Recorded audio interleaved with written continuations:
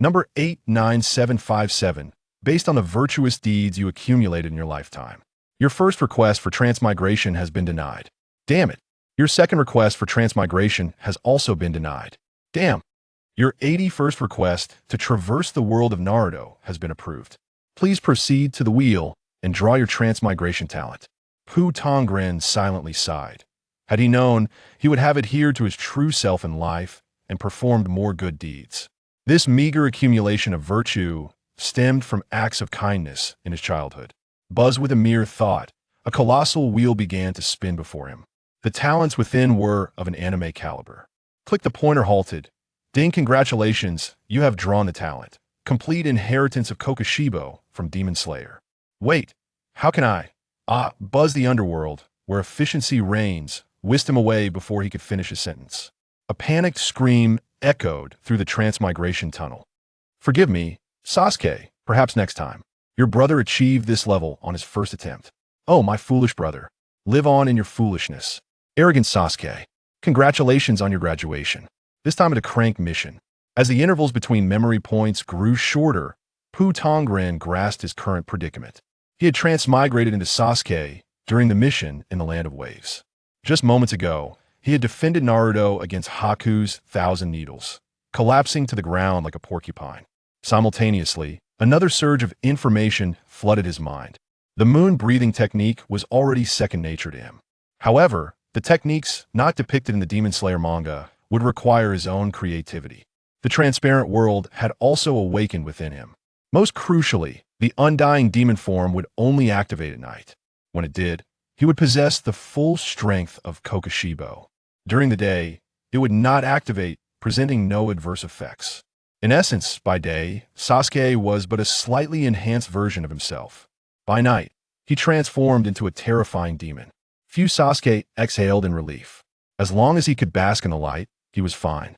His consciousness fully returned to his body, and all pain sensations linked to his nerves. Though he felt considerable pain, it seemed rather trivial. Before transmigration, he had been intolerant of pain and discomfort, a veritable weakling. Now, he fearlessly faced the several centimeter wounds inflicted by the 1,000 needles. His combat prowess had assimilated into the local customs. Excellent. This conveniently spared him the tedious phase of transforming from a weakling into a warrior. His eyelids fluttered slightly. Sasuke slowly opened his eyes. Boom! A classic scene from the early days of Naruto unfolded. At that moment, Naruto stood with his back to Sasuke. His body slightly hunched, enveloped in a swirling red chakra, his fingernails thick and sharp. Surrounding him were 2 rings of spiraling red chakra. Upon his head rested a fox's head, formed from a concentration of chakra. I shall end your life. Naruto fixed his gaze ahead, his body straightening slightly as the 1,000 blades embedded within him suddenly shattered. What? What kind of chakra is this? It is so potent that it can manifest into reality? In the distance, the white-clad ninja gasped in astonishment as he gazed into an icy mirror. Whoosh! Naruto propelled himself towards the white figure, all fours on the ground. Huh! It seemed that Naruto's speed was not particularly fast. The white figure's movements were considerably slower compared to their previous encounter. Sasuke raised an eyebrow in surprise. Bang! Naruto shattered a thick ice mirror with a punch. The white figure had already made a hasty retreat, and Naruto continued his pursuit. With Naruto's line of sight unobstructed, Sasuke caught a glimpse of himself in the ice mirror. His Sharingan had transformed into its three-to-most state unbeknownst to him. The chakra amplification from the Sharingan had nearly doubled. This opening was indeed promising. In this lifetime, he finally possessed the potential to stand at the pinnacle. Before his reincarnation, Pu Tongren had strayed into a misguided path during his youth, squandering precious years. Ultimately, no matter how he later endeavored to alter his life, it was already too late. After all, in that world, individual capability bore little relation to wealth, status, or class. Regretfully, he realized this too late. Yet, this world was different. A sufficiently powerful individual could indeed alter everything. In this lifetime, he must ascend to the highest point of the world and become the sovereign of this realm. Perhaps inheriting the Uchiha bloodline, or perhaps spurred by the hope brought forth by reincarnation. Sasuke gazed at his reflection in the ice, exhilarated as he let out a mad Uchiha laugh. The others on the battlefield were startled by Sasuke's maniacal laughter. Naruto, filled with murderous intent, turned in astonishment to look at Sasuke. Sasuke, you are all right. How wonderful. Seeing Sasuke regain his consciousness, Naruto's murderous aura receded rapidly, the crimson chakra dissipating slowly, leaving only a pair of red, demonic fox eyes. Sasuke reined in his laughter, scrutinizing Naruto for several seconds. This was the true Naruto. "Are you big idiot? I'm perfectly fine now." Upon hearing that familiar taunt, Naruto finally exhaled in relief. At that moment, the white figure re-entered the mirror. These two individuals were extraordinary, and he could not allow them to break free. Transparent world. Sasuke attempted to employ Kagaya's transparent world. Indeed, this technique could be utilized during the day. The battlefield appeared strikingly clear to Sasuke. The mist held no power over him. He could discern the layout of others' organs, blood vessels, and bones with utmost clarity. Moreover, the transparent world also enhanced his muscle contractions, thus significantly boosting his speed and explosive power. With a devilish grin, Sasuke slowly brought his hands together in a prayer-like gesture. In the next moment, as Sasuke began to weave hand signs with the muscle memory of his body, he employed the moon breathing technique at the very moment of inhalation. Fire release. Great fireball technique. Boom! Sasuke abruptly expelled a massive fireball, approximately 4 to 5 meters in diameter, towards the position of Bai. The hue of this fireball was even more dazzling than he remembered. It seems the breathing technique enhances the release of ninjutsu as well. Bai's expression shifted drastically. This fireball possessed an immense power, far surpassing its previous form. Before the fireball could reach Bai, the surrounding ice mirrors began to evaporate and melt. Ice release. Ice Rock Fortress Bai hastily conjured a thick wall of ice to shield himself. Boom! The collision of ice and fire resulted in a tremendous explosion. The ice wall shattered into countless fragments, scattering in all directions. Flames erupted instantaneously, engulfing the other ice mirrors nearby. As Bai attempted to evade, the flames clung to his mask. Just as he prepared to dive into an ice mirror to extinguish the fire, tap footsteps echoed from above the ice mirror. Sasuke had already positioned himself atop the ice mirror, coolly stating, "You were a step behind disaster." In the next instant, Bai, astonished, barely managed to assume a defensive stance. Bang! Sasuke delivered a powerful kick, sending Bai crashing to the ground. Thud! Upon impact, the earth was left with 2 deep craters. Tap Sasuke's footsteps resonated once more, this time at Bai's side. Bang!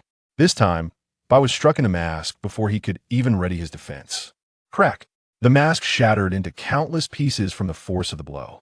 Bai's right cheek bled from the impact, leaving him momentarily disoriented. As his body was sent flying, Sasuke seized his left arm, forcefully pulling him back, followed by a powerful punch aimed at Bai's abdomen. Boom! A deep thud echoed. Poof! Bai coughed up a mouthful of blood from the strike. Crack. Sasuke noticed that one of Bai's ribs had been fractured by the punch. How? Can it be you? Naruto rushed towards Bai with an expression of disbelief. Given their prior acquaintance, it was best for Naruto to engage him. Sasuke turned away, heading towards Kakashi and Zabuza. Bai, bloodied, managed a faint smile.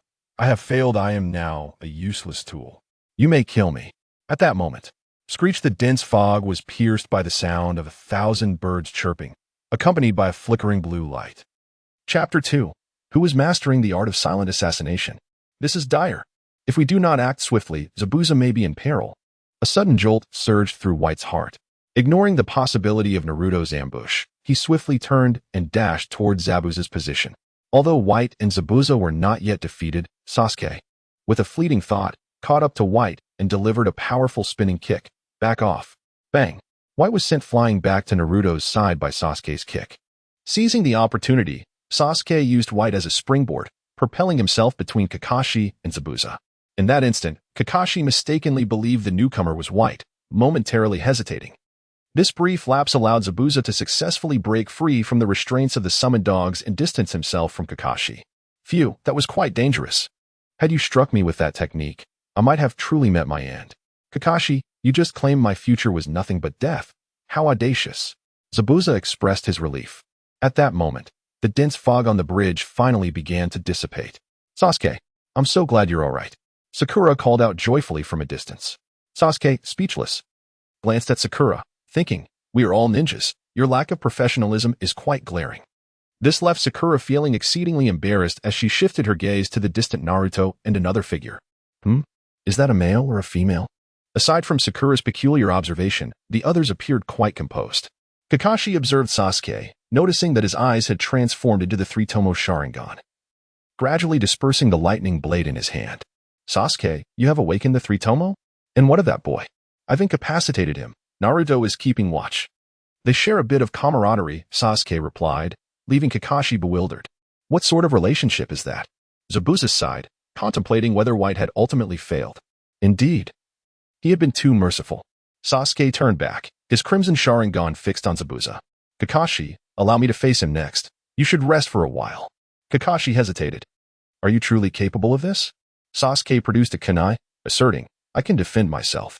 Engaging with a jonin is invaluable experience. Zabuza was displeased. You little brat. Although my condition is far from optimal, you are not of a caliber to provoke me. Swish. Despite his words, Zabuza charged towards Sasuke with his massive blade, utilizing the momentum of his sprint to deliver a powerful strike. Die, brat. Swish. Sasuke hurled a kunai. Zabuza anticipated the trajectory and sidestepped, maintaining his momentum. In the next moment, Sasuke launched another kunai, this one faster than the first, but aimed in a manner that perplexed Zabuza. Clang. As expected, the two kunai collided before reaching Zabuza, altering their trajectories upon impact. One shuriken was aimed at Zabuza's throat, while the other targeted the base of his thigh. Zabuza's pupils contracted as he hastily halted his sprint, pivoting on the spot to block with his giant sword. Clang, clang. The two shurikens collided almost simultaneously with the blade before rebounding back. Kakashi watched in astonishment. Sasuke had indeed mastered Itachi's throwing technique. Whoosh.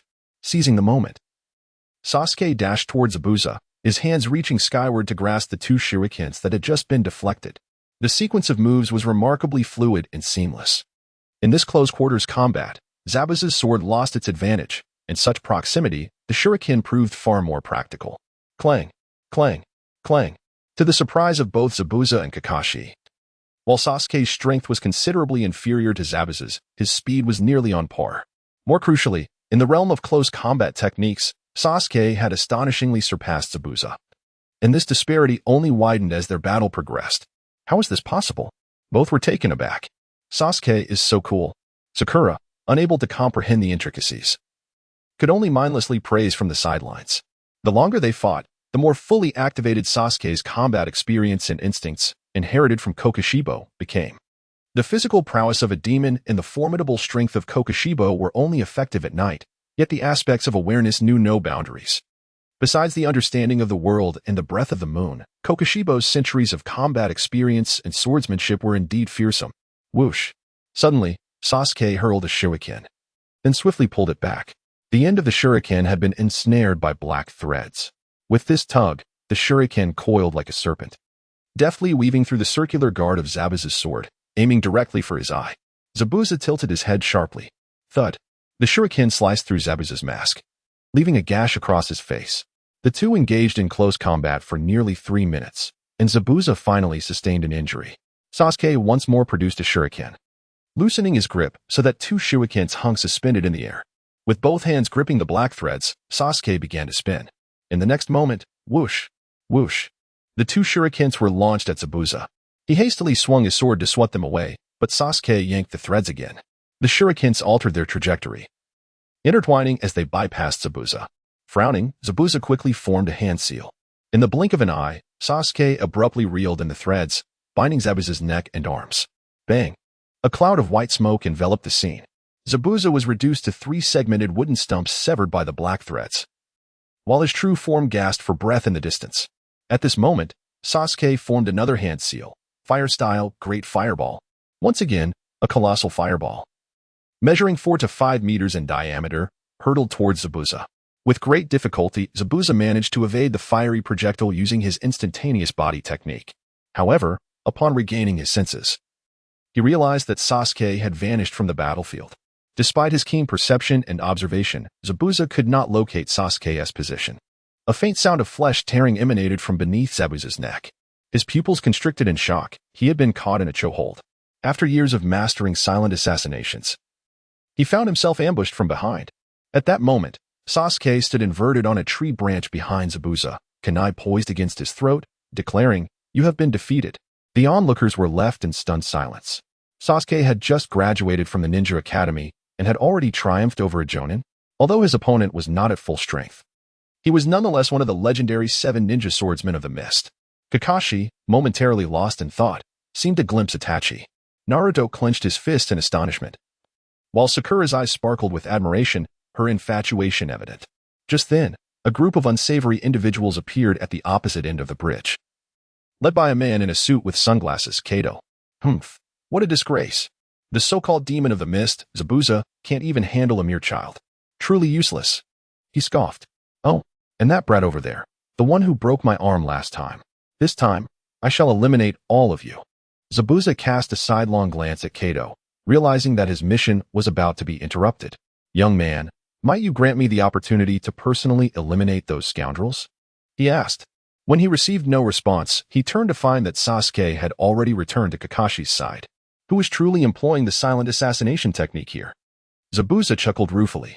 Chapter 3. The Training of a Demon from a Distance. Naruto observed Sasuke, pouting. His strength has certainly increased, but his arrogance remains as infuriating as ever.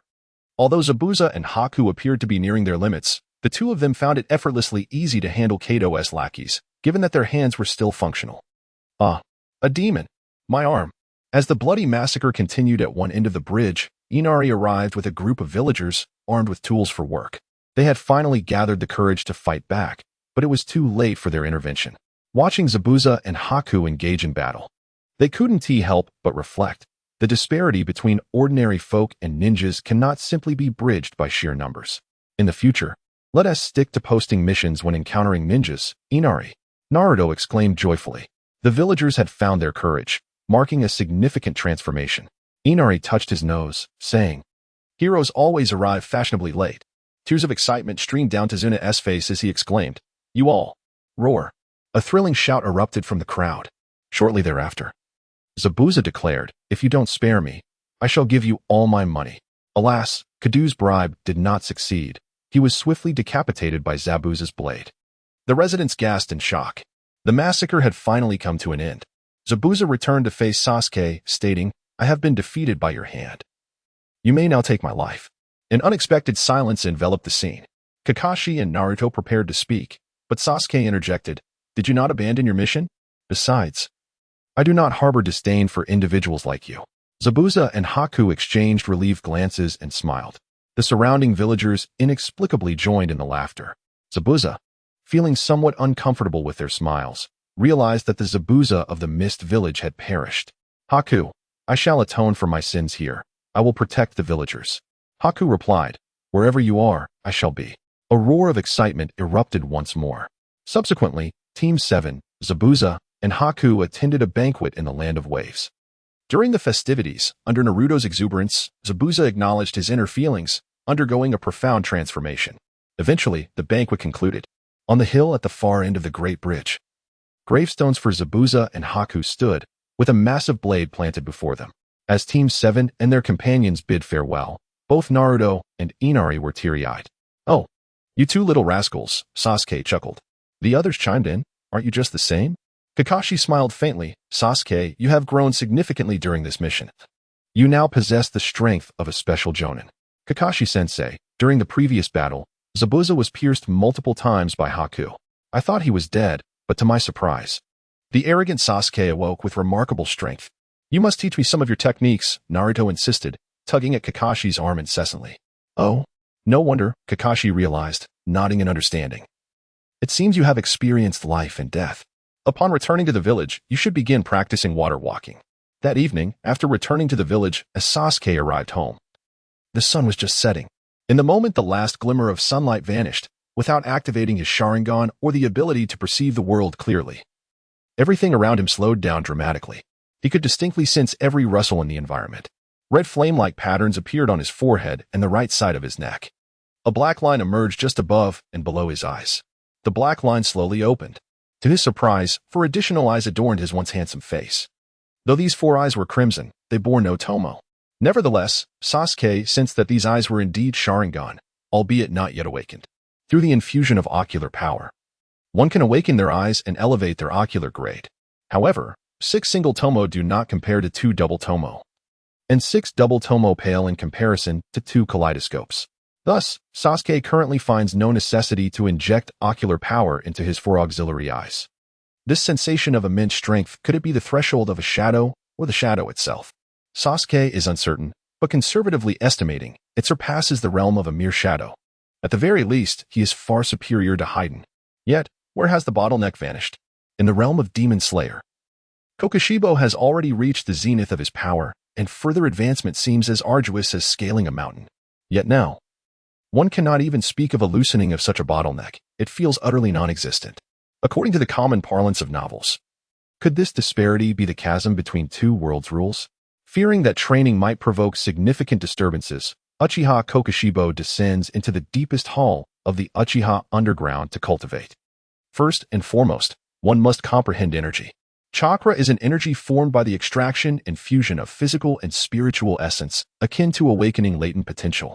However, merely awakening potential without nurturing the body equates to overextending oneself. This is why many youthful prodigies in Naruto struggle to break through after their teenage years, with even a considerable number succumbing to early demise. In Demon Slayer, the breathing techniques involve absorbing oxygen from the air to enhance the body. Herein lies the absurdity. The air in the Naruto world contains natural energy. Employing the breathing techniques here resembles the cultivation of sage mode. Even more astonishing is that this augmentation is permanent. Previously, during his battles with Haku and Zabuza, he utilized the breathing techniques momentarily without significant effect. Now, it is time for deeper contemplation. In accordance with the moon breathing technique, he inhales deeply. A gentle breeze envelopes him. The currents of invisible natural energy flowing into Sasuke's body. His physical prowess begins to grow exponentially, and even his chakra and mental strength undergo enhancement and transformation. Yet, for Sasuke, this is merely the act of breathing. Indeed, one might say, in the world of Naruto, breathing leads to strength. However, such conspicuous signs of cultivation stem from the nature of his demonic form. Achieving this during the day would be impossible.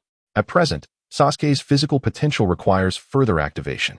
Chakra embodies the fusion of body and spirit. Given his current physical prowess, Sasuke begins to refine it. Boom. His entire being feels as though enveloped in a blaze of blue flames. The chakra within him surges at an astonishing speed. This rate of refinement is perilously rapid, posing irreversible damage to the body, though this is true for humans.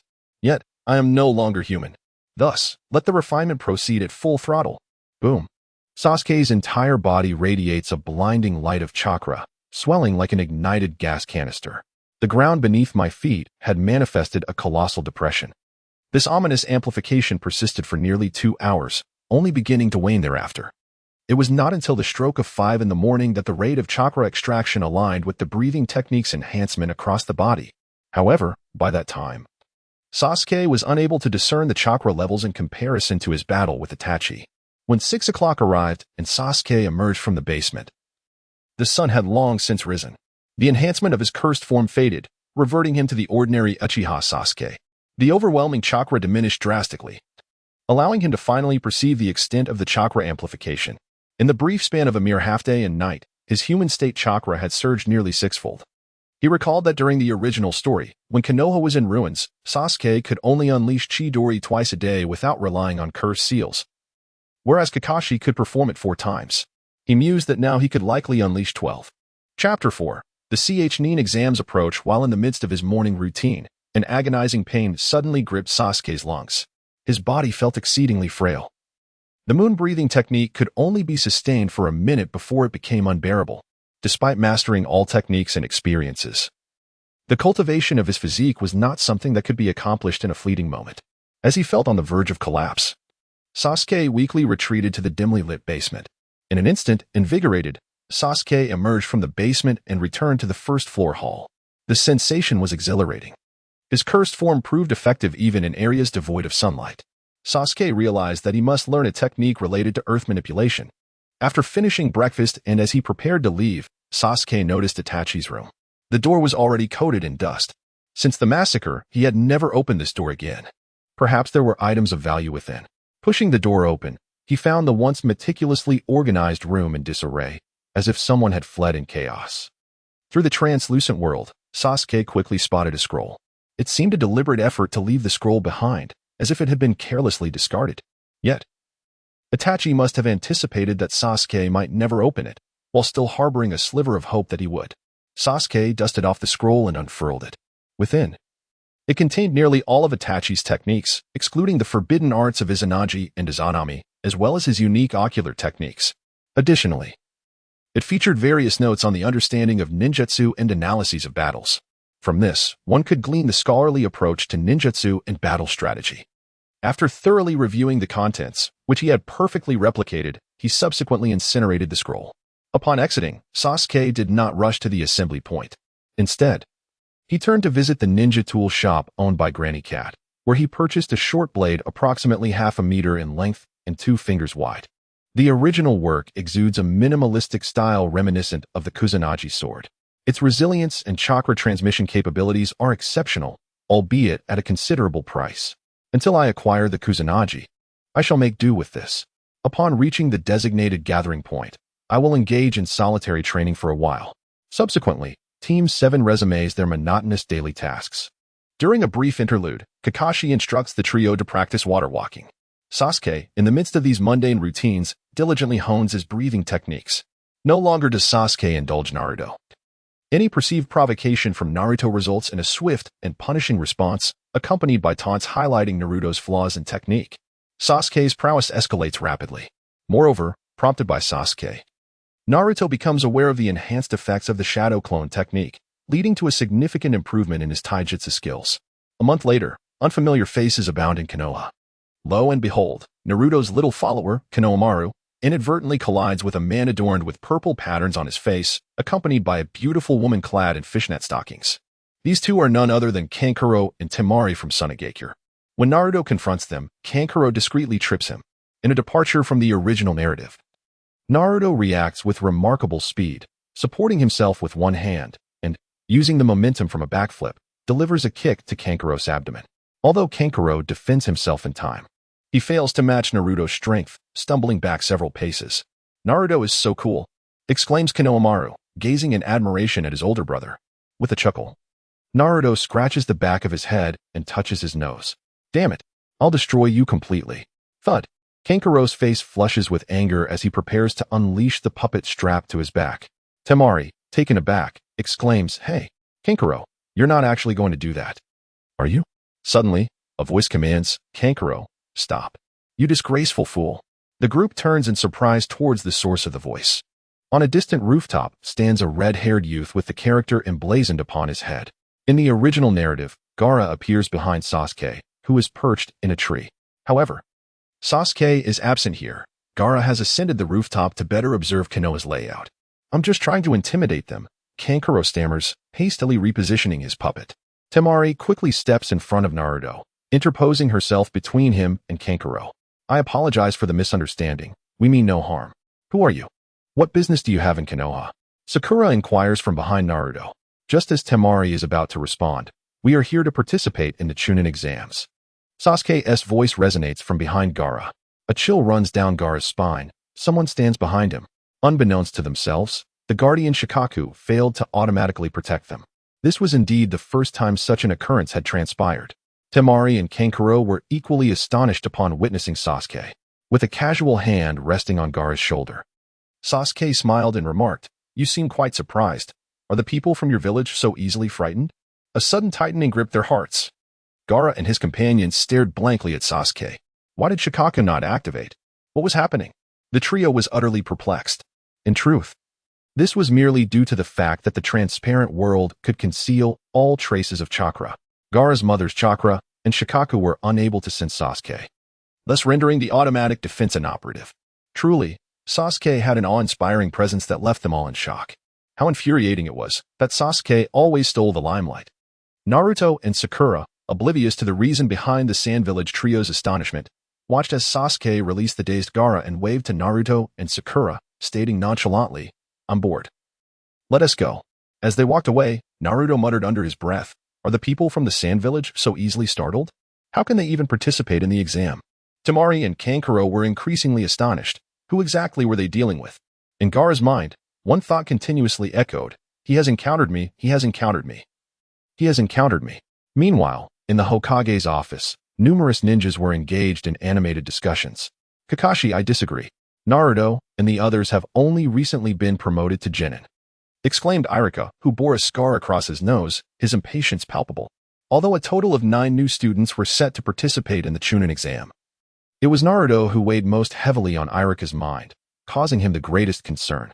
Kakashi turned to him and said, "Irika, I was younger than Naruto by 6 years when I became a Chunin. To speak frankly, they are no longer your students, they are now my subordinates." Irika's expression was one of distress, leaving him at a loss for words. Hokage Hiruzen took a puff from his pipe and said, "Irika, I understand your feelings. How about we conduct a preliminary examination for these 9? Kakashi and Irika bowed slightly, responding in unison, "I agree. I concur." On a bridge in Konoha, Sasuke and his companions awaited someone. Suddenly, Kakashi appeared, exclaiming, My apologies, I seem to have lost my way in life today. Liar." Naruto and Sakura pointed accusingly at Kakashi in unison. Sasuke nodded seriously, saying, "Kakashi, you've been lost for quite some time." Naruto and Sakura were astonished that Sasuke actually believed him. Maintaining his composure, Kakashi continued, "In fact, I have recommended you to participate in the Chunin selection exam. Here are your application forms. Of course, this is not compulsory. You may choose to participate based on your own circumstances. At 3 o'clock in the afternoon, 5 days hence, gather in classroom 301 of the school." Chapter 5, A Familiar Farce. The day after Sasuke and his companions obtained the application forms, in the expansive forest outside the Uchiha estate, Sasuke was diligently honing his self-created technique, the 4th form of the moon breathing. A man, cloaked in a conical hat that obscured his features, stealthily observed Sasuke from a distance. Suddenly, Sasuke turned to face the man's position. Has he been discovered? Since the secret is out, he might as well test his skills. The man, startled, descended from the tree trunk to the ground. As his feet touched the earth, Sasuke had already vanished. Just as the man prepared to turn away, he felt a sudden chill at his throat. Unbeknownst to him, Sasuke had materialized beside him, pressing a short blade against the man's neck. As the man attempted to explain himself, Sasuke, moving with an untraceable swiftness, retracted the knife, stating, "Irika-sensei, you can rest assured here." The man stood momentarily in shock. With a puff of smoke, Irika returned to his original form. "Truly remarkable, Sasuke. It has not been long since graduation, yet you have attained such prowess. How did you discern it was me?" Sasuke replied, "Through your aura and emotions.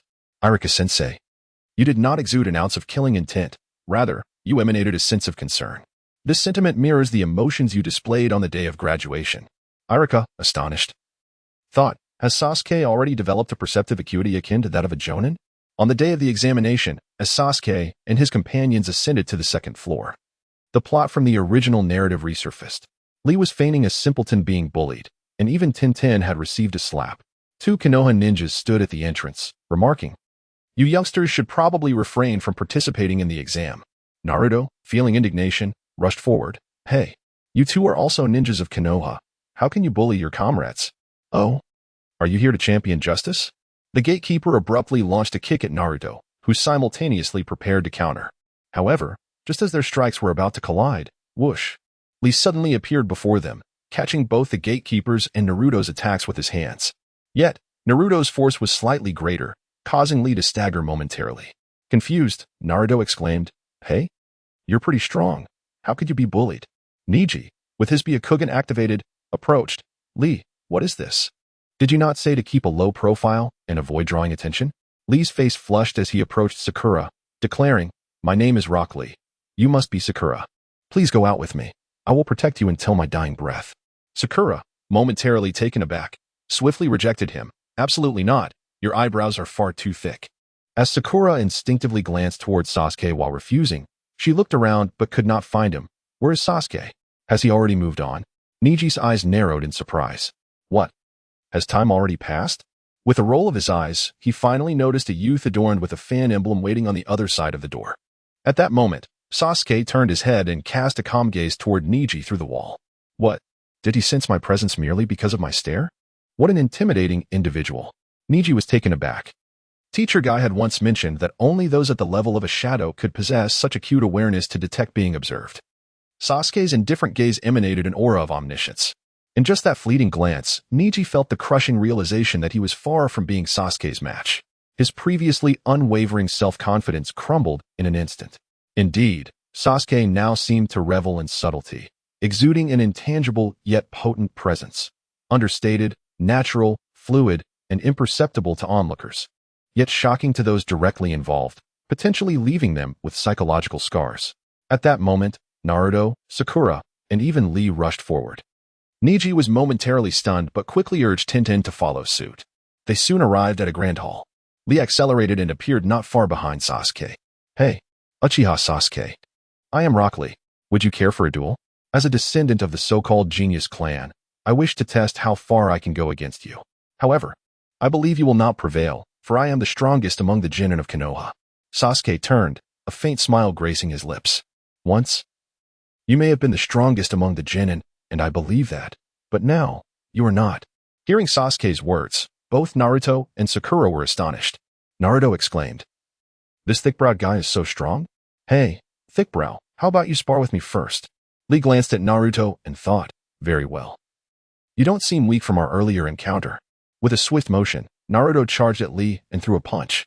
Lee, anticipating this, aimed his left hand to strike Naruto's wrist, intending to alter his momentum. Midway, Naruto flipped his wrist, opening his palm to grasp Lee's fingers. Lee quickly adapted, executing a kick. Naruto had already foreseen this and countered with another punch. Bam! The sound of their collision echoed throughout the hall. What a formidable opponent! Lee focused intently. Konoha whirlwind. Naruto, rising fist. The two engaged in a fierce exchange for nearly 3 minutes, neither gaining the upper hand. Tintin, with her round bun, remarked, incredible. Isn't Naruto supposed to be at the bottom among the newcomers? How can he hold his own against Lee? Niji responded, it's a pity. I intended to assess that guy's strength, but it seems he won't even get a turn. Bam! Following another clash, the two distanced themselves. Lee slowly crouched down, extending his hands toward his shins. It seems you are not an easily defeated opponent. Next, suddenly, a stern voice cut through the air. A crimson turtle unexpectedly appeared, startling Xiaoli, whose expression reflected a sense of wrongdoing. Their confrontation was abruptly interrupted. Naruto was astonished that even a turtle could serve as a mentor when, suddenly, the formidable Lee, known as Guy, materialized on the scene. Naruto and Sakura were left utterly shocked, as if they were a father and son embracing and weeping. The turtle too shed tears. Naruto discreetly signaled to Sasuke and Sakura, expressing his approval of the atmosphere. After a moment of sentimental exchange, Guy stood up and inquired about their teacher, Kakashi, asking if he was well, as others referred to them as eternal rivals. No sooner had he spoken than Guy vanished from sight. Sasuke, quick as lightning, drew his sword, its tip poised against his back. Yet, Guy had already appeared behind the trio, casually pinching the blade's tip between 2 fingers. By the way, my record stands at 50 victories and 49 defeats. I am indeed stronger than Kakashi. So, Uchiha Sasuke, your reflexes are quite remarkable. Sasuke sheathed his short sword, replying, I suppose that's acceptable. The others chimed in. Is that really just acceptable? Guy, regaining his composure, urged everyone to promptly register for class before vanishing into a puff of smoke. Xiaoli, while wrapping his bandaged hands, spoke up. I apologize, I was untruthful earlier. Casting a glance at Niji, he continued, the strongest among the Konoha genin is indeed not me, but him. I entered this exam solely to defeat him. Sasuke turned away, saying, is that so?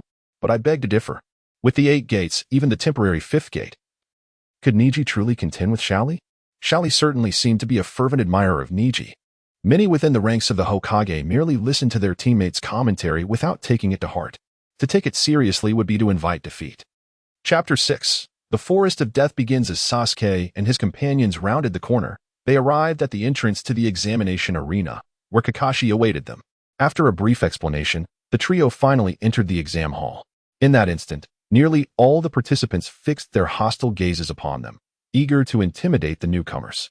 Suddenly, Sasuke unleashed a formidable surge of chakra and murderous intent, causing the very furniture of the examination hall to tremble slightly. Is upon me long enough, and I shall obliterate you all right here, he declared.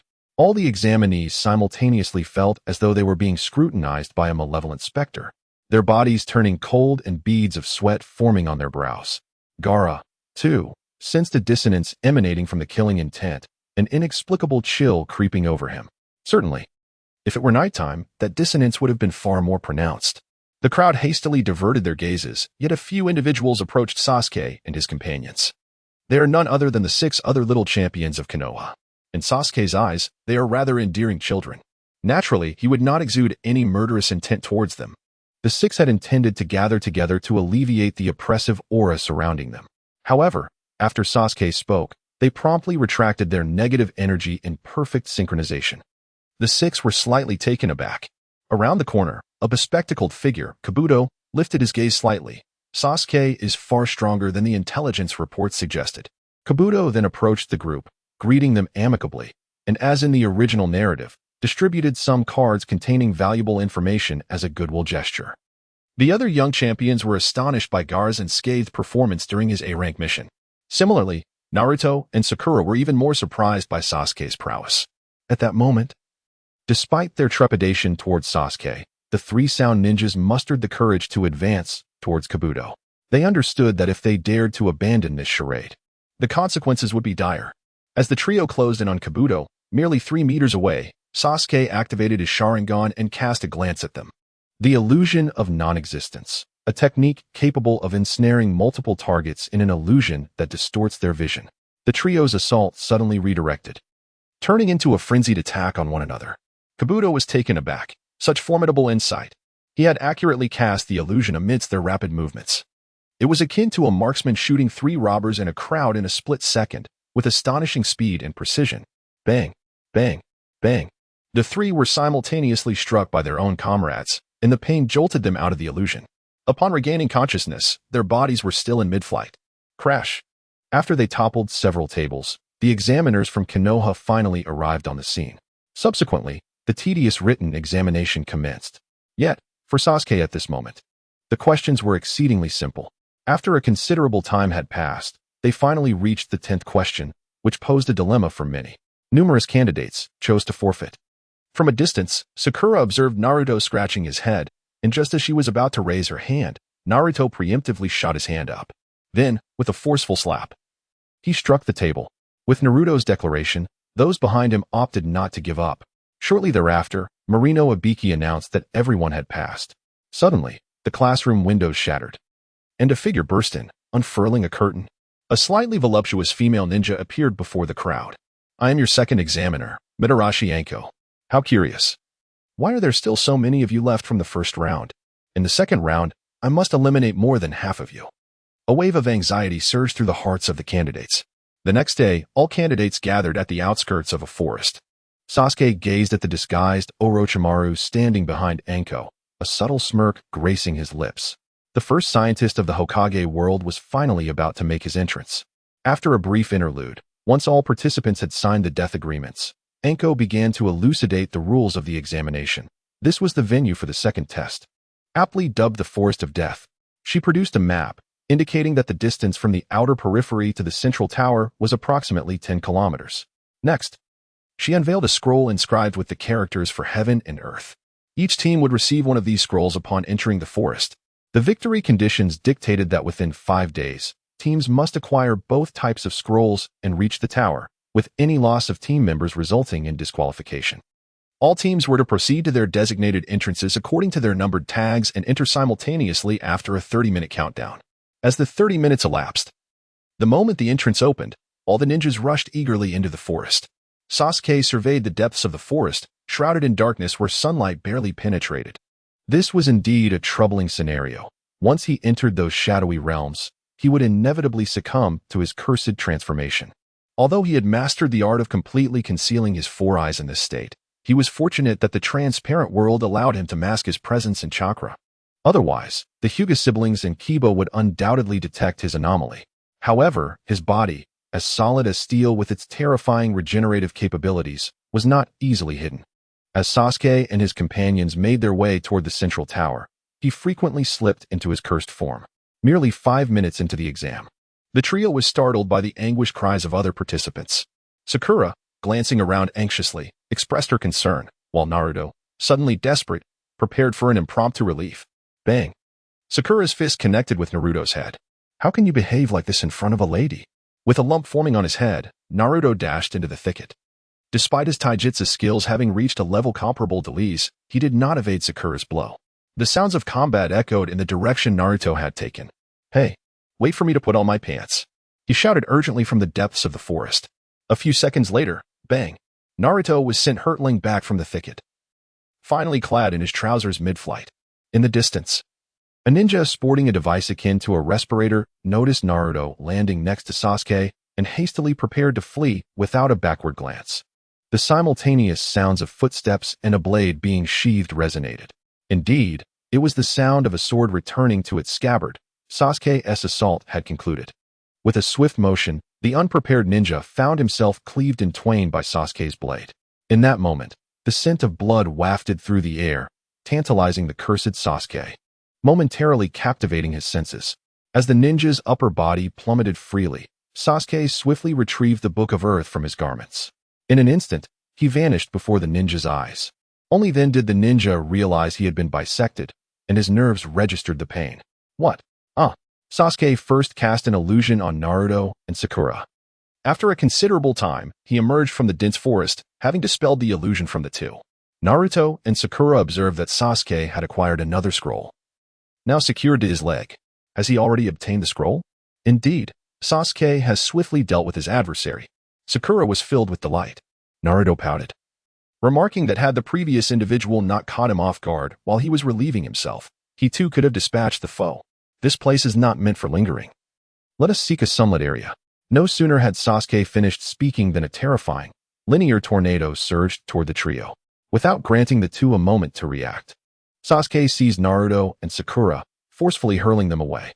Head to the central tower and await me. As they flew away, Sasuke dashed in the opposite direction.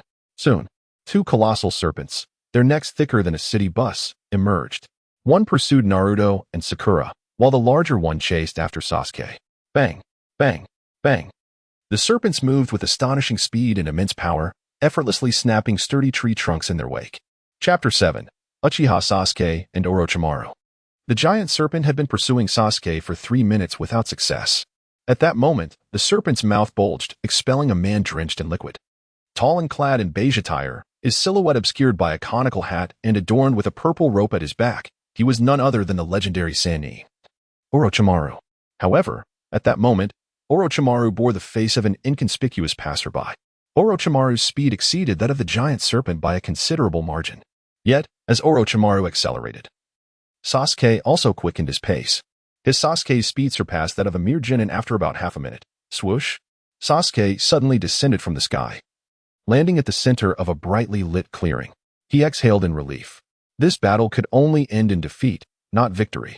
Sasuke was preparing to defect in the future, but his strength during the day was currently too feeble, leaving him devoid of any sense of security. Thus, he needed to remain in Konoha for several more months.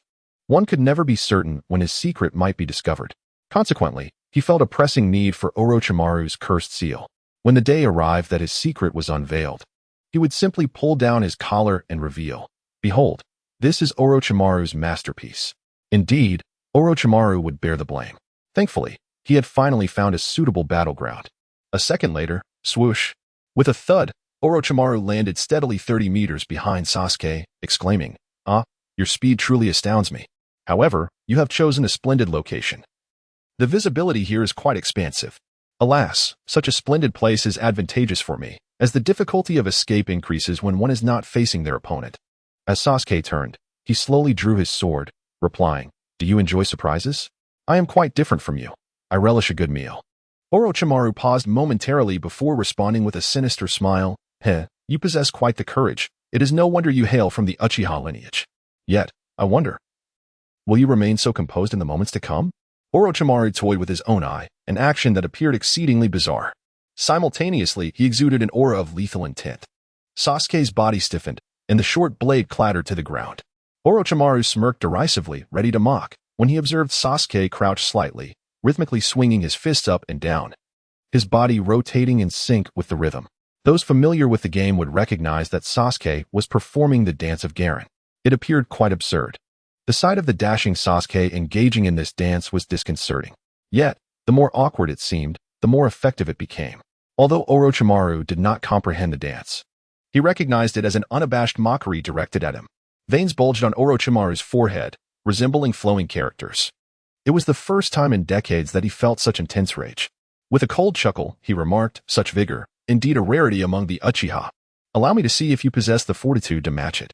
In an instant, a cloud of dust erupted from the ground, not from ninjutsu, but from Orochimaru's rapid movement as he crushed branches beneath his feet. From the outset, he unleashed a speed that only elite Nin could barely perceive.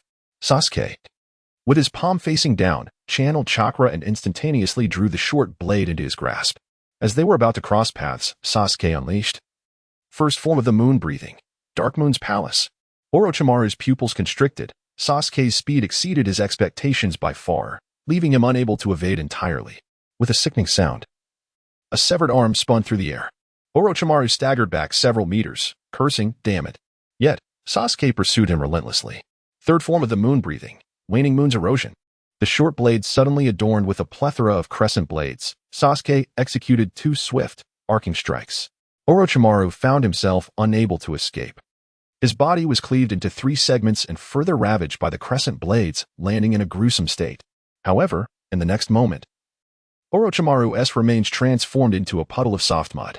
With a gentle clap from a distance of several meters behind Sasuke, Orochimaru remarked, "It seems I must treat you with the respect befitting a special jonin."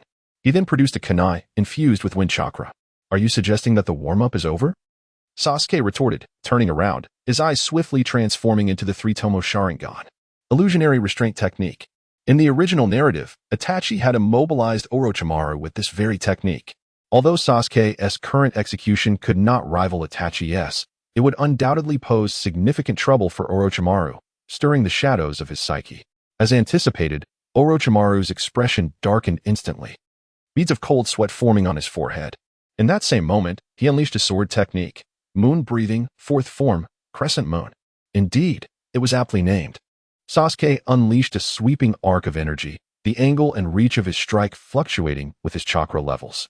The arc was not only laden with a multitude of crescent blades but also left a faint luminescence at the wound, making it evident whether a substitution or clone had been used.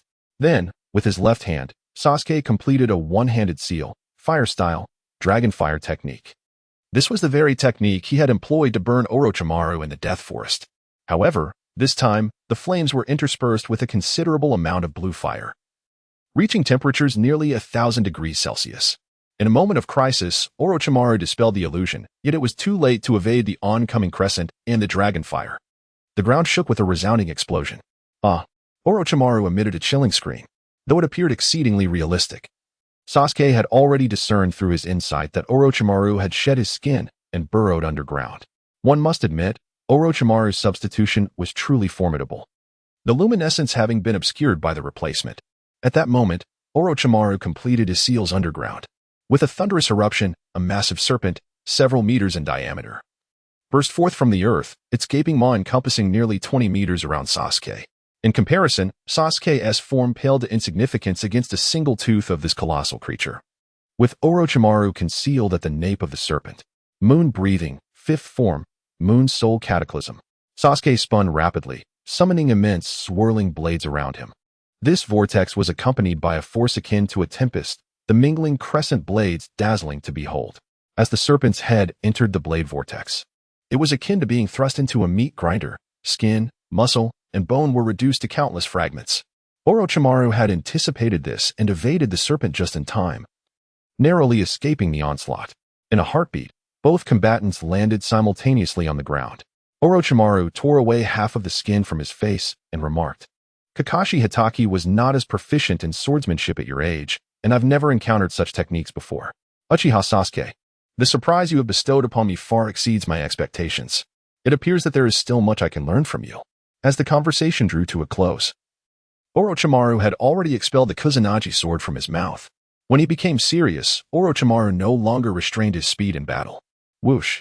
His velocity suddenly surged. Clash! Despite Sasuke's remarkable insight and foresight, combined with his exceptional swordsmanship, he could only passively defend and counterattack.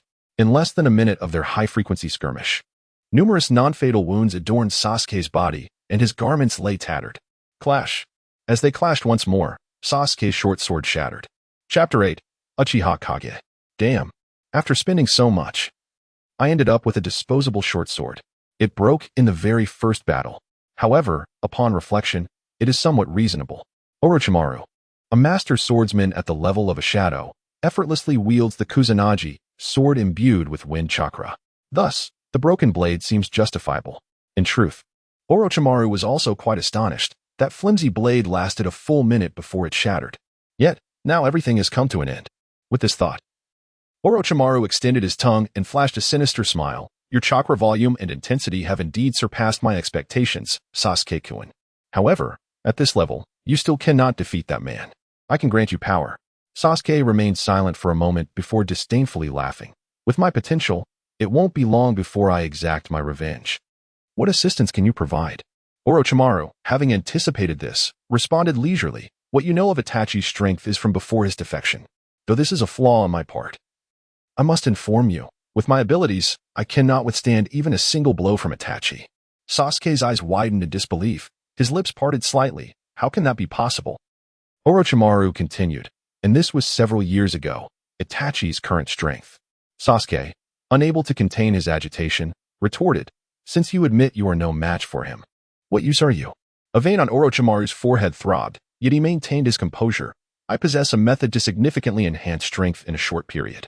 However, what I desire is immortality, so this method cannot be applied to myself. But if we cooperate, the task becomes simple. Sasuke pondered for a moment. You make a compelling argument. Suddenly, he turned and fled, but I cannot trust you. However, his escape was considerably slower than before, revealing his exhaustion. Orochimaru, initially uncertain whether to strike, now felt reassured by Sasuke's retreat. With a cold chuckle, his neck elongated rapidly. Swoosh. Sasuke was bitten by Orochimaru, just as he had desired. The location remains as it was in the original text. Orochimaru has yet to relent, his voice seeping through his teeth. Originally, I intended merely to leave an imprint and test you further, but now I find myself exceedingly satisfied. Therefore, you shall accompany me at once. Sasuke, momentarily taken aback, stammered. What? How is this deviating from the script? What the hell? Yet the power of the cursed seal was rapidly eroding Sasuke's psyche, accompanied by excruciating nerve pain. He could hardly stand, let alone engage in combat. As he collapsed to the ground in agony, Orochimaru summoned a colossal serpent to envelop Sasuke within its maw. The moment he entered the serpent's mouth, Sasuke instantaneously transitioned into a ghastly state. His previously waning consciousness became vibrant, and he pondered. Is this the sensation of the cursed seal? Merely a trifle. Through the transparent realm, Sasuke discerned that the shadowy area ahead was less than 100 meters away. He resolved to endure a moment longer. After 2 breaths, as the serpent breached the forest shadows, he unleashed the first form of moon breathing, Dark Moon, Night Palace. In this ghastly state, the massive serpent's head was abruptly cleaved in two. Orochimaru, standing atop the serpent's head, lost a leg to the onslaught. From the severed stump of his thigh, numerous slender serpents surged forth, intertwining to reattach the limb. As Orochimaru landed on the ground, astonishment etched on his face as he gazed at Sasuke. Blood-red flames adorned the left side of Sasuke's forehead and the right side of his neck, and all his wounds had vanished. This is not the cursed seal. Sasuke, what have you? Orochimaru's words were interrupted as 4 black lines manifested on Sasuke's face, followed by the sudden opening of 6 blood-red eyes, which gazed impassively at Orochimaru. Despite Orochimaru's penchant for intimidating others, he found himself momentarily startled. Yet, it was merely a fleeting shock. Orochimaru swiftly spat forth the grass-cutter sword, astonished that such a parasite had taken root within Sasuke. What are you? He nearly blurted out, are you human or demon? However, the inquiry felt scientifically unfounded. So he settled for, what are you? Sasuke, drawing forth a short blade adorned with numerous eyes through his blood demon technique, responded, Uchiha Kakashi. Orochimaru's pupils constricted. This bears an uncanny resemblance to Kimimara's abilities. Instead of fear, exhilaration coursed through Orochimaru's veins. It felt like a 2-for-1 deal. Observing Orochimaru's excitement, Sasuke felt a chuckle bubbling within him. Truly, a dog cannot change its ways. Orochimaru remained blissfully unaware of the formidable strength of the prize he so coveted. The first encounter was with Pain, the second with Itachi, and now he faced the ghastly transformation of Sasuke himself. With a swift motion, Orochimaru launched a full-force strike, aiming the sword at Sasuke's chest. Sasuke's right hand remained motionless, while he quietly raised his left hand. In a swift motion, he caught the blade with a single hand. The Kusanagi sword thrust by Orochimaru was effortlessly held still by Sasuke. As Orochimaru stood in shock, Sasuke's right hand vanished as if teleporting. With a swift thrust, Orochimaru's shoulder and head were severed. Fueled by the amplification of chakra, the strength and speed of his ghostly form surpassed that of the formidable Kokushibo by several magnitudes. From within Orochimaru's abdomen, a slender snake emerged. As it opened its mouth, a brand new Orochimaru materialized. Yet, the astonishment lingered on Orochimaru's face. His heart unable to contain a roar. Is this still human? So powerful, akin to a demon. In a blur, Orochimaru sensed a shadow rushing toward him. Just as he prepared to counterattack, Sasuke had already steadied himself beside Orochimaru, casually swinging his blade. The clash resonated loudly. He blocked it. However, it was insufficient. Though Orochimaru managed to raise the Kusanagi sword at the last moment, Sasuke's overwhelming strength easily pressured through, severing Orochimaru's arm. As the arm flew through the air, the severed end sprouted slender snakes that intertwined. Sasuke twisted his wrist and struck again. In an instant, before the arm could reattach, Orochimaru's body was cleaved in two, unable to close the distance. It was utterly impossible. In Orochimaru's perception, Sasuke's speed was now akin to that of the Raikage.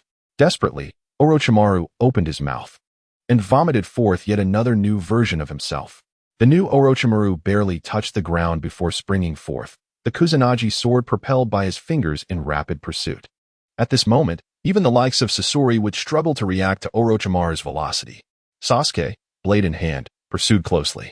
Barely 300 meters had passed when Sasuke's figure reappeared beside him. In a decisive strike, Orochimaru was cleaved vertically in half. The two halves of his body were propelled several meters away by inertia, and from the severed ends, hundreds of slender snakes emerged, fanning out in a frantic escape.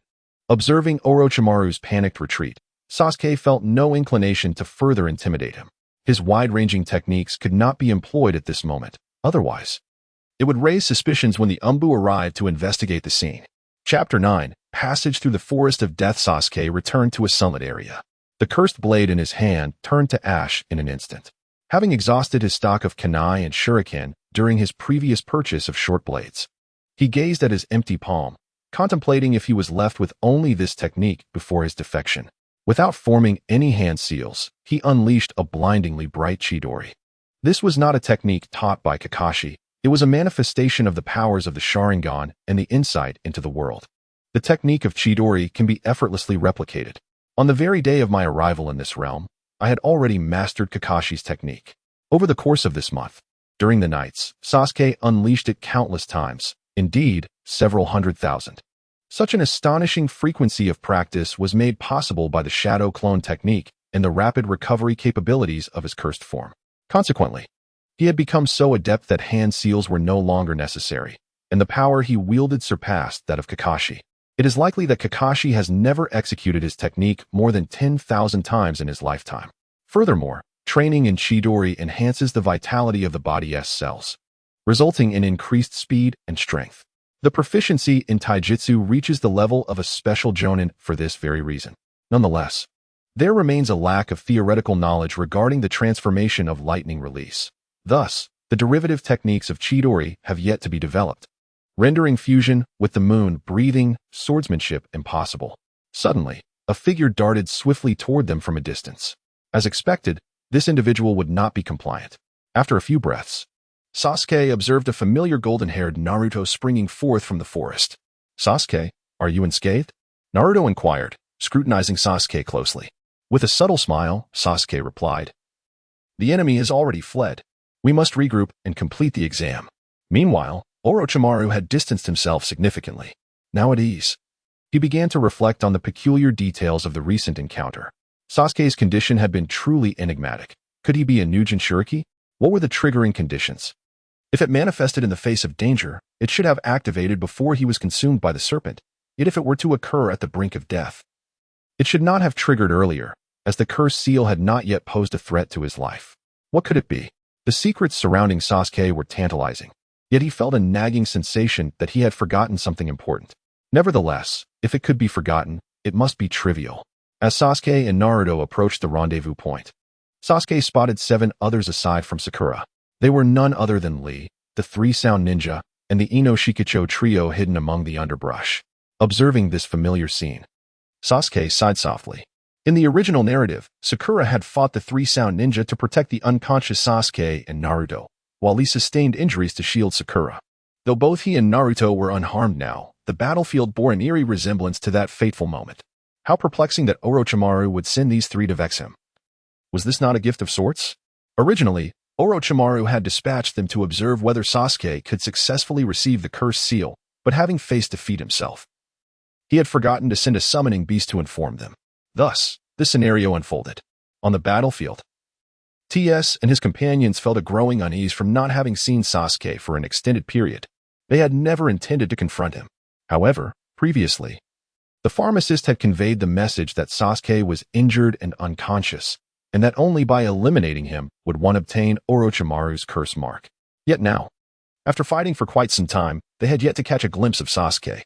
At this moment, an inexplicable sense of unease enveloped the 3, intensifying with each passing second. Sakura found herself ensnared by Sasuke's grip around her neck, while his other hand, with a gaping hole at its center, was poised dangerously near her ear. Damn it. I'll ask you one last time. Where is Sasuke? If you refuse to speak, I will unleash the chopping wave into your ear. A gentle breeze swept through, and Sasuke suddenly sensed an eerie silence among those around him. Then, a voice emerged from behind. The legs are mine. Why ask her? Sasuke froze, suddenly reminded that he was holding a hostage, perhaps a bargaining chip. With a crack, accompanied by the sound of bones twisting, Sasuke's perspective shifted a full 180 degrees. Before him stood Sasuke. The pupils of the other small fry and the 2-sound ninja widened in terror, too frightened to breathe. It turned out that Sasuke had twisted the head of the captive around completely. At that moment, Naruto, albeit a beat too late, finally arrived on the scene. The brutal method employed by Sasuke left everyone in shock. In the distance, Neji, with his Byakugan activated, observed the scene, his eyelids twitching. Sasuke smirked disdainfully. What is there to fear? To kill or be killed? Isn't this the mindset one should have when becoming a ninja? Do you truly believe that being a ninja is merely a child's play? As his words trailed off, Sasuke exerted more force with both hands, tearing Sak into 2 halves. Blood and various entrails splattered all over Sakura. Sasuke. Naruto, enraged, charged towards Sasuke to reprimand him, yet a mere glance from Sasuke caused Naruto to faint instantly. Whoosh. The leader of the Sound Ninja Trio, Tsu, turned and fled without uttering a word. Another female team member, Kin, hesitated for a moment before also desperately fleeing into the distance. Sasuke, with his right palm facing down, used the suction of his chakra to draw Sak's head into his grasp. At this moment, Sakura, seated on the ground, clung to Sasuke's right leg, pleading, Sasuke, enough. They have already. Sasuke cast a cold glance at Sakura. Are you instructing me on how to act? His indifferent and disdainful gaze sent a chill through Sakura, causing her to release her grip. As the conversation continued, Sasuke's actions remained unwavering. He infused Sak's head with chakra and then executed the technique, moon breathing. Phase of the bright moon. This technique, not only a sword art, could also be transformed into a throwing technique. Whoosh. Sak's head launched through the air in a swift arc. Just after a breath, as Tsu had just passed a large tree, Sak's head flew into his blind spot. Crack. Tsu was struck by Sak's head, and it instantly shattered his own skull. Although the speed of the severed head had diminished by nearly half, it continued its trajectory through the air, just as Chin had passed a large tree and turned to glimpse whether Sasuke was in pursuit. She caught sight of an unidentified object hurtling towards her at an alarming speed. As she turned her head, the crimson severed head collided with her, shattering her sternum before she had time to register her fear. With a sickening thud, the head crushed her chest, causing her to spit blood and stagger to the ground. Fragments of bone had already pierced her lungs and heart, leaving her with no escape from this grim fate. The other participants, unable to witness the gruesome demise of the two, had already succumbed to nausea. Neji, however, had a clearer view of the scene. After overcoming the discomfort of the bloody tableau, he could not help but admire the technique employed. The battle had concluded. Sasuke, with Naruto in one hand, slowly made his way towards the central tower, casually remarking, The ninja world is perilous. If you wish to avoid experiencing such a death firsthand, you must train diligently. Sakura, if you find this unbearable, you may withdraw from the team after this exam. However, for now, I urge you not to hinder the progress of the examination. Sakura, snapping back to reality, forcefully suppressed her discomfort and followed Sasuke at a measured pace. From that moment on, Sasuke's team encountered no further obstacles. Along the way, Sasuke fortuitously crossed paths with Karen, whom he rescued and brought to the central tower. Unfortunately, her companions had lost contact and thus failed the exam. Shortly thereafter, Gaara's team arrived at the venue. Chapter 10. The preliminary rounds commence within the central tower of the Forest of Death. Hondo and Kakashi led Sasuke to a secluded chamber where Hisashi was also present. Contrary to the original narrative, Hondo did not encounter Orochimaru. The group deduced that Sasuke had been the one to engage in combat with Orochimaru based on the remnants of the battle and broken blades. Sasuke opened his collar to reveal the 3 tomo of his cursed mark, stating, "That individual is formidable. I am no match for him." However, after he bit me, he chose to withdraw. Hondo, astonished, touched the mark on his own neck and gazed at Sasuke in disbelief. "You are Uchiha Sasuke, aren't you? To remain so lucid after being marked is remarkable." Sasuke feigned recollection. "I recall nearly losing consciousness from the pain. Suddenly, I felt a surge of immense power from the cursed seal, which restored my injuries and mental state." Hondo, Hisashi, and Kakashi exchanged concerned glances. Hisashi fell into deep contemplation, pondering the extent of Orochimaru's research. Hondo exclaimed, "What? You adapted to it at that moment? Truly astonishing." Sasuke's expression darkened slightly. "To kill that man, it is a small price to pay." Hisashi and Kakashi paused in thought. Although Sasuke's recent growth was indeed extraordinary, it was still somewhat acceptable when compared to his peer, Itachi. Upon contemplating this, both individuals retracted their sensitive nerves. In fact, Sasuke's statement served as a psychological cue. By contrasting himself with Itachi, he aimed to diminish their suspicions. Subsequently, Hisashi spoke. "All right, Sasuke, you may proceed. I permit you to continue participating in the examination, but should you feel any discomfort, do inform me in advance." Sasuke nodded and turned to leave. Unbeknownst to Hisashi and his companions, Sasuke wore a playful smile. The leisurely days passed swiftly. 5 days elapsed. The candidates who traversed the Forest of Death diverged slightly from the original narrative. Kabuto's team also failed to pass the examination, evidently due to Orochimaru's adjustments prompted by Sasuke. Additionally, with the demise of the Sound Ninja Trio at Sasuke's hands, the current scenario directly omitted 2 teams from the original tale. However, the remaining 5 teams were still too numerous for the third formal match, necessitating a preliminary round. Cough, cough. This preliminary round would entail one-on-one confrontations. Cough, cough, cough. The results of these matches would not impact the teammates within the same group. The battle rules dictated that if one party fell, conceded, or if I deemed the outcome evident, I would promptly terminate the match. A total of 15 contestants were present, leading to the possibility of some drawing consecutive matches. The waning moonlight shone as Kazekage explained the rules, while the contestants below worried about his potential collapse. Upon hearing this, Sasuke raised his hand. "Allow me to take on the burden of 2 consecutive matches. Everyone seems quite fatigued." The expressions of those present, aside from Naruto and Sakura, shifted dramatically. Shino and Kiba perceived Sasuke's audacity as excessive. Other teams simultaneously murmured, "This is problematic." Kazekage turned in astonishment towards Hisashi.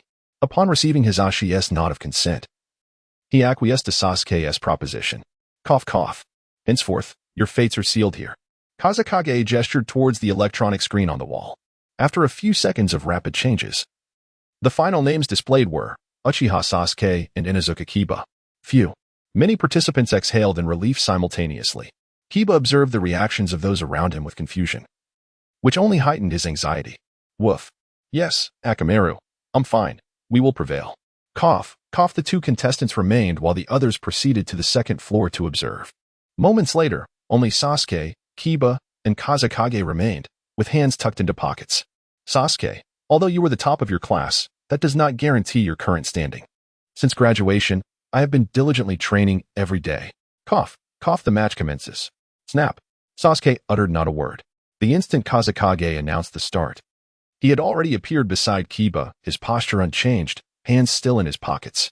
The majority on the second floor were taken aback. They had not anticipated Sasuke's speed to be so formidable. Kakashi, how did you train Sasuke to attain such prowess? Truly, he is my eternal rival. Kakashi.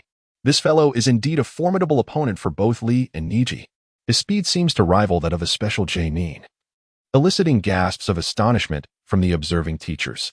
Kakashi himself gazes in surprise at the battlefield, remarking, I merely had them wade in the water. In the heat of battle. As one directly involved, Kiba's reactions were slightly delayed. As Kiba's pupils dilated and he gathered chakra for a leap, Sasuke unleashed a lightning-fast sidekick. Bang! Whoosh! Boom! Kiba crashed through a wall, his body plastered against it, unable to detach. A second later, he succumbed to unconsciousness. Red and Moonlight Gale instantaneously materialized beside Kiba. Kiba? Cough. Cough. I'm fine, just fainted. Thankfully, it was a sidekick. Had it been another form of attack, the outcome would have been different. In the first round of tests, Uchiha Sasuke emerged victorious. Following Moonlight Gale's declaration of the results, 2 medical ninjas hurried to carry Kiba away. The remaining candidates grew increasingly tense. As the second match approached, Sasuke's name remained static above, while names below continued to fluctuate. Lee, get ready, Guy urged. Lee, with a hint of pride, turned his head away, stating, After such a long wait, I want to make a grand entrance. Sakura, slightly taken aback, wondered, is Lee throwing a tantrum? At that moment, the electronic screen stabilized. The second match, Uchiha Sasuke versus Rock Lee. A collective sigh of relief swept through the crowd, who cast sympathetic glances towards Lee. Lee began to stretch, exclaiming, You all have been deceived. Although I wish to be the last to enter, it appears that is not the case. It's akin to aiming a stone at a telephone pole and missing, yet inadvertently striking it when not intending to. I have employed this principle. Guy, enlightened, exclaimed, Ah, truly, my student. Others, observing the duo, shook their heads in disbelief. How can he remain so spirited when defeat is inevitable? Does he not realize? One might say he is blissfully oblivious. It is regrettable. I wish to see if anyone could gauge Sasuke's true strength. As Lee prepared to enter the arena, Guy interjected. Lee, if you were to face him, I permit you to remove your weights now. Lee, elated, quickly bent down to shed the weights from his legs. The crowd remained skeptical of Lee's chances. Even Kakashi deemed it futile training. Kankuro openly questioned the efficacy, dismissing it as merely a burden that would have little impact on the battle. At that moment, Lee released his hands. Whoosh! Boom! The ground trembled and echoed with a deafening sound as he dropped from the second floor. The onlookers stood in stunned silence. Kakashi, mechanically glancing at Guy, thought, This is excessive. Whoosh! Lee, now unencumbered, appeared in the arena with a speed that left most lower-ranked ninjas in awe. So swift, to everyone's astonishment. He achieved a speed imperceptible to the naked eye, just like Sasuke. Sakura exclaimed in shock. Naruto, regaining his composure, remarked, Sakura, the match between Lee and Sasuke begins now. Chapter 11. A true genius cannot be overcome solely through effort. As the words of the Moonlight Gale faded, whoosh, Lee suddenly appeared beside Sasuke and executed a leaf whirlwind kick. So fast, gasped the surrounding genin. Sasuke calmly extended his left hand. Slap. He effortlessly seized Lee's calf with one hand and then forcefully flung him away. What? The crowd was astonished that Sasuke could so easily thwart Lee's attack. Naruto continued from earlier, the gap between them remains vast. This disparity is imperceptible to the other genin. It is akin to judging the speed of bullets fired from different firearms with the naked eye. It's simply undetectable. Whoosh!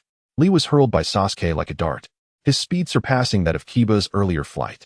In midair, Lee curled his body to regain balance. As he neared the wall, he adeptly pushed off with his feet and charged toward Sasuke with even greater velocity. Incredible! How can he adjust his body in such a situation? If it were me, I might have fainted. That guy is so powerful, yet he is so easily dominated by Sasuke. Just how strong is Sasuke? This is troublesome. Sasuke's growth since graduation has become rather absurd. The genin in the stands felt increasingly insignificant, as though any individual on the stage could effortlessly overpower them. In the arena, whoosh, Sasuke slightly shifted his body, skillfully evading Lee's strike. He then grasped Lee's wrist, spinning to dissipate Lee's momentum and sent him soaring into the distance. This time, the trajectory was aimed towards the ground ahead. Lee barely had time to adjust his posture before he was about to collide with the earth. The prospect of friction at such speed was terrifying. In a moment of crisis, Lee exhibited astonishing flexibility. His fists arched over his shoulders and struck the ground with incredible speed. Bang! The brief contact prevented the high-speed friction. Lee rebounded off the ground like a rubber ball. Soaring into the air, Sasuke finally made his move, appearing at a speed imperceptible to the watching genin, right where Lee was about to land. Prepared, Lee executed a mid-air leaf whirlwind kick. Sasuke sidestepped by the slightest margin, narrowly evading Lee's attack. Simultaneously, he clenched his right fist and unleashed a powerful swing. The force of Sasuke's charge left Lee and the shinobi in the stands in awe. Guy's expression changed dramatically as he urged, "Lee, this is your moment to shine. I permit you to give it your all." Xiao Li and Kai shared an extraordinary synergy, having long since prepared, awaiting Kai's consent. In that fleeting moment, Xiao Li swiftly opened the third gate. "This is excessive," exclaimed Kakashi as he removed his eye mask, revealing his Sharingan. Boom! A shockwave of chakra erupted from Xiao Li's body. Yet, this did not deter Sasuke's assault. Bang! Sasuke's fist struck Xiao Li's abdomen, causing ripples to form upon his skin. Whoosh! The velocity of Xiao Li propelled him, crashing into the enormous statue, shattering one of its arms. Thunderous! A hole was created in the wall behind him, surrounded by intricate cracks. Approximately 2 seconds later, a voice echoed from within the opening. "The injury gate is open." Sasuke's expression lit up with excitement. At last. "Are you revealing your true capabilities?" Suddenly, boom! The cracked wall disintegrated under an overwhelming surge of chakra, scattering massive stones into the examination arena. Sasuke swiftly gathered chakra in his hands, shattering the incoming boulders with remarkable speed. Whoosh! Amid the multitude of stones, a green glowing figure darted forth. Alas, within Sasuke's perceptive realm, any concealment proved futile. Bang! The two engaged in a fierce exchange of blows, the powerful energy dispersing the surrounding dust. The chaos of the battlefield became much clearer. Yet numerous boulders still loomed. Sasuke maintained his striking posture with his right hand while effortlessly seizing a boulder with his left to hurl at Xiao Li. Observing this, Xiao Li mirrored the action. Bang! Both stones shattered simultaneously. Seizing the opportunity, the two retreated, recalibrating their stances before charging at one another once more. Bang! Sasuke replicated Xiao Li's movements, as though they were battling before a mirror. Identical punches, identical kicks. After a minute of their rapid exchanges, the lower ninjas could no longer discern their movements, while the higher ninjas gazed in astonishment. How could this lower ninja differ so greatly from the one they once knew? Bang! In a powerful kick, both were propelled back by the recoil. Xiao Li, with remarkable speed, leaped onto a descending boulder and surged towards Sasuke again. Sasuke's excitement became even more apparent. Haha, now this is more like it. Xiao Li unleashed a swift kick, the Leaf Gale. Sasuke's torso dipped to the left to evade Xiao Li's strike, simultaneously delivering a high whip kick from Xiao Li's blind spot. In the final moments, Xiao Li twisted midair, arms crossed defensively. Bang! Pft. Xiao Li was jolted, blood spilling from his mouth as he was sent flying by the tremendous force. Whoosh! Just as Xiao Li's backward momentum began to wane, Sasuke reappeared beside him. With Xiao Li's feet yet to touch the ground, Sasuke's punch was already on its way. At that moment, the bandages on Xiao Li's hands unraveled rapidly, swirling towards Sasuke like two vortexes. This was the preparatory phase for unleashing the Lotus Fluid technique. Sasuke released his right fist, transforming it into a blade-like hand. His palm was enveloped in chakra, concentrated to a luminous intensity. With the third form of the moon breathing technique, he unleashed crescent-shaped slashes, accompanied by several ethereal circular blades. Though these circular blades lacked formidable power, they were sufficient to sever the bandages. The opportunity that Lee had meticulously planned for was effortlessly thwarted by Sasuke, who, while astonished, barely managed to evade the two crescent strikes. In an instant, Sasuke appeared before Lee like a shadow, delivering a swift kick. Time seemed to slow for Lee in that fleeting moment. I cannot lose. I must not lose. I must prove that hard work can triumph over genius. The fifth gate of the 8 inner gates was opened. Lee's skin radiated an even more terrifying aura, with veins bulging prominently across his limbs and face. Boom! A more formidable chakra surged forth. In that moment, Lee's speed surpassed that of Sasuke. As he narrowly dodged Sasuke's kick, he flipped into a handstand and swiftly launched a kick at Sasuke. The spectators were once again astounded. Just how far can Lee push his limits? Could he truly defeat Sasuke? In Lee's repeated moments of adversity, hope flickered within the hearts of the onlookers. Although Sasuke's physical speed could only rival that of Lee at the fourth gate, his insight and reaction time far exceeded Lee's. With exceptional foresight, Sasuke calmly evaded the onslaught. Lee, unwilling to miss the opportunity to pursue, continued to chase Sasuke in his inverted position. His feet replaced his fists in a rapid barrage of strikes. In this state, even Sasuke was compelled to retreat under Lee's relentless assault. Incredible. He is truly pressing Sasuke. Although the intricacies of their strikes and the frequency of their attacks were indistinct to the spectators, it was evident that Sasuke was steadily being forced back. As the onlookers marveled, Kakashi adjusted his eye mask once again, while Guy displayed a look of regret. Sasuke had declared that the strongest genin of Konoha was no longer Lee, hence he would emerge victorious. Naruto, with a serious expression, clenched his fists tightly. Is this truly the full extent of Sasuke's power? Is this what he referred to as the strongest genin?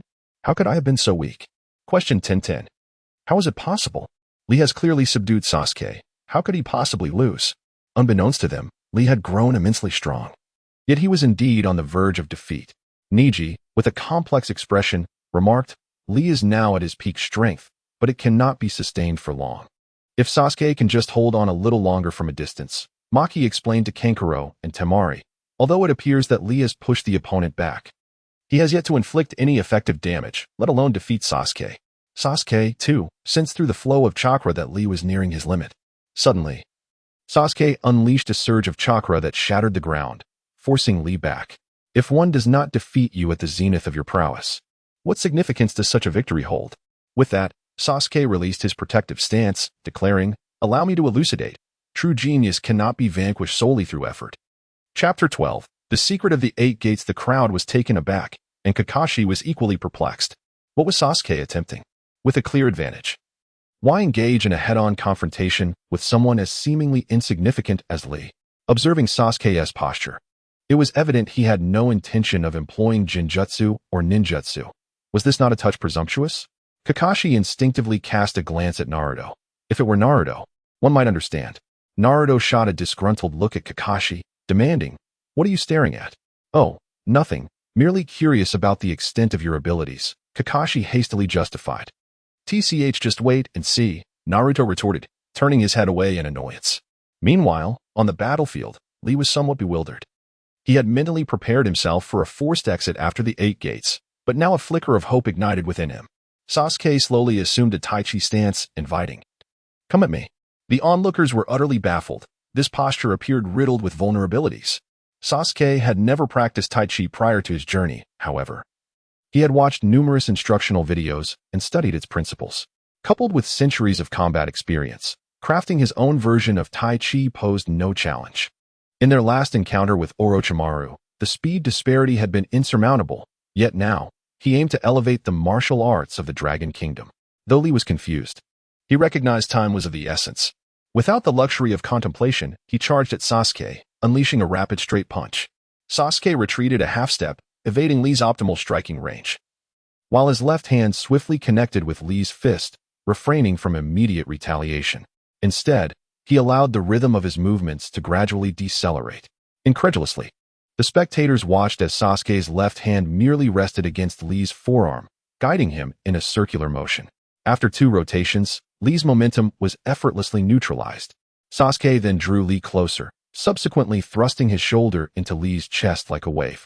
With a resounding impact, the sudden force, combined with a surge of chakra, sent Lee hurtling backward, suffering not only external injuries but also a constricted breath in his chest.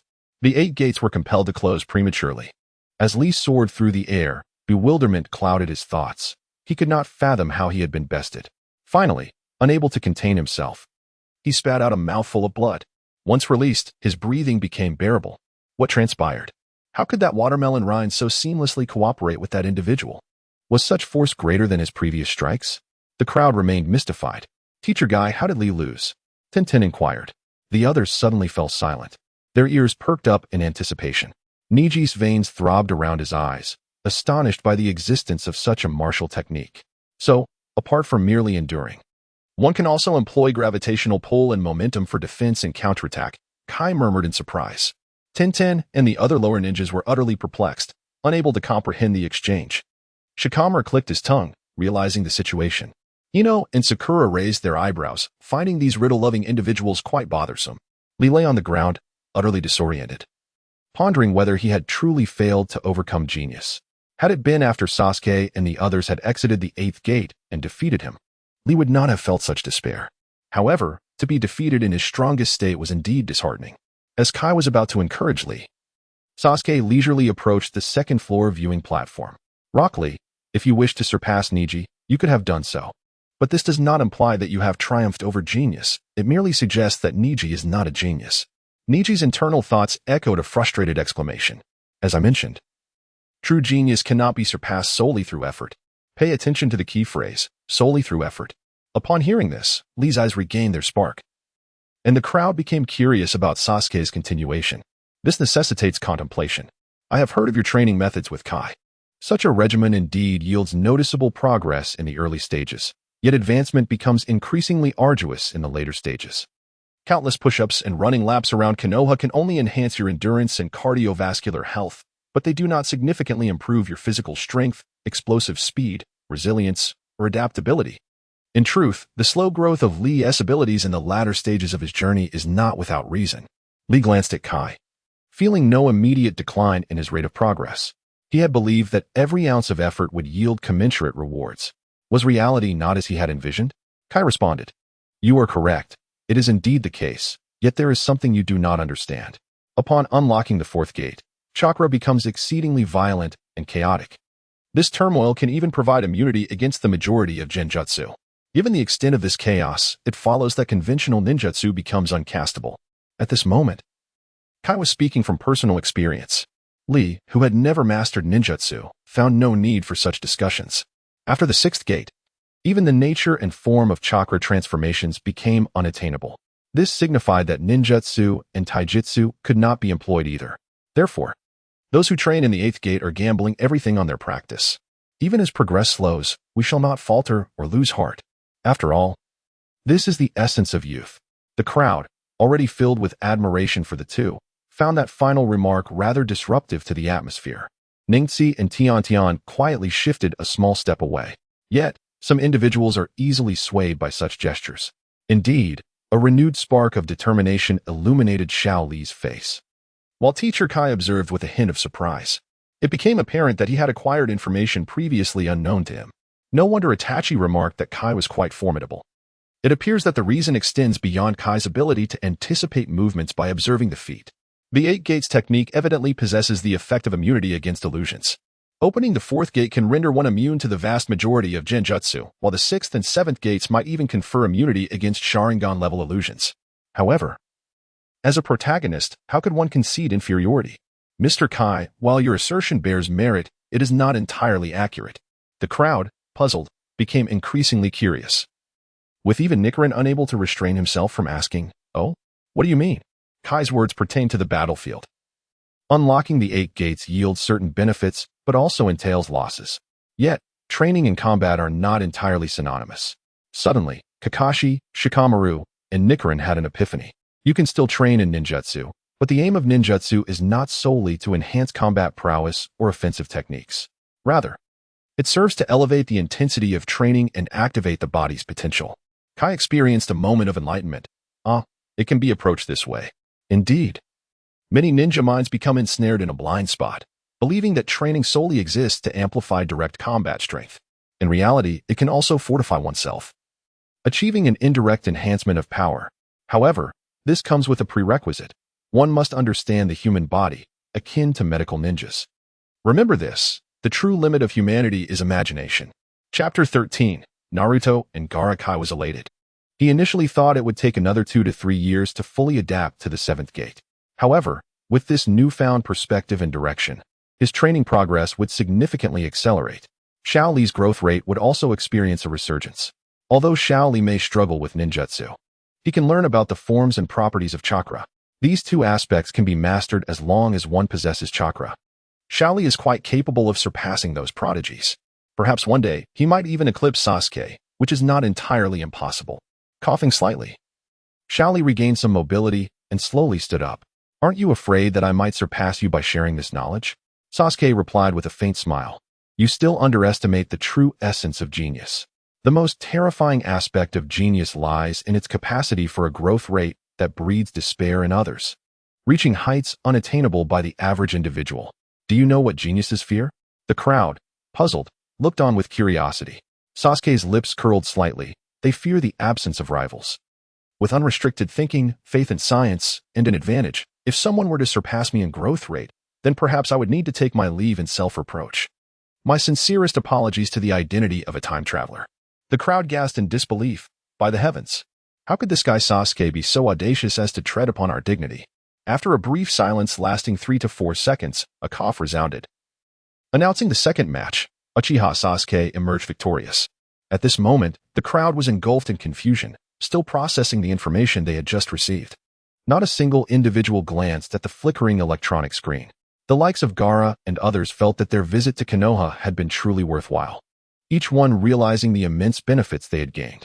Truly, this village, Konoha, the birthplace of countless formidable ninjas. Beep. At last, the electronic screen settled down.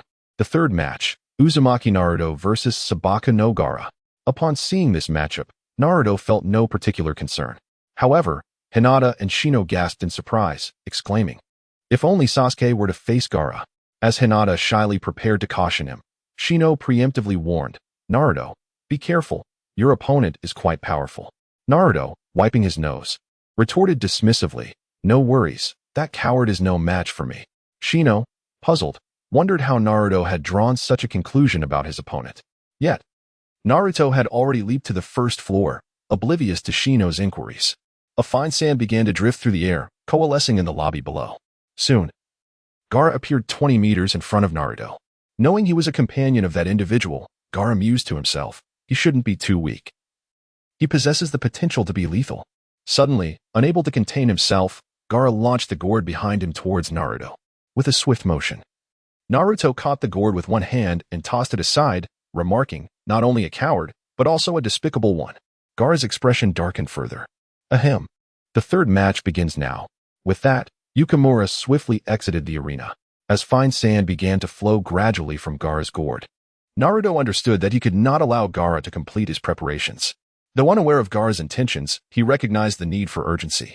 In an instant, Naruto charged at Gaara with remarkable speed. Even though Naruto's velocity surpassed that of many low-ranking ninjas, the audience, having just witnessed the battle between Sasuke and Lee, was not overly astonished. As Naruto's fist barreled towards Gaara's face, Gaara remained in a defensive posture, arms crossed. Naruto wondered, is he frozen in fear again? Several Konoha ninjas in the stands shared a similar sentiment. A smirk of disdain appeared on Kankuro's face. In the next moment, a wall of sand abruptly materialized before Gaara, intercepting Naruto's punch. Relieved, Naruto exclaimed, "I thought you had some devious trick up your sleeve. If this is all you've got, victory will come easily." Gaara smiled coldly, finally extending his hand to form a series of hand seals. Seizing the opportunity during Gaara's hand-sealing process, Naruto launched a flurry of rapid punches. Bang, bang, bang. Strangely, Gaara was still performing hand seals and had not even turned around. Yet, Naruto's relentless barrage of attacks was thwarted by a wall of sand. This was perplexing, Aino remarked. Kanjiro smirked with pride, explaining that this was not an active control by Gaara, but rather a form of passive self-defense that remained intact even during slumber. Consequently, Gaara had yet to sustain any injuries. Suddenly, Kanjiro recalled Sasuke's previous encounter with Gaara, and his expression of triumph diminished significantly. Sakura, not far away, was startled by Kanjiro's words. After all, Sasuke had effortlessly made contact with Gaara. Just how formidable had Sasuke become? At that moment, a loud shout from Naruto resounded across the battlefield. Naruto's explosive assault. Some spectators regained their focus and turned their gaze towards the fray. What an astonishing chakra! Neji exclaimed. In truth, Neji's reminder was unnecessary. Others had already noticed the faintly glowing chakra emanating from Naruto's body. Could this golden-haired boy also employ the 8 gates technique? Temari wondered in astonishment. No, this isn't the 8 gates. It's merely a pure chakra accumulation explosion. However, this Genin's chakra is indeed remarkable, Maki observed intently, scrutinizing the battle below. Even elite Genin would hesitate to expend chakra so recklessly. This technique was something Naruto had learned from Sasuke during their encounters, utilizing a method opposite to tree climbing. By releasing chakra upon contact with the ground, he propelled himself with immense force, significantly enhancing his speed. Over the course of a month, Naruto had not only mastered this technique for movement, but had also adapted it to accelerate his attacks. On the scene, Naruto unleashed a flurry of strikes at a pace that many genin could scarcely comprehend. His speed rivaled that of Lee unburdened by weights. Gaara, too, was taken aback. Previously, he could see Lee's initial speed from the stands, but now he found himself unable to react. Startled, he instinctively halted his hand seals. Whoosh! In an instant, Naruto had surpassed the sand and stood before Gaara. Bam! A sudden thud echoed through the air as Naruto's fist connected with Gaara's right cheek. Gaara was sent flying like a top, with the sand quickly rushing to envelop him in protection. Wiping the blood from the corner of his mouth, Gaara pondered. Is this blood? Is this the sensation of pain? In the stands, hooray! Naruto defeated him just like that. Sakura cheered enthusiastically for Naruto. This is absurd. Has Naruto truly become this strong? Aino sighed as she glanced between Naruto, CHG, and Shikamaru. Alas, Naruto has suddenly outpaced us by a considerable margin. This truly presents a dilemma. My father will undoubtedly compel me to engage in rigorous training. Shikamaru leaned against the wall, his expression laden with concern. On the spectator stands, Kankuro and Temari exchanged alarmed glances. Is that fellow on the verge of awakening? Chapter 14. The relationship between qualitative and quantitative change. Something feels amiss. Naruto observed Gaara's reaction. Lost in contemplation, Gaara's response did not appear feigned. The truth is, he genuinely seemed taken aback. How, then, was that prior defense executed? Could it have been instinctual? If so, how did Sasuke manage to rest his arm upon Gaara's shoulder back then? To what extent has Sasuke's true prowess ascended? The recent skirmish merely showcased Sasuke's taijutsu. And now, the depths of his strength remain elusive. As Naruto cast his gaze towards Sasuke in the stands, he was met with a subtle smile from him. How infuriating. That insufferable individual. Perhaps it was merely an illusion, but Naruto felt his chakra surge once more, even his control over it seemingly enhanced. The evident manifestation of this was the dimming of the chakra's glow on his body, yet his speed and strength had intensified. Sasuke's lips curled slightly upwards. Just as I suspected, Indra and Ashura remain inextricably intertwined. When one side experiences a rapid surge in power, the other is similarly provoked to unleash a portion of their own strength. However, this entangled amplification can only reach the limits of Ashura's inherent capabilities. Naruto, you ought to extend your gratitude to me. You shall surpass your original self in the future. A thunderous rumble echoed as Gaara completed his hand seals. A tremendous wave of sand surged forth from the ground, reminiscent of a tidal wave. Though it could not rival the battle scenes depicted in the original narrative against Kimimaro, it still enveloped a substantial portion of the hall. Naruto found himself cornered by this terrifying tide of sand. The spectators gasped in disbelief. What? This fellow is astonishingly powerful. He has altered the terrain of the examination ground in an instant. Now, Naruto will be unable to maneuver swiftly through the sand. His situation is perilous. The crowd stared in astonishment at the unfolding scene. Naruto, remain calm. You can surely overcome this. Hinata murmured, her cheeks flushed. As Naruto gazed at the encroaching waves of sand, he summoned his shadow clones. Bang! A cloud of white smoke enveloped nearly half of the examination area. What? This golden-haired boy possesses such an abundance of chakra. Kankuro and Temari exchanged bewildered looks. In a fleeting moment, the spectators beheld over 100 Narutos in the arena. Niji, from the stands, appeared somewhat astonished. This strategy is remarkably astute. Gaara, taken aback, hastily performed his hand seals. Whoosh! Whoosh! Over 100 Narutos darted towards Gaara from every direction with remarkable speed, leaving the onlookers once again in awe. The speed of so many clones is astonishingly comparable to Naruto's original form.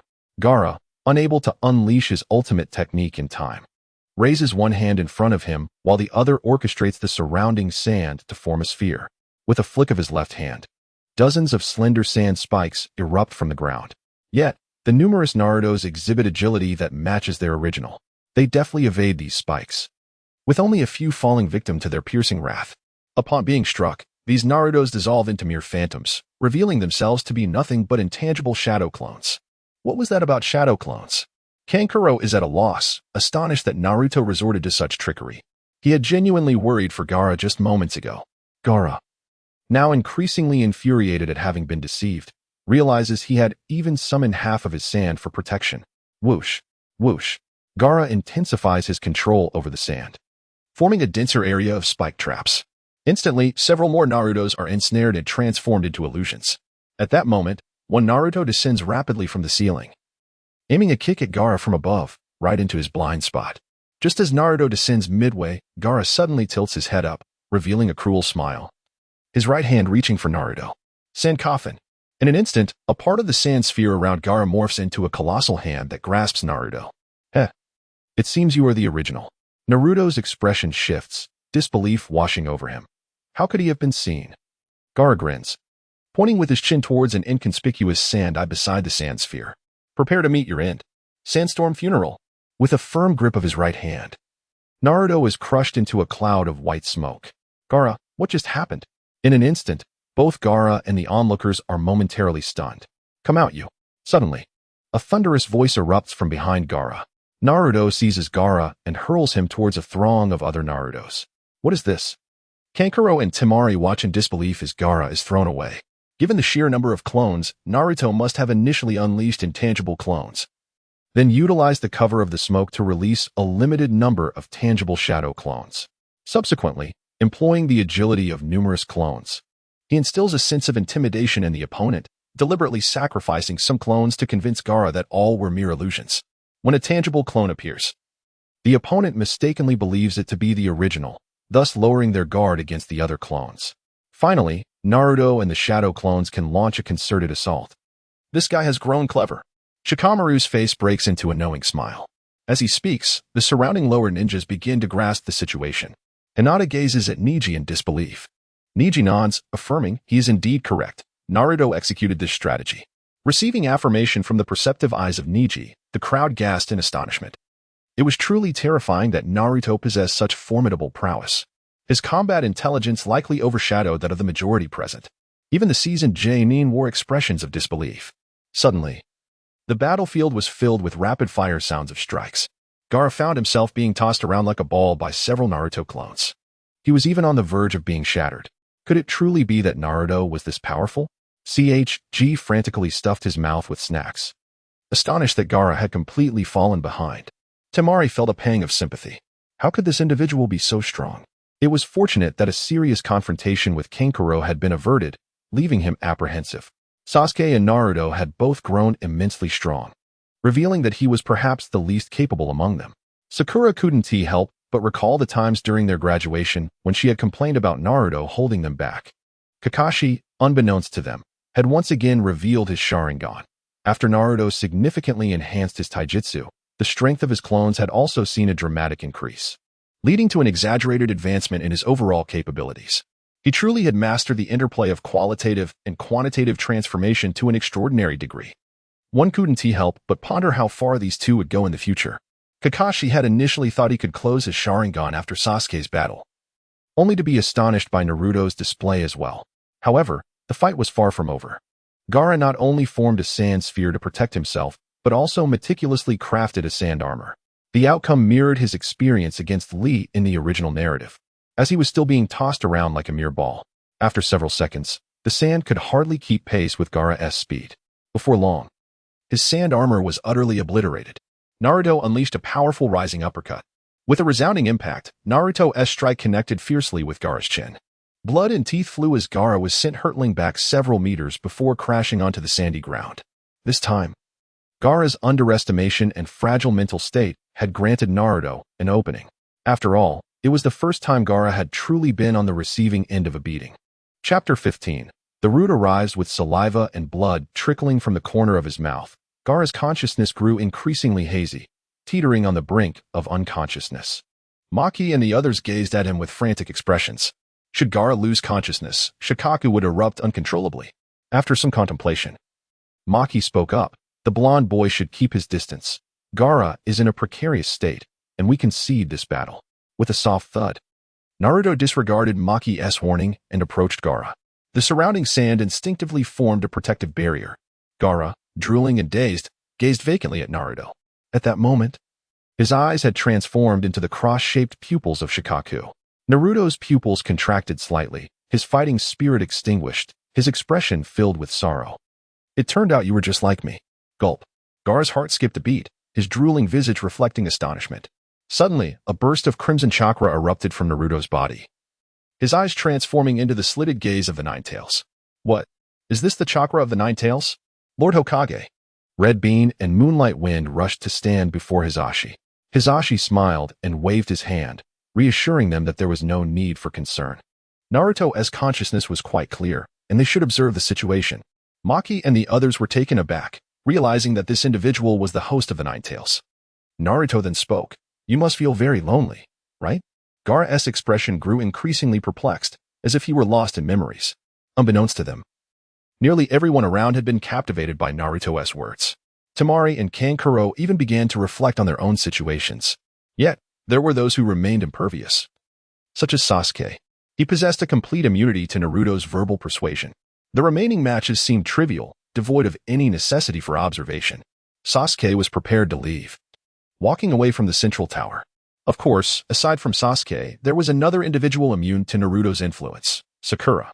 Sakura was not easily swayed by Naruto and harbored mistrust towards other comrades. Her attention, however, remained fixated on Sasuke.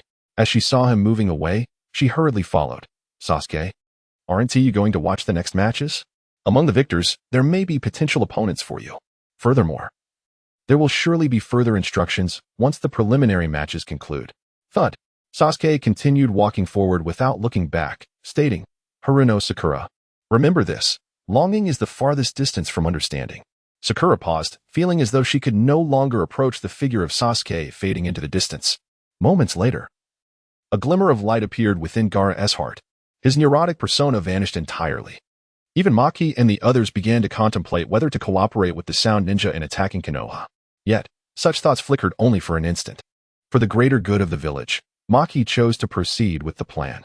The ensuing battles resembled a mere game. Choji, Sakura, Kankuro, Ino, Niji, Hinata, Shikamaru, Temari, these five were victors. Subsequently, Moonlight Wind announced the rules. The final selection match would take place in 1 month, with the opponents determined by lottery. During the drawing, Kakashi, standing in for Sasuke, drew Naruto as his opponent. The others could not help but rejoice. What incredible luck! These two would face off in the very first round. That evening, after the selection matches concluded, in the Hokage's office, before the desk of the day, a man stood, his head swathed in bandages, concealing one eye and cradling his right arm. It was Sarutobi. The chakra of the Nine Tails has begun to leak. It is time to place it under the control of the root. He is Naruto. Danzo struck the ground with his cane, a scoff escaping his lips. What does this signify? There is no room for negotiation in this matter. He is Naruto, a subordinate of Kakashi from Team 7. Thus, it is as it stands. Danzo was not surprised. In truth, he had never anticipated that Hiruzen would relinquish control over Naruto. His request was merely a tactic to provoke Hiruzen's refusal, instilling a sense of guilt and the pressure of his own indignation, thereby increasing the likelihood of success for his subsequent demands. This psychological maneuver is known as the door-in-the-face technique. Danzo feigned contemplation before continuing. Therefore, Uchiha Sasuke must be handed over to the root. His talents are on par with those of Itachi and Kisame, and his lethal capabilities are equally formidable. He is a significant threat. This time, I must ensure his inclusion in the root. Hiruzen fell into deep thought. He was well aware of Danzo's little ploys. However, Hiruzen spoke truthfully. There was indeed a risk. It was inconvenient for him to engage in nefarious acts. Entrusting this matter to Danzo was undoubtedly the more prudent course of action. Yet, the presence of Itachi beyond the village caused Hiruzen some trepidation. After a moment's reflection, he conceded, "You may attempt to make contact, but do not coerce him." Danzo exhaled slightly in relief. Humph. For the sake of Konoha, I have already dispatched someone to approach him. In the wild forest near the Uchiha estate, Sasuke practiced throwing leaves. This time, the two leaves traced twin crescent arcs through the air, embedding themselves in the canopies of two towering trees. Clang, clang. The crisp sounds of impact resonated.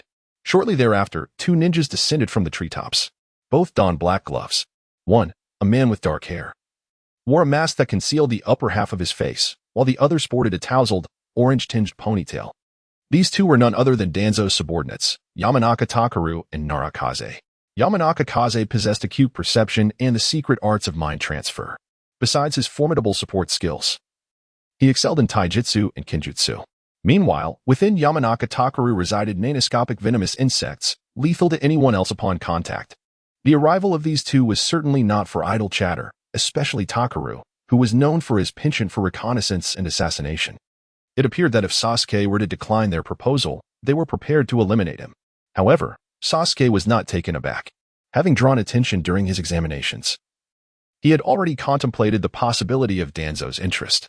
Indeed, he had come, which would simplify matters considerably. Sasuke was preparing to defect in the future. He would need to confront many familiar faces ahead. Having traversed into this realm, I have been continuously immersed in the cultural ethos of reciprocity, rendering me incapable of inflicting harm upon those who have bestowed kindness upon me. Thus, since my arrival, I have refrained from seeking Kakashi's guidance on any matters pertaining to cultivation. Otherwise, I would have already mastered the Chidori series of ninjutsu. However, should the resources be provided by Danzo, I would not hesitate. Danzo owes an immense debt to both the Uchiha clan and himself. Accepting his resources would not deter me from eliminating him. At this moment, Yamashiro Takahiro extended his palm, revealing a severed leaf. Truly deserving of Danzo's attention, Uchiha Sasuke. If you wish to accelerate your growth, consider joining us. Within Konoha, no path to power is more straightforward than following Danzo. Chapter 16. The Sprint of Cultivation. Sasuke wore a look of disdain. Danzo? I've never heard of him. Is he truly formidable? Though contemplating joining them, he found amusement in their arrogance, which also served to maintain an air of normalcy. Yamashiro Takahiro smirked. I've heard you made quite an impression during the Chunin exams. But we are not mere participants in a children's competition. He then gestured towards Aburame Shino, stating that those who are truly powerful often refrain from participating due to the inherent dangers. In response, Aburame Shino deftly removed a glove, revealing his violet-hued right hand, which he gently pressed against the tree trunk. Instantly, a cascade of purple spread across the bark, swiftly enveloping the entire tree. Mere seconds later, the tree began to wither at an observable pace before being scattered by the wind. Though a part of him yearned to confront them physically, the Knight's veil instilled a fear of inadvertently causing fatal harm or revealing his true prowess through clumsy performance. It was a vexing dilemma. While he could find solace in a shadowy area to amplify his strength, diminishing it was not an option. Consequently, Sasuke feigned surprise, softening his tone. It seems there is indeed something worthwhile here. Perhaps joining you would prove to be a prudent choice. Yamashiro Takahiro chuckled coldly, an astute decision. Come, let us take you to the route. In a dimly lit area of Konoha, devoid of any civilians, various barriers, traps, and concealed members of the route surrounded him.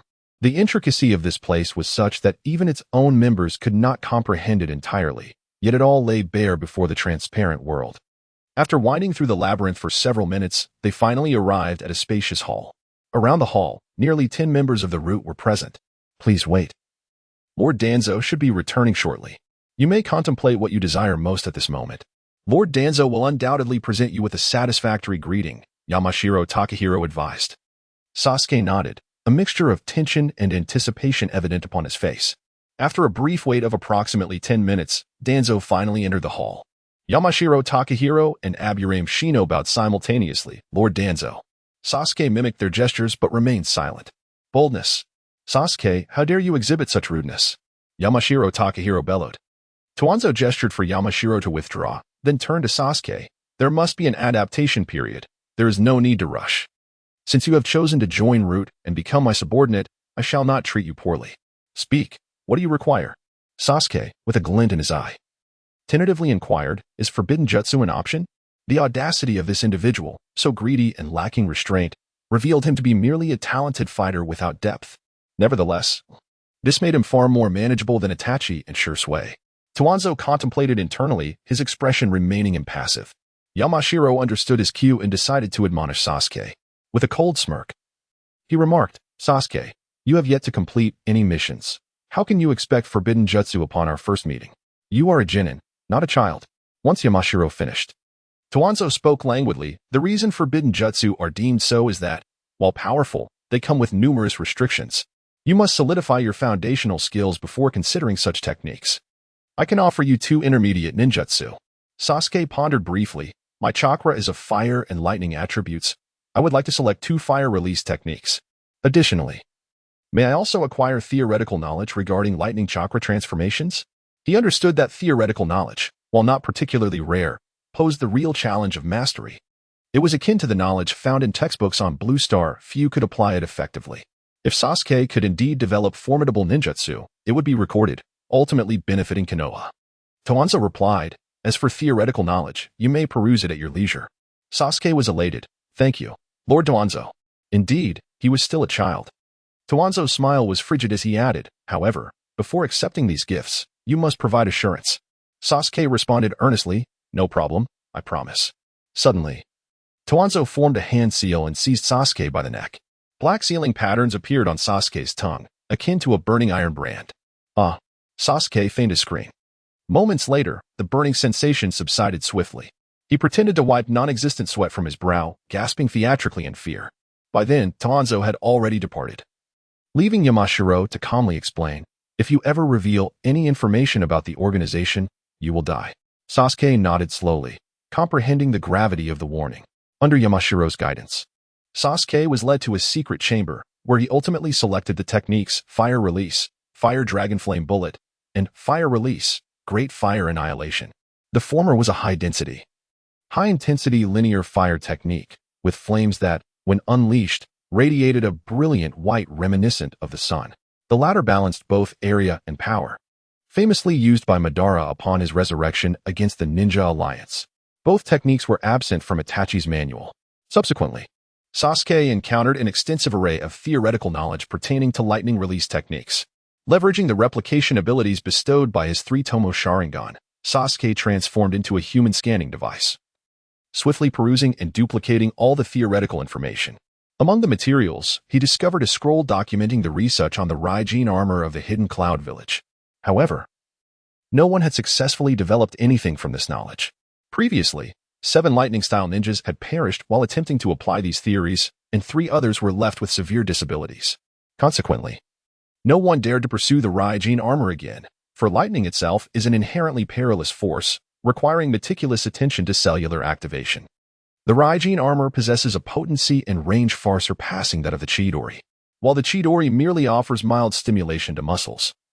The Raijin armor not only deeply stimulates the muscles but also elicits nerve responses, allowing its users to move and attack at astonishing speeds without the need for Sharingan.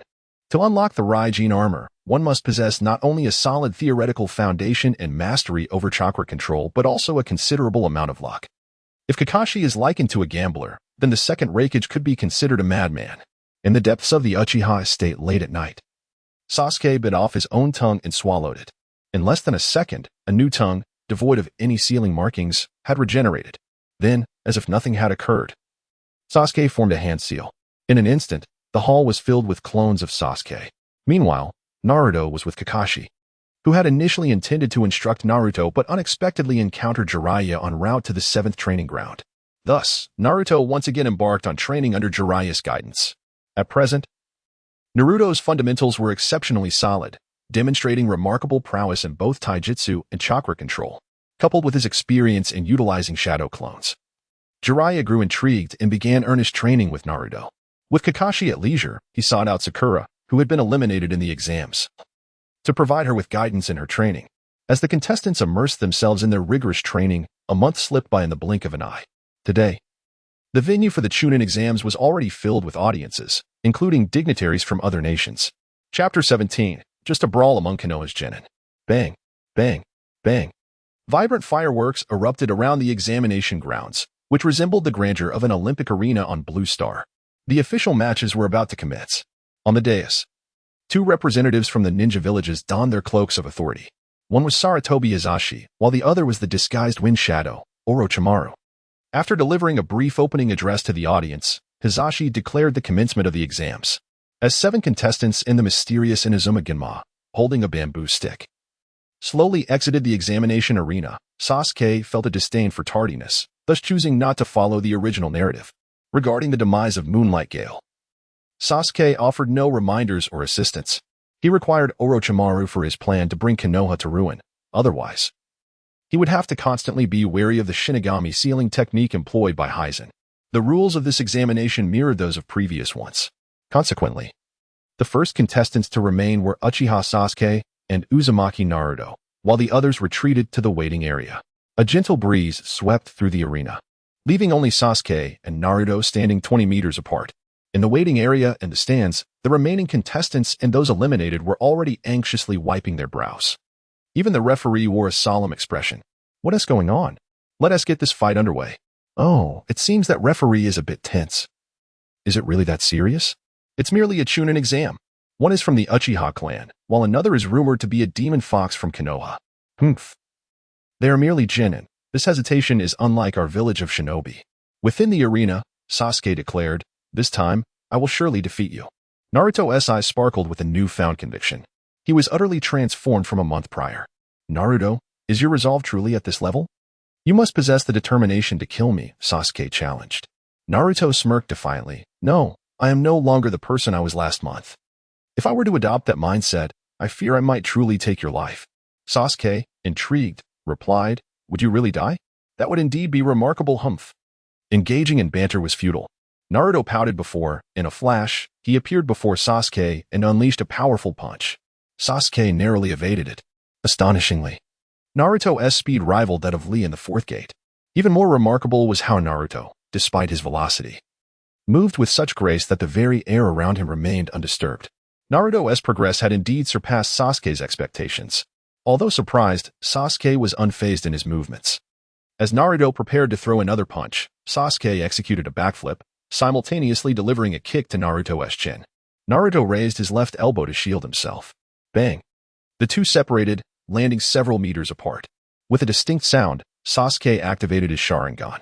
To discern Naruto's true capabilities, he quickly unlocked Tsutomu.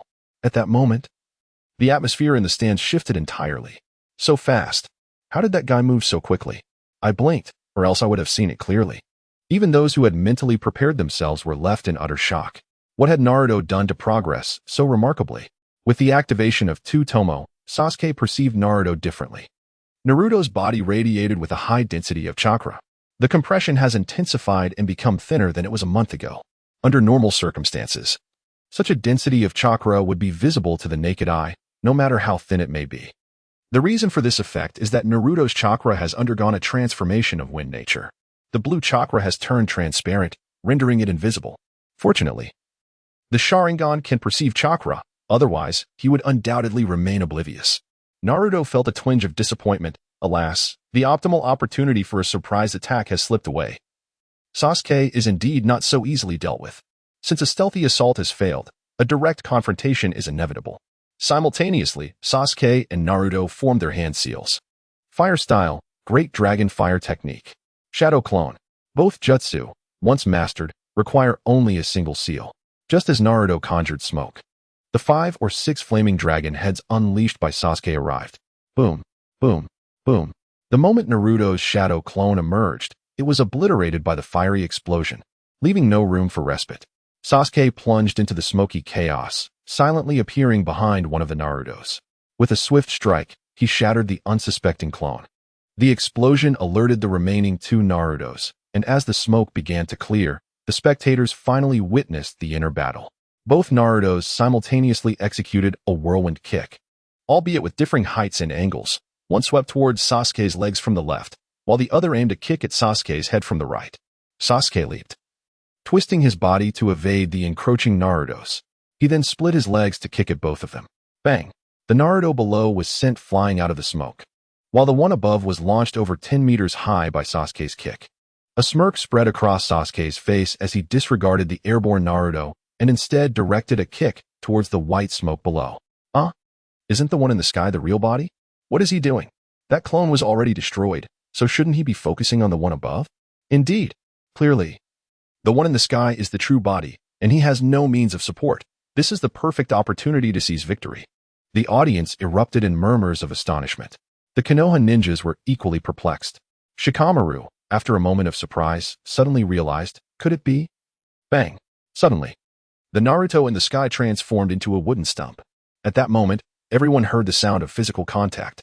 The entire audience was left in stunned silence. Whoosh! Sasuke kicked out a Naruto from the white smoke. Thud! Naruto was sent hurtling backward, crashing against the wall of the arena with tremendous force. A terrifying crack spread across the wall within a 3-meter radius. Ouch! Did I fail to deceive Sasuke despite all this? Naruto struggled to crawl away from the wall. What is happening? Why? Wasn't that a clone? Wasn't it already destroyed? Countless spectators were left in a state of bewilderment. Shikamaru felt a thrill akin to unraveling a puzzle. Naruto had ingeniously transformed a shadow clone into clothing, as Shikamaru had surmised. Naruto indeed utilized the transformation technique to disguise a clone as an outfit draped over his true form. When Sasuke delivered a kick to Naruto, he merely obliterated the clone. The explosion of the clothing emitted a cloud of white smoke, leading any ordinary observer to mistakenly conclude that the Naruto on the ground was merely a clone, thereby diverting their attention entirely to the Naruto in the sky. In reality, Naruto's true self was concealed within the smoke. The moment Sasuke turned his gaze upward, Naruto seized the opportunity to launch a surprise attack.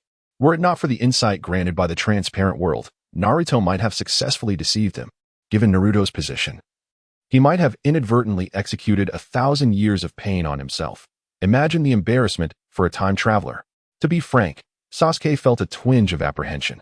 Some spectators positioned closer to Shikamaru began to grasp the explanation he provided, and soon the entire audience comprehended the underlying mechanics of the earlier events. The audience was astounded, not only by Naruto's tactical acumen but also by Sasuke's remarkable ability to discern truth from illusion in an instant.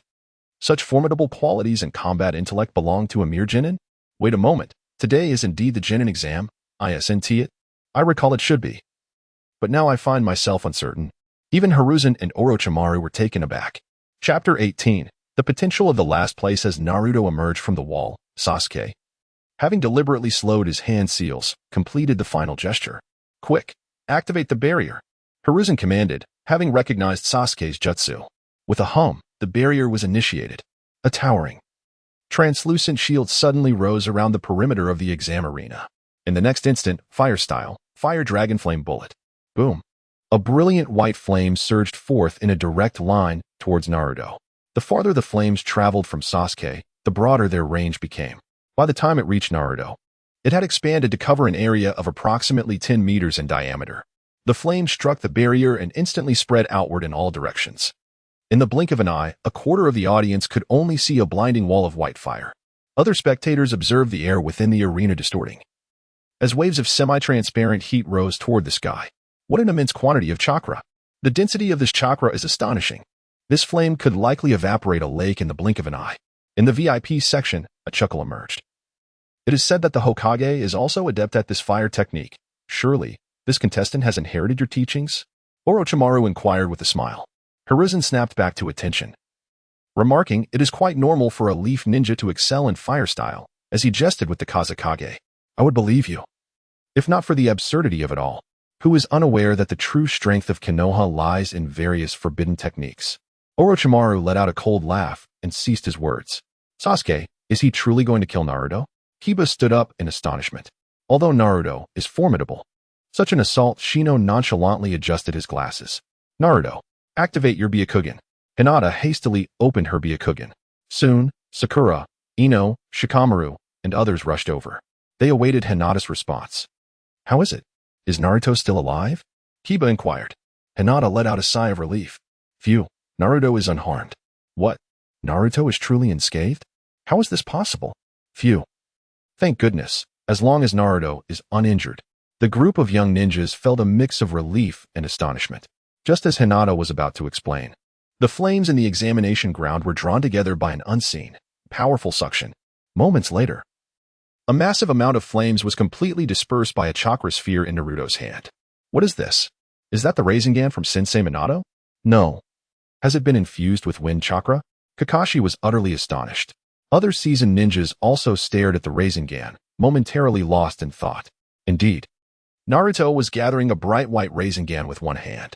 It was the wind release, Rasengan. In the original story, Naruto had only used it once to test against Kakashi.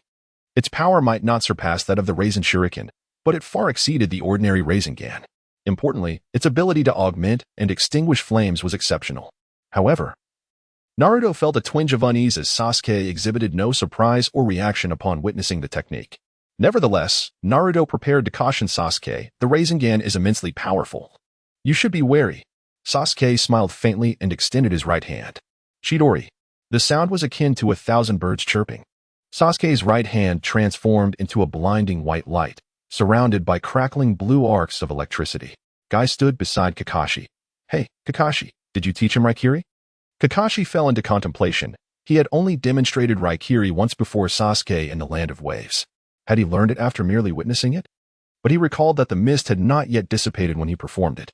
Could it be that Sasuke had independently researched and created it in just 2 months? Such mastery at this level was astonishing. Kakashi stared at Sasuke, realizing it was more accurate to say he had derived inspiration from it to create his own version. On the battlefield, seeing Sasuke wield a technique of similar caliber, Naruto felt a slight sense of reassurance. If that were the case, he could unleash his full potential. Naruto slightly bent his legs, and with a whoosh, he charged swiftly towards Sasuke. This time, Sasuke observed with clarity. Naruto had fully mastered the body flicker technique, and what he released was a wind release variant of it. Under normal circumstances, the faster an object moves, the greater the air resistance it encounters. However, Naruto's wind body flicker technique allows him to evade the vast majority of resistance. Not only does his speed surge dramatically, but the time spent in a state of rigidity during sudden stops is also significantly reduced. This aspect is crucial. A conventional body flicker technique necessitates counteracting the inertia from high-speed movement during abrupt stops. The moment inertia is countered, one experiences a period of stillness. Hence, every time a ninja suddenly appears behind an opponent, they must pause momentarily before launching an attack. No wonder Naruto's ambushes are executed with such swiftness. Sasuke was almost caught off guard. Yet, no matter how swift the wind may be, it cannot outpace lightning. An arc of electricity surged beneath Sasuke's feet as their attacks collided instantaneously. The epicenter of their confrontation radiated a blinding white light, causing the spectators to shut their eyes against the glare. Boom. At that moment, a terrifying wave of energy erupted outward. A formidable mass of high-density energy engulfed a third of the arena. After maintaining its intensity for a couple of seconds, the energy began to gradually dissipate. When the brilliance finally faded, a concave crater with a diameter exceeding 30 meters had formed in the arena, its deepest point plunging 3 to 4 meters below the ground level. Outside the arena, the sheer destructiveness was astonishing. Such a ninjutsu would spell doom with just a brush. Right? The Ninetales, no less. Uzumaki Naruto is indeed formidable. Is he truly the last in his ninja academy? The other village ninjas widened their eyes in disbelief. Another ninja from a different village, incredulous, mused whether that Uchiha ranked second to last. No, that one is the genuine top graduate of this cohort. It's just that Naruto has grown exponentially. Phew, that was a fright. If someone so powerful were the lowest, it's hard to fathom. The ninjas from other villages exhaled in relief. With this strike, Naruto had profoundly altered the villagers' perception of him. However, at that moment, Naruto was too preoccupied to consider this. Although he had been propelled several meters by the shockwave, he remained uninjured. Yet, he was somewhat astonished by the intensity of Sasuke's chakra. The spiral sphere involved a change in form, augmented by his wind attribute, while Sasuke's Chidori was merely a transformation of nature. After their recent clash of chakra, Naruto sensed that the density of Sasuke's Chidori chakra was surprisingly comparable to his own, yet its potency exceeded that of his spiral sphere. The sole explanation must be the inherent strength of the chakra itself. Since he could not defeat him individually, he decided to resort to a group assault. Whoosh. This time, Naruto did not charge at Sasuke. Instead, he retreated to create distance. During his withdrawal, Naruto formed a series of hand seals. Bang! A cloud of smoke erupted, and a dozen shadow clones appeared beside him. Chapter 19. Naruto heightens. Sasuke source. Following these exchanges, Naruto sensed that Sasuke was merely cooperating with him, not exerting his full strength. He understood that he had no further reservations. Thus, with a resonating hum, a dozen Narutos each conjured a Rasengan. After this onslaught, Naruto's chakra reserves dwindled significantly. Yet, this feat astonished the multitude. What? My heavens! What manner of creature is this? Shouldn't such a technique be immensely taxing? This individual is truly terrifying. His chakra rivals that of A.J. Nin. With a swift motion, both Sasuke and Naruto charged at each other. When they were 6 meters apart, Sasuke's right hand extended, unleashing the Chidori, a piercing strike. Naruto and Kakashi were left bewildered. Bang! Bang! Bang! Sasuke's sudden maneuver with the Chidori pierced through 3 Narutos in an instant. In that fleeting moment, 3 Narutos vanished. As the remaining Narutos witnessed the 5-meter-long lightning spear, they immediately dispersed, approaching Sasuke from various angles. In the ensuing chaos, Sasuke eliminated 2 more clones. Finally, as 5 Narutos surged towards him from all directions, Sasuke abruptly retracted his Chidori, instead spreading his arms wide, activating the Chidori stream. A tempest of lightning crackled around Sasuke, within a radius of 4 to 5 meters. The gaps between the bolts were far too narrow for anyone to slip through. Consequently, all 5 Narutos were ensnared. Bang, bang, bang, bang. Four of the clones erupted in a brilliant explosion. Although Naruto's original form was sent hurtling backward with a cry of pain, the damage sustained was less than anticipated. This was primarily due to the wind chakra on Naruto's surface, which mitigated much of the lightning's impact. Naruto's body flicker technique had now incorporated aspects of the Raijin armor, significantly enhancing both his speed and defense. More importantly, wind is the natural counter to lightning. However, this turn of events was fortuitous. He had yet to test a particularly loud technique. From the stands, Kai remarked, "Kakashi, is your Raikirya technique taught by Sasuke?" Kakashi replied, "I indeed have some new ideas for development." Back in the arena, as Naruto landed, he swiftly slapped the ground to regain his footing. Yet, the sequence of actions was still too sluggish. With a deliberate thud, Sasuke's footfall echoed behind Naruto. Alarmed, Naruto thought to himself, "This is bad." Before he could react, bang. Sasuke delivered a powerful kick, sending Naruto flying. Whoosh. Thud. Naruto collided violently with the barrier, only to be rebounded. Thud. Sasuke reappeared in the space where Naruto was about to land. Bang. Another kick propelled Naruto back towards the barrier. Thud. Once again, he was hurled back. Sasuke followed up with yet another strike. The audience watched in apprehension, feeling a pang of sympathy for Naruto. This was a dire situation. He was being treated like a wall ball. Yet Naruto retained a lucid consciousness. The judge could not directly declare the examination concluded. Bang. As Naruto rebounded from the barrier once more, he consciously delved into the depths of his mind, addressing the foul fox. It's time to pay rent. Indeed. During this past month, Naruto had acquired 3 crucial lessons from Jiraiya. The first was a ready-made ninjutsu, the Rasengan. The second, the wind release, Gale Palm, was a serendipitous discovery of the wind's other properties while researching the wind release Rasengan. The third involved actively harnessing the power of the Nine Tails. In the immense shadowy cage, a pair of crimson eyes slowly opened, accompanied by a chuckle. "You should truly be grateful to the 4th Hokage for sealing me within you." The Nine Tails was generous. Whenever Naruto called upon it, assistance was readily given. Upon reopening his eyes, Naruto found himself cloaked in a layer of red chakra. Long fox ears adorned his head, and a tail sprouted from behind. Alas, the Nine Tails had emerged. "Lord Hokage." Hizashi waved his hand lightly, indicating that there was no cause for concern, for this was under Naruto's conscious control. Recently, Jiraiya had conversed with Hizashi. In fact, the barrier of the examination venue had been prepared at Jiraiya's suggestion, as he alone understood the extent of Naruto's growth over the past month. He could also anticipate the ensuing spectacle of Naruto's confrontation with Sasuke. Jiraiya's decision to allow Naruto to engage with the Nine Tails was intended to demonstrate Naruto's ability to control its power, proving that he was a Jinchuriki, a force of Konoha, rather than merely a fox. Whoosh. A giant chakra hand surged forth from Naruto's tailed beast cloak, reaching for Sasuke, as Naruto charged at Sasuke with astonishing speed. In the original narrative, when Naruto first unleashed the tailed beast cloak, he was nearly at the level of a special jonin. However, Naruto's foundational skills had become exceedingly robust.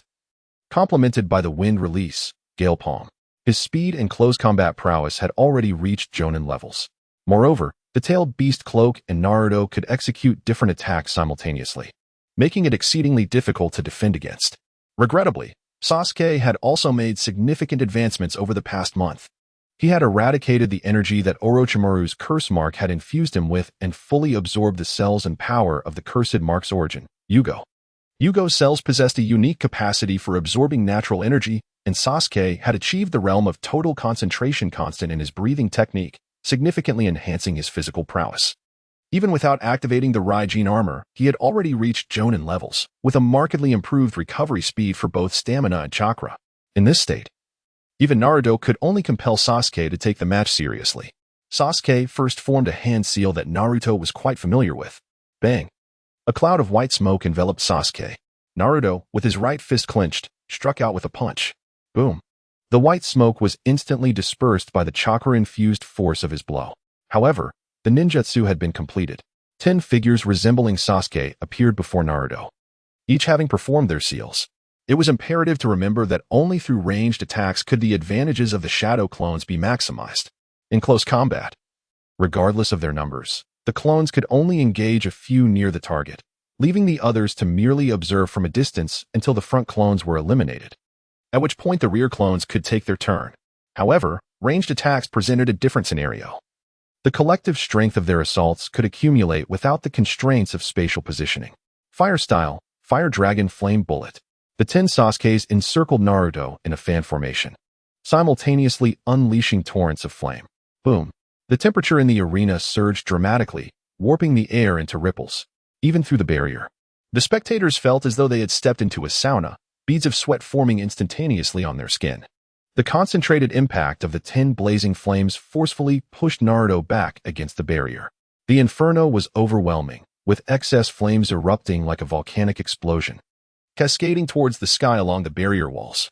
Even the clouds above were scorched red. Yet, the Ninetales cloak exhibited a remarkable affinity for fire attributes, rendering the flames incapable of inflicting significant harm upon Naruto. In the stands, Maki and others from the hidden sand village observed, "What a terrifying tailed beast. It can withstand such flames?" They had anticipated a reversal of the situation upon the beast's emergence, only to find it suppressed instead. However, much of the fire had been redirected skyward by the barrier, leading to significant chakra wastage. Who exactly is this Uchiha Sasuke? His name is Uchiha Sasuke. Are you unable to grasp the essence of the matter? In the examination arena, Naruto appeared to be pinned against the barrier wall, seemingly powerless to retaliate. Yet, in reality, boom. A colossal chakra hand, measuring 4 to 5 meters, suddenly erupted from the ground behind the Sasuke clones, striking like a swift serpent. Bang, bang, bang. In an instant, 9 of the Sasuke clones vanished. The real Sasuke, with arcs of electricity flickering beneath his feet, instantaneously teleported to the opposite side of the arena. Just as Naruto prepared to pursue, a thunderous roar resonated from the sky. Chapter 20. Lightning Style. Herein the once clear sky had inexplicably transformed into a tempestuous expanse. A sense of foreboding washed over Naruto, as though the impending thunder were deliberately targeting him. When did the sky grow so dark? This is illogical. Today was not supposed to be overcast. Hisashi observed the ominous heavens and suddenly deduced something, his aged features reflecting astonishment at the extraordinary phenomenon. Orochimaru, noticing Hisashi's expression, narrowed his eyes, hissing, "Sasuke is truly an extraordinary genius." In the audience, Shikamaru gazed at the sky, then at the sweltering air, his eyes widening in realization. Could this also be considered ninjutsu? What was happening? What on earth was going on? Sakura and Ino echoed his sentiments. In essence, Sasuke harnessed the previous fire release to heat the air, thereby creating an upward draft. Gradually, this culminated in the formation of cumulonimbus clouds, which were conjured by Sasuke through the laws of nature. Given that he has summoned the thunder and lightning of the natural world, it is likely that Sasuke will soon wield formidable lightning techniques. Naruto finds himself in a precarious situation. After Shikamaru's explanation, the crowd fell silent in astonishment. Naruto's sense of crisis intensified, realizing that this ominous weather might very well be Sasuke's doing, and he could not afford to grant him any time. Whoosh! Thunder rumbled ominously. Just as Naruto dashed forward 10 meters, a bolt of lightning, over a meter in diameter, descended from the heavens, thwarting his advance. In that moment, the audience finally grasped the nature of the storm clouds. This cannot continue. The longer it drags on, the worse it will become. Naruto surged towards Sasuke once more. Boom, boom, boom. He evaded the first strike but could not escape the second and third. The ferocious lightning struck Naruto to the ground, arcs of electricity flickering across his body. He was incapacitated by the electric shock, yet the distance between them still exceeded 50 meters. Naruto, your instincts are commendable, even if you fail to block it. Preemptively drawing the lightning will diminish the technique's potency. Naruto was momentarily bewildered. The sheer force of the protective lightning was astonishing. How much more powerful would it be when fully charged? Roar! Suddenly, a deafening roar erupted from the ominous clouds. Thunder rumbled as the lightning continued to coalesce, creating a sensation akin to the clouds being torn apart. Roar! Another even louder roar followed, splitting the clouds open. A colossal head of a Kirin, formed of lightning, emerged from the storm. The onlookers gazed in awe at the magnificent Kirin's head. It scrutinized Naruto deeply before retreating back into the clouds. Before Naruto could react, the Ninetales willingly offered more chakra.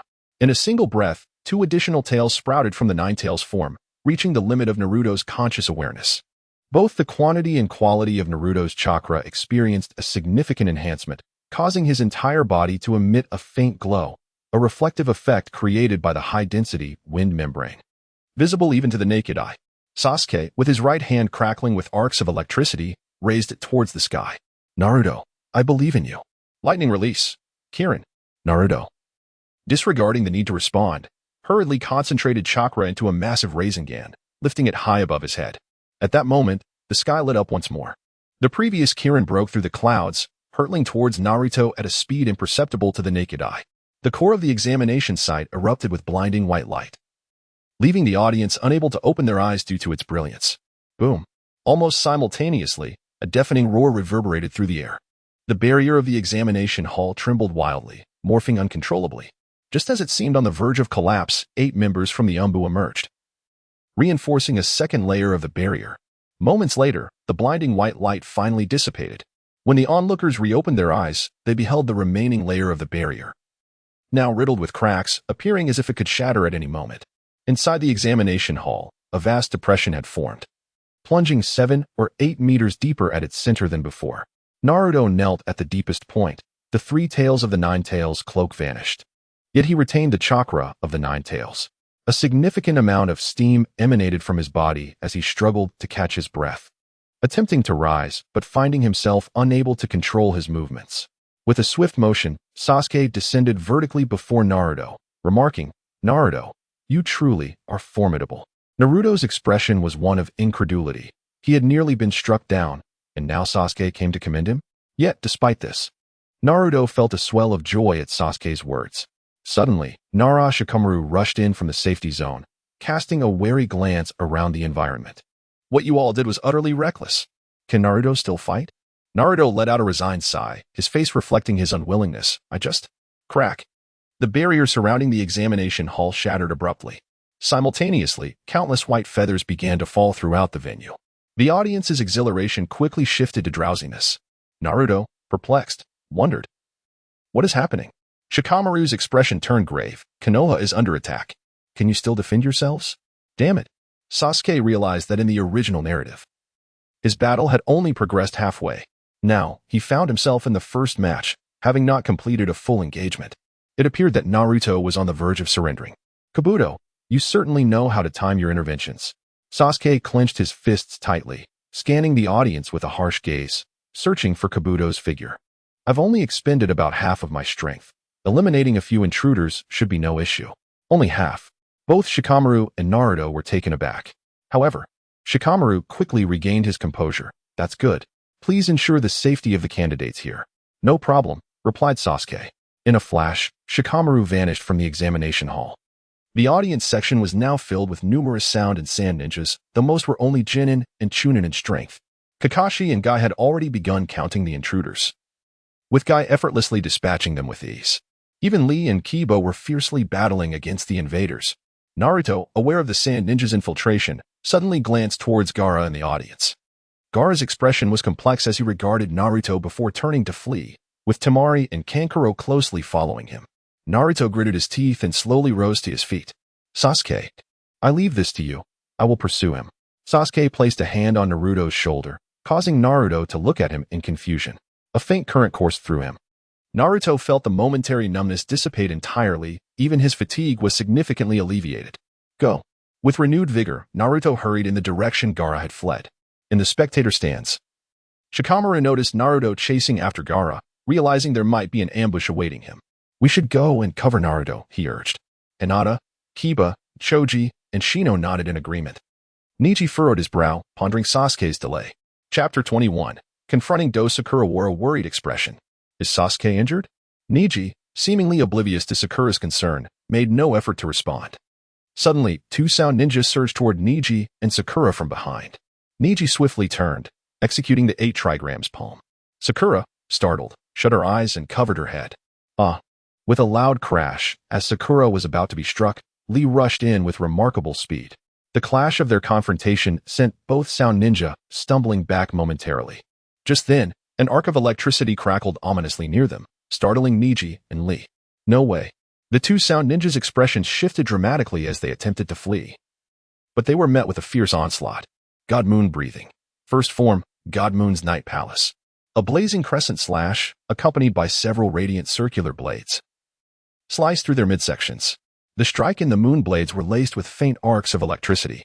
The sound ninja were cleaved in two, yet shockingly. Their wounds bled not at all. The severed edges were completely charred. Thud, thud. The two fell to the ground, lifeless. Sakura cautiously opened her eyes, relieved to see Sasuke's silhouette.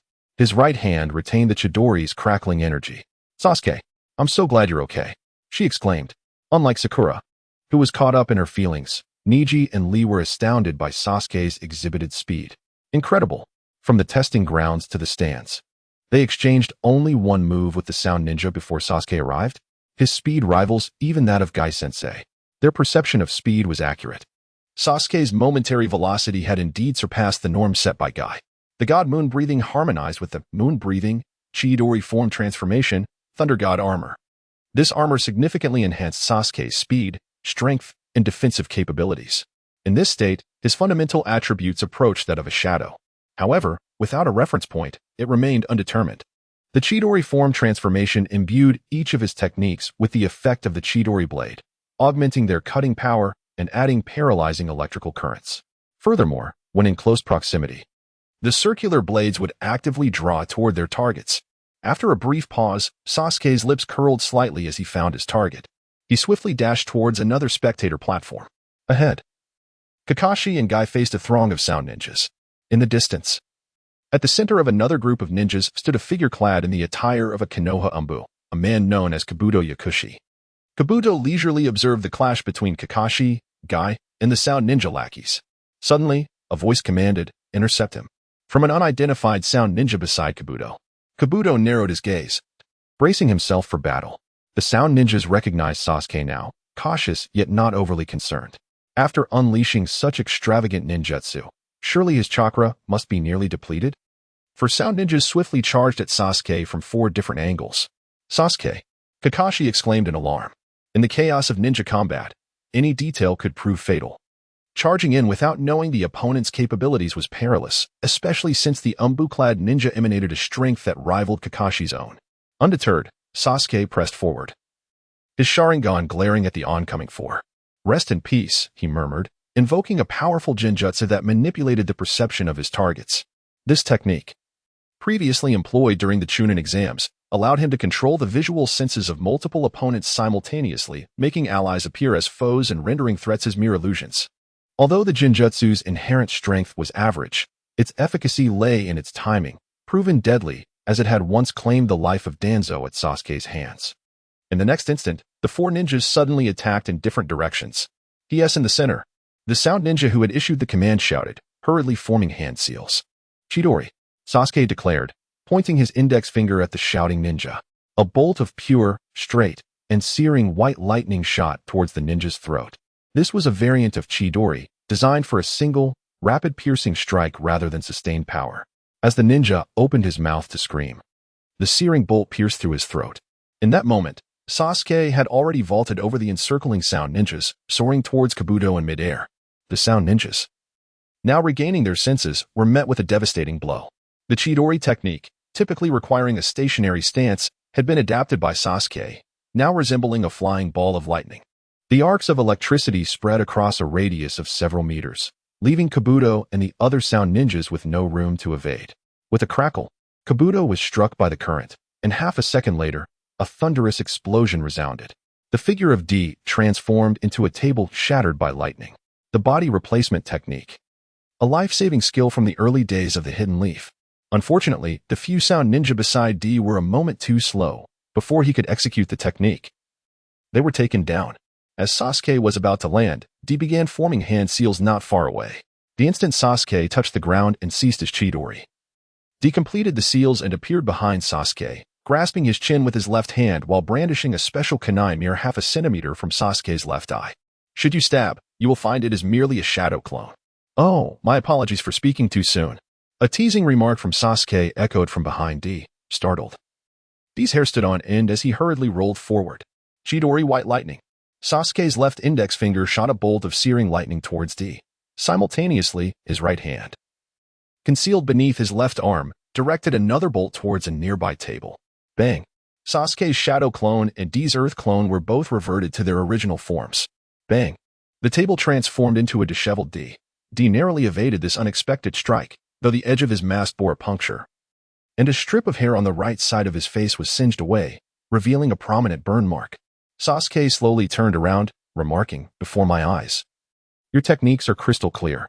A wisp of white vapor escaped from the small hole in D's mask as he gradually removed it, unveiling his true visage and the injuries he was recovering from. Truly, an Uchiha, a target valued by Lord Orochimaru, was indeed exceptional. Sasuke smirked faintly. Such a discerning evaluation is quite critical. In the distance, Kakashi, observing the battle, felt a sense of relief. It appeared that Sasuke's current strength and combat intelligence were nearly on par with his own. At last, he could focus on the sound ninja before him. With Kakashi's attention diverted, Sasuke subtly signaled D. In the next moment, swoosh. D surged forward, his hands enveloped in chakra blades, charging at Sasuke with incredible speed. Chapter 22. The precision that distinguishes slaughter from surgery. Chidori, white lightning. A bolt of lightning hurtled towards D's face. At the last moment, as D twisted to evade, Sasuke's body flickered with a layer of blue chakra and arcs of electricity, exponentially increasing his speed. Like a flash of lightning, he landed a powerful kick on D's body. Bang! Sasuke propelled D from the audience area towards the wall behind. Boom! Upon crashing through the wall, D continued to roll on the ground under the immense force. Sasuke pursued closely after D. Being healing technique activated, D's entire body became enveloped in green chakra, striving to minimize the impact of the collision. After rolling for 4 or 5 seconds, he finally came to a halt against a rock. Do was gasping for breath, his complexion pale. Just moments ago, he had misinterpreted Sasuke's expression, believing it pertained to discussions regarding allegiance to Orochimaru. In an effort to feign a performance for the other Konoha ninjas, he had carelessly rushed forward to receive a kick. Yet, that kick was exceedingly brutal, almost imbued with lethal intent. His arm, which had shielded him, was fractured, and 2 of his ribs were shattered from the impact. After serving as a spy for so long, he was outsmarted by a mere rookie fresh out of the academy? As Do was lost in reflection, Sasuke pursued him again, his face adorned with a mischievous grin. This expression ignited an intense fury within Do, as if Sasuke were regarding a fool. Although Sasuke was the coveted vessel of Orochimaru, Do could not suppress his murderous intent. Nevertheless, he would not allow his anger to cloud his judgment. That kick, though he had voluntarily approached it, possessed undeniable power. He needed to buy himself a few more seconds to recover his right arm. With a surge of chakra, Do rapidly retreated, striving to maintain distance from Sasuke. In his escape, he utilized inertia to swing his fractured left arm in front of his chest, initiating hand seals. Sasuke nodded in approval, acknowledging Do's exceptional combat prowess. He could endure what others could not. The 3 tomo in Sasuke's eyes began to rotate slightly as he mirrored Do's hand seals, channeling an equivalent amount of chakra. Suddenly, a burst of white smoke erupted around Do, and from within the haze emerged 4 clones of him, each fleeing in different directions. Sasuke, in turn, created 4 clones of his own, each pursuing one of Do's doppelgangers. Once the 4 Do clones and Sasuke had distanced themselves, another Do emerged from the ground. This one was the original. Bang, bang, bang, bang. The distant sound of explosions echoed as the 4 clones detonated. The original Do's expression shifted abruptly. Just moments before, the 4 Sasuke clones had reached him and struck their own heads with a single punch. Do's clones, witnessing Sasuke's self-destruction, were taken aback. This was a blatant message to Do. I know you are a fake. As Do's clones recognized this, they automatically dispelled their jutsu. With the dissolution of the 4 clones, Do became aware of the unique trait of shadow clones. Their disappearance conveyed information back to the original. Do concluded that the Sasuke pursuing him were merely clones. If they were all clones, then Sasuke's true self had either never pursued him or was positioned within his blind spot. Yet, Do had repeatedly sensed and scanned the area, finding no living presence. At this moment, he still could not detect anything. Could it be that Sasuke had not followed him at all? Then why had he deliberately allowed his clones to self-destruct? Suddenly, Do's pupils constricted. He noticed 2 hands above his shadow forming the gesture of rabbit ears. With his hands enveloped in chakra, Do transformed them into razor-sharp surgical blades, swiftly pivoting to slice towards Sasuke's neck. Yet, he found nothing but air. Sasuke stood calmly, a mere centimeter outside Do's striking range, just out of reach. How could this be? Do was incredulous that Sasuke's prowess surpassed his own to such an extent. At merely 12 years of age, surely there must be a limit to his strength. Such an elusive maneuver could not be attributed solely to raw power. It was undoubtedly reliant on some innate talent. This thought ignited a deeper jealousy within Do, intensifying his desire to eliminate Sasuke at that very moment. Observing Sasuke's audacious demeanor, he pondered that perhaps there was indeed an opportunity. Concealing his profound envy, Do offered a measured compliment, remarking on Sasuke's impressive abilities, suggesting that such talent would prove advantageous in both assassination and intelligence gathering. Sasuke, with a sly smile, replied, "You emphasize the words ability and talent, yet deep down, you doubt my capabilities. Do you not?" Do coldly chuckled, realizing that Sasuke was not one to underestimate. He deemed further conversation unnecessary. Channeling chakra into his hands once more, Do lunged at Sasuke with fervor. Sasuke remained stationary, seemingly oblivious, not making any defensive moves. Just as the tip of Do's chakra blade was a mere centimeter from Sasuke's throat, a resounding clang echoed through the air. How could this be? Do's eyes widened in disbelief. He beheld Sasuke, encased in a layer of blue chakra armor, a thickness of 1 centimeter, shimmering with arcs of electricity. This technique bore an uncanny resemblance to the Raijin armor of the Cloud Village. In a swift motion, Sasuke seized Do's wrist with a single hand. His grip deceptively small yet possessing an overwhelming strength that rendered Do powerless. The distinction between precision and brute force was aptly articulated by Sasuke. Do, being a doctor, understood this deeply. However, he could not afford to halt his assault. Do's right hand lunged madly toward Sasuke's eyes. Clang, clang, clang. Do's right hand struck with increasing rapidity. Yet after 7 or 8 attempts, he found no success. He was astonished by the resilience of Sasuke's facial armor. Sasuke, unfazed by Do's relentless attacks, continued with an expressionless demeanor, stating, "While this statement emphasizes the importance of precision, it should not be interpreted in a singular fashion. It also conveys that during slaughter, one need not overly concern themselves with precision. Strength is paramount." A chill ran through Do's heart. Sasuke's words carried a palpable aura of menace. Even though ninjas frequently took lives, they rarely employed terminology associated with slaughter. With renewed force, Sasuke tightened his grip, causing Do's left wrist to contort painfully. Do stifled a cry, enduring the agony with remarkable fortitude. "It seems that I am truly your nemesis. Even though it may be a mere subpar armor, it can still withstand a scalpel." The physical disparity between the two individuals starkly contrasts with the present circumstances. In the hands of Sasuke, D resembles a powerless child. With a faint hum, Sasuke conjures a blinding Chidori in his left hand, slowly extending it toward D's heart. To pierce through armor, one must wield a blade of such caliber. Sasuke's thrust towards D is excruciatingly slow. Yet, the slower it becomes, the more profound D's sense of utter helplessness grows. Just as the Chidori is mere half a centimeter from D's chest, Sasuke retracts it, releasing his right hand. D gradually opens his eyes, gasping for breath. Having narrowly escaped death, it appears that Sasuke genuinely has business with him. However, if that is the case, why subject oneself to such torment? D is utterly perplexed. The pleasantries have been exchanged. It is time to discuss matters of collaboration. Chapter 23, Post-War Reconstruction, returning from the morning mist first and foremost. The matter of the vessel is one that Orochimaru need not concern himself with. Nevertheless, as this is a collaboration, I certainly possess value that you require. Firstly, I have a method to restore your hands. D is puzzled. Restore my hands? What does that mean? Both he and Orochimaru have their hands intact. Is there really a need for this? Secondly, I possess the means to grant you immortality and even allow you to create your own unique abilities. These abilities can surpass the limits of bloodline, contingent solely upon the extent of development. D's expression turns blank. What does this mean? Immortality? The ability to create powers that rival bloodline limits? It seems that Sasuke is speaking nonsense, yet given the strength of his opponent and the clarity of his thoughts, such absurdity cannot be dismissed entirely. Moreover, considering Sasuke's terrifying rate of growth, there may indeed be some truth to his claims. Although the likelihood is slim, D's eyes begin to gleam with fervor. Of course, this requires your cooperation to fulfill a series of tasks. I now need the address of your base in the Sound Village. If all goes well, I will seek you out within a week. If not, it may take up to 3 months. D hesitates not a moment longer, handing Sasuke a scroll. Upon opening it, Sasuke glances at its contents before returning it to D. Just as they prepare to part ways, Sasuke suddenly recalls an intriguing tale. D, I have heard a story but I have a question that I hope you can answer.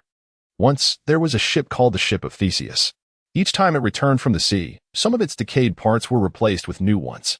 After many years, every single component of the ship had been replaced. So, is it still the Ship of Theseus? If not, then what is it now? Sasuke offers a slight smile before turning and dashing toward other parts of Konoha. In a moment of reminiscence and contemplation, he lingered at his post atop the walls of Konoha, where Sasuke relentlessly dispatched the invading sand and sound ninja. Suddenly, a colossal three-headed serpent appeared, adorned with red napkins tied around each of its heads, showcasing an air of sophistication. The leaf ninjas stationed on the walls were utterly outmatched. Even the formidable Ibiki Marino found himself at a loss. Then, without warning, a brilliant white lightning spear, measuring over 5 meters in length, soared through the air. The massive serpent let out a final, anguished roar before collapsing to the ground. What? This creature was vanquished so easily? Who could have done such a thing? It was none other than Uchiha Sasuke. Ibiki, recognizing Sasuke from a distance, was taken aback. Is this really a mere genin? Due to his duties, Ibiki had not witnessed the subsequent battles of the Nin exams. Otherwise, his surprise would have been mitigated. Just as the giant serpent was defeated, a gigantic toad plummeted from the sky. Although Sasuke knew the identity of the newcomer, he instinctively turned to prepare for confrontation. Standing atop the toad was a middle-aged man with long white hair, Jiraiya, one of the legendary Sannin. Jiraiya's flamboyant entrance was abruptly halted mid-performance. Today's youth are certainly swift in their actions. Ibiki recognized the source of Sasuke's vigilance. He is Jiraiya, our ally from Konoha. Sasuke nodded slightly before dashing along the battlements once more, for many more assailants awaited his attention. The clash ensued with clangs and thuds. As Sasuke dispatched his foes with ease, his Sharingan blazing crimson like a harbinger of death. Sasuke's fervent efforts appeared to stem from a desire to protect Konoha. Yet his true intention was to glean insights into the defensive layout. The skirmishes between ninja were swift. Within half an hour, the invaders had been significantly diminished. At last, the battle atop the spectators' platform reached its conclusion, revealing the pivotal battleground of this defensive war. As the purple barrier dissipated, for peculiar sound ninja escorted Orochimaru's retreat. Upon closer inspection, one could see Orochimaru's arms hanging limply, his skin taking on a sickly hue. Witnessing Orochimaru's defeat, the remaining invaders lost all will to fight and began a full retreat. Somewhere, D observed Orochimaru's hands, his pupils narrowing in realization. Above, the Umbu, rendered ineffective, silently encircled the lifeless body of Hiruzen Sarutobi. That afternoon, Danzo summoned Sasuke back to the roots to report on recent research findings. However, Sasuke declined, citing the need for time to organize the information, promising that it would be ready by the following day. The next day, Konoha held a memorial for the fallen.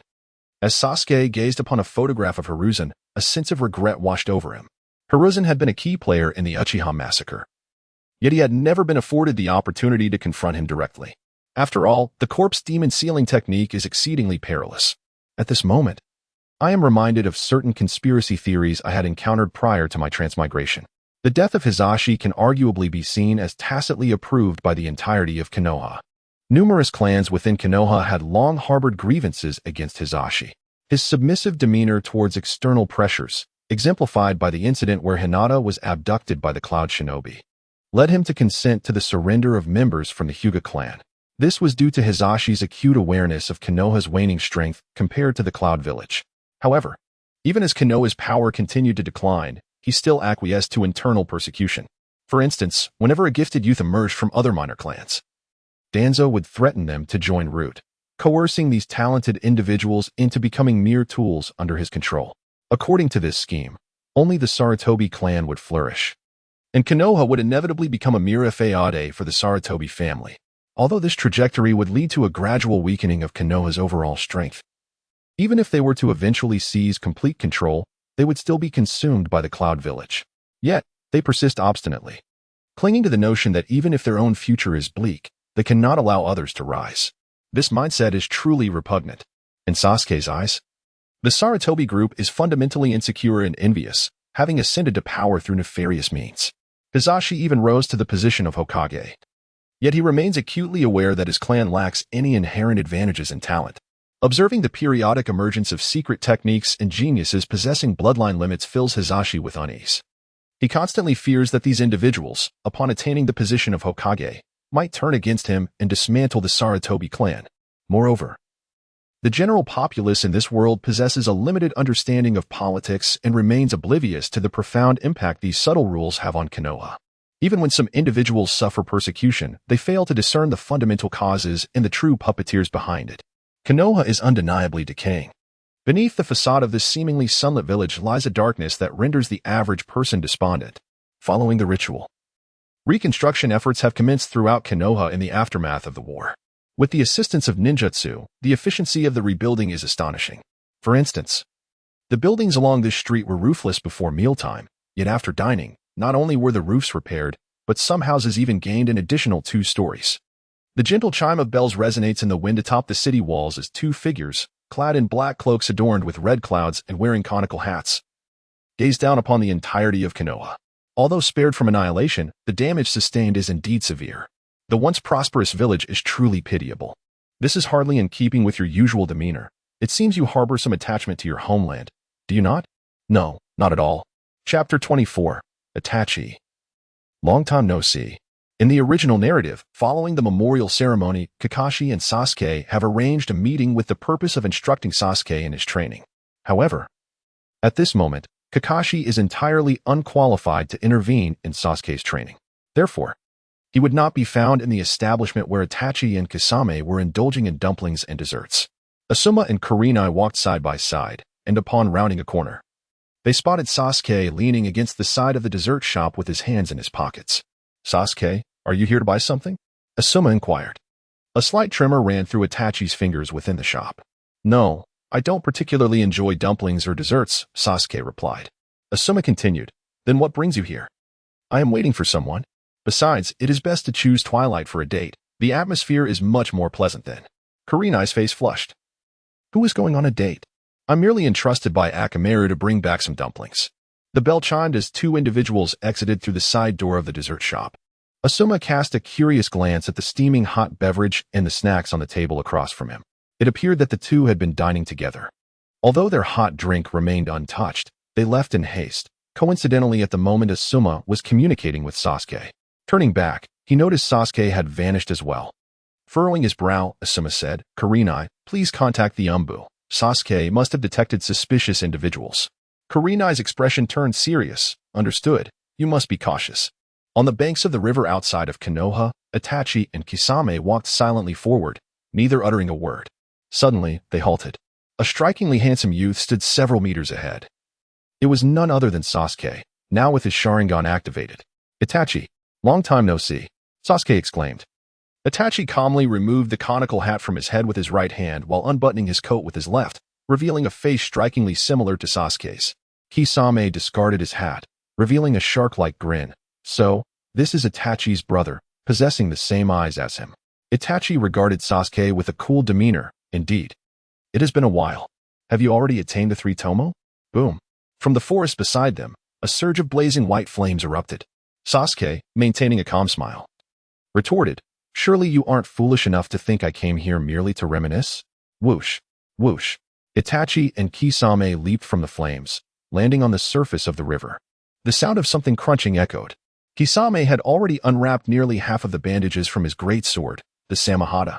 Their expressions turned serious. Kisame's eyes, resembling those of a fish, were bloodshot. "No wonder he is Itachi's brother. He certainly has a fiery temperament to strike at me as well." As Sasuke began to form hand seals at the riverbank, another Sasuke appeared instantaneously behind Kisame and Itachi.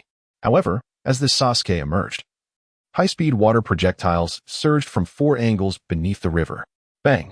Sasuke was caught off guard and turned into smoke by the water bullets. Simultaneously, Itachi extended his left hand, flinging for shuriken. At the same time, Kisame completed his hand seals, water-style, water shark bullet. At the riverbank, Sasuke had just completed his hand seals, unleashing the fire release, great fire extinguishing technique. Upon witnessing the flames released by Sasuke, Kisame's eyes, once the size of yellow beans, shrank to that of green beans. Shouldn't the battle have commenced with a probing phase? Why did every technique seem to be a formidable and energy-consuming attack? Does he believe he possesses an abundance of chakra? If he were not Itachi's younger brother, he would certainly receive a stern lesson. Even Itachi was taken aback by Sasuke's prowess. Where had Sasuke acquired such potent fire release techniques? Moreover, their power was astonishingly formidable. His chakra quality and quantity far surpassed that of his peers. Has he truly reached the level of an elite jonin at just 12 years of age? These thoughts flitted through their minds momentarily. The terrifying sea of flames engulfed the water jutsu released by Kisame in an instant, covering a radius of several dozen meters around them. Itachi swiftly formed hand seals, creating the water release, water barrier. Boom. The collision of fire and water resulted in a catastrophic explosion. The suddenly released steam enveloped the area like a mist technique. Suddenly, two fire-infused shurikens inexplicably circled around to Sasuke's backside. Upon striking his shoulders, they exploded into smoke. Meanwhile, on another tree in the forest, Sasuke hung two spinning fire shurikens from his fingers. Had he enchanted the shurikens with his fire? His chakra usage was indeed astutely calculated. Fire release, Phoenix fire technique. Suddenly, a barrage of over 10 flaming shurikens surged forth from all directions. This time, the fire was sourced directly from Itachi. Sasuke appeared to casually toss the two shurikens from his fingertips. Clang! The two shurikens collided with two of Itachi's incoming shurikens. Following this, the four shurikens altered their trajectory and struck others. Bang! Bang! Bang! Ultimately, 3 shurikens lodged themselves beside Sasuke, while the remaining one soared into the distance. Suddenly, a figure dashed through the increasingly clear steam. With his keen eyesight, Sasuke recognized it to be Itachi, wielding his kunai. Fire release, ashes burning. Suddenly, a plume of high-temperature gray smoke erupted from the side. Asuma had arrived to provide support. Suddenly, a large blade swung toward Asuma's head, demanding he refrain from interrupting Itachi's affairs. Asuma swiftly raised his fist to defend himself, gritting his teeth with determination. Boom! The high-temperature dust erupted like a fiery explosion. Similarly, Asuma was sent flying by Kisame's overwhelming strike. Bang! He crashed violently into a large tree, leaving an indentation shaped like a person on its surface. Such incredible strength. Asuma had yet to wipe the blood from the corner of his mouth when a great blade once again swung towards his neck. He sank his body to evade Kisame's horizontal strike, swiftly retaliating with a slash aimed at Kisame's throat. Kisame, realizing the attack had missed, hurriedly retreated. A sudden impact resonated. Although Asuma's punch did not connect, a gash over 3 centimeters long appeared on Kisame's face. In terms of raw power, Asuma was no match for Kisame. Yet he surpassed him in speed and close combat techniques. Kisame, feeling a hint of trepidation, began to form hand seals. Meanwhile, on Sasuke's side, Itachi silently appeared behind him, brandishing a shuriken aimed at Sasuke's back. Sasuke pointed his index fingers in different directions. Chidori. A brilliant flash of white lightning pierced through Itachi's form. Another bolt shot towards the distant Kisame, startling him and forcing him to interrupt his jutsu, quickly turning to shield himself with his sword, Samahada. The ensuing explosion behind Sasuke unleashed a powerful blast. It was the self-detonation of Itachi just before his imminent disappearance. One must admit, Itachi's technique of self-destructive clones was indeed effective. If you don't strike him, he strikes you. If you do, he self-destructs. Such a tactic was not even mentioned in the scrolls left behind by Itachi. Chapter 25, The Awakening of the Explosive Burst, the Pattern Kaleidoscope. Fortunately, Sasuke's speed was sufficient. Otherwise, he would have been caught in the blast. Asuma, shocked, worried for Sasuke's safety, causing the opportunity for attack he had just created to be squandered. At this moment, the steam and dust dissipated. The main combatants, Sasuke and Itachi, remained unscathed. However, both Kisame and Asuma bore injuries. Asuma exhaled in relief, a smile creeping onto his face, acknowledging Sasuke as an exceptional ninja. Kisame, with a sinister grin, acknowledged the boy's strength but believed that once Itachi became serious, the battle could be resolved in an instant. Despite his inner anxiety, Asuma maintained a calm facade, refusing to believe that Sasuke could be easily defeated. Kisame's grin grew more malevolent, taunting, "Just watch." On Sasuke and Itachi's side, they were merely 10 meters apart. Itachi remarked, "I didn't expect you to possess a technique akin to the Raijin armor of the Cloud Village. To think you would create it by mere theory, such trivial matters still manage to astonish you." Itachi mused, "Has Sasuke's talent truly reached such heights? He is no longer inferior to myself or Shursui." Itachi felt a sense of relaxation within, with Sasuke's current aptitude and solid strength. Perhaps this stimulation would enable him to awaken eyes akin to his own. With this thought, Itachi closed one eye and opened it again. Tsukuyami.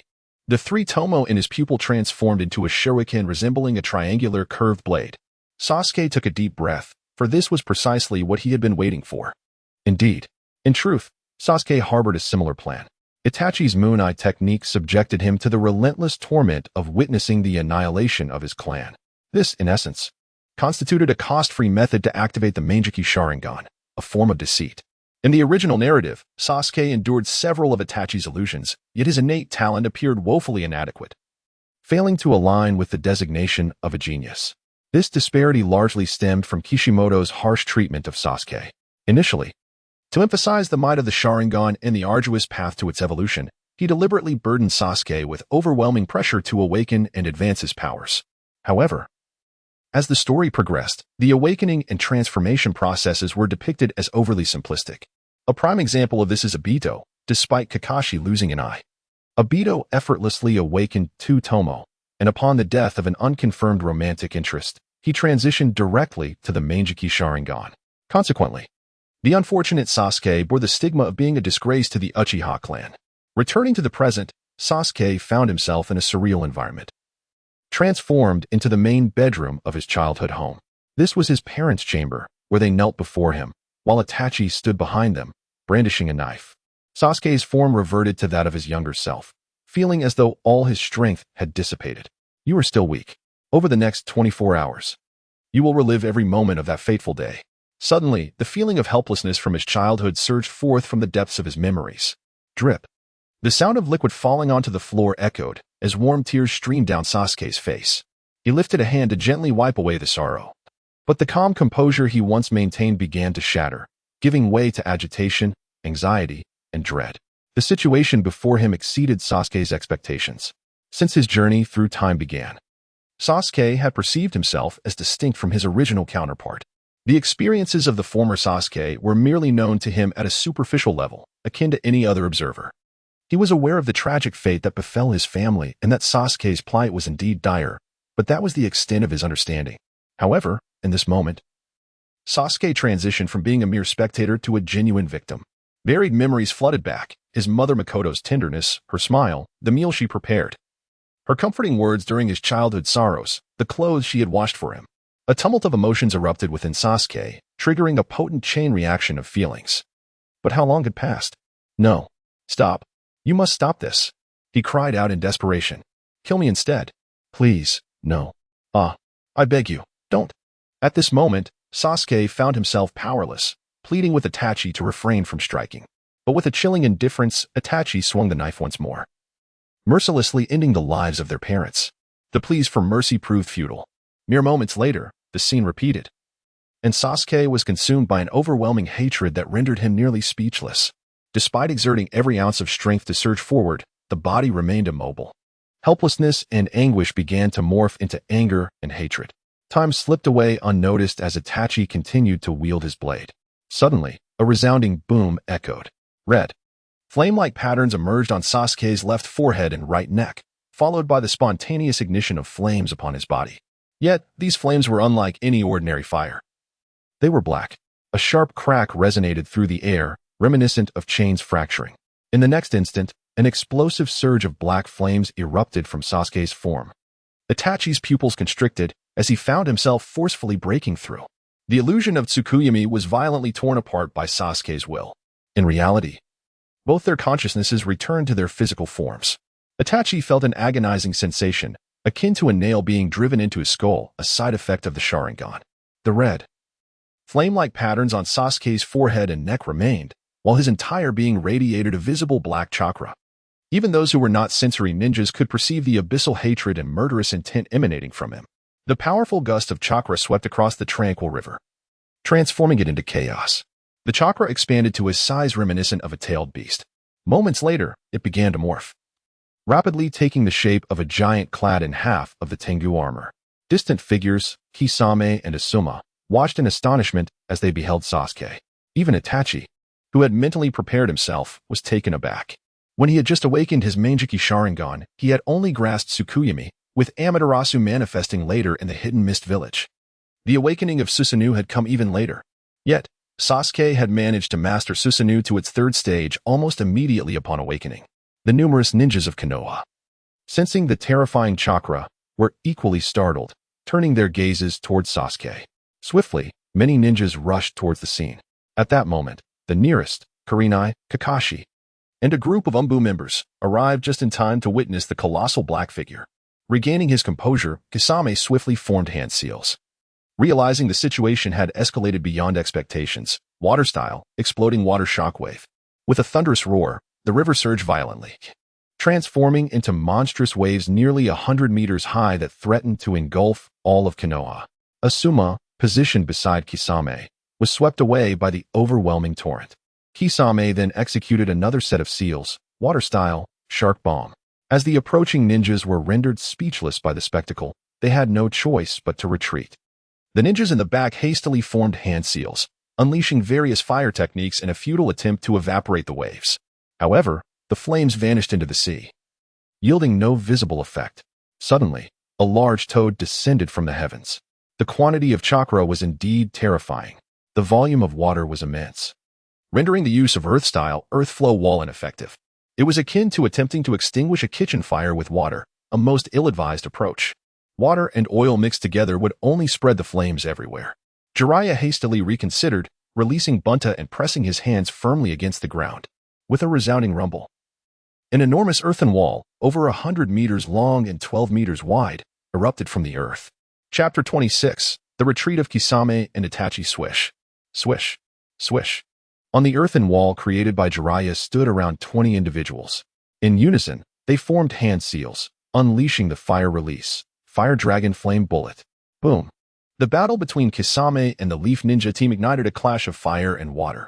Meanwhile, on the battlefield, Sasuke slowly opened his eyes. The tomo in his gaze had transformed into a six-pointed star pattern. The ocular technique of his right eye was still Kagaya's destiny. The technique of his left eye was called Moon Poison. Moon Poison is a passive ability. Anyone who has been hypnotized by this eye will carry a hidden, permanent virus deep within their consciousness. In subsequent attempts to hypnotize the target, there is no need for eye contact, no regard for distance, nor any additional conditions. A mere thought is sufficient to complete the hypnosis from the source of the virus. Although it does not possess the grand power of Itachi and Shirsui's techniques, it can be employed more precisely, frequently, and subtly. If Itachi can cast illusions 3 to 4 times during a battle, Sasuke can unleash them hundreds of times. The frequency of casting illusions can seamlessly match that of a regular attack, achieving a level of mastery in the realm of auxiliary taijutsu and ninjutsu combat. In summary, once the target falls victim to the illusion through eye contact, they become merely a plaything in Sasuke's presence. Moreover, this ability remains effective even with the 3 tomo. At this moment, Sasuke's black Susanoo slowly drew back a black longbow, his tone cold. Did I not say not to cut? As Sasuke released the arrow, his left eye cast a binding illusion upon Itachi. In the next instant, boom, another red half-body Susanoo materialized in an instant. The black arrow shot by Sasuke collided with the mirror of the red Susanoo.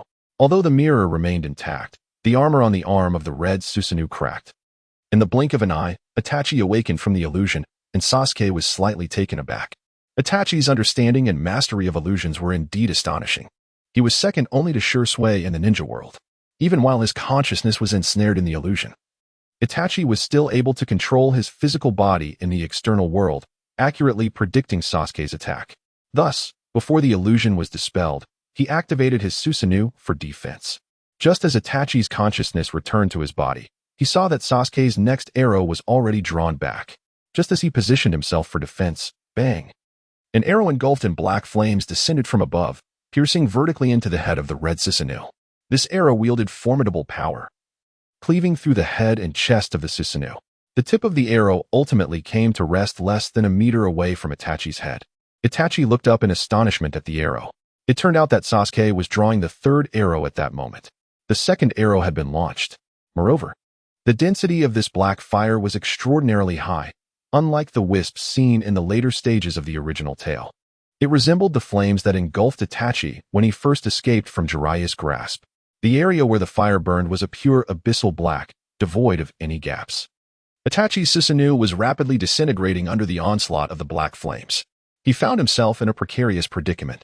While his right eye could extinguish the Amaterasu flames above him, tilting his head up would prevent him from perceiving Sasuke's third arrow. If he chose to ignore it, the black fire would incinerate his Susanoo from within.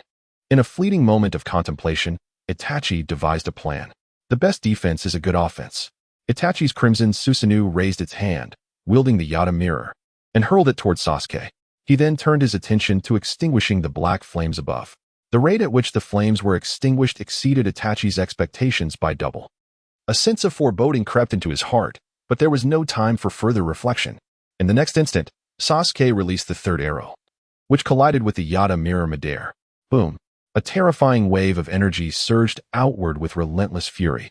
Rivers were severed by this force, and the forests along the banks were obliterated within a 50-meter radius. At that moment, Sasuke unleashed a fourth arrow. Whoosh! In that instant, Itachi anticipated the arrow's trajectory and once again positioned the Yata mirror in front of his Susanoo. Suddenly, an explosion erupted above Itachi's head. The explosive energy was composed of black flames.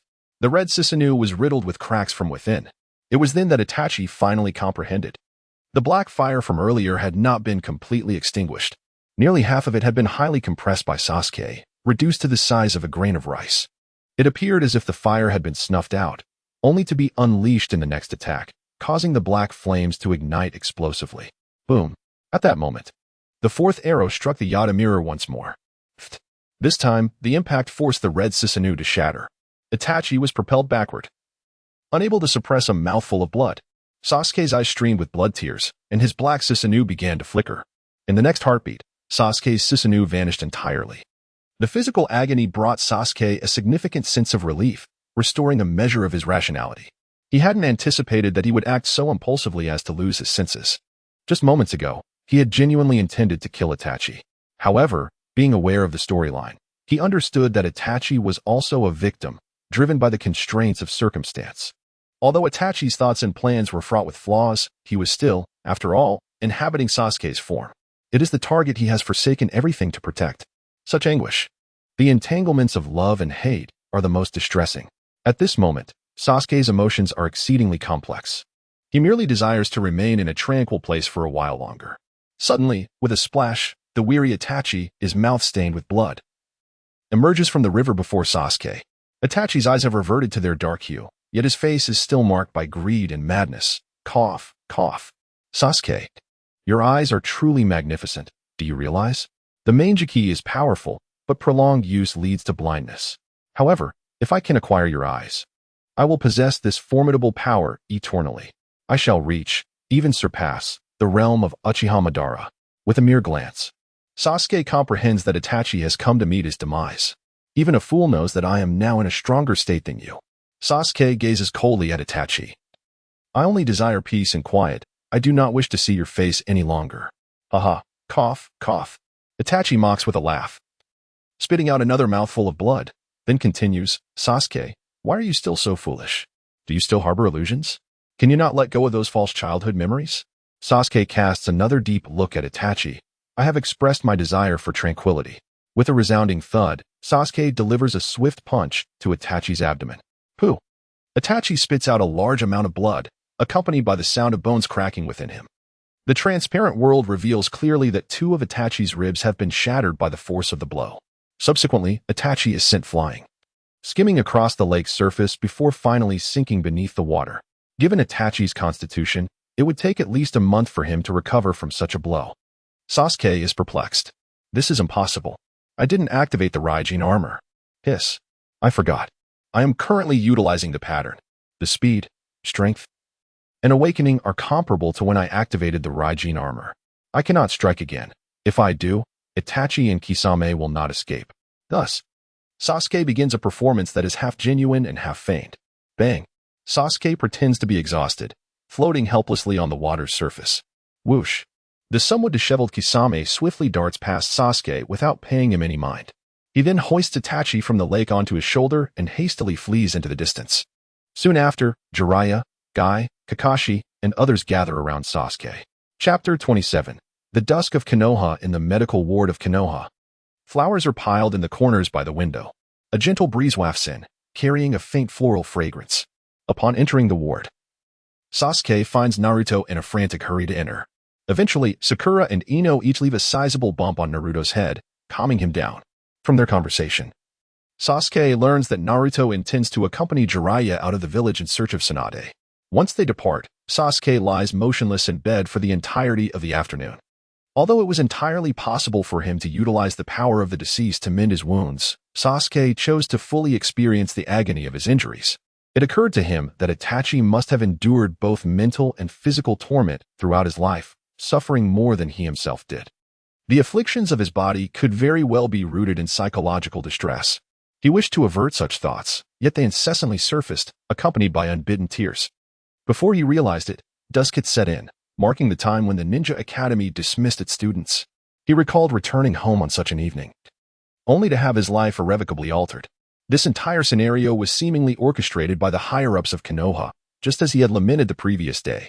Contemplating this, Sasuke's sorrowful emotions began to shift.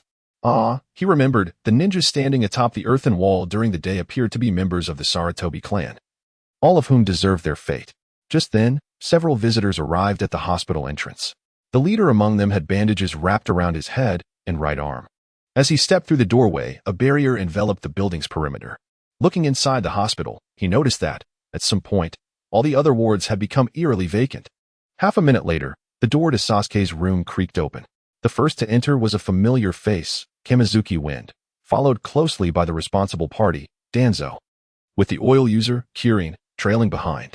Danzo's expression was impassive as he regarded Sasuke, whose breath and chakra were evidently unstable, indicating his current frailty. Darkly, Danzo inquired, "Now that you are awake, why have you not reported your research findings to the root?" Sasuke regarded Danzo with a dismissive smile. "How audacious." "Sasuke, Lord Danzo is addressing you." Kamizuki Wind stepped forward, rebuking him. Illusionary restraint technique. Sasuke cast a sidelong glance at Kamizuki Wind, who froze in place. Within the illusion, Kamizuki Wind found his limbs pierced by numerous steel spikes, suffering excruciating pain and rendered immobile. Bang! Danzo clapped a hand on Kamizuki Wind's shoulder, breaking the spell. Upon awakening, Kamizuki Wind bore a look of fear. Danzo narrowed his left eye, impressed. "Remarkable ocular prowess. Have you truly awakened the Manjiki?" Sasuke replied. Many in Konoha witnessed it. "Is further inquiry necessary?" Slap. Kirin attempted to intervene but was halted by Danzo, who suggested, "Let us show some understanding. Sasuke has endured much today." Subsequently, Danzo seated himself at Sasuke's bedside. At this proximity, he could easily restrain Sasuke's face with a mere reach. Danzo continued, "Did you speak with Itachi today? Did he say anything to you?" "He did not convey much, but it sparked a question in my mind." "Oh? What question? Please elaborate." "After this encounter, I realized that even he, as he is now, could not massacre the Uchiha clan without Konoha's knowledge." Teenza's eyes narrowed, prompting him to ponder where the issue lay. In that moment, he resembled someone intent on extracting Sasuke's very eyes. However, Sasuke's audacious demeanor appeared to instill a flicker of doubt within Teenza. After careful contemplation, Teenza found himself unable to conceive of any means by which Sasuke could possibly resist him. Just as Teenza observed Sasuke preparing to speak, he swiftly lunged for Sasuke's eyes. In this perilous instant, astonishingly, Sasuke did not evade. Instead, he draped a blanket over his head. This was undeniably absurd, as an onlooker might assume they were merely engaged in playful antics. Yet, despite the blanket's thinness, the sensation that Teenza's left hand encountered felt akin to grasping iron. Sasuke, already concealed beneath the blanket, now obscured his entire body. In that fleeting moment, his form transcended into a spectral state. The prior exhaustion and the side effects of the kaleidoscope vanished entirely. Beneath the blanket, Sasuke spoke with a haunting calmness, declaring, "I am not the worthless Shursui." Teenza's pupils contracted in an instant. How could Sasuke possibly be aware of Shursui and dare to label him as worthless? Not even Itachi would utter such words. Just then, Teenza's vision was flooded with crimson liquid. In the next heartbeat, a searing pain erupted in his right eye socket and shoulder. "Ah!" Teenza screamed in agony, and only then did the others realize he had been attacked. They turned their gaze towards the open window where they beheld Sasuke, his left hand gripping a bandaged right arm, while his right hand brandished a blood-red three-tomo Sharingan. How could this be? How could it happen so swiftly? In that fleeting moment, they had seen nothing. That strike had been a covert ambush beneath the guise of a ghostly form. For someone like Teenza, failing to seize all Sharingan at once would render him a troublesome adversary. Everything was proceeding according to Sasuke's meticulous plan. It was over. Teenza was astounded, engulfed by a suffocating dread. Sasuke's assault appeared premeditated, and he was acutely aware of his own trump cards. In an instant, all Sharingan were seized, rendering Izanagi unusable. With one hand lost, even the most basic jutsu became unattainable. Dakan hastily shed her gloves and charged at Sasuke.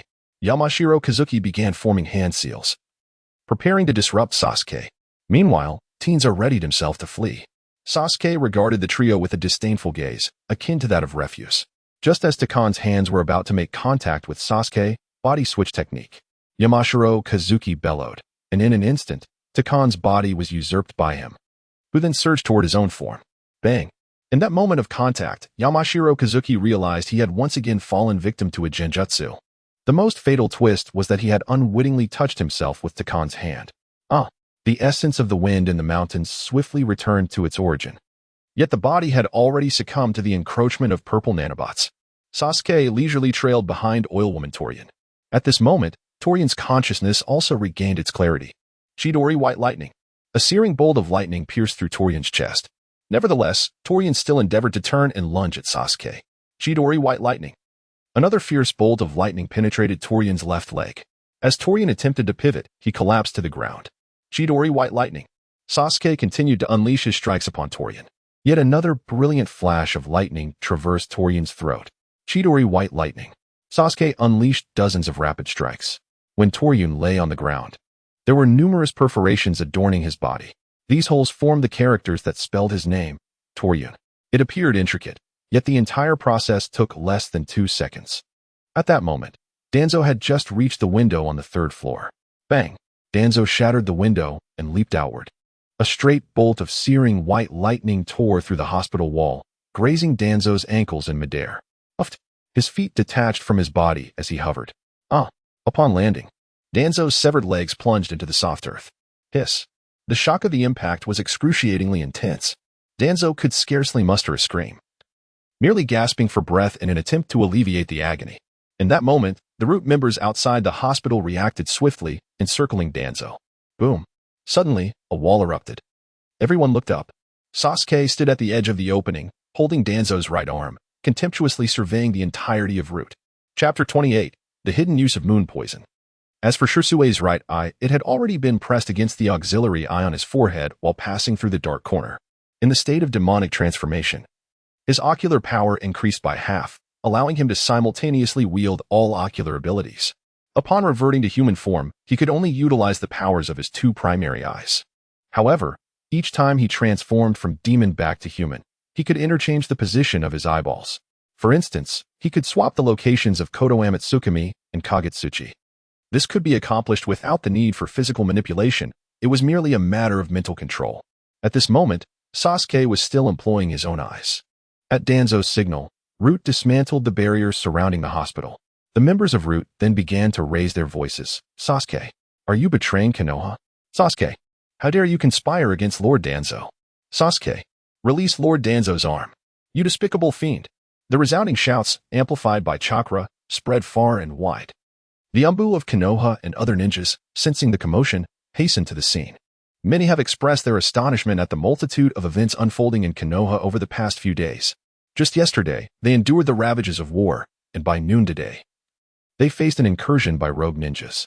As dusk approaches, it is time to return home and rest, yet trouble arises once more. Ha ha ha. Sasuke could not contain his maniacal laughter. Danzo, your audacity knows no bounds. You believed you could confine me within your barriers and silence me. Now that you realize you are no match for me, you seek aid from all of Konoha? You old scoundrel. In that instant, the Root members below mistook Danzo for Sasuke. A few among them were poised to attack Danzo when they were swiftly halted. These individuals, evidently of the squad leader rank, dispelled the illusion with remarkable speed. The battered Danzo managed to break free from the illusion as well, mocking, this illusion pales in comparison to those of Itachi and Shisui. One squad leader, his face contorted, began forming hand seals in agreement, exclaiming, what Lord Danzo says is indeed true. To present such a mediocre illusion is a disgrace. Release. At that moment, the illusions were lifted from everyone. Sasuke calmly stepped forward, descending from the 3rd floor to the ground. Squad leaders, attack. He commanded. A dozen Root members prepared to draw various ninja tools, while others began forming hand seals to unleash ninjutsu. However, just as they were halfway through their actions, the illusionary binding technique took effect. The group was suddenly immobilized, ensnared in place.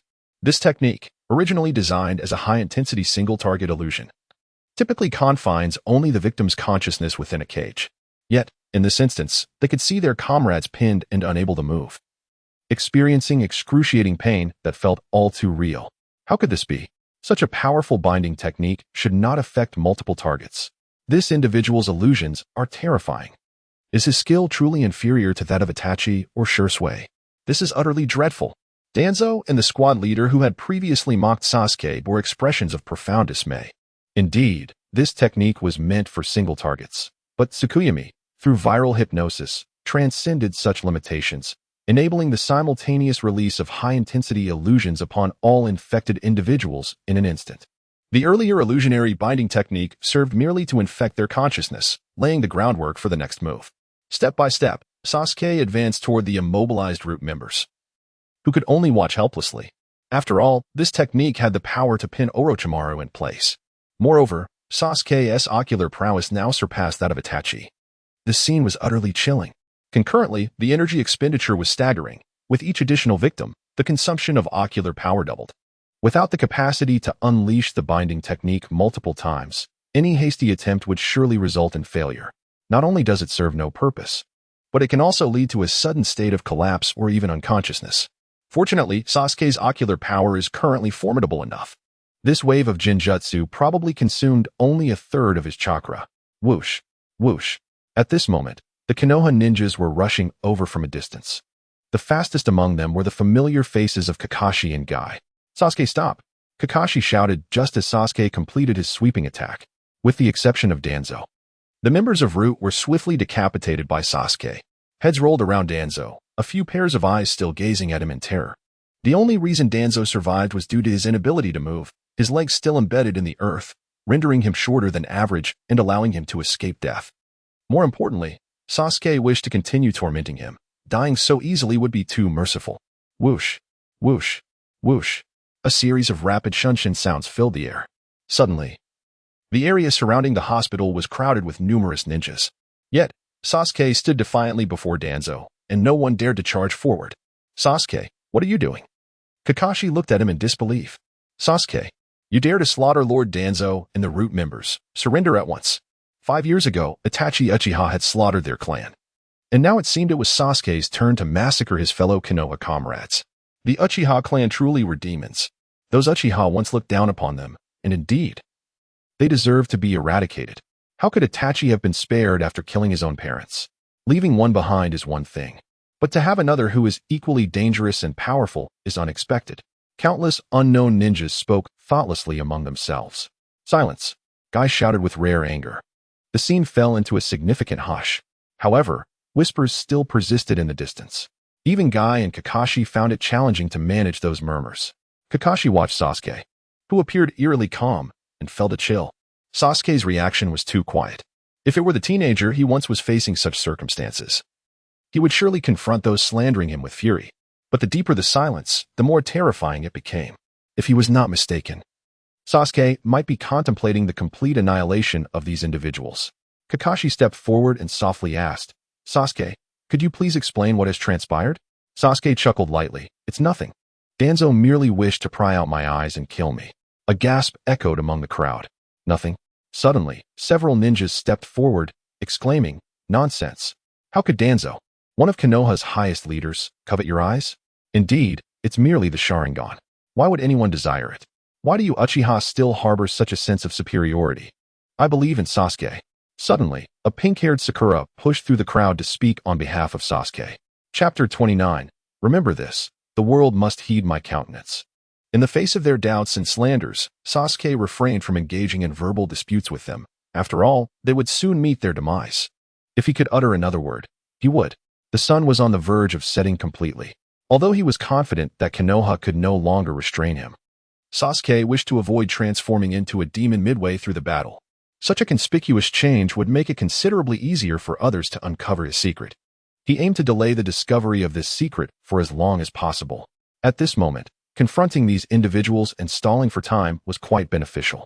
However, Sakura's sudden emergence left Sasuke somewhat flustered. Throughout the years, his attitude toward her had been rather harsh. Yet, Sakura dared to step forward and speak on his behalf. While she had always been rather foolish, she surely understood the risks of exposing herself to those who might target her. Sakura hailed from an ordinary family, facing significant pressure. Were there any onlookers at this moment, they would undoubtedly find Sakura's actions repulsive, risking herself for someone who did not cherish her, neglecting her own family's safety.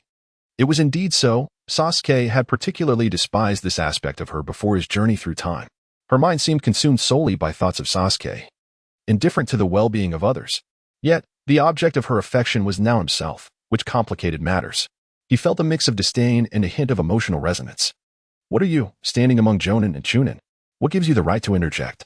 One of the ninjas scolded Sakura. "She is my subordinate, and they are comrades. I believe she is more entitled to speak than you," Kakashi retorted coldly, glaring at the assailant, who recoiled as if having tasted something foul. Sasuke lowered his gaze in contemplation before addressing Sakura earnestly. "Sakura, I apologize for my previous harshness towards you. However, I truly cannot develop feelings for you. You should not involve yourself in this turmoil.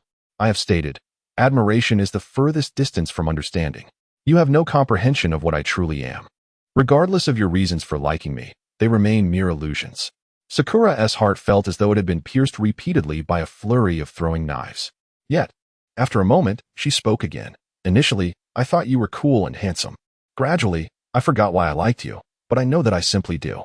Child, this is neither the time nor the place for romantic confessions. Since you have stated that, do you possess any evidence?" A ninja interjected sharply. Sasuke gestured with his finger, slicing through the bandages that bound Danzo's right arm. The air thickened with tension. The eyes of everyone present widened in astonishment. Good heavens! On one arm, there were 10 Sharingan. Even more outrageous was how the face at the end of the arm increasingly resembled that of the first Hokage. Sasuke shook the arm in his hand, questioning whether they truly believed he had fabricated this limb himself. Just moments earlier, someone was about to voice such an assertion. But Sasuke had preemptively silenced them. As this person retreated, another spoke up. "Regardless, your actions have gone too far. If you were to voluntarily relinquish the Sharingan, I believe you could still survive. But look at what you've done. You have slain so many elite from Konoha. You have also gravely injured one of Konoha's highest leaders, Lord Danzo." Unbeknownst to them, the light had steadily waned. The sun behind the mountains now resembled but a slender crescent moon. Darkness was counting down. 19.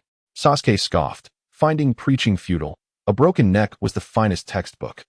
As Sasuke appeared increasingly restless, Kakashi pondered earnestly before attempting to persuade him once more. "Sasuke, if all goes as expected, Lord Jiraiya will soon return with Lady Tsunade. She will be the next 5th Hokage. Lady Tsunade is clear in her sense of justice and remarkably resolute. There is still room for moderation in your current actions. Stand down. I assure you, you will be entirely safe until Lady Tsunade's return." 5-4.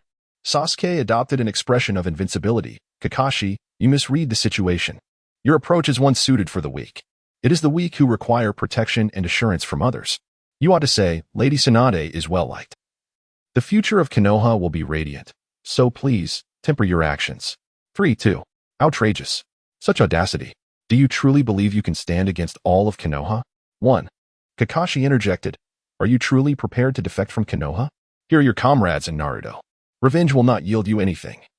And what you have done is already quite sufficient." The markings on Sasuke's left forehead and right neck spontaneously emerged, concealing 4 additional eyes. Kakashi and Guy were taken aback. They had seen Sasuke in this state before. Had he truly resolved to take action? A look of sorrow crossed Sasuke's face. "Kakashi, I have investigated your circumstances. You lack the courage and strength to confront all this pressure. But I am not like you." Sasuke's demeanor grew cold once more. "Remember this. The world must heed my countenance." The lingering twilight had come to an end. Were they prepared to welcome the sanguine darkness? Someone began to speak. Boom. In an instant, Sasuke unleashed his full aura and chakra. A suffocating wave of terror and overwhelming chakra swept mercilessly through the hidden leaf village. The sound of shattering glass echoed crack, crack, crack. Every glass object caught in its path was obliterated, while even a 1-centimeter thick wooden board succumbed to fissures. Ordinary villagers and animals were left gagging, with debilitating headaches and their bodies rendered limp. The ninja army surrounding Sasuke experienced an even more harrowing pressure. Hallucinations plagued their senses. as if the entire world had transformed into a monochrome landscape, and they themselves had become mere blackened husks. Despair, death, desolation, bloodlust, and hatred, various oppressive emotions surged within them instantaneously. The sensory ninjas of the leaf found themselves ensnared in a stupor, as the chakra and negative emotions emanating from Sasuke transcended their comprehension. Remarkably more sinister than the Nine-Tails chakra, muttered Kakashi, who in that moment felt his resolve wane. Guy stood beside him, his eyes reflecting a tumult of choices. Suddenly, a spray of blood erupted. Guy was taken aback. Where did that blood come from? Kakashi let out a pained scream, clutching his left eye. What? It was only then that Guy noticed Kakashi's eyeball had been violently extracted. This was utterly unforeseen.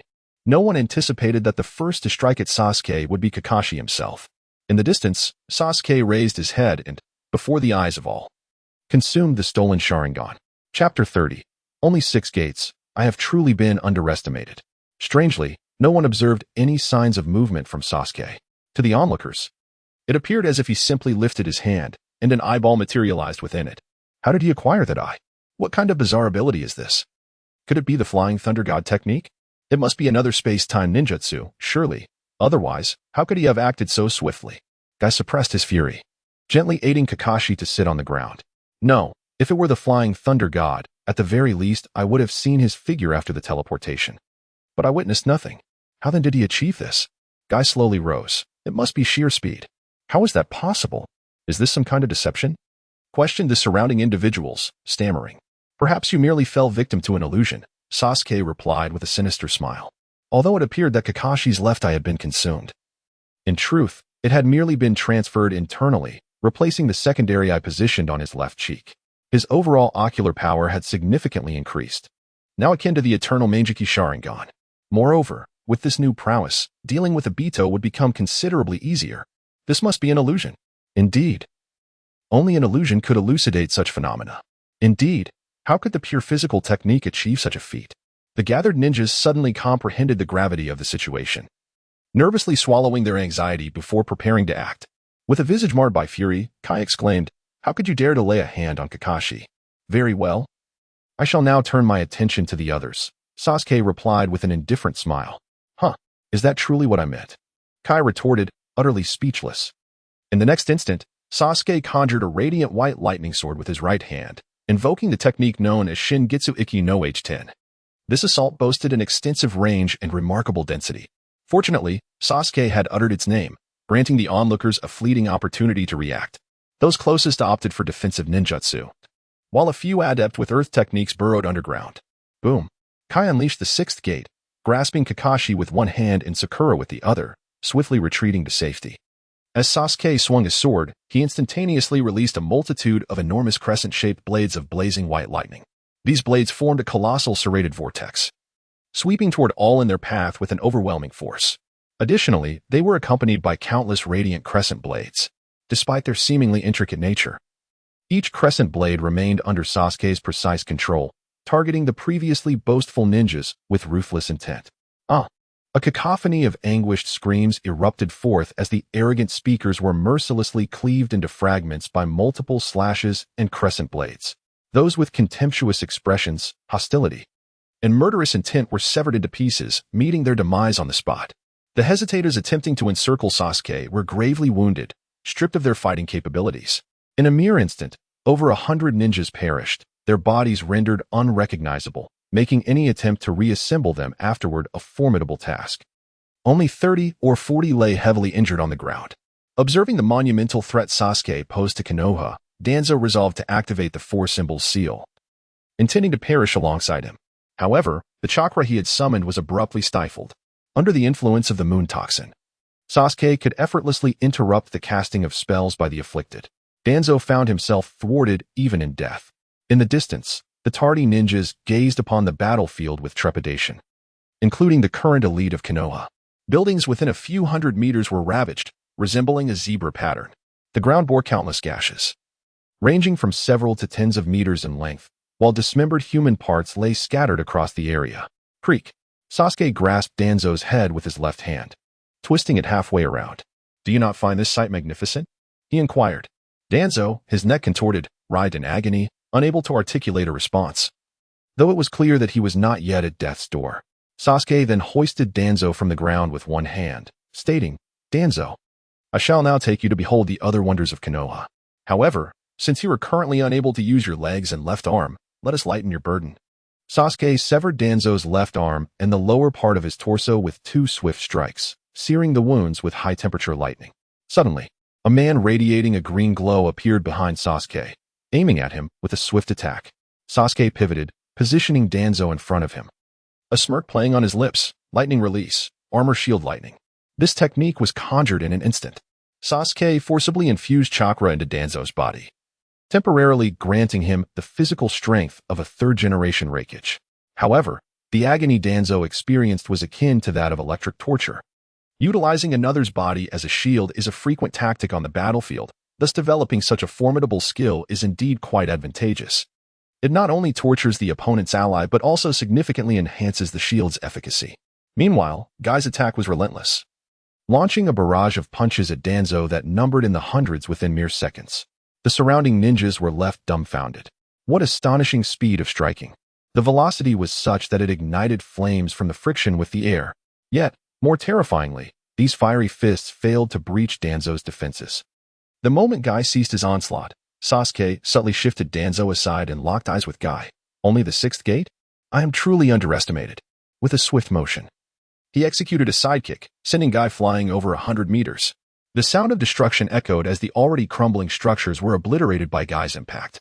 Sasuke, with a smile, jested at Danzo, "Shouldn't you thank me? Were it not for my protection, you would have been obliterated by him."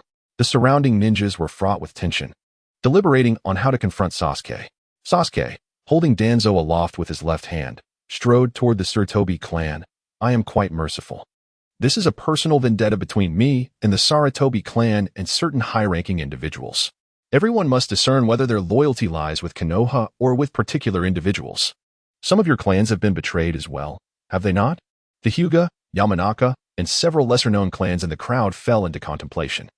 If they still wish to bravely sacrifice themselves, then let it be so. If they did not wish to perish without purpose, they should return home and rest.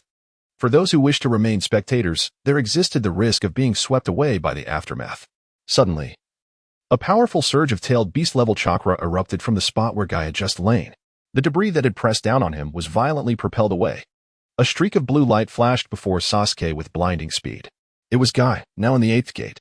He launched a punch aimed at Sasuke's face, while his other hand reached for Sasuke's left wrist. God Moon breathing. First style, God Moon Evening Palace. With a swift maneuver, Guy retreated 10 meters. The spectators could not perceive his movement. They only saw Guy, glowing blue, suddenly appear, yet his left arm bore a deep, gaping wound. Chapter 31. The Will of Fire? The speed was remarkable. I wielded my blade with the intent to sever your hands. The velocity of 7th Gate Kai was but a fraction less than that of Sasuke in his full state. Kai, astonished, exclaimed, "How could you have attained such a level of strength?" He struggled to comprehend that someone could surpass his speed in the 7th gate. "Your prowess delights me, alas.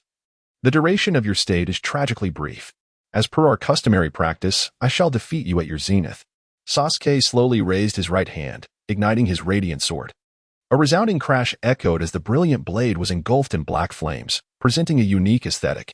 "You all should retreat. I can scarcely fathom the impending aftermath." After issuing orders to his companions, Kai formed a gesture with his hands, summoning the Day Tiger. In the distance, the ninjas hurriedly executed a combined barrier. A colossal white tiger, fierce and ferocious, surged towards Sasuke. Mufang Heavenly Flash, 12th form, breathed Kamizuki, a newly crafted technique, marking his third original move. Glancing at the white tiger, Sasuke seemingly nonchalantly swung his sword. Without waiting for the outcome of the clash, he turned and walked towards the Sarutobi clan. The black fire crescent expanded as it soared through the air, surpassing the height of the Day Tiger by half as their powers were destined to collide. A tremendous shockwave erupted upon their contact, causing the ground to sink over a meter deep. The two forces struggled against each other. The Day Tiger fiercely bit at the crescent, which relentlessly pushed the tiger forward. After 3 seconds, the diminishing strength of the Day Tiger succumbed to the black crescent, cleaving it in two. The explosion of the Day Tiger nearly shattered the barrier over 200 meters away, causing 20 or so barrier-maintaining ninjas to spit blood from the force. The crescent, now propelled by the surge of power, sliced through the barrier, hurtling towards the Hokage rock of Konohagakure. The ninjas maintaining the barrier were left bloodied and incapacitated. In less than 2 seconds, a thunderous roar echoed as the colossal stone statues of the second and third Hokages vanished. Furthermore, the mountains adjacent to these statues were flattened, revealing the forest behind them, scorched by the Munfang's onslaught, leaving remnants of black flames. Within the barrier, a deep pit, measuring several meters, had formed. "Kai-sensei!" cried Lee, rushing towards the unconscious Kai. The remnants of the battlefield had left nothing but traces, not even a strand of hair. As Sasuke advanced towards them, the surrounding ninjas hastily retreated to the sides, though a few charged towards him. "Ah, you killed my brother. You shall pay for this." Ninja art. Fire release. Fire dragon flame burst. Wind release. Great breakthrough. Lightning release. Earth burst. These individuals believed they were sufficiently distanced from Sasuke, attempting to unleash a combined ninjutsu. Yet, Sasuke swiftly retracted his light sword, employing only his index finger to execute the Chidori white lightning in rapid succession. He consistently pierced their brows before they could react. Under the force of the thunder, they would lose all capacity for movement the instant they were struck. There was no possibility of relying on sheer willpower to unleash a technique in their dying moments. "You are ninjas of Konoha. How can you permit such a wretch to kill at will? Do you honor the Hokage? Do you uphold the will of fire that you bear?" Suddenly, a voice rose from the crowd, challenging the surrounding ninjas. These young ninjas, perhaps 14 or 15 years of age, faltered under the intensity of his gaze. After a struggle of thought, one declared, "I will fight. Damn it. How can I cower in such a situation? Indeed, we carry the will of fire. Let us advance together." "Huh? Why aren't you joining us?" "I am not adept at combat. I am a tactical ninja with far more significant tasks to accomplish." After a brief moment of contemplation, these young ninjas no longer hesitated, resolutely blocking Sasuke's path. "That individual must be Sarutobi Kikyu, right? How have I never noticed before that he is so hypocritical?" "Exactly. He sends those newcomers into battle while he remains on the sidelines. No matter how weak he may be, can he truly be weaker than those novices? I once burned with passion, but I was fortunate. I only lost a hand that time. Look at those clans. None of them would ever step forward in such circumstances. What of honor? What of the will of fire? They have never been at the forefront. It's infuriating. I once sincerely upheld the will of fire, but they have made me feel that such sacrifices are foolish. Hey, you little brats. You've been played." His name is Sarutobi Poo. An aged ninja attempted to warn the youths, but was silenced when someone struck his neck with a kunai from behind. As he turned in his final moments, he saw that the assailant appeared to be from the Sarutobi clan. "I remember once seeing this individual dining alongside Sarutobi Kikyu. How despicable. Why must such a loathsome person hold power as the second largest clan in Konoha?" The onlookers fell silent, wary of speaking further. After all, the Sarutobi clan had permeated Konoha to such an extent. No one could discern whether those lurking in the shadows were also of their lineage. 1 kilometer away, the young girl Hinata Hanabi, resembling Hinata Hyuga, wore a look of shock. From the depths of her heart, she felt an overwhelming, suffocating fear. The lurking darkness, ready to strike at any moment, was far more terrifying than the most formidable ninjutsu. She understood why her father vehemently forbade Hinata and Niji from participating in this affair. They often spoke of the will of fire, yet in times of crisis, the adults acted in stark contradiction. "Hana, you are destined to become the head of the Hyuga clan in the future, and it is imperative that you recognize this truth early on. Our clan, endowed with the Byakugan, possesses the unique ability to perceive matters that remain hidden from the eyes of others. Thus, it is essential for us to maintain a demeanor of utmost discretion. However, should Sasuke truly eliminate them this time, the Hidden Leaf Village will usher in a new era of clan rivalry. At that juncture, our clan shall have the opportunity to showcase its true prowess." On the battlefield, Sasuke was acutely aware of all that lay ahead. Observing the young warriors before him, who were poised to engage him with kunai, he let out a soft sigh. "I admire your spirit of sacrifice. I shall grant each of you the chance to strike me once. I will neither evade nor employ chakra for defense. Should I survive the blow, I will eliminate the attacker. If you choose to forego your assault, I shall merely incapacitate one of your arms." The young warriors were filled with confusion, while the members of the Sarutobi clan rejoiced at the prospect. If this were indeed the case, Sasuke was as good as doomed. Yet, the majority remained skeptical, doubting that Sasuke would truly allow them to strike him. Sasuke inquired, "Who will be the first?" His proposition left the youths feeling somewhat bashful about taking action. After much hesitation, one brave youth stepped forward, declaring, "I will go. Prepare yourself." With a swift dash, the boy surged towards Sasuke. Witnessing Sasuke's apparent lack of response, the youth thrust his kunai towards Sasuke's throat, hoping to alleviate his suffering. In the next moment, a resounding clang echoed as the kunai shattered in the boy's grasp, yet Sasuke bore not a single scratch upon his neck. What? How is this possible? The onlookers were astounded. It was evident that Sasuke had not summoned chakra for defense. The Sarutobi clan members, observing from a distance, felt an unsettling chill run down their spines. Sasuke's display of power rendered all the ninjas from the Leaf Village despondent. Here was a man who stood still, and yet they could not even graze him. What hope was there in continuing this fight? It became increasingly difficult to persuade anyone to engage. Even if they managed to convince someone to attack, inflicting harm upon him seemed utterly futile. Those capable of wounding Sasuke were no ordinary adversaries, and it was impossible to intimidate them into action. "I hope to alleviate your suffering," echoed Sasuke's own words. In an instant, a bolt of searing white lightning pierced through the youth's throat. Turning his attention to the other youths, who now displayed faces of despair, he called out, "Next, who will step forward?" The remaining young ninjas relinquished their kunai, their expressions reflecting hopelessness. "Very well, extend your unused hands," he commanded. Reluctantly, they extended an arm. In a swift moment, cries of agony erupted as they clutched their severed limbs. The despairing members of the Sarutobi clan were likely contemplating their escape. With a decisive motion, Sasuke unleashed his shadow clone technique. Numerous shadow clones meticulously controlled the various exits of Konoha, relentlessly ambushing the fleeing members of the Sarutobi clan and remnants of the root. That night, Konoha was plunged into genuine darkness. Many villagers stood helplessly, witnessing those attempting to escape being mercilessly slaughtered by Sasuke in the streets. However, the ninja forces of Konoha merely observed from a distance. It was only when Sasuke bellowed, "Umbu, come out and clean up," that the ninjas dared to emerge and collect the bodies. Although Konoha would not be annihilated that night, the will of fire had vanished. Before long, Sasuke's true self arrived at the entrance of the Sarutobi estate. Through the transparent world, he effortlessly discerned the ninjas lying in ambush within the residence, many of whom were members of the root. Aware of their impending doom, they resolved to band together for a final, desperate stand. In one particular room, Kurenai was present. Sasuke cast a fleeting glance inside. Asuma lay on the bed, his body riddled with multiple compound fractures. Fragments of bone, muscle, and organs were entangled together. It was a miracle he was still alive. Kurenai tenderly tended to Asuma's arm. His injuries were partly a consequence of Sasuke's actions. During the day, while Sasuke battled Itachi, Asuma had diverted some of his attention towards Sasuke, resulting in his inability to evade the torrent unleashed by Kisame. Consequently, he was mercilessly engulfed by the deluge.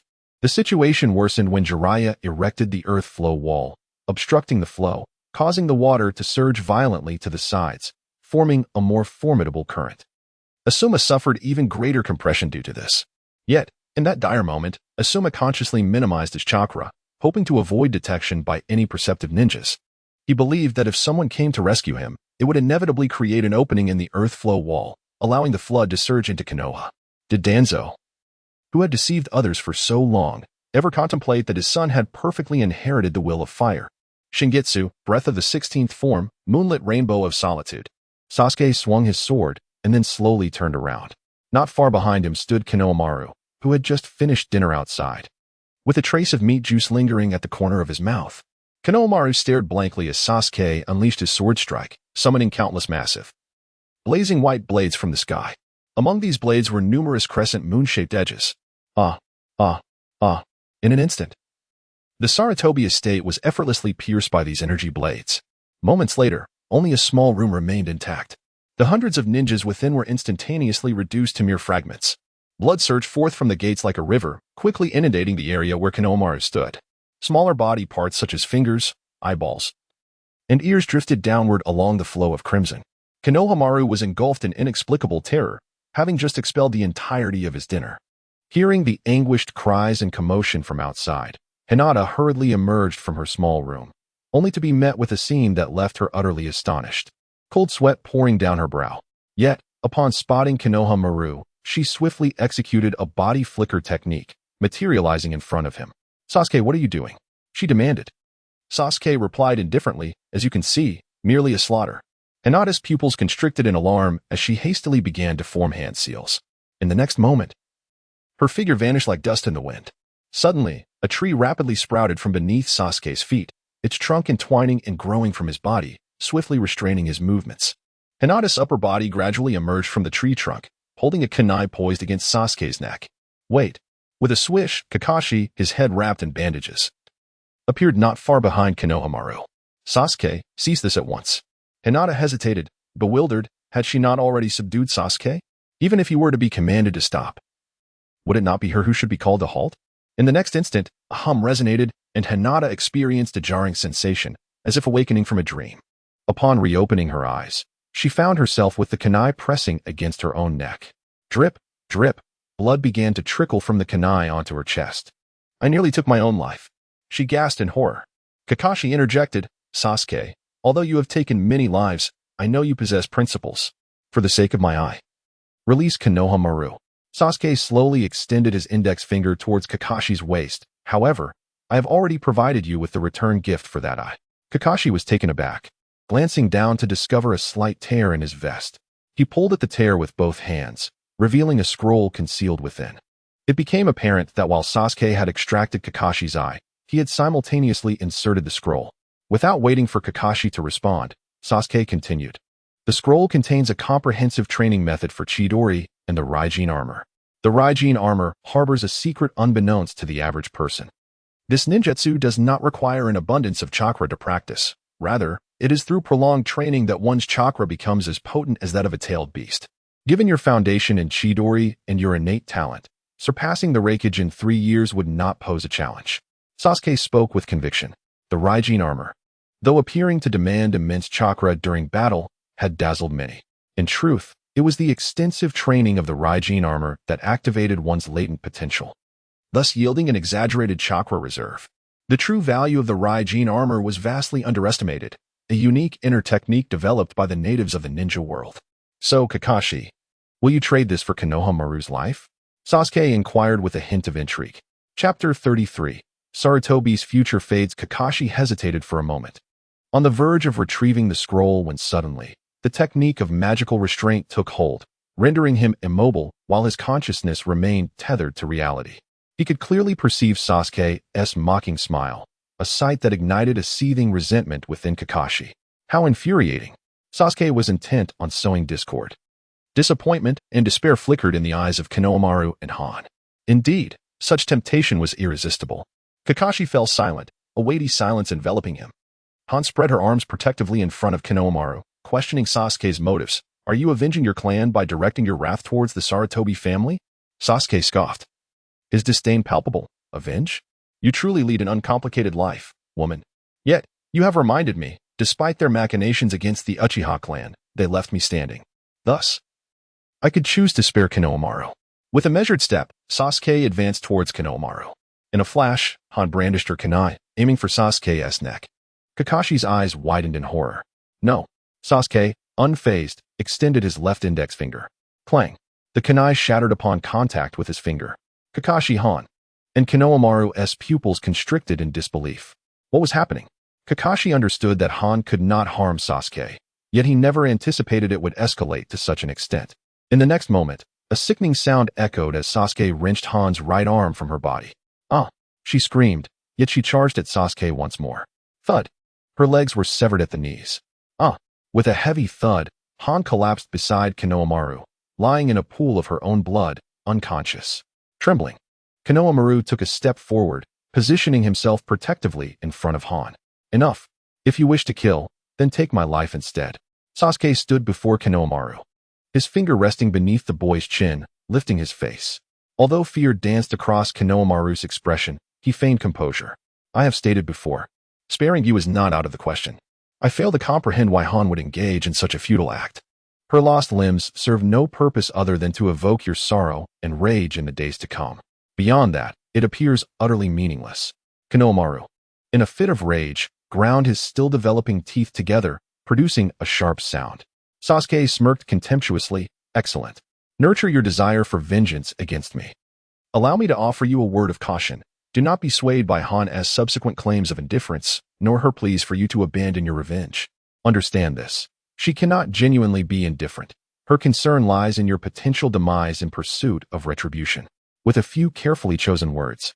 Sasuke ignited the flames of hatred within Konohamaru, while also laying the groundwork for future encounters where others would urge him to relinquish his vengeance. As more individuals urged him to relinquish his hatred, Konohamaru found himself increasingly reminded of Sasuke's contempt in that very moment. His animosity only grew deeper. Kakashi was taken aback by Sasuke's ruthlessness. In the midst of such profound hatred, Kakashi began to doubt that Konohamaru would ever entertain the thought of romance in his lifetime. Furthermore, with Asuma now completely paralyzed, it seemed that the Sarutobi clan had irrevocably lost its future.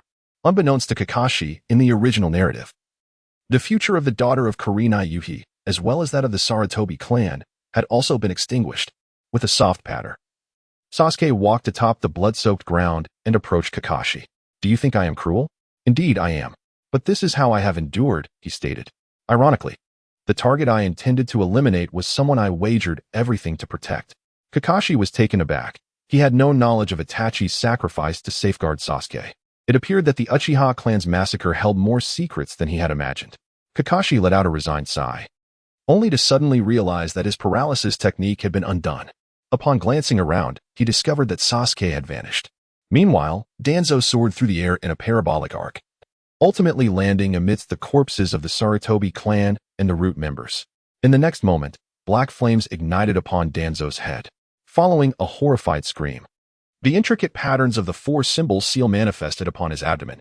Subsequently, to Kakashi's astonishment, the hundreds of dismembered bodies surrounding Danzo vanished without a trace. 15 minutes later, after Sasuke leisurely gathered his belongings and departed from the gates of Konoha, the various clans finally breathed a collective sigh of relief. 2 days later, when Jiraiya, Naruto, Tsunade, and Shizune returned to Konoha, they were met with an unexpected sight: a newly formed gorge at the center of Hokage Rock.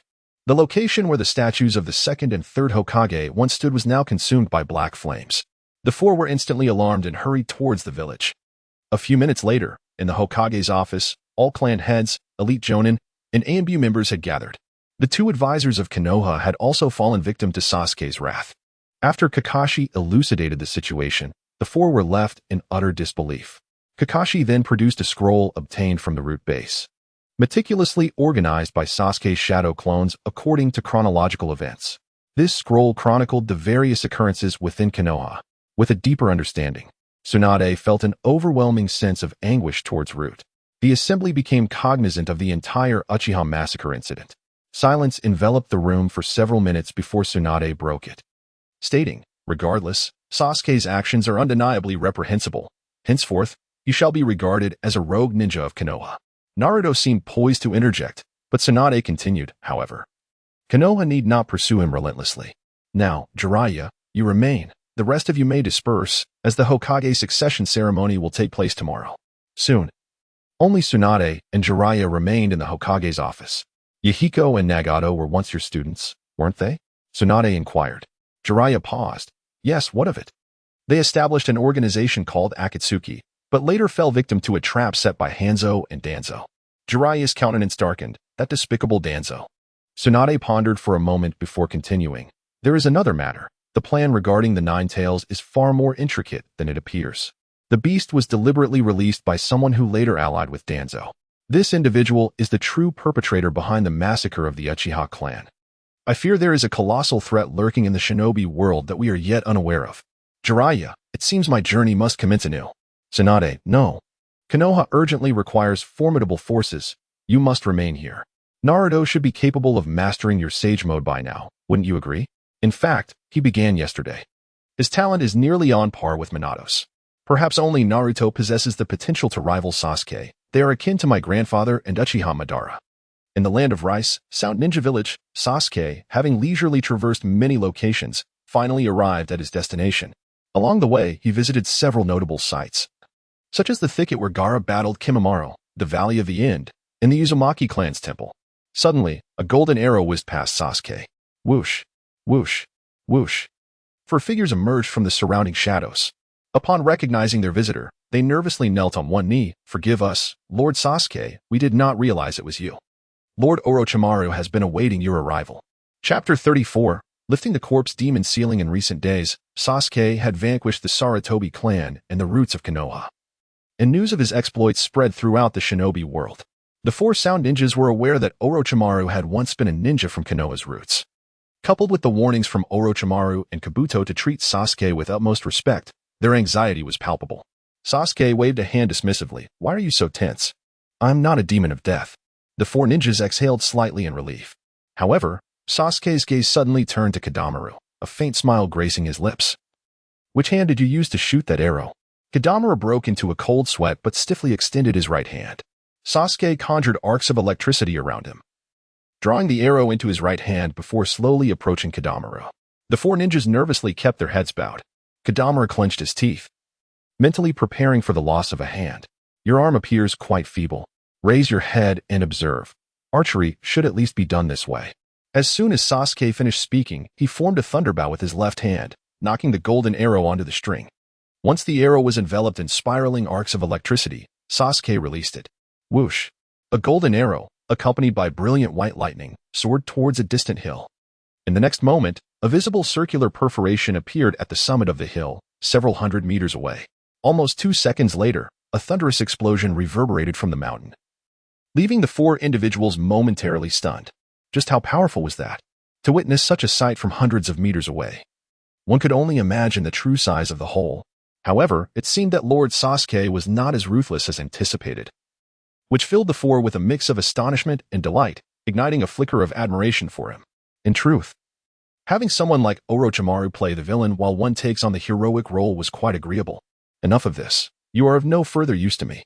I will locate Orochimaru myself. You may return to your tasks. The four bowed slightly, responding, "Yes." With that, they vanished from sight in an instant using the body flicker technique. Sasuke swiftly found himself in the underground labyrinth where Orochimaru resided. Such a lightless dwelling was indeed fitting for him. It appeared that he harmonized well with Orochimaru. In this environment, Sasuke exhibited greater adaptability than both Kabuto and Orochimaru, who still required the flickering light of candles, while he needed not even a glimmer to see clearly. In a ghostly state, Sasuke silently took a seat beside Orochimaru within 2 breaths. At that moment, Orochimaru was engrossed in observing Kabuto conducting some sort of experiment. "No need to continue. This method is ineffective," he remarked, startled, as he nearly leapt from his chair at the unexpected presence beside him. Had he truly not noticed someone had appeared? Kabuto, appearing somewhat more composed, was merely slower to react. Upon turning to look, they realized it was Sasuke. Memories of having been dominated by him flooded back to both Orochimaru and Kabuto. After a brief pause, Orochimaru donned a smiling expression and tentatively inquired, "Sasuke-kun?" Sasuke offered a slight smile, for additional eyes manifesting on his face. "It is I." Orochimaru gasped in astonishment. "Uchiha Kakashi?" Kabuto, equally taken aback, quickly regained his composure, for there were indeed many peculiarities in the Sound Village. Orochimaru continued, "Do you truly possess a solution?" Sasuke replied with a serene smile, "To untie the knot, one must first tie it." Both Orochimaru and Kabuto fell into contemplation. Kabuto queried, "Do you mean to trace the origins of this technique?" "We have considered this." But Orochimaru's eyes brightened. "I have never heard of this sealing technique." "Sasuke-kun, do you know where it originated?" Sasuke extended a finger, stating in exchange, "I require that indomitable Kusanagi sword." Without the slightest hesitation, Orochimaru opened his mouth to release a small snake, which in turn opened its mouth to present the Kusanagi sword as described in the original tale. At last, he possessed a worthy blade.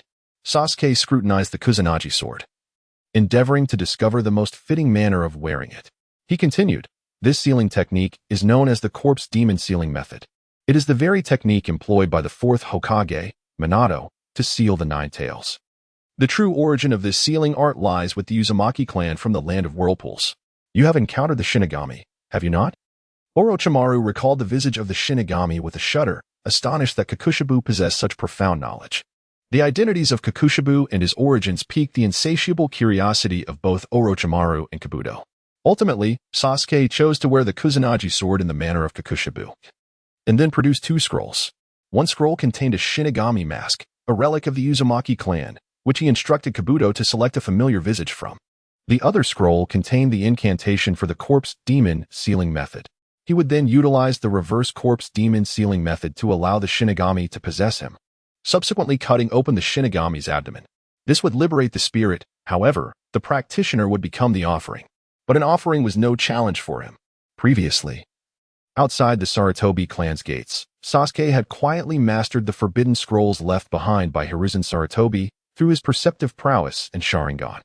Some techniques here were not even recorded in the sealing scriptures, such as the corpse demon sealing method and the telescope technique. Bang!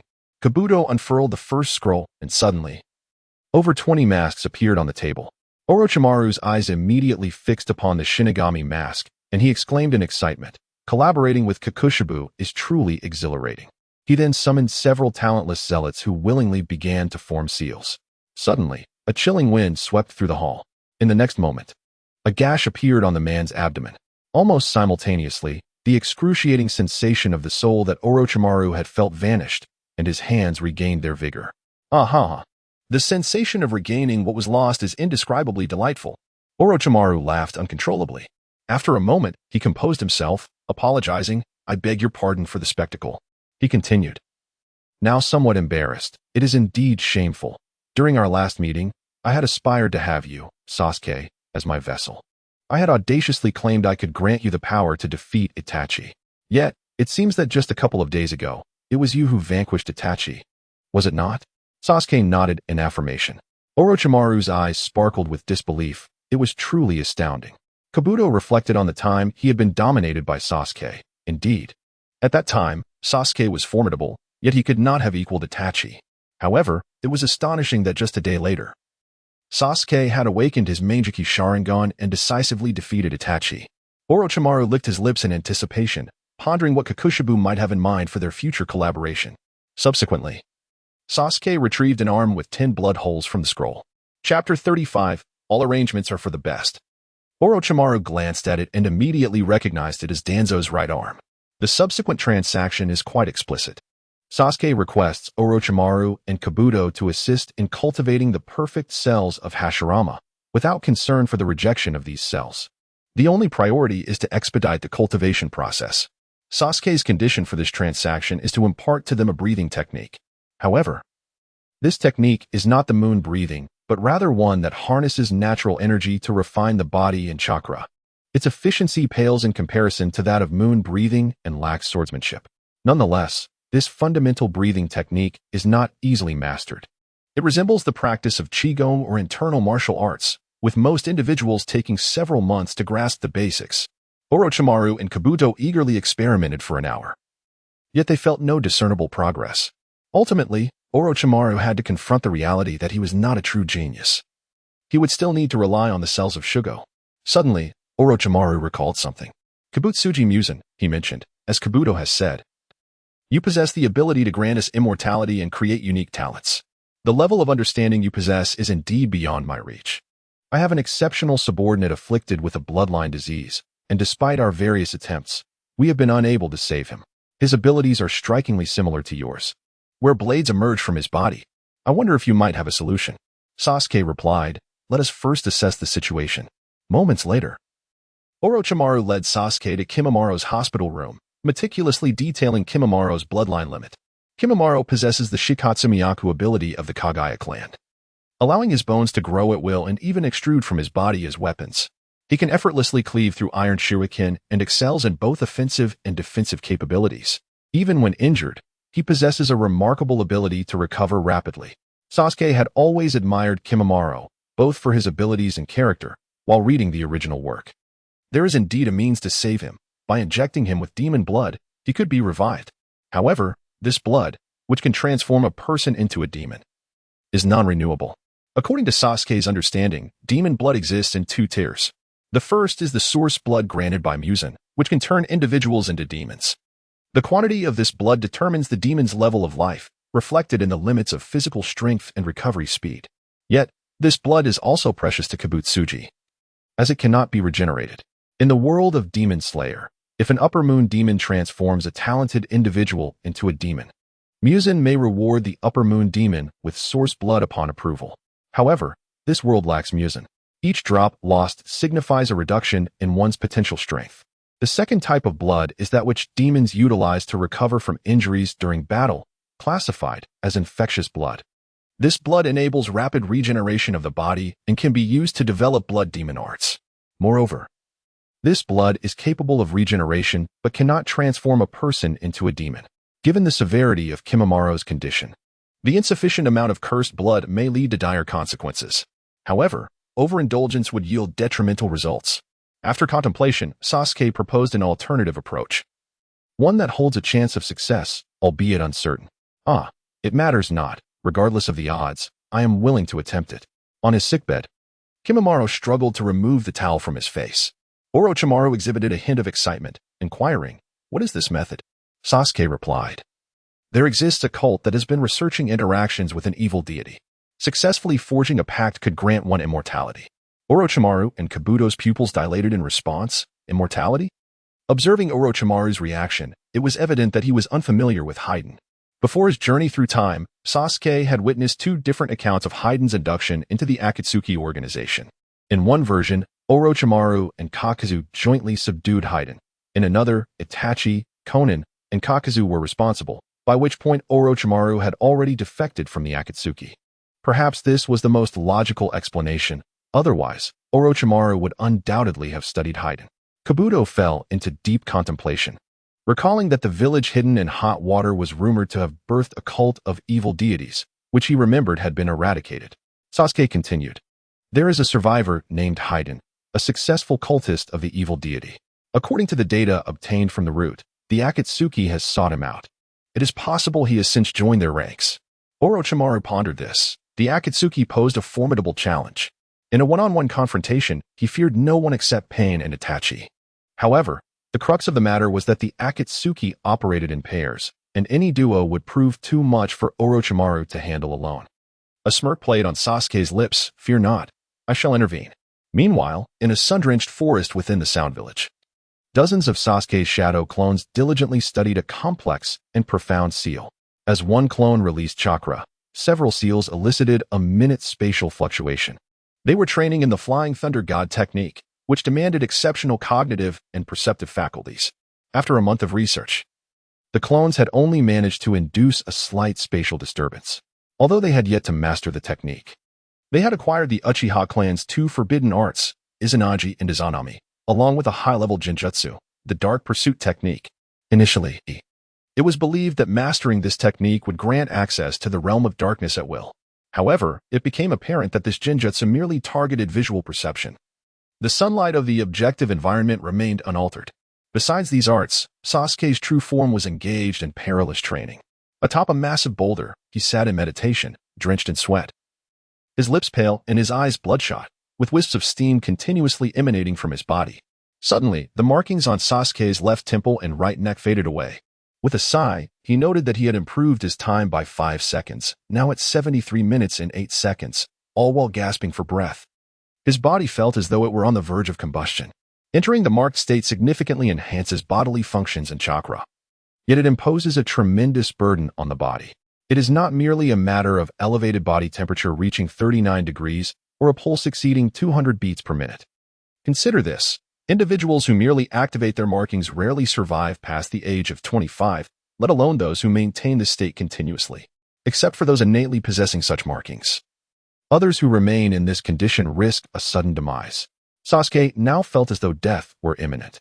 Hastily, he employed earth-style ninjutsu to burrow underground. In the blink of an eye, his body was fully restored. The near-death experience from sustaining the marked state and subsequent recovery would significantly temper his muscles, organs, nerves, blood, bones, and other bodily tissues. This tempering liberates the brain from bodily constraints, in stark contrast to the crude potential activation seen in the 8 gates technique. This method of activation allows for a more nuanced control over the body, such as the ability to manipulate body hair. Drawing upon the knowledge of human anatomy acquired from Orochimaru, Sasuke speculated that at higher realms, he could even control the activities of his internal organs and perhaps evolve their capabilities. Imagine consuming the same meal, yet your gastrointestinal system absorbs nutrients at several times the efficiency of others. Practicing the same techniques, your body's transformation yields results far superior to those of your peers. Over time, the disparity only widens. The markings of Kagaya Otsutsuki are innate and passive, suggesting he was born to such a realm, which explains his ability to stand atop the formidable Muzan. Sasuke's current training method would be fatal for an ordinary person, and it is equally unfeasible for the demons and demon slayer, whose bodies automatically regenerate. forfeiting the opportunity to rise anew after destruction. Only Sasuke, who exists as a human by day and a demon by night, can attain the unimaginable heights of Kagaya Otsutsuki through acquired training. Once he reaches such a state in the future and evolves into a perfect demon unafraid of sunlight, he will achieve the status of a true ultimate being. Indeed, every arrangement is for the best. Some initial shortcomings may, at a certain moment, transform into your greatest advantages. With a swish, Orochimaru emerged from the ground about 30 meters behind him, hissing, "Sasuke-kun, I have discovered the whereabouts of the immortal duo." Chapter 36. The hunter always enters as prey. The land of the moon, situated between the land of water and the land of lightning, is depicted in the original narrative as a small nation devoid of presence. At this moment, Sasuke and Orochimaru found themselves atop a mountain. On the other side lay an unusual village, intermingled with the forest, which appeared more akin to a primitive tribe, due to the obstruction of the trees. The view is far from clear. Is this the elusive dream-hidden village? It resembles a labyrinth. What sort of bounty could compel someone like Kakuzu to exercise such patience? Alas, the offerings are not substantial, merely a 20 million and an 18 million Ryo bounty ninja residing in this village. Nevertheless, this village possesses a certain intrigue, as it is rumored that apparitions frequently manifest. Sasuke's interest was piqued. Spirits? We must adhere to scientific reasoning. It seems to be a manifestation of psychological techniques. Indeed, Orochimaru licked his lips, finding the notion quite plausible. On the outskirts of Dream-Hidden Village, two figures clad in black cloaks adorned with crimson clouds arrived at a well. One of them wore a mask, revealing only a pair of emerald eyes, while the other sported a slicked-back white hairstyle, wielding an exaggerated scarlet scythe. They were none other than the infamous immortal duo, Kakuzu and Haiden.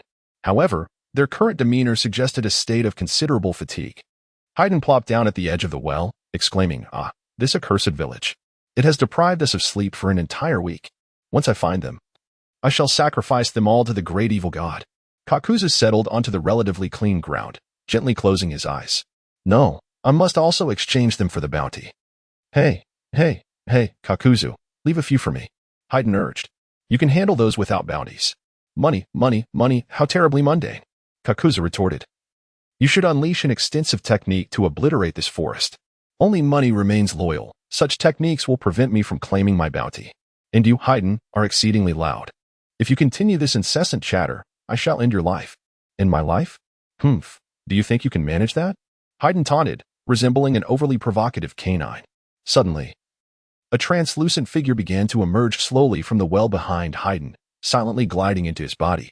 Haiden was overtaken by a wave of profound drowsiness, his eyelids uncontrollably closing. The atmosphere fell into a hushed silence. Just as Kakuzu opened his eyes in confusion, another semi-transparent specter descended upon him from behind. "This is troublesome," Kakuzu thought, as he too succumbed to slumber. Approximately 3 minutes later, several ninjas adorned with moon-emblazoned headbands suddenly sprang forth from the forest. These fools truly do not know when to flee. They could easily escape, yet they stubbornly refuse to leave. Such ignorance. They must think themselves formidable. Yet they are merely brimming with energy. Observing their attire, it seemed they belonged to a particular organization. "Lord Moondream has instructed us to chain them and escort them back cautiously. Let us ensure we take additional precautions."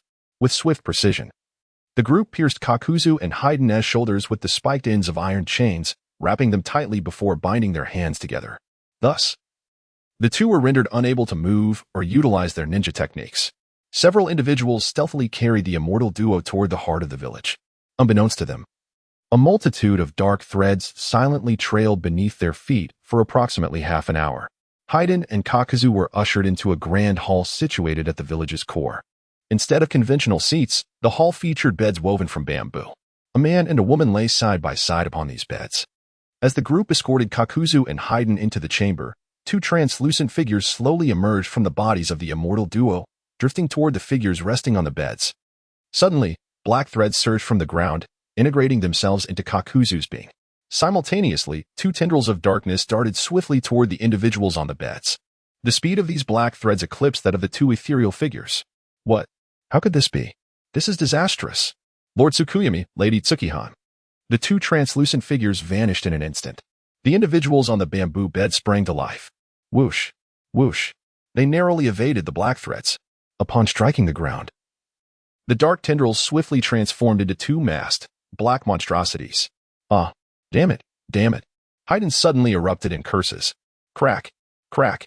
The chains binding Kakuzu and Haydn were effortlessly pried open by the black threads. Kakuzu stood upright once more. Oh, so one can awaken without returning to their original body? The Tsukuyomi siblings were taken aback, astonished that they could still move. It was truly monstrous. Subsequently, they beheld the black threads pulsating beneath Kakuzu's skin, and within moments, his body was entirely healed. It hurts. Kakuzu, please stitch up my shoulder. Kakuzu glared at Haydn with a stern expression. Haydn flinched, pleading, Brother Kakuzu, please do not be angry. I beg you to help me sew my shoulder. Humph. Kakuzu let out a cold snort. Then, the black threads beneath Haydn's feet swiftly commenced stitching up his wound. How could they still stand after being ensnared by the dream-snatching curse of Lord Tsukuyomi and Lady Tsukiheim? The dream-snatching curse siphons the mental energy of others within dreams, and moreover, the two lords could even create triple dream layers, each extending the flow of time tenfold. Now, having passed 30 minutes, they had absorbed nearly 20 days' worth of mental energy. How could they still be standing? Is it possible for a person to go a month without sleep? Could they be immortal? Witnessing the astonishment of those around him, Haydn felt a surge of excitement and turned to his subordinates. Hey, do any of you wish to join the cult of the evil god? The cult of the evil god? What is that? It seems to be a sinister organization that has emerged in the neighboring country, the land of soup. Haydn's expression darkened abruptly. How dare they question what the cult of the evil god is? How dare they label it as a cult? I shall offer you all as sacrifices to the great evil god. Jiao Du let out a cold snort, urging Fei Duan to remain silent for the time being. He then turned to the Yu siblings. Might you two cooperate and surrender willingly? The village has laid out a maze around its perimeter, refraining from direct confrontation with us for 7 days. It seems your only asset is your illusionary techniques. If we were to transport you alive for a trade, the bounty might increase. This way, you could also avoid enduring unnecessary pain. Swish, swish. Around them appeared a dozen ninjas adorned with the Dream Ninja Forehead Protector. Die, intruders. The group of 10 rushed towards Fei Duan and Jiao Du, with a significant number focusing their attacks on Fei Duan first, aiming to eliminate him before turning their attention to Jiao Du. Chapter 37. Unexpectedly, you are quite formidable. Swish.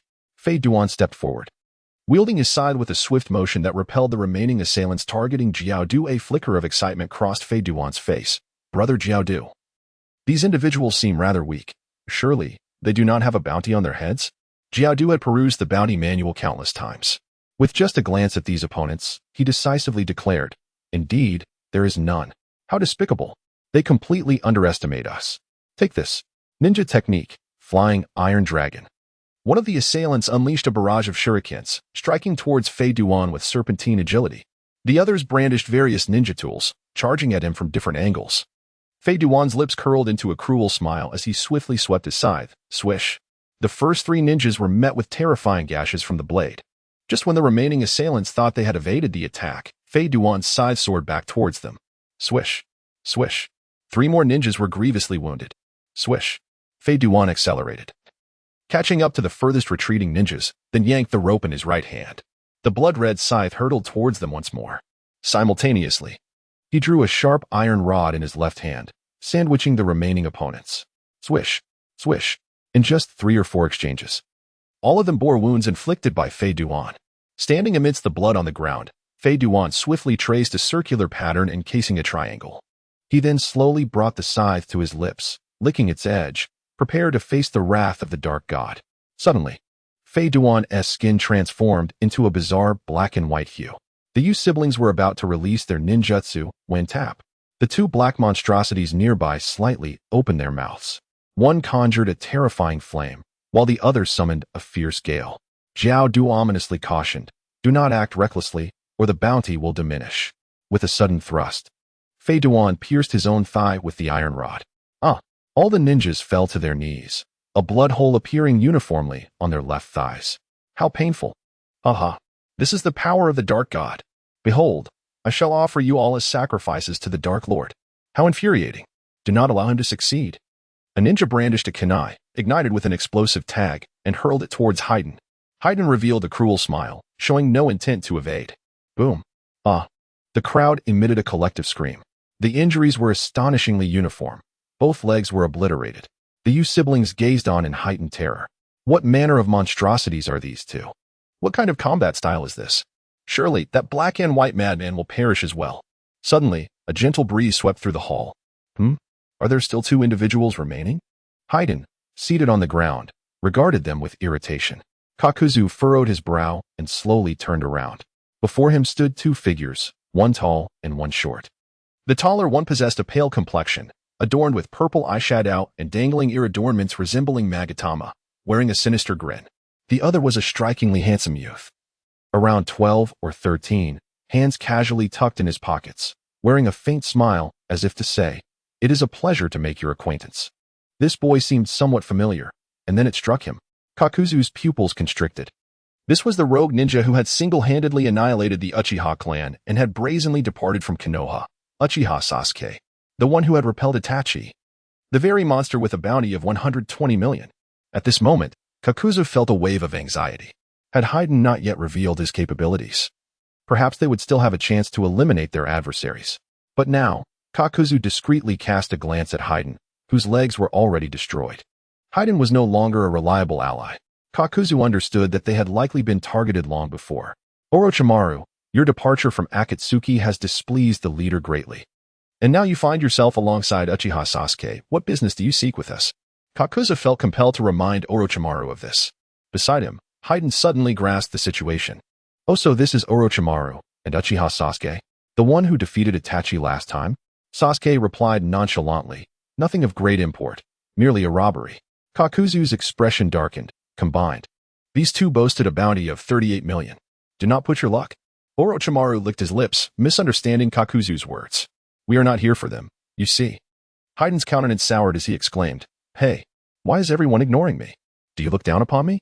You bastards. Kakuzu's expression shifted. If not for these two, then it must be for himself and Haydn. Without hesitation, Kakuzu extended his tendrils towards Haydn. Simultaneously, the two monstrous figures intimidating the Yu siblings unleashed the gathered chakra in their mouths, directing it towards Sasuke and Orochimaru, though they lacked the time to fully charge. The power was still formidable. Boom. The expansive hall, stretching over 30 meters, vanished in an instant. The moon siblings were hurled by the shockwave, crashing violently against the supporting pillars behind them. Yet, at the core of the explosion, a terrifying black shadow emerged. As the brief smoke dissipated, the corpses of the previous dream ninjas had vanished, leaving only a colossal figure with a black skeletal upper body. Within the giant's ribcage stood Sasuke and Orochimaru, unscathed. Sasuke remained nonchalant, with his hands casually tucked in his pockets. Kakuzu, Haydn, and the moon siblings gazed up in astonishment at the towering black giant. The giant, having drawn back its bowstring at some unknown moment, suddenly released it. Whoosh! In an instant, two black monstrosities were pierced and pinned to the ground by arrows measuring 7 to 8 meters in length, with half of each arrow embedded in the earth. Kakuzu's pupils contracted sharply. The velocity of the arrows was astonishing. Their power was overwhelming. Despite being on high alert, the two masked clones failed to evade the strike. They were no match. Completely outmatched.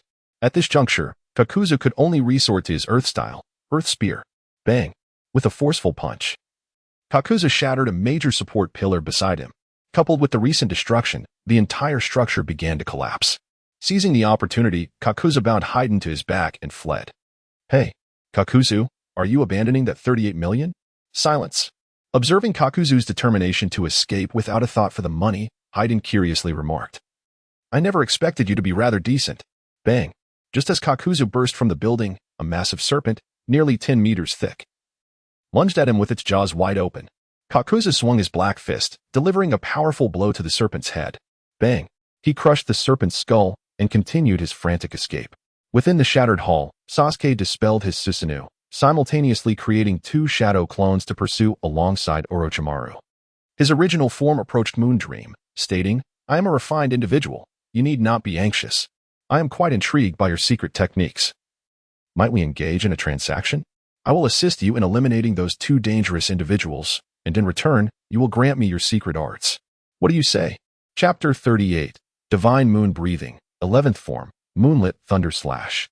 It was nothing short of robbery, yet he insisted on calling it a transaction. We sincerely thank you for your assistance. Otherwise, our ninja village would be in dire straits. As a token of our gratitude, Here is our Moon Clan's dream-snatching curse. In this moment, devoid of Naruto and his mindless persistence, Moon Dream astutely handed over the scroll of secret techniques. The transaction was pleasant. I am a ninja from the Sound Village. You may seek our aid in times of significant crisis. Moon Dream and Moon Shadow sighed in relief. This was indeed fortuitous, as they had secured an additional lifeline. Meanwhile, the group had already arrived in a wooded area. Kakuzu has been significantly hindered in speed by carrying Haiden on his back. Gritting his teeth, he summoned another masked clone to cover Haiden's legs. These tendrils could also be utilized to attack and harass. If they could obtain the blood of Sasuke and Orochimaru, there might be a glimmer of hope. Haha. Kakuzu, you are truly considerate. Silence. If you utter another word, I shall end your life. Whoosh. As the two leaped from tree to tree, a colossal serpent suddenly lunged from behind a nearby trunk. In midair, Haiden swung his scythe. Thud. The serpent's head was cleaved open. The two stood atop the serpent's head, preparing to leap with its momentum. Creak on a nearby tree trunk, a Sasuke, shimmering with arcs of electricity, appeared. Simultaneously, a crackling sound echoed behind Kakuzu and Haiden. At that moment, Kakuzu's coat suddenly tore open. The mask had already gathered thunderous chakra, a lightning release technique. The Sasuke behind him unleashed Chidori, reaching out for the lightning. Without glancing back, Kakuzu extended black tendrils toward the serpent's head. Boom. Sasuke firmly caught the lightning in his hands, yet in the next instant, several black tendrils surged from beneath him, piercing his skin. Bang. This Sasuke erupted into smoke. Leave the rest to me. Haiden leaped fiercely, propelled by his momentum, and swung his bloody scythe towards the Sasuke ahead. With the advantage of his weapon's reach, Haiden anticipated the opponent's potential moves. However, the next moment, Chidori's spear extended from Sasuke's right hand. Haiden. Thud. Haiden was instantaneously pinned in midair by Sasuke. Yet, as he was attacked, he hurled his scythe. Kakuzu also moved. In the next moment, the crimson scythe and Kakuzu's darkened fist surged toward Sasuke from two directions simultaneously. Sasuke, clad in Raijin's armor, decisively grasped Kakuzu's fist with his free left hand, while he showed no intention of evading the scythe. Haiden grinned, damn it. How dare you underestimate me? Bang. Sasuke was sent flying by Kakuzu's punch. As he was propelled backward, he still managed to brush against the scythe. Clang. The sound of metal clashing echoed. Clearly, Haiden's attack had not breached his defenses. In the next moment, Sasuke adjusted his body midair and landed on another tree trunk. Kakuzu furrowed his brow. Could this not be a clone? That shouldn't be possible. Kakuzu recalled that the shadow clone technique could only inherit chakra-based bloodline limits and abilities, such as boil release and ice release. Only the wood release could create clones capable of inheriting bodily mutation abilities. At this moment, Sasuke had not even activated his Sharingan.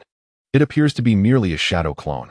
However, is it conceivable that the clone possesses the strength to withstand a blow from its own Earth Spear? At merely 12 or 13 years of age, achieving such formidable prowess is astonishing. While one could comprehend reaching a shadow level through the use of the kaleidoscope, it is unexpected that the foundational strength beyond the Sharingan is equally formidable. No wonder he could repel Itachi. Yet, such thoughts occurred in an instant. As Haiden and Kakuzu were about to land on the tree trunk, a multitude of faint slithering sounds echoed around them. Within a radius of several dozen meters, countless serpents surged forth. These serpents varied in color and size. Haiden's eyes widened in alarm. This would undoubtedly be painful. The mask on the back of Haiden's head began to glow. Water release, water barrier technique. This is an enhanced version of the water wall. Suddenly, a thick sphere of water materialized around the two. Simultaneously, the thunder mask within Kakuzu unleashed lightning once more. The fusion of the thunder with the water sphere not only augmented their defense but also enabled a counterattack. Crackle. The outer layer of the water sphere crackled with the sound of numerous arcs of electricity. The oncoming serpents were instantly charred. 20 meters above them, on a tree trunk, Sasuke and Orochimaru formed their seals. Fire release, fire dragon flame bullet. Wind release, great breakthrough. A powerful tornado combined with a searing white-hot flame spiraled downward at high speed toward the massive water sphere. Boom. A powerful explosion ensued, accompanied by thick steam. Moments later, as the steam dissipated, a charred pit, over 20 meters in diameter, was revealed on the ground. At the center of the pit lay two severely burned men. In the next moment, they transformed into two charred logs. Orochimaru licked the corner of his mouth. It was intriguing that while the mask unleashed ninjutsu, he could still form seals for other techniques. 100 meters away, Kakuzu and Haiden continued their desperate flight. Sasuke's figure closely trailed them from 100 meters behind, and the distance was steadily diminishing. From another direction further back, Orochimaru approached at a speed comparable to Sasuke's. At this moment, Orochimaru brandished his Kusanagi sword.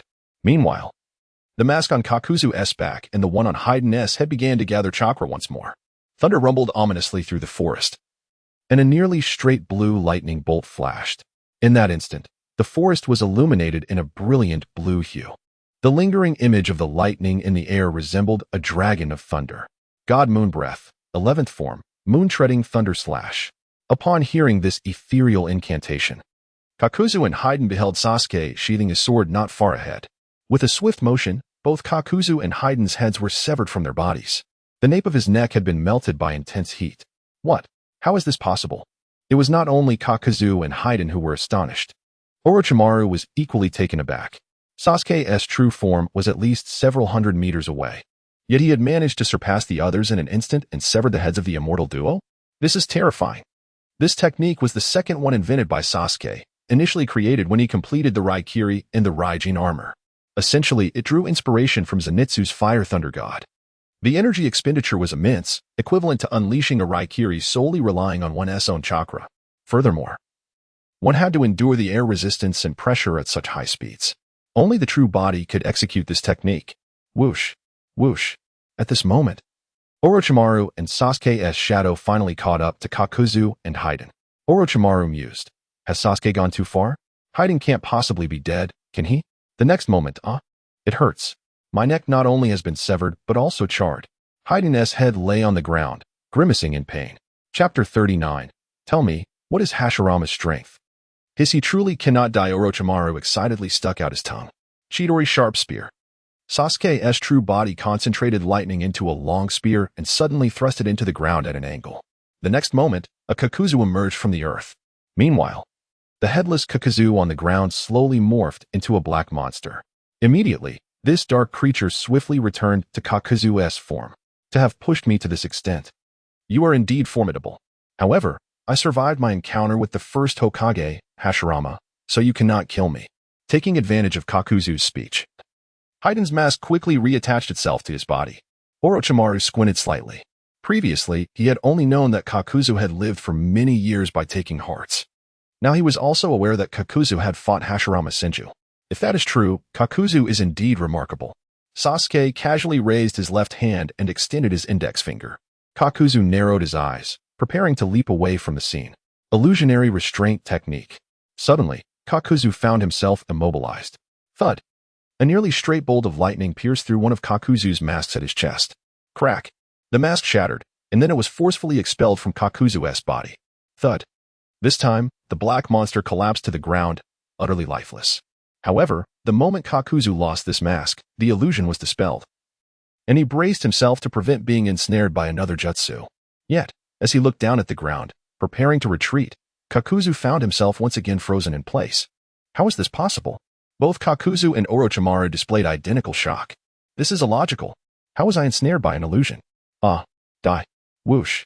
As the two were left in a state of shock, Fade One seized the moment when Sasuke was about to speak and made his move. Unfortunately for him, Sasuke's conversation was not interrupted. Without even glancing at him, he swiftly drew the Kusanagi sword and struck at Fade One with a single, rapid blow. In an instant, Fade One felt a flicker of the sword's shadow before he was met with a sharp thud as he was decapitated once more. With a resounding clap, Fade One's head fell before Sasuke, who promptly crushed the mask on the back of Fade One's skull with his foot. With a powerful kick, he sent Fade One's head rolling towards Orochimaru.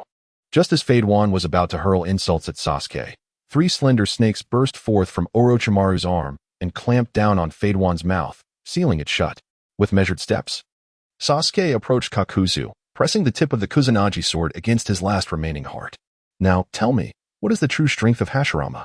Kakuzu, with only one heart left, realized that Sasuke was fully aware of the weaknesses of his clones, having merely refrained from acting decisively until now.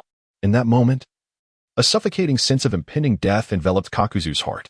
It seemed he could only comply with Sasuke's inquiries for the time being and seek another opportunity later. Hashirama possessed a divine power beyond that of ordinary men, coupled with a visible regenerative ability. His wooden clones matched the strength of his true self and, even when attacked, would not dissipate, capable of summoning robust trees to immobilize foes or even directly eliminate them. It was this very wood-release technique that had led to my downfall. The silence lingered for 2 seconds. Sasuke inquired, and then, is that all? This question left Kakuzu feeling somewhat awkward. No, that's all. What about the divine tree? Have you seen it? No, I haven't. What of the flower world? No, I haven't seen that either. The jutsu of the bag of all, the wood dragon, the wood golem, the sage art, true thousand hands, the sage art, transformation into Buddha, none of these? No, I haven't encountered any of them.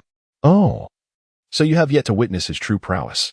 Your words imply that Hashirama was merciful to you, sparing you in battle.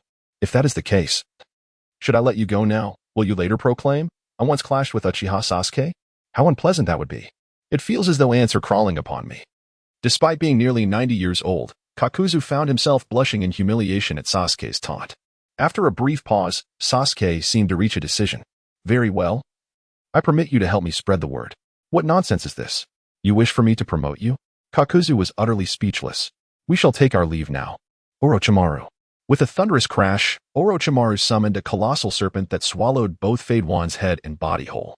In the next instant, the giant serpent vanished from sight. Farewell. You old man who enjoys promoting others. As Sasuke's words faded, the shadows of the two gradually vanished from the ground. Kakuzu let out a sigh of relief. It turned out their target was merely Haiden. That was a relief, for this fellow could indeed be quite bothersome. Shortly thereafter, Kakuzu finally dispelled the illusion. In the moment he regained his freedom, he immediately contacted Pain through his ring. Leader, Haiden has been captured by Orochimaru and Sasuke. In less than 2 minutes. The Akatsuki organization convened for an emergency meeting. What is happening?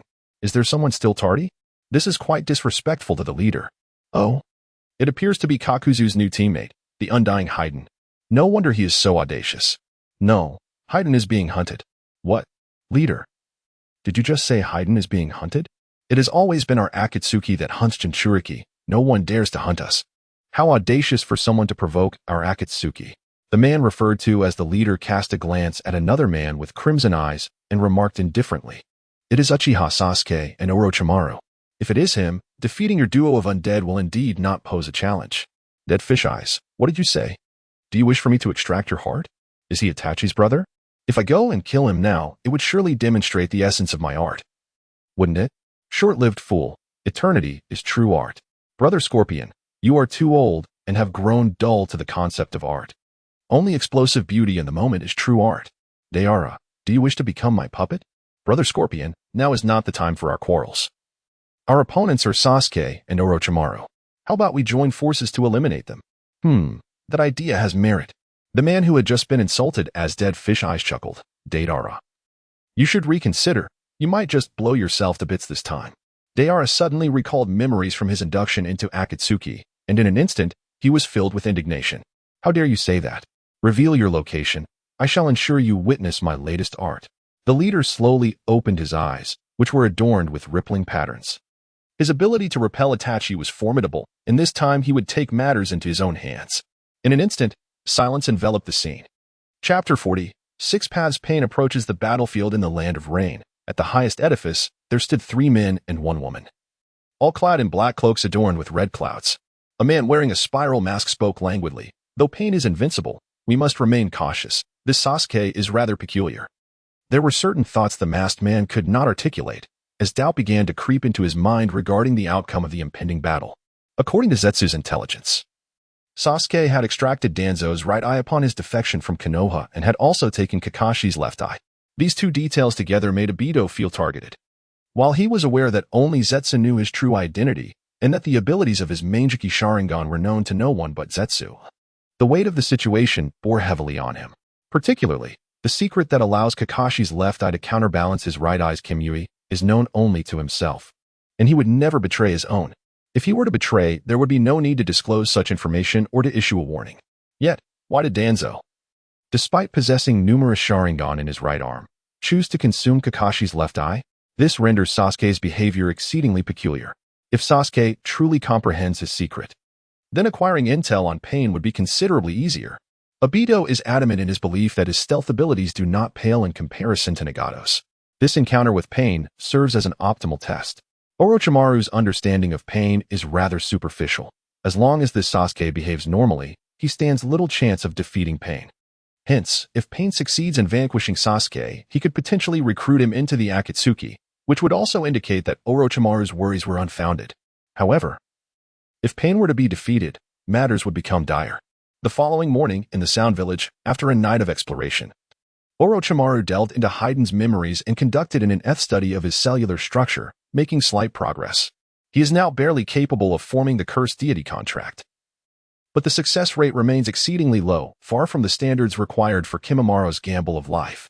At this moment, a slender snake slithered onto Orochimaru's experimental table. After a brief exchange, Orochimaru's expression brightened slightly. He finally had a tangible gift to present to Sasuke. 10 minutes later, Orochimaru led 3 individuals to Sasuke's training ground. As Sasuke slowly opened his eyes for meditation, Orochimaru smiled and introduced the trio. "These 3 are my gifts to you, Sasuke-kun." The trio consisted of 2 males and 1 female, each with distinct hair colors. The first, a tall boy with orange spiky hair, appeared quite composed. The second, a white-haired boy with purple eyes, revealed a fong as he curiously observed his surroundings and Sasuke. The final member, a girl with long red hair, blushed as she gazed at him. Orochimaru continued, "Sasuke-kun, these 3 are your new subordinates, each endowed with formidable talent. I imparted the breathing technique to them a month ago, and they have now grasped its basics." He placed a hand on the orange-haired boy's shoulder, noting, "He has even mastered the full concentration breathing you mentioned." These 3 are indeed the members of the Hawk team who accompany Sasuke through thick and thin in the original narrative: Tenten, Suigetsu, and Karen. Sasuke smiled. "All right. I accept them." Orochimaru cheerfully departed. Once Orochimaru left, Suigetsu dashed to Sasuke's side. "You are Uchiha Sasuke, right? You seem about my age. Did you really create this breathing technique? It is truly hard to believe that Orochimaru has proclaimed you to be even more formidable than himself. Is this truly the case? Yet, I find it difficult to accept."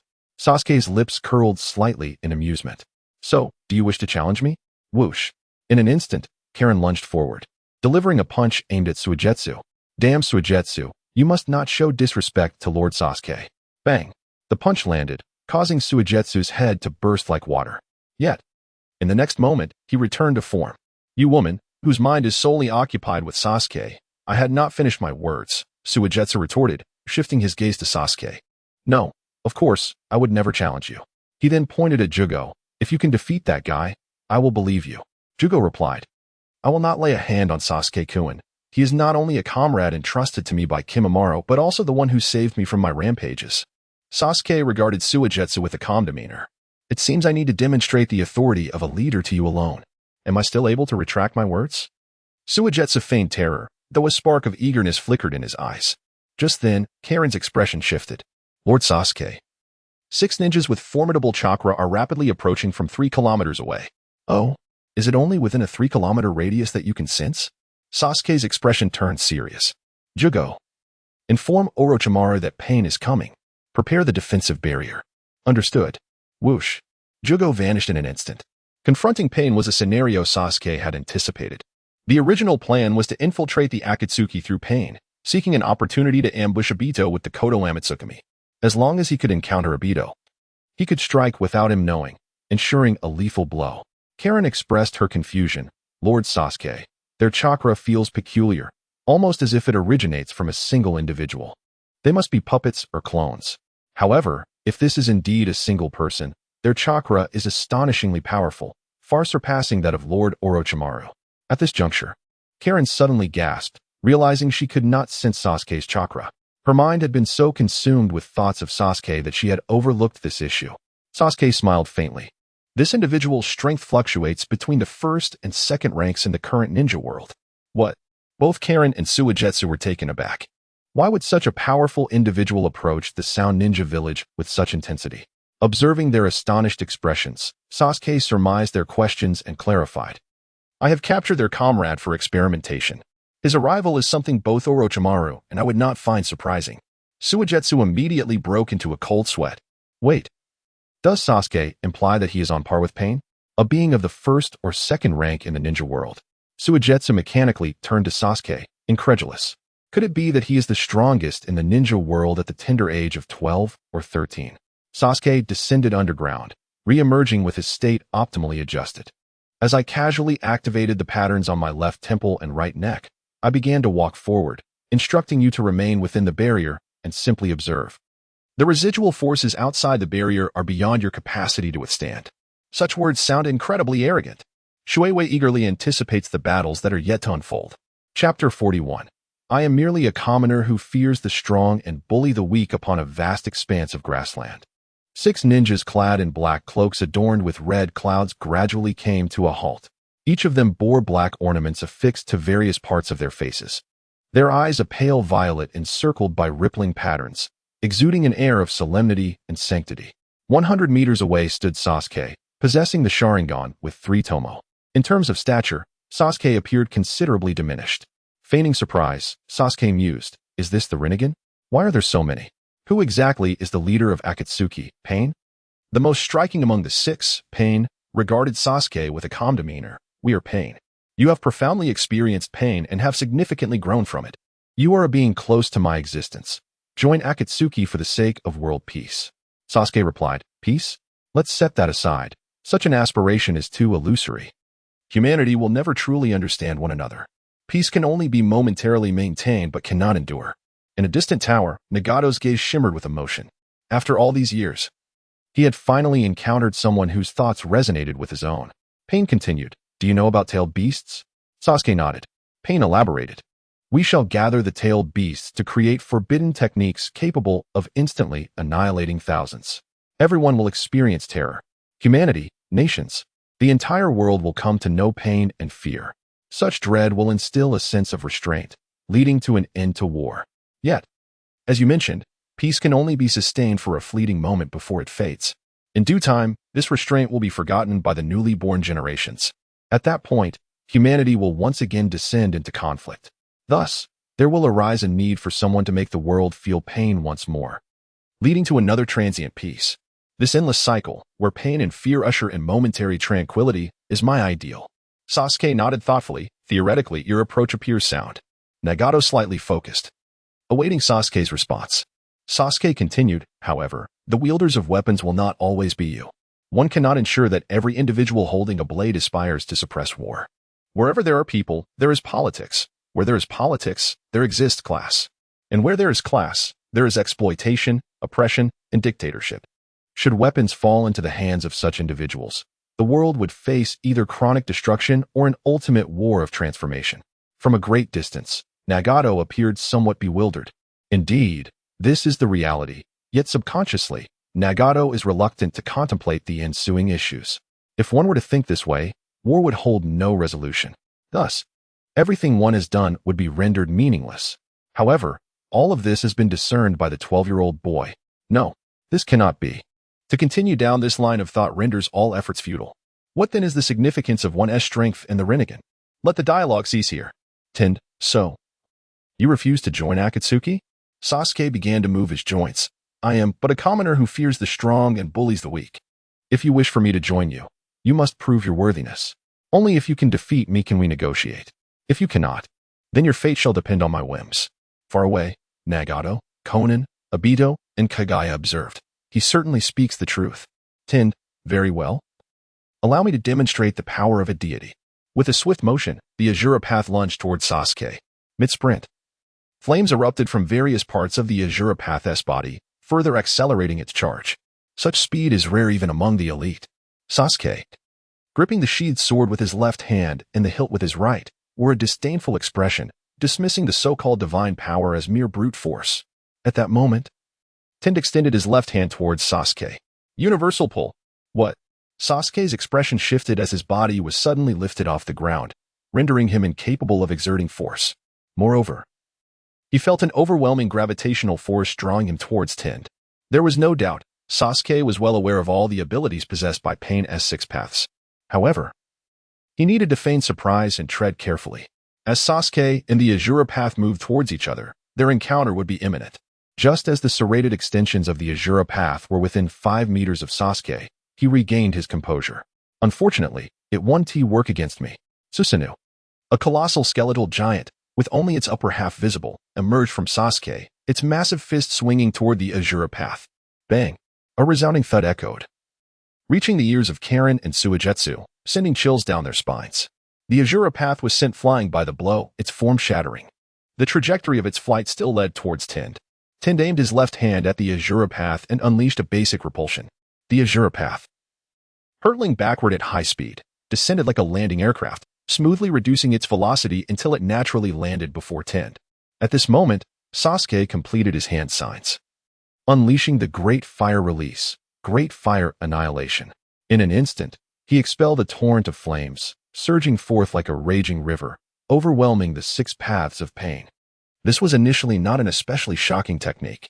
Yet, at this moment, both Xianglin, Shuiwei, and Nagato, along with Obito and others, were taken aback. The astonishing chakra contained within the 12-year-old Sasuke was truly remarkable. In the next instant, the hungry ghost path suddenly appeared before the other 5, arms outstretched, sealing techniques to absorb the chakra within the sound ninja barrier. Xianglin's expression shifted abruptly. This was dire. Lord Sasuke's flames were being absorbed by the opponent. If this was not detected in time, they would be drained of chakra. Just as Xianglin prepared to break through the barrier, hissing, Orochimaru materialized beside her, a hand resting on her shoulder. Do not worry, Sasuke-kun is quite capable. On the battlefield, Sasuke continually unleashed flames, slightly tilting his head skyward to direct the inferno upwards, while simultaneously forming hand seals for fire release, fire meteor.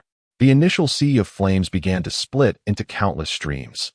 These flames streaked across the sky before descending upon the panes once more, creating a breathtaking spectacle. Amidst the fiery gaps, both Sasuke and the panes were scrutinizing each other's states and movements. The hungry ghost path spread its arms wide, expanding a protective barrier to encompass all 6 panes. Tendo observed, noticing the flames being absorbed and altering your strategy? Unfortunately, your techniques are futile against a deity. Upon witnessing this scene, Sasuke merely raised an eyebrow in mild surprise. In the next moment, he closed and opened his right eye, the 3 tomo transforming into a 6-pointed star. Black flames materialized around Sasuke.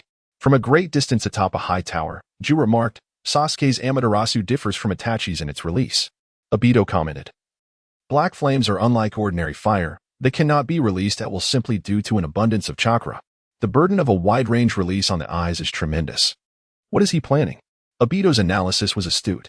The range of the black fire, its burning rate, temperature, and the consumption of ocular power were all interconnected. The last time Sasuke unleashed the Crescent Moon Chaser in Konoha during daylight, even with a reckless mindset, such power could not be achieved. Thus, he had long contemplated how to utilize the most potent techniques with minimal cost. The spectators beheld as Sasuke guided a jet-black flame to slowly float towards the mouth of his fire release.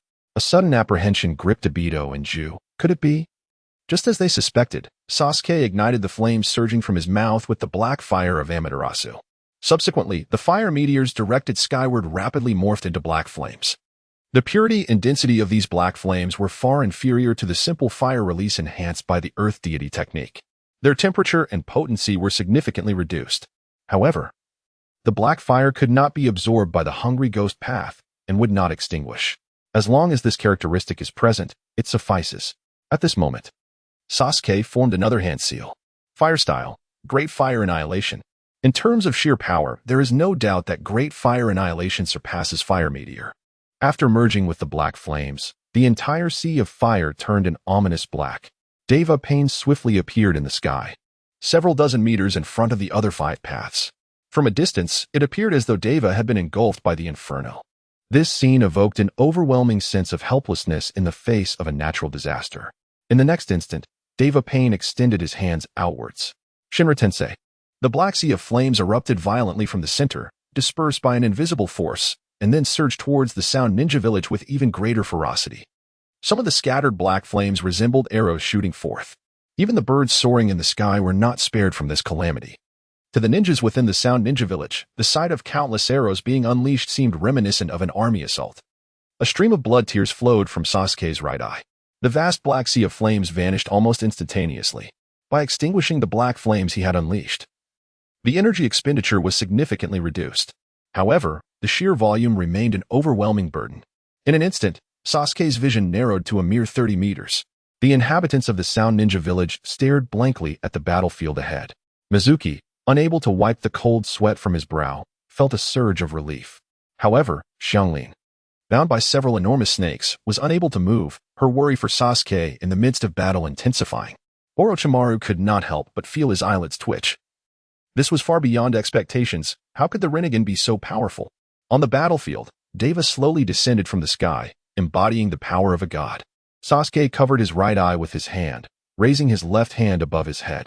Have you heard of those who flaunt their power only to be struck by lightning? In the distance, Nagato was taken aback.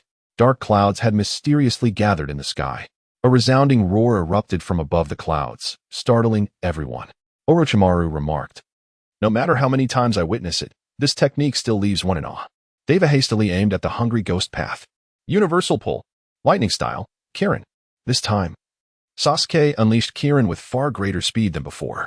The dragon did not require precise positioning. It soared through the clouds directly towards Deva. The blinding light momentarily rendered everyone sightless. Thunder rumbled simultaneously, deafening all present. He can control thunder now. Lord Sasuke is truly formidable. The villagers of Sound Ninja Village thought. Surely, that foe must be finished now. However, when they opened their eyes, they were left dumbfounded. Floating above Deva was a chubby figure, covered in wounds, the hungry ghost path.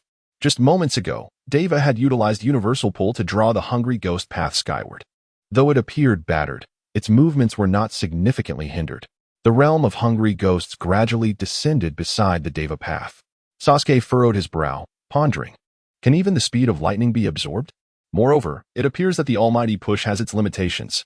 The Deva path remarked, "It seems I have underestimated you. Now, allow me to summon the 6 paths of pain."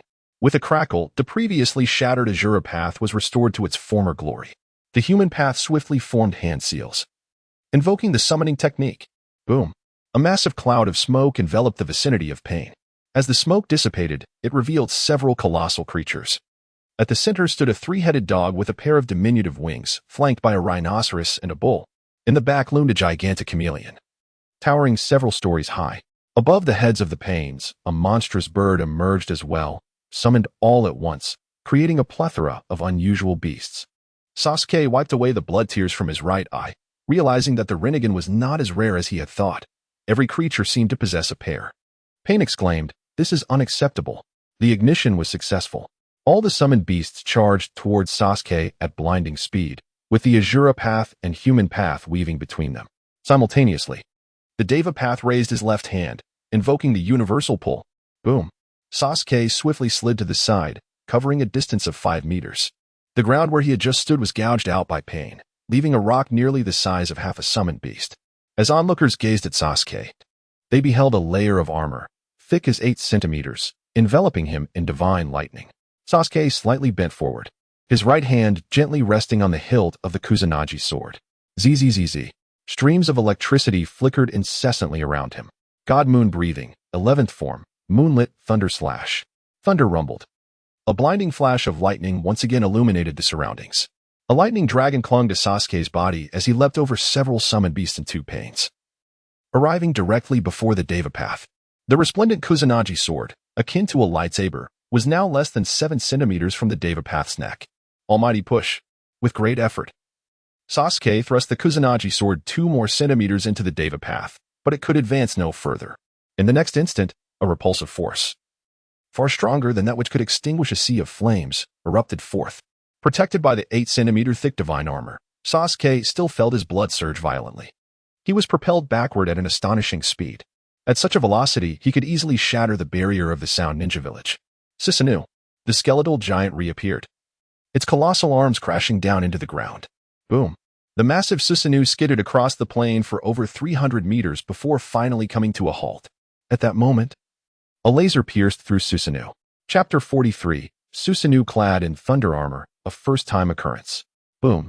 An explosion of destructive energy, no less than that of a tailed beast bomb, erupted. Centered around Sasuke, a radiant sphere of explosive energy, with a radius of 100 meters, erupted. Sasuke let out a heart-wrenching scream. The fractured rocks beneath the ground splintered into countless fragments, launching several kilometers into the air. The sound of debris striking the barrier of the Sound Ninja Village echoed continuously, reminiscent of innumerable hailstones falling during a torrential downpour. After 4 to 5 seconds, as the dust settled, a skeletal Susanoo shielded the panting Sasuke at the center of the deep pit. In the final moment, Sasuke had activated the third form of Susanoo, only to be instantly propelled back to its initial form by the explosion. A piercing cry resonated through the sky as the Yatagarasu soared swiftly towards Sasuke. Its elongated, razor-sharp beak gleamed like a metallic spear. Further away, colossal rhinoceroses and bulls charged violently towards him.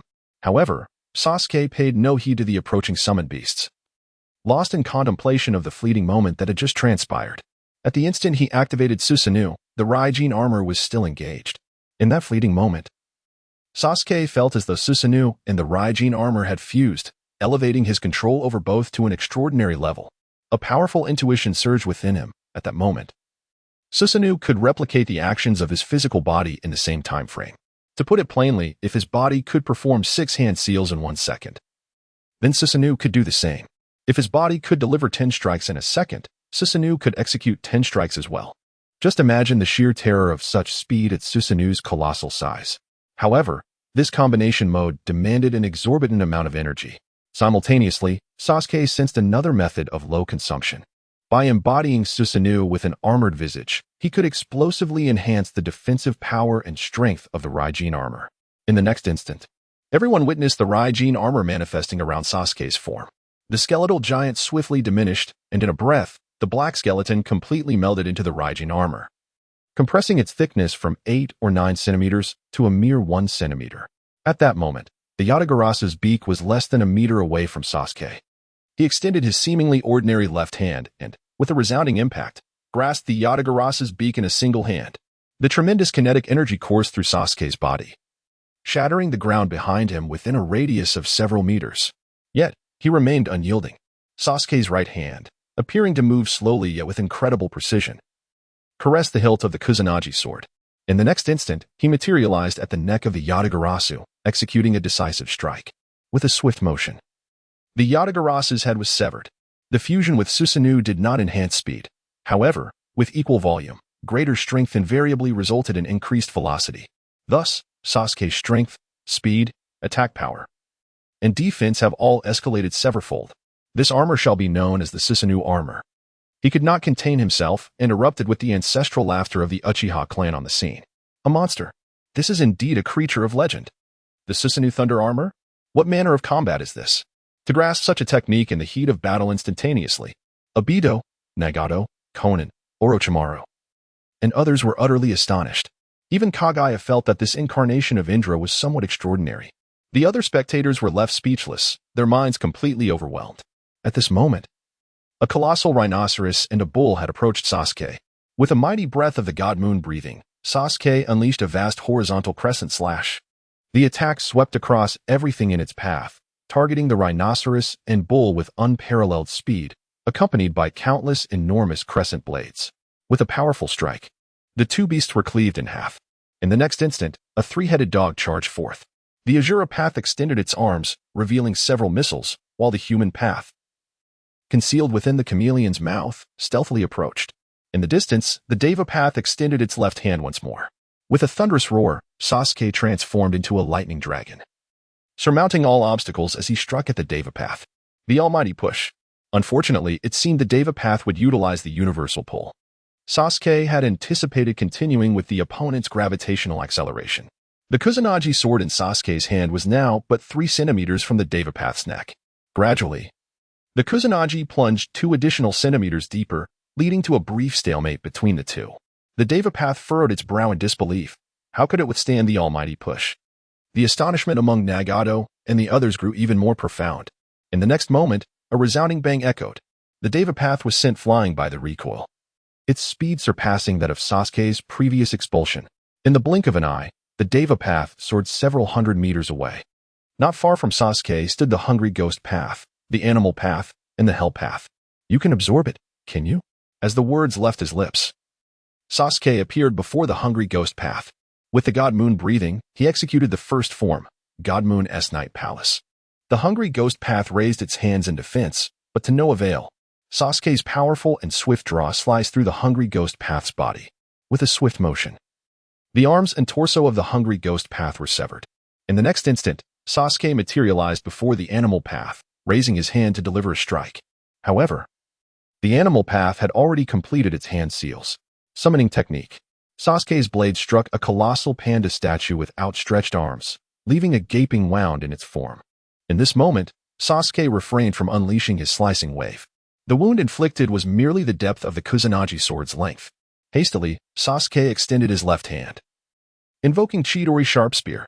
A straight beam of laser-like lance pierced through the panda, striking the face of the animal realm.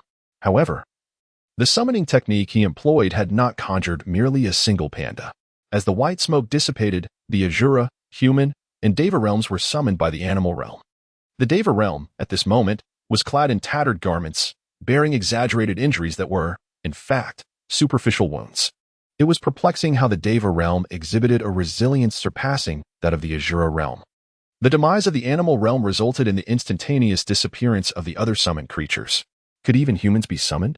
Sasuke inquired in astonishment, subsequently gazing incredulously at the Asura realm. Aren't you supposed to be dead?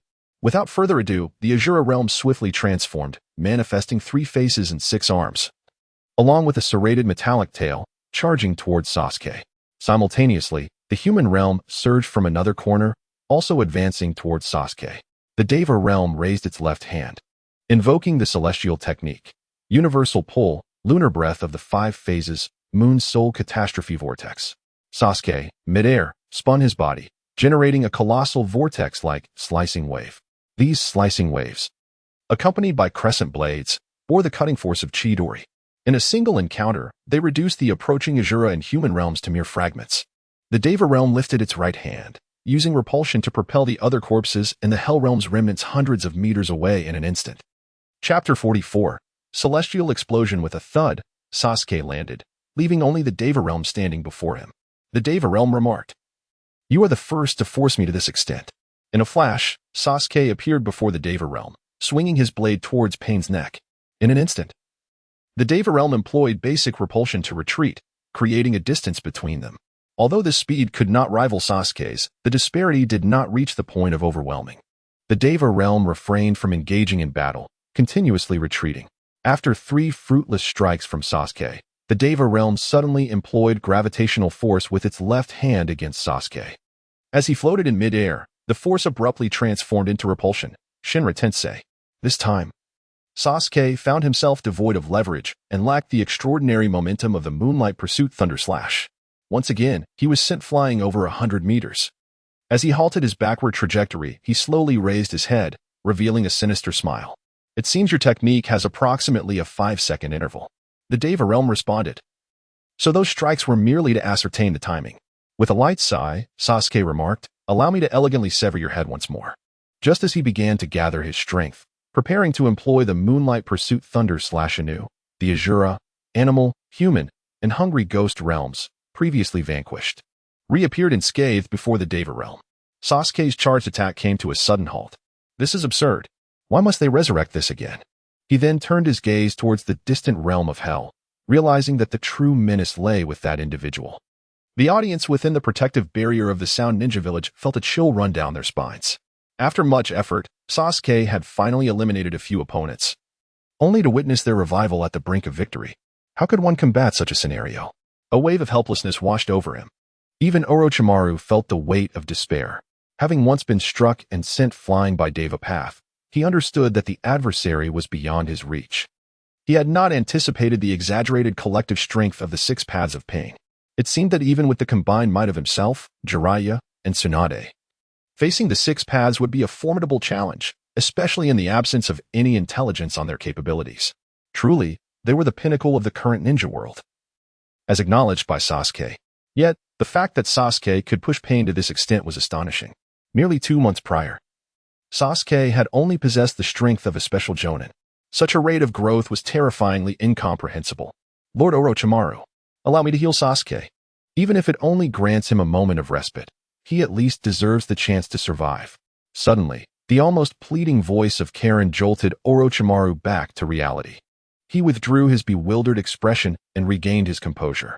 Do you believe that Sasuke spoke so much to Pain from the outset for no reason?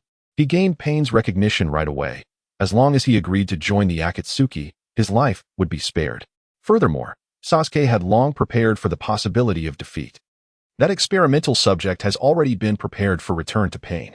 Therefore, Sasuke's life is not for you to concern yourself with. Karen was momentarily taken aback. I thought Sasuke would fight to the bitter end, but it seems it will unfold differently. On the battlefield, Devapath proclaimed, "This is the nature of divinity. It is a foolish delusion for mortals to aspire to triumph over the divine." Sasuke's wavering resolve was ignited by these words. "If you insist on saying so, then I shall fight." Initially, he had contemplated conceding, but Nagato's theatrics were indeed provocative. In the far distance, Nagato's lips twitched. He regretted putting on such an act. Should he truly eliminate this boy, he would lose a kindred spirit. Devapath continued, "Sasuke, as the one closest to my existence, I offer you a chance. If you can break free from my next technique within 3 minutes, I shall withdraw. Should you fail to escape within that time, once I release this technique, you must join the Akatsuki." Sasuke pondered for a moment, then raised his head defiantly. "Very well." Devapath clasped his hands together, and when he opened them again, a small black orb appeared in his palms, encased in a layer of luminous energy. Devapath gently tossed the orb into the sky, where it floated slowly yet swiftly towards a point 300 meters above Sasuke. Sasuke placed his left hand upon his brow, gazing skyward. "This technique feels perilous. Perhaps shattering it with all my might now is the key to overcoming it. Yet, I am utterly curious about the effects it may produce.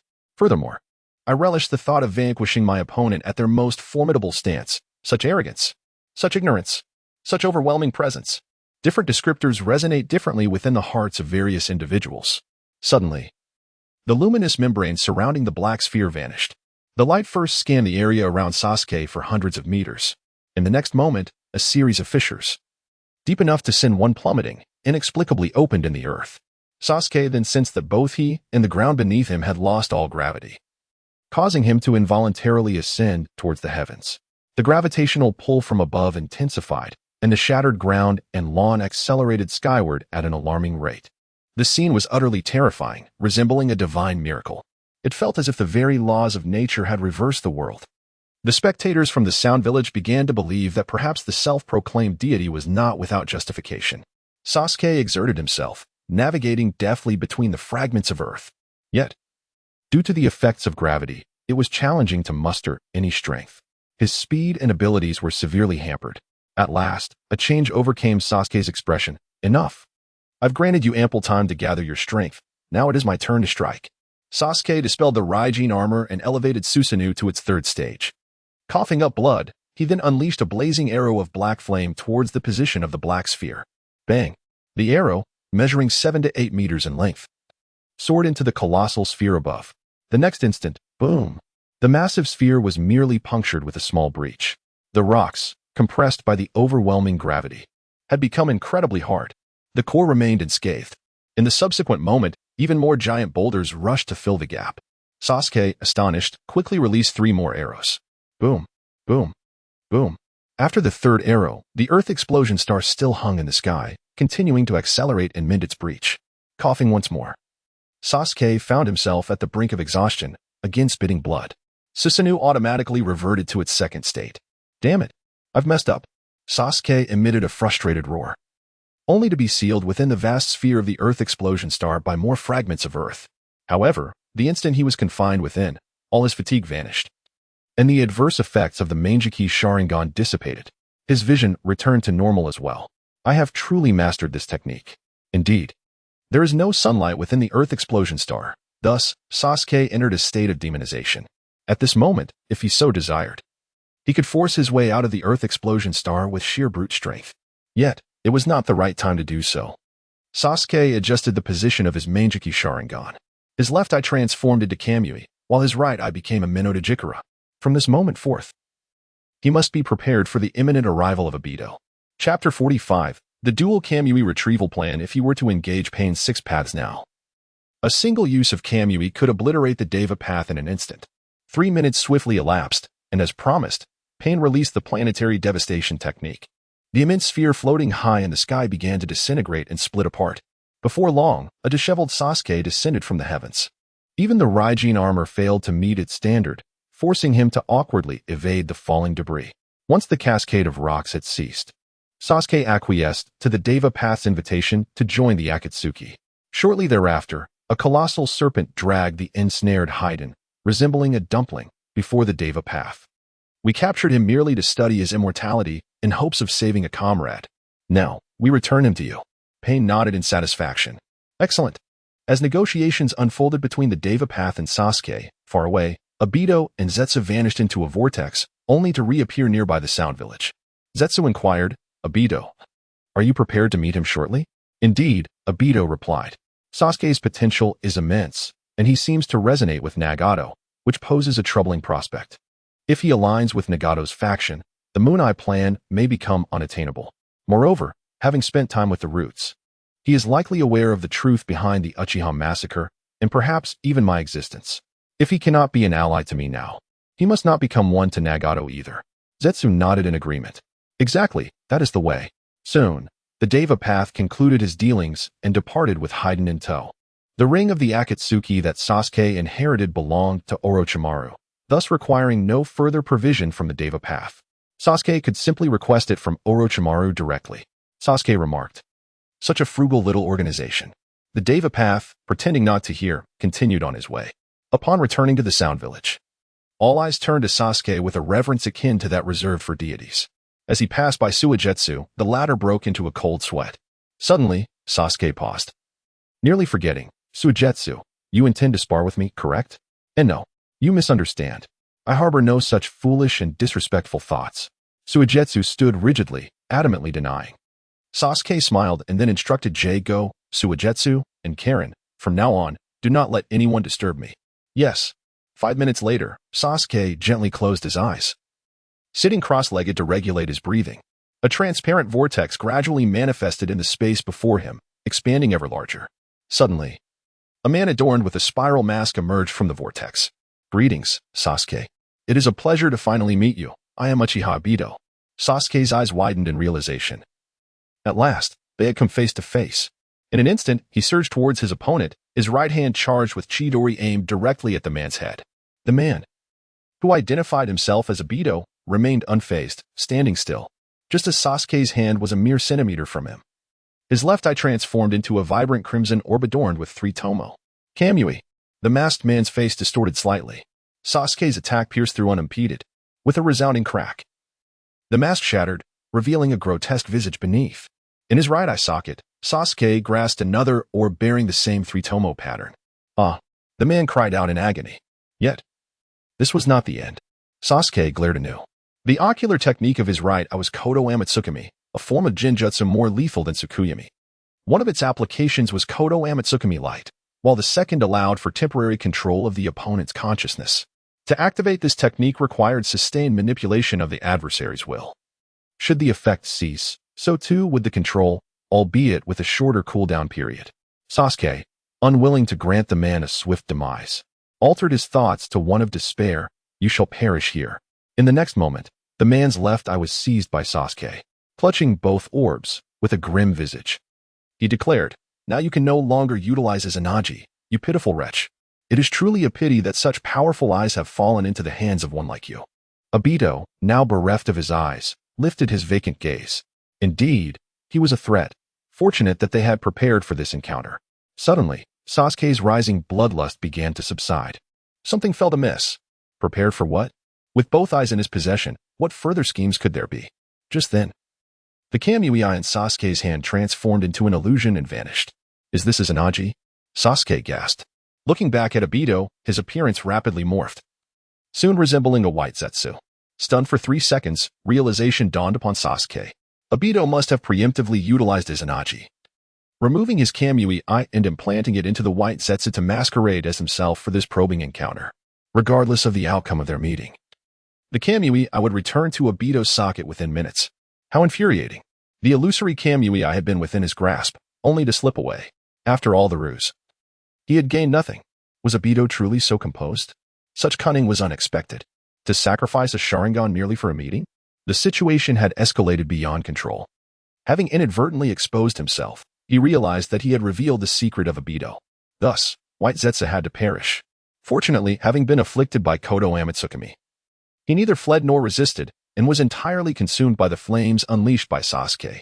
As for the left eye on White Zetsu's visage, tests revealed it to be nothing more than an ordinary eye, which Sasuke casually discarded into the fire. It seemed he too needed to reflect upon his actions. having inadvertently left a chink in his armor that allowed Obito to sense danger. In a cavern on the outskirts of the Sound Ninja village, Obito's vacant right eye suddenly regained its clarity. The left eye, adorned with the three-tomo Sharingan, gradually transformed into a lifeless, white orb. A chill of trepidation washed over Obito. White Zetsu had not returned, which confirmed that he was indeed aware of Obito's secret. Just prior to his intended meeting with Sasuke, he was fortunate to have received a warning from Black Zetsu. After much contemplation, he decided that he possessed an abundance of Sharingan, and the consumption of one was inconsequential. Thus, he activated Izanagi, imposing a trigger condition that would take effect upon its conclusion. When the duration of Izanagi elapsed, any adverse elements would dissolve into a mere dream. The Sharingan that had been removed from Obito would be considered an adverse factor. Thus, this Kamui I would automatically return to its rightful place within Obito's eye socket once the time of Izanagi concluded. If White Zetsu were to return, it would indicate that Sasuke had refrained from attacking him, or even if he had, he was unable to breach the intangibility of Kamui. Should either of these scenarios hold true, both Obito and Zetsu could rest easy. Yet, the fact that White Zetsu had not returned suggested that Sasuke had discovered the means to counter Obito's Kamui. The previous usage of both Kamui and Kodo Amatsukami was evidently a strategic maneuver by Sasuke aimed specifically at Obito. At this moment, both Obito and Black Zetsu were engulfed in a sense of dread, realizing that someone had such profound understanding of their capabilities. Black Zetsu speculated, could it be that this individual is intimately familiar with their secrets? Obito declared, henceforth, the Akatsuki must operate in complete secrecy. Perhaps Pain's supposed victory was merely a fade orchestrated by Sasuke. Zetsu replied, it is likely that Nagato and Konan will not cooperate. Obito retorted, let them fend for themselves. This Sasuke is indeed a source of concern. Chapter 46, Sasuke and Boruto from a parallel future. The dual Kamui plan had undeniably failed. Sasuke retreated into the shadows, reverting the primary eye back to its original six-pointed star form. As dusk fell, Sasuke took the initiative to journey to the Rain Ninja village. As the sun sank below the horizon, he arrived at his destination. Lacking precise knowledge of Pain's whereabouts, he made a beeline for the tallest structure in the village. Upon reaching the site where Jiraiya first encountered Konan in the original narrative, the six paths of Pain emerged. While Sasuke concealed his presence and chakra, he appeared as an ordinary person to the Deva Path's perception. However, Sasuke's astonishing speed and direct approach could not help but raise the vigilance of Pain. Deva Path remarked, Sasuke, you truly comprehend everything, do you not? To which Sasuke replied, so where are the masked fool and Itachi? How could one dare to label that figure as a waste? It is no wonder that he was frightened into withdrawing from the Akatsuki, never to show his face again. Pain remarked, they have indeed exited the Akatsuki. If you genuinely comprehend everything, will the ninja world embrace peace in the future? Sasuke replied, no, in truth. It is a series of conspiracies.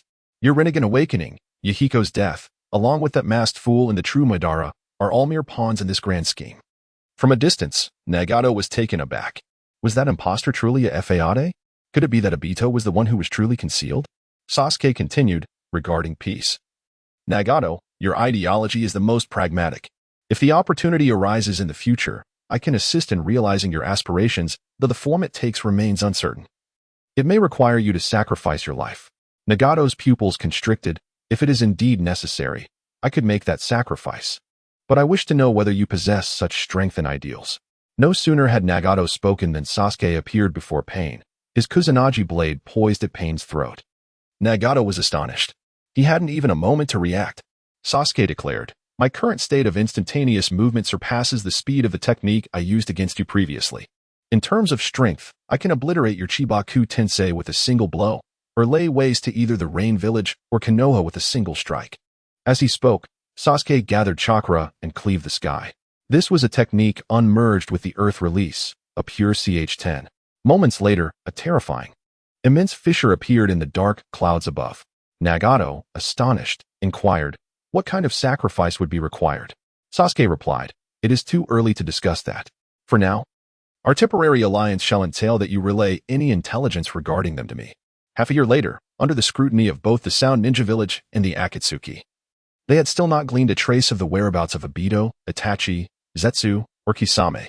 However, the elite combat prowess of the Sound Ninja Village surged dramatically. Sasuke had finally attained the true state of permanent pattern. He had also acquired the passive traits of the Uzumaki clan, endowed with an immense reservoir of chakra and vitality.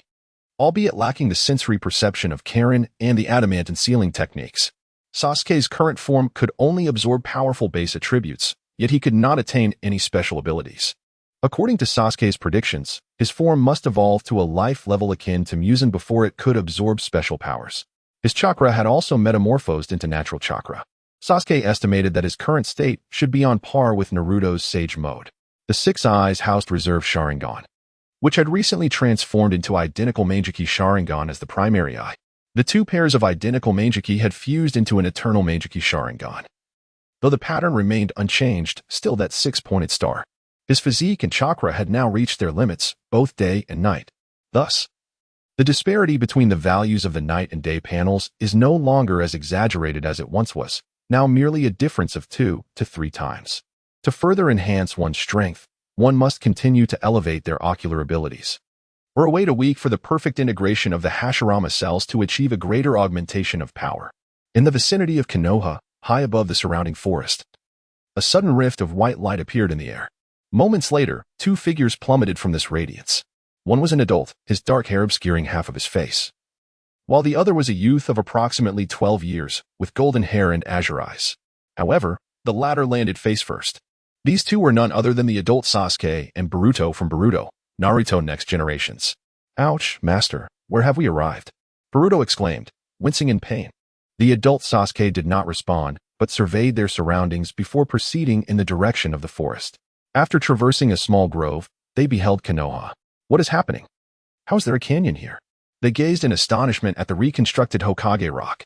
Although the faces of the second and third Hokage had been restored, a canyon still marred the landscape behind them. Master, was Konoha always like this?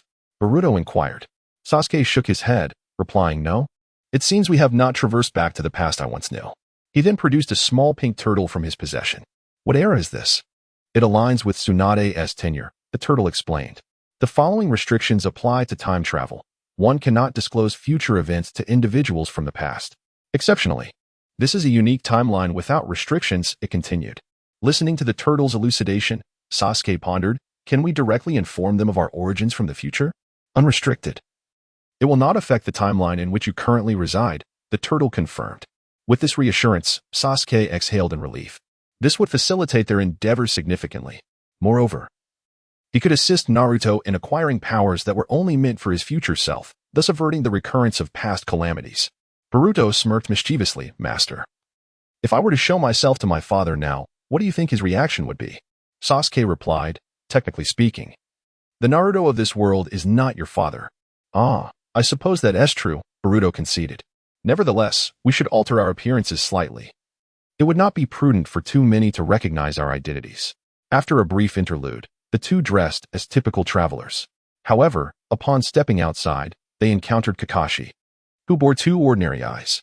Kakashi had acquired a new eye, donated by a deceased ninja, after Sasuke had previously poked out his own. Sasuke's surprise intensified as he regarded Kakashi. Who are you two? You appear quite unfamiliar. Kakashi scrutinized them warily, focusing particularly on Sasuke. You seem to recognize me? The adult Sasuke nodded, proclaiming, I am Uchiha Sasuke from a parallel future. What? Kakashi exclaimed, quickly unleashing his chakra. In an instant, Konoha was enveloped in a heightened state of vigilance. Whoosh, whoosh, whoosh. In the blink of an eye, adult Sasuke and Boruto found themselves surrounded by several circles of Konoha ninjas. Whoosh. The last to arrive was Naruto, who had just hurried over from Miyaboka Mountain. Still in Sage Mode, adult Sasuke was taken aback. Naruto, how is it that you can enter Sage Mode now? Naruto, puzzled, replied. I learned it approximately half a year ago. Adult Sasuke was astonished. And what of your companion, Sasuke? Naruto's expression turned sorrowful. Kakashi interjected. He is a very dangerous entity. Adult Sasuke and Boruto were left in a daze, uncertain of how to respond. In the crowd, Shikamaru furrowed his brow. Are you suggesting that Naruto should have only learned Sage Mode much later? Kakashi, on high alert, proposed, it seems the situation is rather complex. May we discuss this in a different location? Chapter 47. The opening of Kaibai Mode in Konoha's Hokage office, adult Sasuke, Boruto, and the core leadership of Konoha had been conversing for over 2 hours. The atmosphere fell into silence as everyone processed the bewildering news. Naruto looked at Boruto with a peculiar discomfort, realizing that this boy was another version of his son and that his wife was Hinata. Naruto felt utterly disoriented. Adult Sasuke, through comparison, discovered that the Sasuke of this world was similar to himself before the mission in the Land of Waves. However, after taking on the thousand-armed statue for Naruto, everything began to change. This Sasuke had progressed at an astonishing rate, mastering the Lightning Kirin by the time of the official selection exam. Even when encountering Itachi, he had invoked the Manjiki Sharingan through Tsukuyami. He recalled that he had not even achieved a single Tomo at that time. Adult Sasuke suddenly felt rather inept. Boruto, sharing a similar age, felt the disparity acutely. Comparing the Sasuke and Naruto of this world to himself, Boruto sensed that he was lacking significantly. What troubled adult Sasuke even more was this Sasuke's intense desire for revenge, tempered by a sense of rationality. He remembered how, upon learning the truth about Itachi, he had wished to annihilate all of Konoha but was swayed by Naruto's compassion. Although this Sasuke had not destroyed the village, he had severed the will of fire that Konoha stood for. Since Tsunade's succession 6 months ago, Konoha's spirit had yet to ignite anew. The revenge that had once consumed him was merely a juvenile rage, while this Sasuke's vendetta was deeply contemplative. Adult Sasuke concluded, "The Sasuke of your world is far more perilous than I once was." Naruto, with unwavering determination, declared, "I will surely bring him back." Adult Sasuke smiled with a sense of reassurance. Although Naruto's strength has transformed, he remains fundamentally himself. Sasuke, now an adult, remarked that within the next day or two, a being named Otsutsuki Urashiki would emerge, intent on seizing the nine tails sealed within Naruto. Regardless of the perspective, Naruto, your immediate priority is to enhance your power. Naruto responded affirmatively, stating that he was diligently training every day. Sasuke shook his head, explaining that for most, the path to strength is forged through relentless effort over time. Yet for Naruto, it is different. He urged Naruto to seek reconciliation and turn an adversary into a friend, as the Nine Tails, Kurama, is his greatest ally. With that, Sasuke extended his fist for a fist bump with Naruto. In that moment, the fragments of recent conversations flashed through Naruto's mind like a slideshow, and he quickly grasped the entirety of the future, along with the essence of the tailed beasts. Bowing his head, Naruto gently touched his abdomen. In the next instant, his consciousness transcended to the depths of his being, outside the confines of a cage that held a massive crimson fox. "Kid, how much chakra do you intend to borrow this time?" Kurama inquired. Naruto smiled warmly. "I once believed that sealing you within me was a misfortune, but I now understand it to be a privilege." The Nine Tails' expression stiffened. "What nonsense are you spouting, kid?" Naruto extended his right fist. "Kurama, let us bump fists." The Nine Tails' pupils contracted, and his mind raced with countless images and possibilities, yet he slowly extended a colossal hand. With a resounding thud, the thoughts and memories of man and fox began to intertwine. Kurama not only comprehended that Naruto was the reincarnation of Ashura, but also recognized that Naruto was the prophesied figure of the Sage of Six Paths. He became aware of the tribulations that the ninja world would endure in the future. Immediately thereafter, Naruto leapt towards the great door, tearing through the seal. In the next moment, Minato and Kushina appeared simultaneously, leading to an emotional reunion and farewell. In this rendition, Naruto's final words to Minato echoed not only to him but also to his mother. In the Hokage's office, Naruto nearly closed his eyes, only to reopen them and find a golden cloak of chakra enveloping him. The sheer volume of chakra astonished Hiruzen's. It surpassed even Sasuke's from that fateful night. Hiruzen's remark left those who had experienced that night in disbelief. Adult Sasuke, however, considered their reactions overly dramatic. In this world, Sasuke had awakened the Manjiki Sharingan, and any further enhancement would require the eternal Manjiki Sharingan. Yet, even obtaining the eternal Manjiki Sharingan could not rival Naruto's potential. 2 days later, through continuous collaboration with Kurama, Naruto had perfected the Nine Tails mode. At that moment, a dark fissure reappeared on the outskirts of the Konoha forest, and Otsutsuki Urashiki, wielding a fishing rod, emerged from the crack. However, as soon as he appeared, he was sensed by both adult Sasuke and Naruto, within a single breath. Not far from Urashiki, a spatial teleportation portal materialized. Shortly thereafter, adult Sasuke and Naruto appeared. With a nonchalant demeanor, Urashiki hoisted his fishing rod and exclaimed, "Oh, Sasuke, you've delivered Naruto right to my doorstep." With a smile curling at the corner of his lips, adult Sasuke retorted, "Do not underestimate him simply because of his youth." Naruto closed his eyes, only to reopen them moments later. In an instant, A layer of chakra, familiar to Urashiki, enveloped Naruto. Urashiki gasped in astonishment. How is this possible? How dare you grant him such power at this moment? Naruto replied, if I do not do this, I cannot bring Sasuke back. As he spoke, a luminous, white Rasengan coalesced in Naruto's hand. Urashiki furrowed his brow but could not resist a mocking tone. Though you've acquired power, your combat experience is evidently lacking. You are gathering a Rasengan before even closing the distance. Are you not inviting me to evade? In the next moment, Naruto hurled the Rasengan towards Sasuke's side. Just 3 centimeters from Sasuke's abdomen, Tenshinryoku, adult Sasuke and Urashiki instantly swapped positions. Boom. Urashiki was struck violently in the stomach by the wind-release Rasengan, spewing a copious amount of blood. The Rasengan's formidable propulsion and constrictive power forced Urashiki along the ground for several meters. At that moment, Naruto unleashed another wind-release Rasengan shuriken from his other hand. As Urashiki's slide on the ground came to an end, the shuriken reached its target. Boom. Ah! Urashiki screamed amidst the explosion's epicenter. Adult Sasuke pointed skyward, declaring, I shall deliver a blow as well, lightning release. Kirin. Thunder rumbled as a bolt of lightning, nearly 10 meters in diameter, descended from the clear sky. In that fleeting moment, Urashiki found himself on the brink of death, assailed by the two. Thud. Adult Sasuke landed beside Naruto, remarking, your strategy proved quite effective. Naruto replied, if it were that Sasuke, he would have discerned my tactics in an instant. Adult Sasuke offered a wry smile. In the distance, as Urashiki hovered on the edge of death, he struggled to consume the chakra from his fishing basket to mend his wounds. Tenshinryoku. Adult Sasuke exchanged places with the fishing basket and severed Urashiki's neck with a swift strike. Thus, Urashiki was swiftly vanquished by their combined might upon his entrance. Adult Sasuke exhaled in relief, surprised by how easily Urashiki had been dispatched. It seemed this journey might impart some valuable lessons. Chapter 48. Confrontation with Adult Sasuke and Kurama Naruto.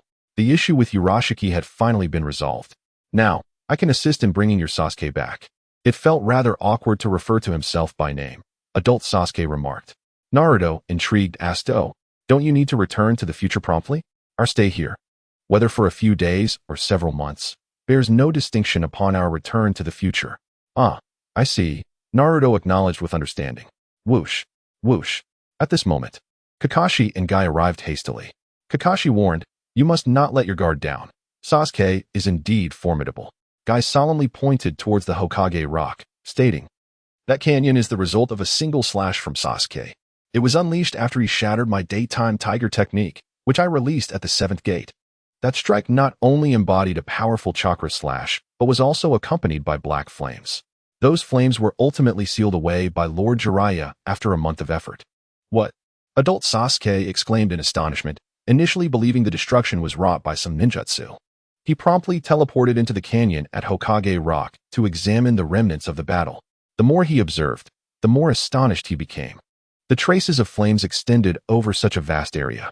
He was well aware that black flames consumed a significant portion of ocular power. To cover an entire canyon? How much ocular power would that require? Even in his current state, he would not dare to be so audacious. Could it be that he has acquired Itachi's eyes? Whoosh.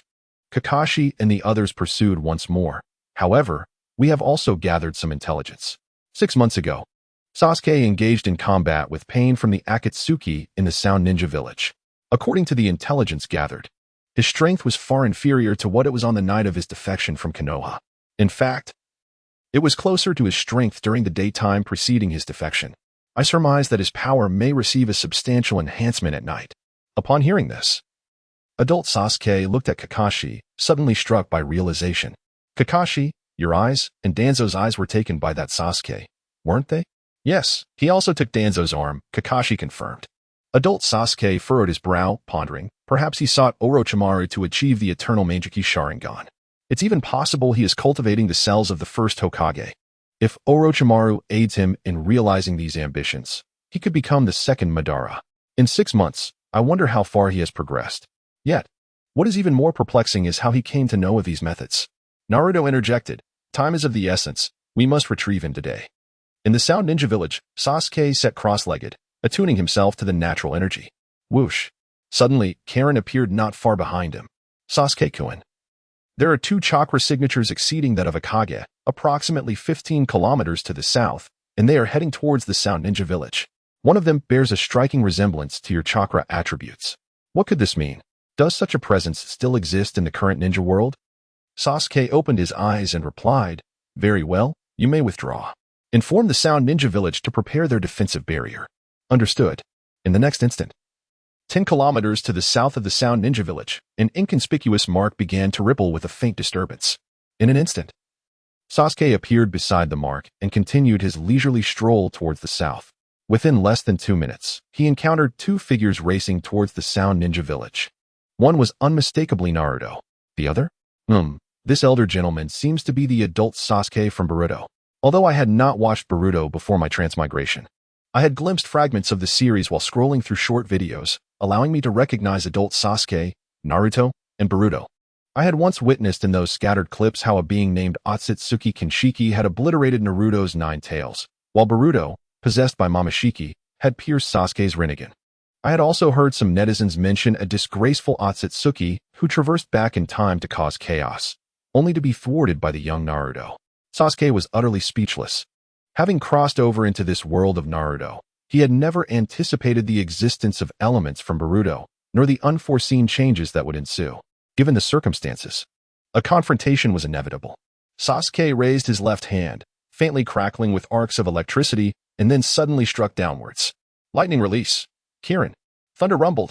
A colossal bolt of lightning, measuring several meters in width, descended from the heavens without warning, targeting Naruto and adult Sasuke. Boom.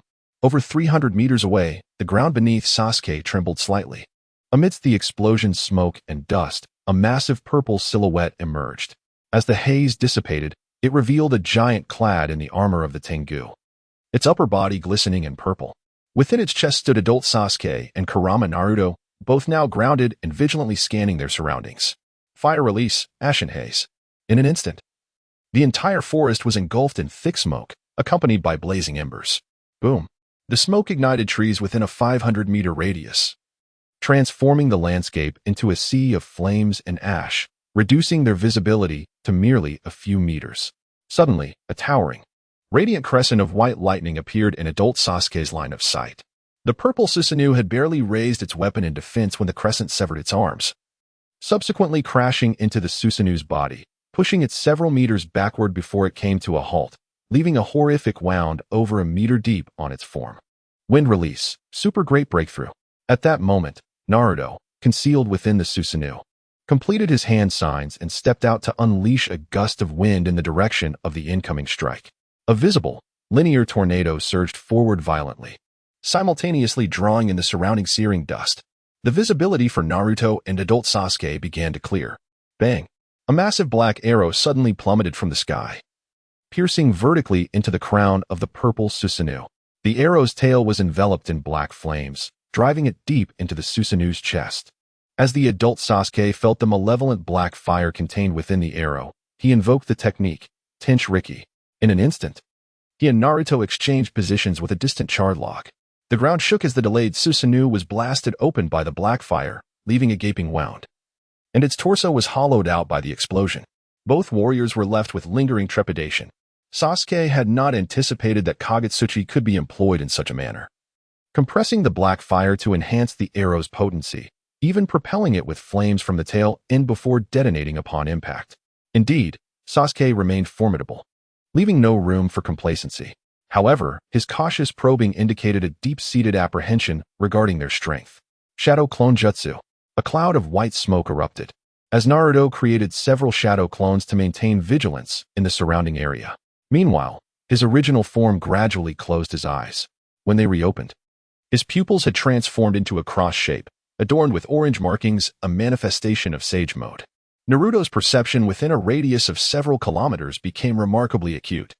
Chapter 49. The missing adult Sasuke. Guided by his heightened senses, Naruto gazed in a specific direction. Before him lay an expanse of charred tree trunks. Yet he knew that Sasuke was forming hand seals over 500 meters away. In an instant, Naruto became a wisp of light, vanishing silently from his position. In the blink of an eye, he traversed the distance to stand before Sasuke. Sasuke, it's been a while. Is this pattern the power bestowed upon you by Orochimaru? Sasuke was taken aback, astonished by Naruto's swiftness. Yet he retorted, this pattern is not a gift from him. Half a year prior, during the Ch exams. Naruto's wind release, Gale Palm, had already astonished Sasuke. At that time, Naruto had only possessed the strength of a special J-nin. However, now, the statistics on Naruto's panel had escalated to an extraordinary level. His wind release technique had been perfected, allowing him to evade more resistance and channel greater energy into his secondary acceleration. The cumulative effect of this led to a terrifying velocity. Sasuke, foregoing hand seals, condensed a Chidori blade in his right hand and launched a surprise attack at Naruto. In response, Naruto extended his right hand, invoking Sage Art, Wind Release, Vacuum Blade, an advanced technique reminiscent of the one used by Danzo against Sasuke in the original narrative, yet wielded with Sage Chakra, amplifying its destructive power. Furthermore, Naruto's technique did not rely on Kunai. Instead, it extended a wind attribute longsword from the surface of his wind shield. Clang! Their blades clashed, with Sasuke struggling under the pressure while Naruto remained unwavering. Sasuke, return with me to Konoha. I will ensure everyone accepts you. The moment Naruto's words fell, a faint sound echoed as flesh was pierced. Adult Sasuke, standing where Naruto had been moments before, felt his pupils constrict in disbelief. What? He had not anticipated being ambushed by 4 of Naruto's shadow clones. Indeed, the Sasuke behind him was the true body, while the Naruto nearby was merely a decoy. Adult Sasuke was astounded. Why did Sasuke not emit even the slightest trace of chakra or presence? This was utterly incomprehensible. It was only then that the 4 Naruto clones around him became aware of the situation behind them. They rushed towards Sasuke, but their speed paled in comparison to that of the real Naruto and was just a fraction slower than Sasuke himself. Shingetsu no Waigure. Sasuke wielded adult Sasuke's body as a sword sheath, drawing it to release a crescent moon slash. The strike spiraled around the 2 Sasukes like lightning, accompanied by hundreds of crescent blades. Bang!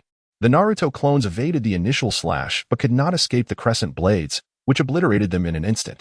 Sasuke remarked with a calm demeanor, "This is far easier than I anticipated. Your strength has diminished significantly." At that moment, Naruto sensed the dire situation of his clones, his expression shifting dramatically. Sasuke. The Sasuke before Naruto flashed a wicked smile. "You've fallen into my trap." Heh. Furious, Naruto unleashed his power. Bang! The Sasuke clone was shattered. A glimmer appeared as Naruto dashed in an instant to stand before the true Sasuke, his tightly clenched fist mere centimeters from Sasuke's cheek. It was astonishingly swift. Even the real Sasuke felt the terrifying speed of Naruto. In the original narrative, Naruto had truly mastered only the Rasengan and Shadow Clone technique. His taijutsu and close combat abilities were merely reliant on the fundamental attributes of a special mode, lacking any subjective initiative. He had not harnessed the full potential of Sage Mode and its true power. Otherwise, the taijutsu of the original Sasuke and Naruto would not be on the same level. Consider this. How formidable would the 4th or 3rd Raikage be if they possessed Sage Mode and the Ninetales chakra? In the next moment, as Sasuke vanished from before Naruto, he reappeared at the site where the clones had been destroyed. Naruto was taken aback. Space-time ninjutsu. The forest, shrouded in smoke earlier, bore hundreds of flying thunder god seals, making this Sasuke's domain. Congratulations, you answered correctly. Consider this a reward to witness. As he spoke, hundreds of meters away, Sasuke thrust his Kusanagi sword forward. The initial thrust was halfway completed when Sasuke suddenly teleported behind Naruto. Bang! The sound was not that of flesh being pierced. Astonishingly, the Kusanagi, enveloped in Chidori, could not breach Naruto's wind barrier. Sasuke's chakra was equivalent to the Sage chakra of a perfected Sage Mode. At this moment, Naruto's wind release body flicker technique had transformed to an astonishing level of defense. The current situation was somewhat perplexing. Sasuke had just experienced an explosive enhancement in his abilities, only to confront an even more outrageous adversary. The permanent patterns on his body were a testament to the countless life and death battles that had shaped Sasuke. The Uzumaki lineage had been achieved through scientific endeavors, while Naruto's Kurama mode merely required an act of reconciliation. It seems that the original power is unfathomable. Suddenly, a massive hand of chakra extended from Naruto's back, reaching for Sasuke, yet predictably grasping only air. Sasuke evaded and positioned himself 300 meters away from Naruto, reflecting, "I once believed that no one in the ninja world could compel me to unleash my full potential. Yet here I am, presented with an opportunity to truly showcase my prowess. Though unexpected, it remains within the realm of reason. It's rare to feel this adrenaline again. I shall indulge in this battle for a few minutes." However, my forthcoming attacks will transcend your defensive capabilities. Sasuke's body became enveloped in a 1 centimeter thick, radiant white armor. Reminiscent of the Thunder God, the tomo in his eyes morphed into a 6-pointed star. In the next instant, black skeletal structures emerged within the armor, followed by the development of muscle and skin, adorned with the intricate patterns of the Tengu armor. Ultimately, the Thunder God armor solidified into the War God armor, a flawless amalgamation of Sage Art Thunder God armor and the complete Susanoo. Even the Kusanagi sword was sheathed in a translucent layer of black. Had Sasuke truly attained such strength through his own capabilities? Naruto's expression grew solemn as he extended his right hand, invoking the Sage Art Wind Release Super Vacuum Sphere. The bright white Rasengan in Naruto's hand rapidly elongated into a high-velocity rotating staff. With a decisive clash, both combatants charged towards each other in a direct confrontation. Their weapons collided with a resounding clang. The force of their strikes was evenly matched, sending shockwaves that were visibly palpable, expanding outward at supersonic speed. The ground where the waves passed was uprooted, with rocks, trees, and everything else aside from the two warriors being sent flying into the distance. 2 seconds later, within a kilometer radius, only a massive crater remained. Yet, both Sasuke and Naruto wore grim expressions, for the residual waves had struck adult Sasuke, causing a plume of white smoke to erupt. Emerging from the smoke was none other than Kakashi.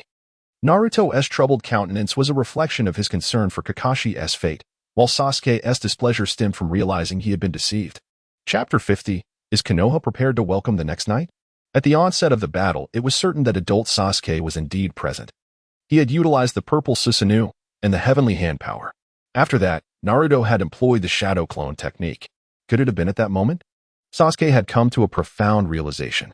The situation unfolded as follows. When he initiated the first lightning release Kirin, the adult Sasuke and Naruto discerned the extent of their sensory range. Subsequently, Sasuke, in his adult form, guided Naruto to evade the Amaterasu's celestial hands. Not merely to avoid the attack, but with the ulterior motive of stepping beyond the perceptual boundaries of his own transparent world. Although it was merely a few dozen meters, it indeed surpassed Sasuke's line of sight. Seizing the moment amidst the smoke, he utilized his Rinnegan to open a space-time portal. Adult Sasuke and Kakashi exchanged places seamlessly. It is worth pondering the elaborate efforts made by the opponent. Was it merely to find an opportunity to ambush him? Now that Kakashi has been exposed, Sasuke should have made his appearance as well, right? Alas, he must believe that his strength has reached an impasse. Foreseeing his next endeavor to merge the eternal Mangekyou Sharingan would release, this rascal must have infiltrated our domain, although it appears that Sasuke's thought process was protracted. In reality, it transpired in less than a second. With a grim expression, Sasuke realized that opportunities for fervor were dwindling, and he never anticipated that they would squander one here. Just as Naruto prepared to charge towards Sasuke, he was suddenly ensnared by the magical restraint technique. However, in less than a second, Naruto was roused by Kurama. Yet, that fleeting moment proved sufficient. At this juncture, Sasuke had already returned to the cell cultivation chamber of the Sound Ninja Village. Despite the impressive synergy in their strategies, adult Sasuke and Naruto lacked crucial intelligence, resulting in a missed detail. Though the external world basked in daylight, not a single ray of sunlight penetrated the confines of the experiments. The instant Sasuke returned, he entered a demonic transformation state, albeit retaining his 2 eyes. The secret of the 6 eyes would remain concealed for now. Engaging the Susanoo in this state was perilously reckless. As he teleported, he also withdrew from this form. At that moment, the chamber was barren, with only adult Sasuke present. Key figures such as Orochimaru, Kabuto, and Kimimaro had vanished without a trace. In the next instant, a multitude of black seals began to spread across Sasuke's body. This was the cursed seal of self-entanglement, the very sealing technique that Danzo had employed to immobilize Sasuke in the original narrative. It turned out that the Flying Thunder God seal had already been meticulously arranged around this area. Adult Sasuke had anticipated Sasuke's teleportation to this location. With an air of confidence, he advised, "My Rinnegan can perceive the fluctuations of spatial transfer, and I can discern that the Sound Ninja Village is permeated with these very seals, the Flying Thunder God marks. Sasuke's mark is thus, the sealing technique you are currently afflicted with has been deliberately enhanced by me. Now that Danzo is deceased, your vengeance should come to an end. Do not engage in actions that may lead to your future regret." As he reflected on the matter, the adult Sasuke bore a hint of nostalgia. Obito was still alive, and Itachi's whereabouts were currently unknown. How could he possibly refrain from taking action? Sasuke retorted with a hint of disdain. A few months prior, he had already gained access to the Kamui space. Yet within that realm, apart from the myriad of white Zetsu, there existed only an abyss of nothingness. He truly had no idea where Obito and the others had concealed themselves. The adult Sasuke's expression stiffened. Itachi was missing? He found himself uncertain about the veracity of Sasuke's words and prepared to probe into his memories through Jinjutsu. With a powerful glare, he unleashed the full might of his six-tomo Rinnegan upon Sasuke. The potency of this singular six-tomo Rinnegan eclipsed the combined ocular power of the cursed Sasuke. However, it was evident to Sasuke that the adult Sasuke was unable to fully unleash the potential of this eye. It was akin to an individual who could lift a 100-pound barbell but could not wield it as a weapon. Indeed, the Sasuke and Naruto seen in Boruto no longer possessed the power of the Sage of Six Paths. Thus, this clash of Jinjutsu proved to be somewhat easier than Sasuke had anticipated. Illusionary mirror, celestial rotation. The adult Sasuke inadvertently found himself ensnared within his own Jinjutsu. In the next instant, he regained his senses and broke free from the illusion. Boom. However, at that moment, Sasuke had forcibly shattered the seal by unleashing a surge of chakra. What? The adult Sasuke's pupils dilated in shock. How could his opponent, wielding merely a six-pointed star Sharingan, possess such formidable ocular power? Furthermore, this enhanced sealing technique would take even him several minutes to breach. Yet this Sasuke had managed to escape in mere seconds. The disparity could not be this vast. It appeared that Sasuke had acquired a mysterious enhancement of power. It turned out that this enigmatic augmentation was not limited to nighttime, but occurred in any environment devoid of sunlight. The adult Sasuke's eyes widened, and the Susanoo rose majestically. If he could shatter this ceiling, the sunlight would deprive him of his enhancement. Illusionary restraint technique. Sasuke unleashed a binding Jinjutsu with the moon's poison. Just as the purple Susanoo was about to breach the ceiling, it suddenly froze. Moon breathing, harvesting form, crescent blade cutting through the leaf seam. Almost simultaneously, Sasuke executed two serrated crescent moon blades. The rapidly spinning crescent blades were accompanied by variously sized moon blades. Boom. The Susanoo shattered under the force of this overwhelming strike. At that moment, the adult Sasuke broke free from the Jinjutsu once more, hastily channeling more ocular power to restore the size of his Susanoo. Illusionary restraint technique. The adult Sasuke was ensnared in Jinjutsu once again. This is impossible. How could he still fall victim to the illusion despite evading his opponent's gaze? Though astonished, the adult Sasuke was quick to react. In an instant, he unraveled the Jinjutsu once more. In that fleeting moment, the two circular shurikens had descended to within half a meter of adult Sasuke. Suddenly, an explosive roar reverberated as the ceiling of the breeding chamber shattered instantaneously. Not only that, but the entire ceiling of the Sound Ninja Village was severed by Naruto's technique. The Senjutsu, wind release slash. Sunlight cascaded into every corner of the Sound Ninja Village. In the blink of an eye, Naruto appeared before adult Sasuke, deftly redirecting the two shurikens with a swift kick, sending them rolling away from Susanoo.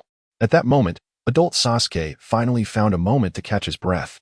After a few gasps, he remarked, Naruto, that enhancement of his only takes effect in the absence of sunlight, coupled with the Flying Thunder God technique. Our current predicament is far more precarious than anticipated.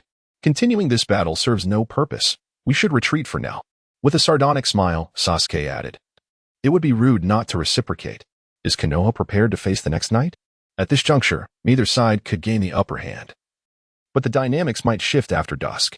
Chapter 51. A kick that shattered the purple Susanoo in truth, when Naruto first endeavored to master Sage Mode. He had attempted to learn the Flying Thunder God technique. However, the convoluted theories and the stringent demands on perception proved to be overwhelmingly tedious, prompting him to abandon the effort. He had assumed that sheer speed would suffice, yet he now realized that such was not the case. The true potency of space-time ninjutsu could only be grasped through genuine experience. Thus, he found himself powerless to intervene as he watched Sasuke.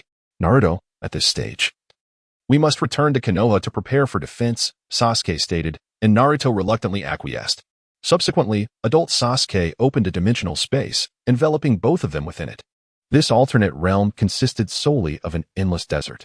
However, just before this space completely sealed, adult Sasuke hurled a kunai into the far reaches of the desert. With a swift motion, he utilized the Heavenly Hand Power technique, instantly swapping places with the kunai and appearing within the alternate space, while the kunai fell back into the breeding chamber. At that moment, the dimensional space had fully closed. Adult Sasuke maintained a vigilant gaze upon Sasuke. Addressing the bewildered Naruto beside him, Naruto, the flying thunder god cannot traverse dimensional boundaries. We must keep him here. Moreover, this space is devoid of night. Only a perpetual day exists, and the shifting sands cannot bear the flying thunder god's mark. This is our optimal environment and condition to subdue him. Naruto was incredulous, having just believed that retreat was the only option. Now, it seemed they could indeed bring Sasuke back. His spirits lifted instantly, as it appeared that Sasuke had been outmaneuvered yet again. However, in reality, Sasuke had orchestrated this situation deliberately. The earlier threats were intended to further provoke adult Sasuke, intensifying their sense of crisis. If my judgment is correct, Sasuke silently expanded his perception to its maximum range. Indeed, behind a sand dune several hundred meters away lay a few individuals: Orochimaru, Kabuto, Kimimaro, Yugo, Karen, and Suigetsu. Among these figures, aside from Suigetsu and Karen, the other four had all attained the level of a Kage. Orochimaru had reached the pinnacle of Kage, while Kimimaro had transformed into a formidable Kage. Although they had become quite powerful within the current ninja world, they faced none other than the adult Sasuke. In an enscathed state, he effortlessly captured them. At this moment, they were all in a deep slumber, their faces bearing an unhealthy pallor. Adult Sasuke had not only hypnotized them with genjutsu but had also utilized the abilities of the Hungry Ghost Path to absorb their chakra. This served two purposes. First, to replenish his previously expended chakra, and second, to prevent them from interfering in the upcoming battle. Sasuke smirked disdainfully, remarking to himself, "Uncle, do you really need to replenish this meager amount of chakra?" Adult Sasuke did not dispute this, but instead fell into contemplation. The gains from this encounter were indeed substantial. The chakra possessed by Orochimaru and his companions was not only abundant, but also of remarkable potency, surpassing even that of his own second state. Crucially, this chakra was permanent. Upon absorption, he had nearly suffered damage to his lungs and other internal organs due to its intensity. Fortunately, the Rinnegan allowed for further absorption. Most of the chakra energy was preserved within the seal of the Hungry Ghost Path, only to be drawn upon when necessary. If he could thoroughly refine this chakra and master its condensation method, it would significantly enhance his combat prowess. In the next moment, Sasuke's expression turned icy as he began forming hand seals. Simultaneously, Naruto charged towards Sasuke, his right fist mere centimeters away from him. Illusionary Chains Technique. Sasuke unleashed a genjutsu upon both of them. The instant they were suddenly immobilized, bang! Sasuke successfully created two shadow clones.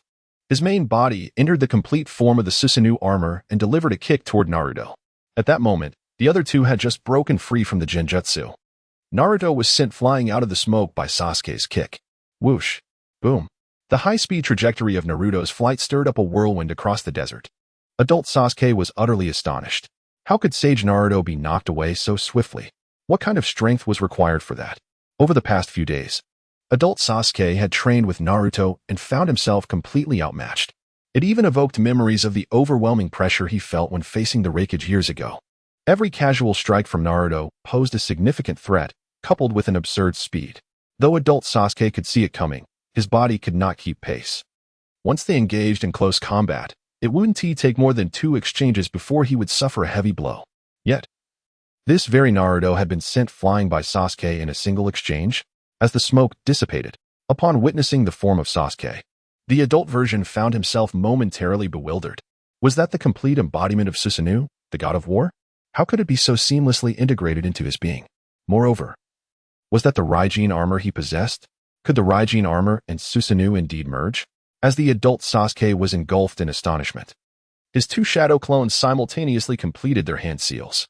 Earth style, Super Earth Flow Great River. Fire style, Super Great Fire Extinguishment. The fusion of these two techniques culminated in a torrent of searing magma, towering over 100 meters high and stretching an alarming kilometer wide. The further one moved from the epicenter, the more expansive the range became. Observing this overwhelming display, it was clear that the combined chakra consumption of these techniques rivaled that of the Earth Explosion Star. The sheer magnitude of chakra left the adult Sasuke utterly astounded. Soon, the once barren desert transformed into a hell of molten lava. Reluctantly, the adult Sasuke activated his purple Susanoo and soared into the sky. In the next instant, a colossal, blinding crescent slash surged forth, measuring over 100 meters in height. The purple Susanoo brandished its blade horizontally to block the impending strike. Boom. The terrifying slash propelled the purple Susanoo backward several dozen meters in midair. The crescent strike lingered, refusing to dissipate entirely, with the blade of the Susanoo being cleaved halfway through.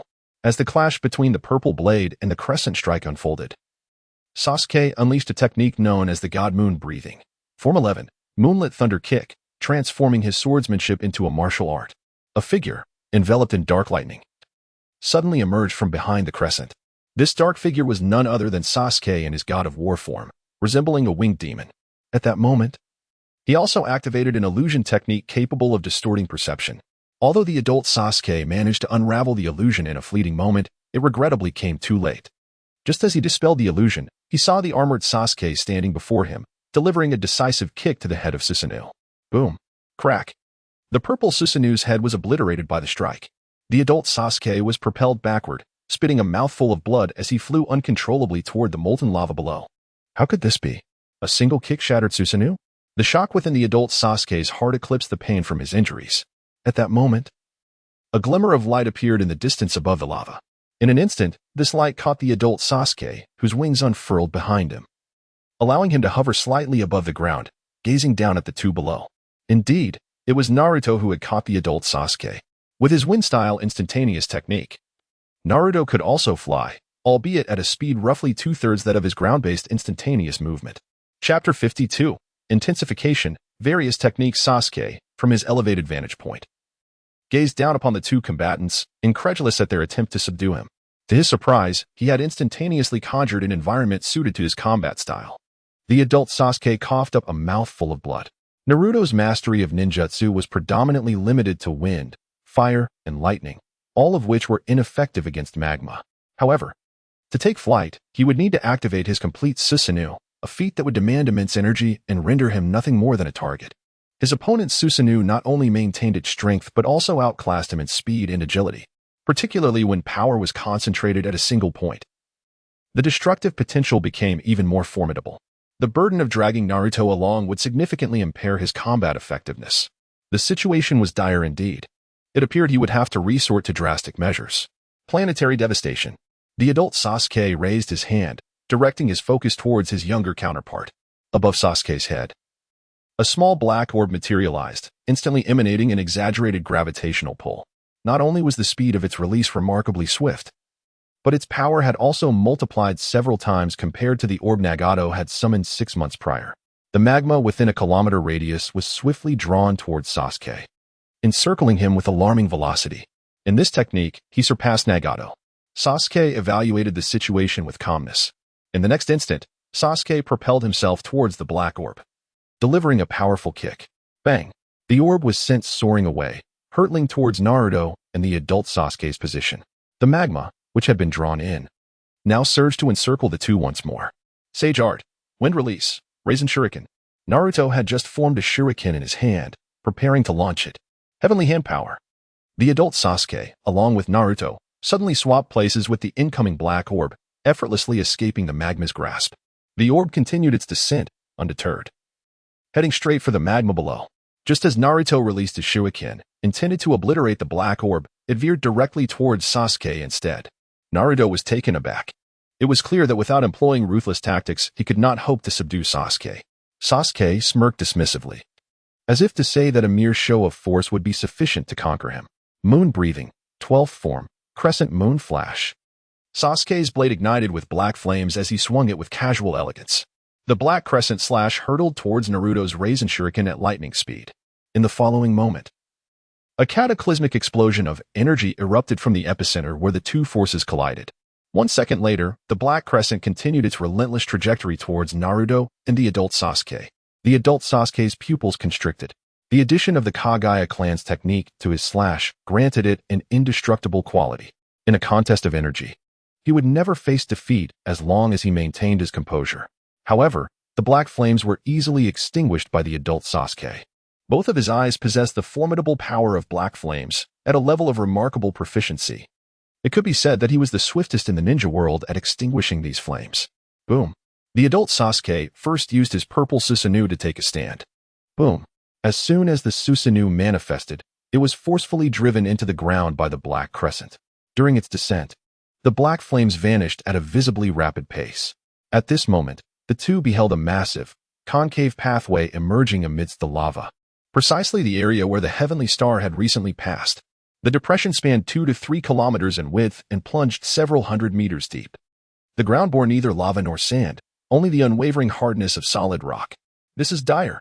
It turned out his true intention was not to compel us into aerial combat, but rather to create a sturdy surface to utilize the Flying Thunder God technique. The adult Sasuke's expression shifted dramatically. While the lava was still molten, he forced the two of them into aerial combat to expend their energy.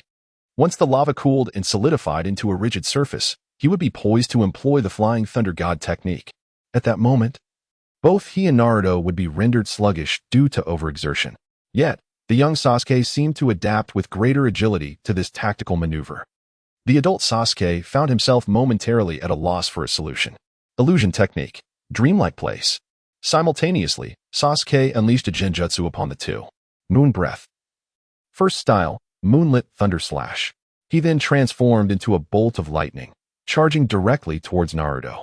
Heavenly hand power. However, at the crucial moment, the adult Sasuke switched their positions. Sasuke crashed into the distant ground. Susanoo. Concurrently, the adult Sasuke activated the second stage of his Susanoo. Boom. The rocks within a radius of 300 meters were instantly obliterated. The surface of the second stage purple Susanoo developed fissures under the impact of the residual shockwaves. The terrifying kinetic energy continued to ripple outward. Where the shockwave passed, the ground crumbled and shattered. The earth trembled. The two could see that Sasuke's technique was originally meant for single-point assault.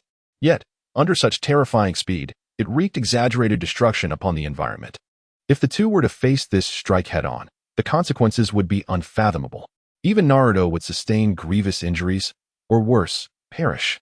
Naruto, prepare the tailed beast ball raisin shuriken. Naruto, taken aback, hesitated momentarily. The adult Sasuke, unfazed, urged him on. Naruto, your attack is the only one capable of inflicting genuine harm upon him. After all this fighting, I do not believe your full force attack could kill him, so you needn't hold back. Only by delivering a significant blow can we hope to subdue him and safeguard Konoha.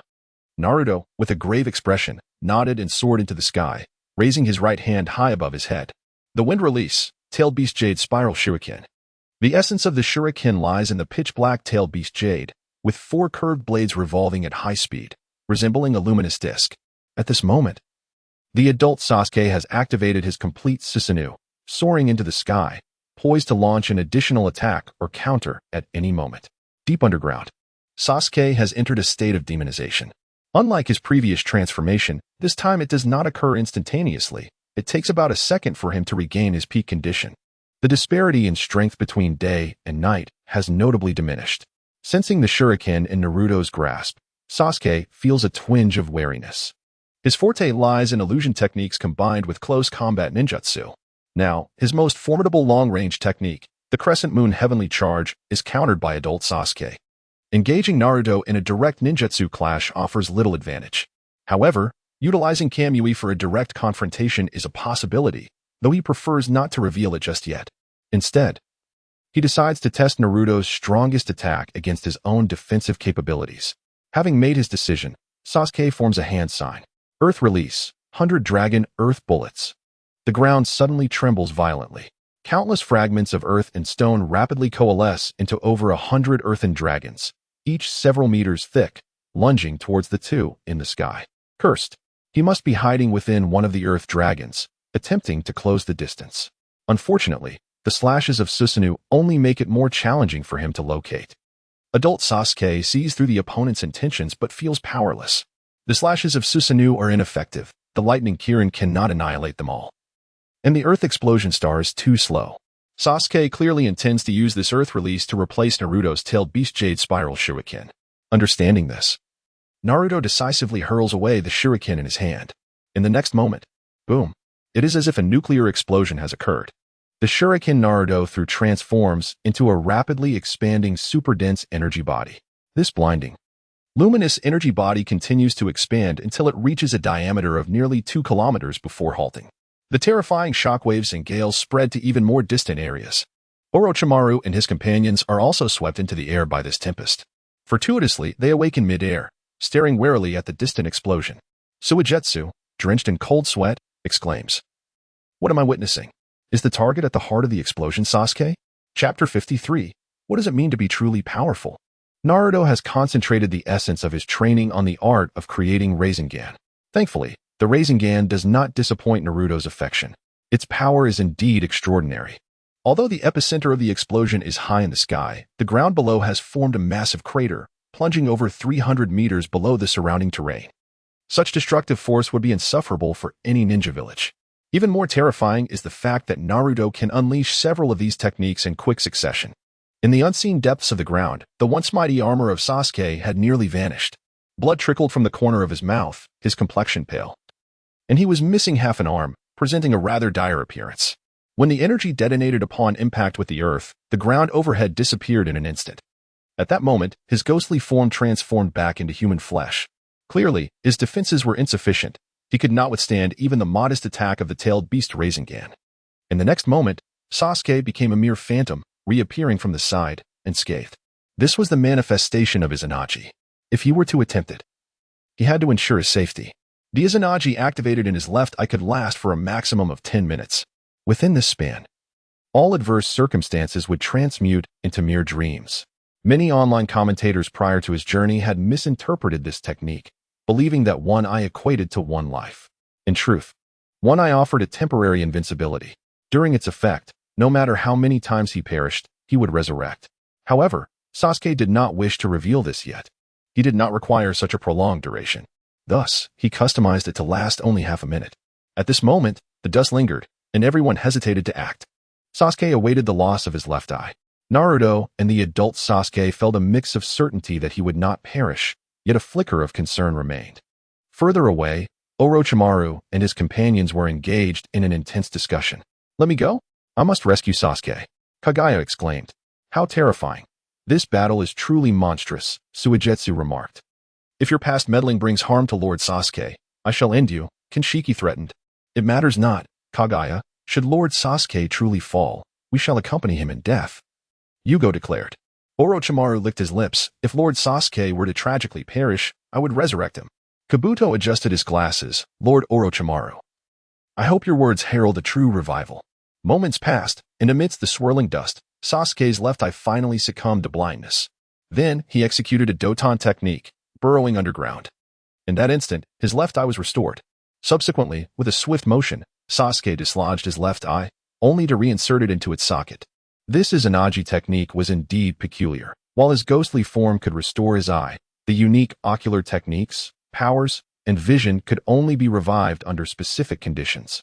Once restored, he could not utilize Izanagi or Izanami again without removing and reinserting the eyeball. This process, in Sasuke's understanding, was akin to a computer that required reinstallation when faced with issues. The interval of extracting his eye amidst fierce combat posed immense risk. This was theoretically the only flaw that could hinder his invincibility. At last, the dust settled, revealing a disheveled but intact Sasuke. Could it be that this fellow emerged unscathed? No, it was inconceivable. Had he indeed employed Izanagi? The adult Sasuke is enveloped in confusion. It seems he has undoubtedly employed Izanagi. Yet the eyes of the Sasuke below remain unscathed. Naruto also feels a sense of disbelief, although he is concerned for Sasuke's safety. Witnessing him unscathed leaves him feeling profoundly disheartened. Both realize that even in such circumstances, they remain incapable of overcoming Sasuke. The current situation reveals that neither side can prevail over the other. Naruto begins to attempt a persuasive dialogue. During the mission in the Land of Waves, "What exactly did you experience? How do you possess such extensive knowledge?" he urgently inquires. Sasuke, equally anxious, retorts, "Are you aware that if you continue down this path, you might become the second Uchiha Madara? Ultimately, you will be exploited by others and become a sacrificial pawn in the resurrection of Kagaya." Sasuke falls silent for a moment. It appears that without elucidating certain matters, Naruto will remain entangled in confusion. He then recalls, "When I stood on the brink of death while shielding you from 1,000 needles, my consciousness briefly transcended time and space, revealing glimpses of certain futures. I know more than you." Both Naruto and the adult Sasuke find this notion unfathomable, yet they quickly come to accept it. Only such an explanation could account for Sasuke's bizarre transformation. Naruto, perplexed, questions, "Then why are you so fixated? Your current strength is already formidable. Sasuke, with a hint of disdain, counters, what constitutes sufficient strength? He then turns to the adult Sasuke, uncle, in the fragments I witnessed. There will emerge a being known as Otsutsuki Kinshiki in your world. With a mere flick of his hand, he will easily overpower both you and Uncle Naruto. The adult Sasuke is taken aback, astonished by the prospect of another Otsutsuki appearing after the first. Yet, he finds it difficult to fully trust Sasuke's words. Sasuke continues. He even compelled the Kyuubi of that world to unleash its heavy ion mode. Upon hearing this, Naruto senses the gravity of the situation.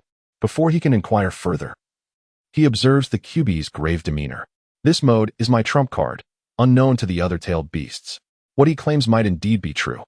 Naruto's expression shifts to one of solemnity as he gazes intently at the Kyuubi. This mode must come at a significant cost, correct? The Kyuubi remains silent for a moment. Responding, it's manageable. Naruto discerns that the Kyuubi is deliberately withholding information and subsequently turns to Sasuke, asking, what are the repercussions of this mode? Nothing much. Merely that the Kyuubi would vanish entirely, Sasuke replies. Then, Uncle was subsequently blinded by the TKY within the body of the sage. The ninja world once again descends into chaos. Naruto and the adult Sasuke's pupils constrict. Sasuke mocks Naruto. Now tell me once more, what does it mean to be sufficiently strong? The two adversaries fall into a profound silence. After a moment, Naruto raised his head once more. I will become stronger. I shall seal the heavy ion mode forever. I will safeguard Konoha, protect Kurama, and preserve everything. However, Sasuke, your approach is misguided. Sasuke responded with a contemptuous smile. Naruto, the conviction and confidence you possess stem from your continuous growth and strength. Your current life experience teaches you that hard work yields rewards, fosters growth, and instills hope. But is reality truly so? Do you exert more effort than Lee? Sasuke shook his finger. No, your efforts pale in comparison to his. Even I surpass you in that regard, whether it is in this world or in the other. We are alike. Your strength derives solely from the bloodline of the Uzumaki clan. You possess Kurama, and you are the reincarnation of Ashura. These are the very foundations of your power, enabling your limits to far exceed those of ordinary individuals. Whenever you grow even slightly, your abilities surpass many. Thus, you believe you can conquer all adversities. Yet, these advantages have their limits. When you discover that your strength can no longer advance, and others begin to surpass you one by one, despair will inevitably follow. Chapter 54. So this is another perspective. The adult Sasuke found himself at a loss for words. His own thinking and understanding were considerably strong and open, further enhanced by years of experience. He resonated deeply with Sasuke's words, especially after both he and Naruto had lost their Sage of Six Paths power. The sensation of a dramatic decline in strength, from which they could not recover, had long left both feeling disheartened. Yet, at that moment, Naruto was still far from grasping the significance of these words. The adult Sasuke could not help but inquire, what is your true objective? Sasuke replied calmly, my wish is quite simple, to hunt the Otsutsuki clan and become the ruler of the cosmos. The adult Sasuke was taken aback by the scale, determination, and ambition of Sasuke's vision. Hunt? The Otsutsuki have become prey? Both he and the Naruto of that world merely sought to protect the ninja realm. This individual harbored intentions of actively hunting the Otsutsuki clan? Naruto interjected, Sasuke, your actions will only incite greater crises. Understanding one another is essential. Sasuke retorted, speak to me again once you have completely defeated me. After a pause, Naruto made a promise. I will believe in myself. I will prove it to you. Keeping my word is my ninja way. Observing Naruto's earnest attempt to counsel him, Sasuke felt an inexplicable surge of anger, perceiving Naruto's naive words as a personal affront. It is akin to the Navi individuals who, before traversing the veil of experience, come forth to instruct you on how to confront life's adversities. Much like certain self-proclaimed experts who assert, if you're short on funds, simply rent out your property for extra income or take a joyride. They possess a profound ignorance, yet believe themselves to be wiser and more adept at problem-solving than you. It is as if they proclaim, the tribulations you face are merely a reflection of your own foolishness. You lack the intelligence they possess. A derisive laugh escaped Sasuke, only to be followed by a sudden shift in demeanor. I hope your confidence remains unshaken. May you never find yourself easily defeated by me. The adult Sasuke is engulfed by a troubling premonition. How can he exude such bravado while ensnared in this predicament? Indeed, neither party holds the upper hand. Even with the use of his godly eye and other abilities, Sasuke finds himself at a disadvantage. The release speed of his ordinary kaleidoscope technique is far too sluggish for these two adversaries. Its effectiveness pales in comparison to the moon poison. Reluctant to prolong the conflict, Sasuke channels arcs of electricity throughout his body and hurls the Kusanagi sword in the direction of Orochimaru and his cohort. Whoosh! The Kusanagi transforms into a fleeting streak of light, vanishing from the trio's sight. In the next instant, Sasuke disappears from his original position, reappearing at the location of the Kusanagi before burrowing underground. In his phantom state, he switches his moon poison eye for the godly eye, the Flying Thunder God technique. As the adult Sasuke noted, indeed cannot traverse spatial dimensions. However, the godly eye permits the creation of portals between two realms. Once a portal is established, the Flying Thunder God can facilitate instantaneous movement. This was the very technique Sasuke employed upon first entering the godly eye space. With proficiency, he can transition even without the Flying Thunder God, as long as he leaps before the vortex of the godly eye dissipates. At this juncture, Sasuke again casts the Kusanagi sword toward Orochimaru and his companions. Approximately 1 or 2 seconds later, he vanishes from his previous location and materializes before them once more. Lord Sasuke, Sasuke-kun. The expressions of the 6 individuals appear somewhat strained, tinged with guilt towards Sasuke.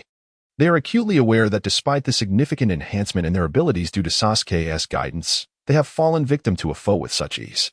This predicament has compelled Sasuke to venture into this world on their behalf.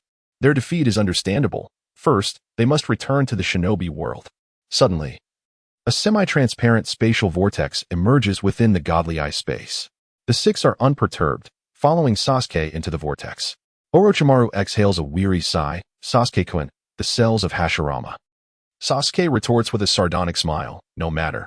I am prepared to offer the entirety of Konoha in exchange for the Hashirama cells. Moments later, the adult Sasuke and Naruto arrive at the scene. However, upon sensing a more formidable spatial disturbance, Sasuke's countenance shifts dramatically. This is dire. He possesses more than just the Flying Thunder God. Konoha is in peril by nightfall. Naruto stands in shock. How could this be? The adult Sasuke furrowed his brows, stating, Naruto, there is but one way to protect Konoha now. A sense of foreboding washed over Naruto. What way? Sasuke produced a sealing scroll, declaring, at this juncture, only you and I can absorb Hashirama's cells to stand against him in the night. No, I refuse to tread the same path. Naruto retorted vehemently. This is my mind. The ninja way I wish to prove. Sooner or later, you may possess strength that surpasses him in the night, but time is not on our side. If we do not elevate our power to a sufficient level right now, Konoha will cease to exist by nightfall. Jiraiya, Tsunade, Iruka, Hinata, Shikamaru, they will all vanish. In that moment, Naruto resembled a despondent figure, akin to the legendary Sun Wukong. To implant Hashirama's cells would mean forsaking his own mind. Yet to abstain would spell doom for Konoha. Naruto stood in the desert, lost in thought for over half an hour. Finally, he lifted his gaze. Resolute. For the sake of protecting Konoha and everyone, let us proceed with the implantation. Bang! Sasuke unsealed the scroll. Before them appeared several exquisite petri dishes. They each took a syringe and injected the contents into their bodies. Adult Sasuke had previously received Hashirama's cells from Orochimaru during the Fourth Great Ninja War. Thus, absorbing these cells, which were nearly identical to Hashirama's essence, was significantly easier for him than for an ordinary person. Boom. Adult Sasuke felt his physique rapidly strengthen, while his chakra surged exponentially. He initially believed his advancement would be seamless. However, the changes occurring within Naruto were truly astonishing. As the sun dipped below the horizon, Sasuke utilized his right eye's Koto Tsukimi to open a spatial vortex, allowing several shadow clones to traverse through. Subsequently, his true form activated the complete body Susanoo, drawing back a colossal longbow that spanned dozens of meters. The Susanoo then conjured a right hand to inscribe the Flying Thunder God seal upon the arrow. Whoosh! The immense black arrow, akin to a bolt of lightning, soared into the night sky. In the next instant, Sasuke stood atop the arrow, preparing to traverse from the Sound Village to Konoha. Minutes passed, and Sasuke atop the arrow could finally see the Hokage rock of Konoha. Suddenly, a towering tree emerged from the ground at the outskirts of Konoha, obstructing the arrow's path. The trunk of this colossal tree was nearly 100 meters in diameter. Sasuke's pupils constricted as he donned his warrior armor, floating in midair. Boom! The enormous arrow pierced through the giant tree and continued its trajectory towards Konoha. Yet, in the next moment, after passing through the tree, The arrow became ensnared by countless vines. It did not soar far before these tendrils yanked it back. Suddenly, adult Sasuke appeared atop the giant tree, raising his pair of purple Rinnegan eyes to gaze at the main Sasuke. "You have indeed arrived," he remarked. Sasuke furrowed his brow slightly, asking, "Where is Naruto?" Adult Sasuke, "Naruto is on the verge of completing his transformation." Ha ha ha. Sasuke's initial cold chuckle gradually escalated into maniacal laughter. After indulging in laughter, his expression turned icy as he addressed the Hokage rock. "Naruto, did you not vow to uphold your ninja way? Have you abandoned it in less than an afternoon?" Adult Sasuke, "You are far too perilous to safeguard Konoha. We are left with no choice but to act this way. I have transcended my former peak in combat prowess, and Naruto is even stronger than I. Surrender your vendetta against Konoha. For the sake of protecting Konoha, is that truly the only recourse?" The actions of Naruto and adult Sasuke bear an uncanny resemblance to that of protagonists in numerous tales, reaping rewards from others' efforts. Ah, this indeed offers another perspective. Sasuke, with a mocking smile, retorted, "I am dangerous? Did I ever intend to obliterate Konoha from the outset? You all invaded the Sound Ninja Village and seized my achievements. Yet you claim, this is the only way. I now realize the hypocrisy inherent in your words." Chapter 55. The power of causality. Sasuke had envisioned this scenario before. Yet witnessing them implant Hashirama cells firsthand felt like a cruel twist of fate. It appears I am merely a misfortunate archetype of a villain. With Naruto basking in the glow of the protagonist's halo, he inadvertently reaped the consequences upon himself. This adult Sasuke even ended up partaking in the aftermath. Shinsuke, breathing technique, 12th form, crescent moon descent. Sasuke instantly unsheathed his blade, unleashing a colossal black crescent slash over 100 meters long and several meters wide. The attack expanded rapidly during its initial trajectory, yet as it approached adult Sasuke, the black flames dissipated in haste.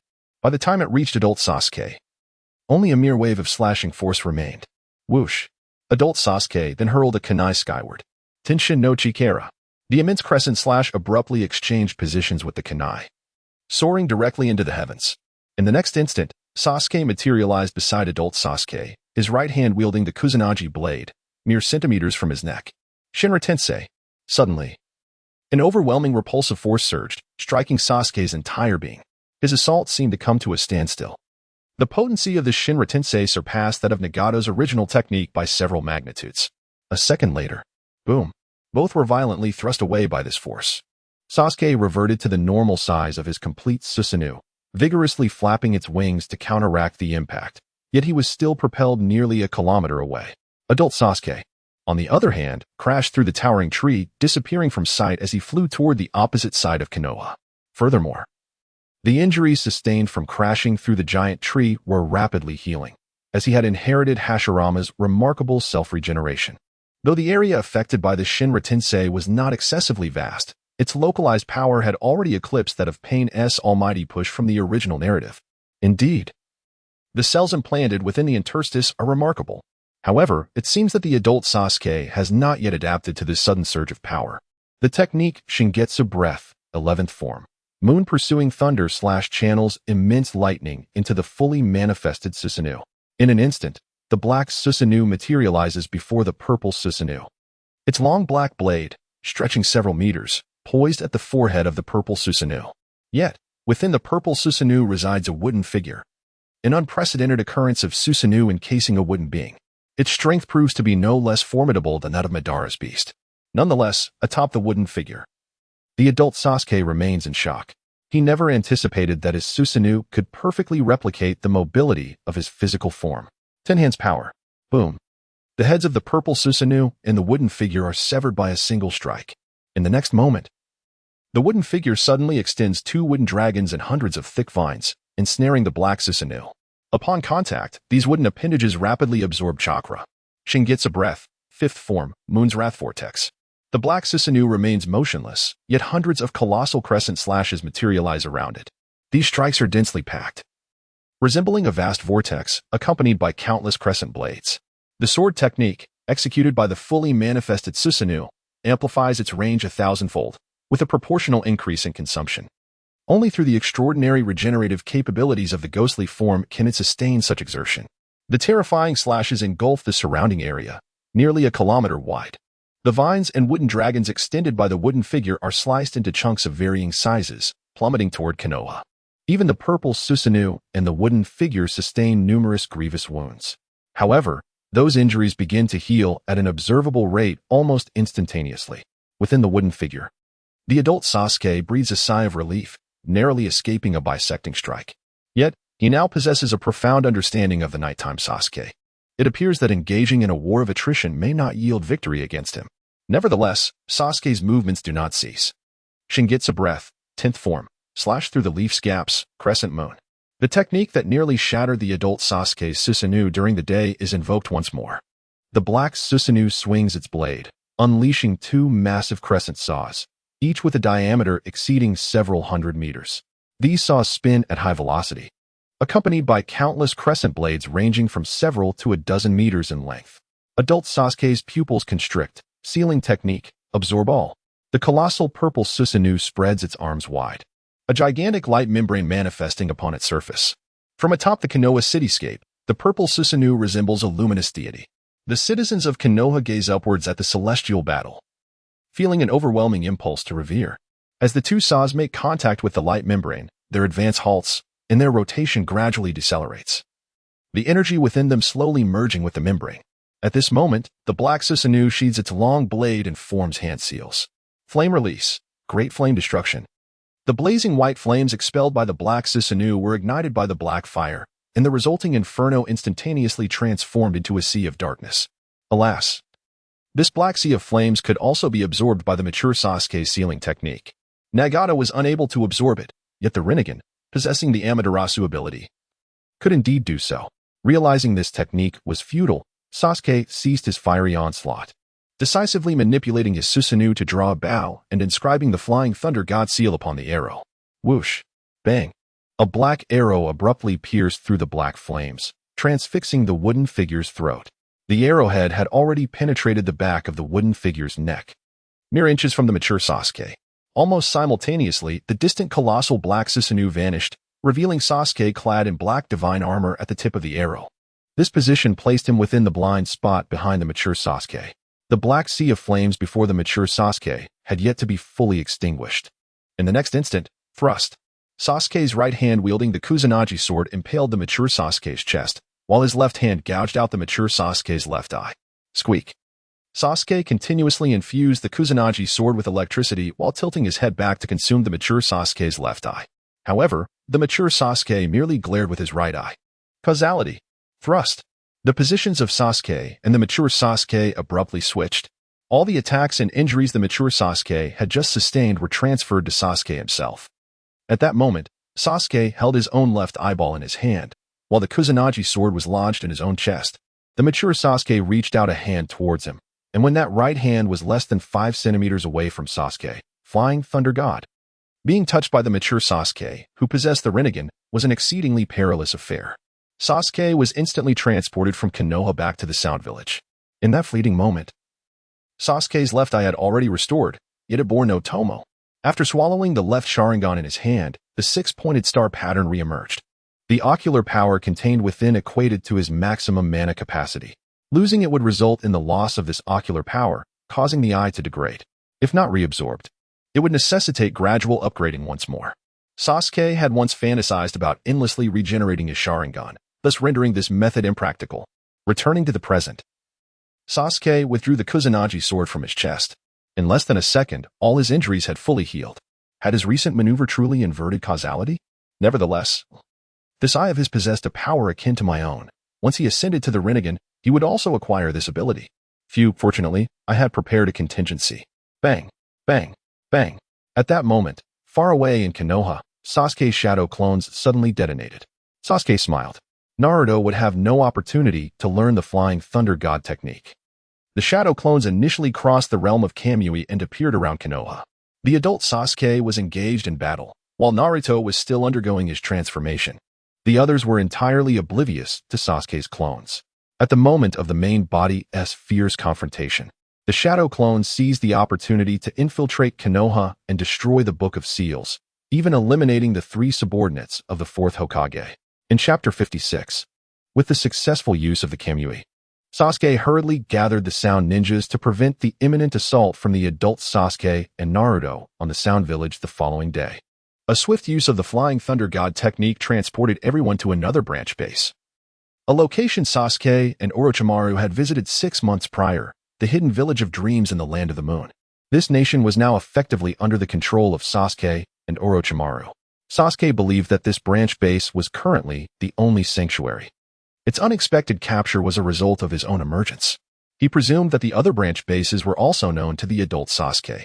How infuriating. He had been forced to flee with his companions. Sasuke gritted his teeth in anger. Orochimaru was utterly astonished. It was remarkable that Konoha had managed to corner Sasuke to such an extent.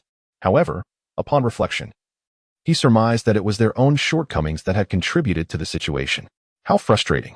The illustrious Orochimaru, one of the legendary Sannin, had become a liability. Shortly after Sasuke concluded his instructions, he departed alone. The ability to traverse time and space is not solely confined to the realms depicted in Naruto. The Dragon Vein, as seen in the 7th Naruto movie, The Lost Tower, also possesses the power to facilitate time travel. This phenomenon is situated within the borders of the Land of Wind, specifically in the ancient country of Lulan, which has long since vanished from sight and is exceedingly difficult to locate. The secret of the Dragon Vein is of paramount importance. Sasuke did not disclose this to Orochimaru and the others, thus he infiltrated the Sand Village alone. Subsequently, he hypnotized Chiyo and, upon learning about the general ruins of Lulan, ventured there alone. Everything Sasuke undertook was conducted in utmost secrecy. After an additional 3 days of reconnaissance, he finally arrived at the site where the Dragon Vein was sealed. Fortunately, during the past 6 months, Sasuke had utilized shadow clones to train in various sealing techniques, allowing him to swiftly discern the seal's arrangements. He first established a more concealed Flying Thunder God cubic barrier around the area. This barrier resembled a cube constructed from 6 interconnected Flying Thunder God techniques, capable of shielding all forms of perception. When someone from the outside touched one side, they would be silently transported to the opposite side. Now, aside from Sasuke, no one in the entire ninja world could locate the Dragon Vein. After a meticulous unsealing arrangement, he activated it. A surge of chakra erupted suddenly from the ground's formation, and in the next moment, it vanished. Had he truly traversed time? Sasuke tentatively sensed the Flying Thunder God mark outside the barrier. At present, he could detect no markings from the outside world. It appeared that he had indeed traversed through time, though he was uncertain of the exact temporal node he had arrived in.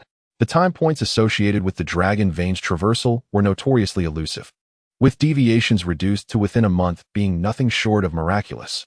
After meticulously verifying his surroundings without a single oversight, Sasuke activated a space vortex using his Kamui.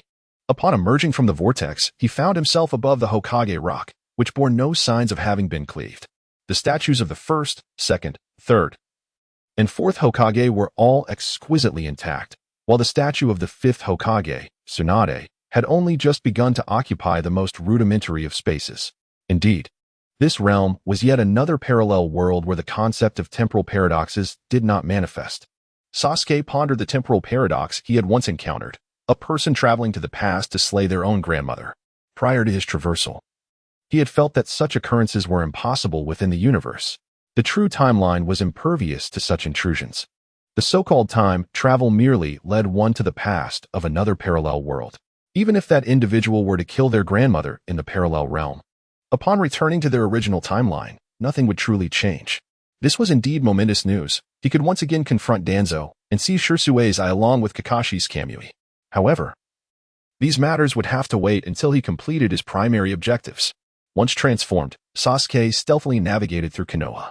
As he walked, he observed the young Naruto bidding farewell to Sakura, giving a thumbs up as a promise. Outside the gates of Konoha stood Neji, Shikamaru, Choji, and Kiba. A smirk tugged at the corners of Sasuke's mouth. He had indeed arrived at this pivotal moment, the aftermath of the Valley of the End battle between Naruto and Sasuke as depicted in the original narrative. Sasuke silently trailed behind these young warriors. In due course, Choji stepped forward to challenge Jirobo. Sasuke also left a shadow clone to spectate the match. Shortly thereafter, Neji volunteered to confront Kidamaru. Before long, Kimimaro made his entrance. The parallel Sasuke leaped from a bamboo tube, rushing towards the Sound Ninja. Lee appeared just in time to engage Kimimaro, while Naruto hastily pursued the parallel Sasuke. Everything unfolded precisely as it had in the original story. Subsequently, the main Sasuke, referred to as the protagonist, utilized earth-release techniques to conceal himself within the statue of Madara, observing the battle between Sasuke and Naruto. During this observation, he experienced none of the original Sasuke's memories. The entire scene appeared fluid and seamless. Naruto unleashed the Nine Tails chakra, while Sasuke transcended to the Three-Tomo stage. Naruto activated his One-Tail cloak, and Sasuke entered his second state. The two engaged in their final clash, where the black Chidori collided with the purple Rasengan, releasing a tremendous energy that severed the waterfall. After a considerable duration, the waterfall resumed its flow. In the end, Sasuke fortuitously triumphed in the match. Observing their battle, the primary Sasuke couldn't help but exclaim, "This is the kind of power children should possess." He knelt before Naruto and, after a moment of ambiguous scrutiny, staggered away towards the Sound Village. The primary Sasuke looked on, utterly speechless. What nonsense was this? The one line there was not Tsunade. What was this ambiguity all about? Whoosh, whoosh. Kakashi and Pakken arrived late. After surveying the battlefield, Kakashi was astounded by the intensity of their confrontation. Subsequently, he carried the unconscious Naruto back towards the hidden leaf. Just as Kakashi departed, a figure emerged slowly from a corner beneath the waterfall, a man with a pitcher plant on his shoulder. Half of his face was white, while the other half was black, clad in a black cloak adorned with red clouds. It was none other than Akatsuki's J-Bai, Zetsu. The primary Sasuke longed to leap out and greet him with a long time no see, but alas, he could not. Thus, the primary Sasuke merely concealed his presence and quietly followed Zetsu as he exited the Land of Fire. From day to night, the primary Sasuke trailed Zetsu to a certain cave. This cave was the very place where Obito had transplanted Itachi's eyes into Sasuke in the original story. One wall was adorned with hundreds of crimson Sharingan. It was hard to fathom what Obito felt gazing at these eyes daily. Inside the cave, Obito sat silently to one side, accompanied by several Zetsu. Zetsu remarked, "Although Uchiha Sasuke may not match Itachi, his potential is still commendable. He could be of use in the future." Listening to Zetsu's report, Obito revealed the Sharingan hidden behind his mask, lamenting, "If only Itachi didn't have so many thoughts." Suddenly, a low whisper echoed from behind Obito, "Obito, I miss you." Instantly, both Obito and Zetsu felt their hair stand on end. In a flash, Obito's mask vanished, and his right eye was abruptly removed. If adverse factors were to arise and then his Izanagi was activated, the unfavorable situation would not change. This was a detail the primary Sasuke had discovered after numerous attempts. The primary Sasuke swallowed the eye of Kamui he held, significantly enhancing his overall ocular power. Alas, the dual Kamui had finally reunited. Chapter 57, Seizing Nagato's Rinnegan Suddenly. Sasuke realized that these two Kamui eyes did not share a connected space. It was impossible to develop derivative techniques, such as Kamui Chidori. It appeared that only dual Kamui from the same world constituted a shared space. Then, under the astonished gaze of Obito and the Zetsu, Sasuke unveiled 6 eyes. Among them, 5 were Manjiki Sharingan. Just as Obito and Zetsu prepared to flee, the primary Sasuke coldly uttered 3 words, "Do not move," unleashing a terrifying aura. Excluding Black Zetsu and Obito, under the overwhelming surge of malevolent energy and chakra, the other inferior white Zetsus succumbed to unconsciousness.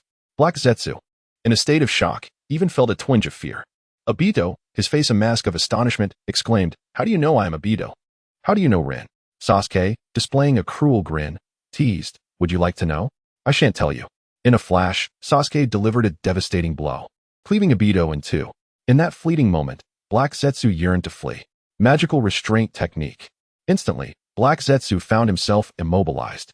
"Though I wish to save your mother, Black Zetsu, this time I cannot. So, you shall perish as well." Boom.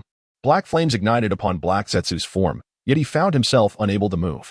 With an eternal gaze and 3 Sharingan, Black Zetsu was utterly powerless against the overwhelming ocular prowess. Thus, he was consumed by the unquenchable black flames, leaving not even a trace of ash behind. At this moment, Obito was already breathing his last. Sasuke seized the half of Obito's body that had merged with would release and cast it into the Kamui dimension. Subsequently, he collected the multitude of Sharingan that adorned the wall into the same space. With a detached demeanor, he began inscribing a formation on the ground, dragging a white Zetsu over. Moments later, As Obito's life slipped away, Sasuke began to form hand seals. At that instant, Obito's soul, having just glimpsed Rin in the Pure Land, was abruptly interrupted. Edo Tensei, Obito's consciousness was thrust back into that cave. He was resurrected, yet left in a dazed state. Welcome back to the world of ninjas. From now on, you shall never die again, nor shall you feel physical pain. Regardless of whether years, decades, centuries, or millennia pass, you will never see Rin again. Oh, and let me add, the torment of the mind cannot be alleviated. Obito was rendered completely foolish. The moment he beheld Rin's smile, he realized that death had been his ultimate sanctuary. Alas, now he could not die. Overwhelmed by sorrow, he cried out, "Who are you? Why do you treat me this way? Why such cruelty?" Sasuke chuckled softly, closing his 4 additional eyes and dispelling his transformation technique. Obito, in utter confusion, asked, "Are you Uchiha Sasuke?" Sasuke smirked disdainfully. "Indeed, you guessed correctly. Now, allow me to send you into the void." Bang, bang. Initially, Sasuke placed a sealing technique on Obito, restricting his movements. In the next moment, boom. Sasuke soared into the darkened sky, holding Obito aloft. Obito, whether in life or death, or even the most fundamental physical distance, I shall ensure that you are separated from her sufficiently. In truth, Rin harbored feelings for you in life, yet you made her wait far too long. Is there a prohibition on your heart preventing you from taking your own life? Yet you seem to wield Kamui quite effectively in battle, did you not? You once had numerous opportunities to escape death, yet you failed to cherish them. Suddenly, Obito was engulfed by an overwhelming sense of dread. I was wrong, Sasuke. Everything I had done became clear to me only after my demise. Sasuke replied, "If apologies were of any value, what need would there be for ninjas?" Moments passed, and Sasuke sensed the diminishing pull of gravity. Using the breath of the moon technique, he executed a powerful move, launching Obito into the vastness of outer space. In the vacuum of space, there would be no resistance, and Obito would continue to drift at that speed until he eventually landed on another celestial body, where he might finally halt. Sasuke took a moment to temper his turbulent emotions, allowing a faint smile to grace his lips. Indeed, I am quite the hero. The crisis in this world has silently dissipated. The conclusion for this world's Hokage would simply involve Naruto and Sasuke uniting to vanquish Nagato. Sasuke smirked mischievously. In his original timeline, he had intended to resurrect Madara through Nagato, only to then use Madara to bring back Kaguya. Thus, he had not given much thought to that pair of Rinnegan. However, this parallel world was different. He had not planned to linger here for long. Those readily available Rinnegan were ripe for the taking. Furthermore, once Nagato entered the Edo Tensei state, he could attain his peak combat power, all without hindering Naruto and Sasuke's ultimate rise as heroes. Truly, it was a win-win situation. In the next moment, Sasuke transformed into Obito's likeness and utilized Kamui to transport himself into a structure within the Rain Village. Before him stood a pale man with red hair and a stunning woman with bluish-purple hair. "Madara, is there something you wish to discuss?" Konan inquired, standing beside Nagato. Sasuke responded, "I have recently mastered a technique that brings Nagato closer to divinity. Nagato, while your philosophy is commendable, your lifespan is finite. This method can grant you boundless chakra and eternal life, allowing you to maintain a persistent threat over the ninja world, thereby ensuring peace."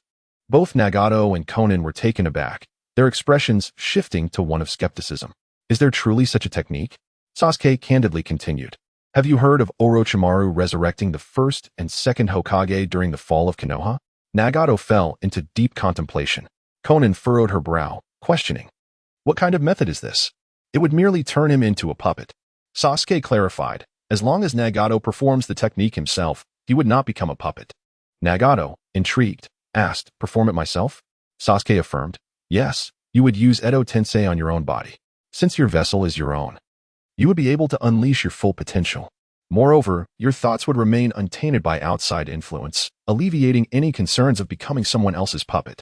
Nagato, curious, inquired, what would be the cost? Sasuke, after the Edo Tensei, one loses certain physical sensations, does not age, cannot conceive, and while strength cannot be enhanced, it also does not diminish. Moreover, one's complexion appears rather unwell. Pausing for a moment, Sasuke pointed at Nagato's eyes, as part of our agreement. I require your pair of eyes. Before Konan and Nagato could react, Sasuke swiftly extracted both of Nagato's eyes. Konan gasped in shock and hurriedly launched paper shurikens at Sasuke. Unfortunately, the paper projectiles passed through Sasuke's body without effect. Nagato remained silent, urging Konan to cease. Mr. Obito, can you now inform me of the next steps? Chapter 58. The two divine techniques of the original Rinnegan, of course. After a brief explanation, Nagato mastered the Edo Tensei. Edo Tensei. In the next moment, Nagato's body began to fissure and suddenly disintegrated into a multitude of paper pieces, just as Konan thought Sasuke had deceived them. These paper fragments reassembled into Nagato once more. Furthermore, the Rinnegan had returned. At that moment, Nagato's Edo Tensei strength surpassed that in the original storyline. Nagato maintained his usual stoic demeanor. Mr. Obito, thank you. Sasuke waved his hand dismissively. It's nothing. Now please assist me in contacting Itachi, as I require his assistance. Very well. After Nagato sent a message, 2 minutes later, he informed Sasuke of Itachi's location. In the next instant, Sasuke vanished from his position, only to reappear moments later atop a mountain. Itachi and Kisame regarded the Sasuke impersonating Obito with familiarity. Sasuke, Kisame, please step back. I have matters to discuss with Itachi. Kisame glanced at Itachi before turning to descend the mountain. Itachi, why did you seek me? Sasuke smiled faintly through his mask. Don't be so cold, Itachi. Itachi remained unmoved, staring at Sasuke with indifference. Sasuke, are you familiar with parallel universes? Itachi pondered slightly, stating he had not heard of it, but based on the term, it should refer to another world that closely resembles this one. Precisely, that is correct. The Obito in your eyes has already been eliminated by me. As he spoke, Sasuke transformed back to his original appearance. Itachi's pupils constricted in shock. Sasuke? Sasuke smiled lightly. Indeed, I am the proud parallel brother. Itachi remained bewildered, questioning what was happening. This explanation would take too long. Let us communicate through Genjutsu instead. In the next moment, Sasuke cast a dream-stealing curse upon Itachi. After several seconds, both awakened from the illusion. Itachi summoned the left eye of Zetsu and presented it to Sasuke. Following a lengthy discussion, Itachi's psychological burden significantly lessened, and he gained clarity on how to confront Sasuke. Ultimately, the two bid farewell. Sasuke returned to Konoha and resumed his covert activities. Half a month later, a sudden burst of white light illuminated the skies above the forest surrounding Konoha. Shortly thereafter, two travelers appeared in the village.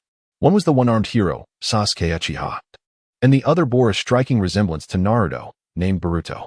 Upon their arrival, they encountered numerous familiar faces, and Sasuke had brushed past them on several occasions. This adult Sasuke and Boruto had traversed from a different parallel world, distinct from the Sasuke that had previously interacted with them. The existence of infinite parallel worlds is, after all, quite normal.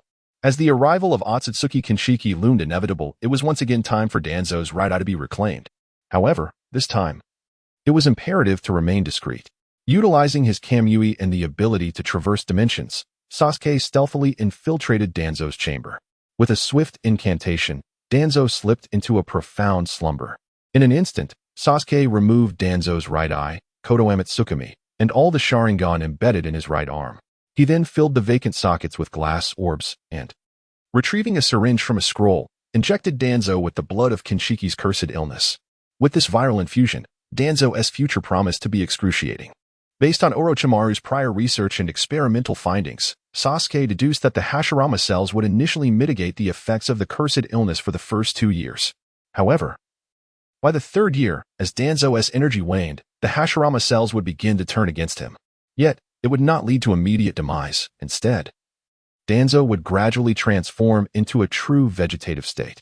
At that point, while his consciousness would remain, he would be unable to communicate or move. If the Hashirama cells were removed, he would be slowly tormented to death by the cursed illness. Returning to the present, the true dual Kamui was still missing Kakashi's void Kamui eye. The following day, Kakashi set out on a mission, and Sasuke silently followed him. As they arrived at their destination, Sasuke seized the moment to snatch Kakashi's left eye.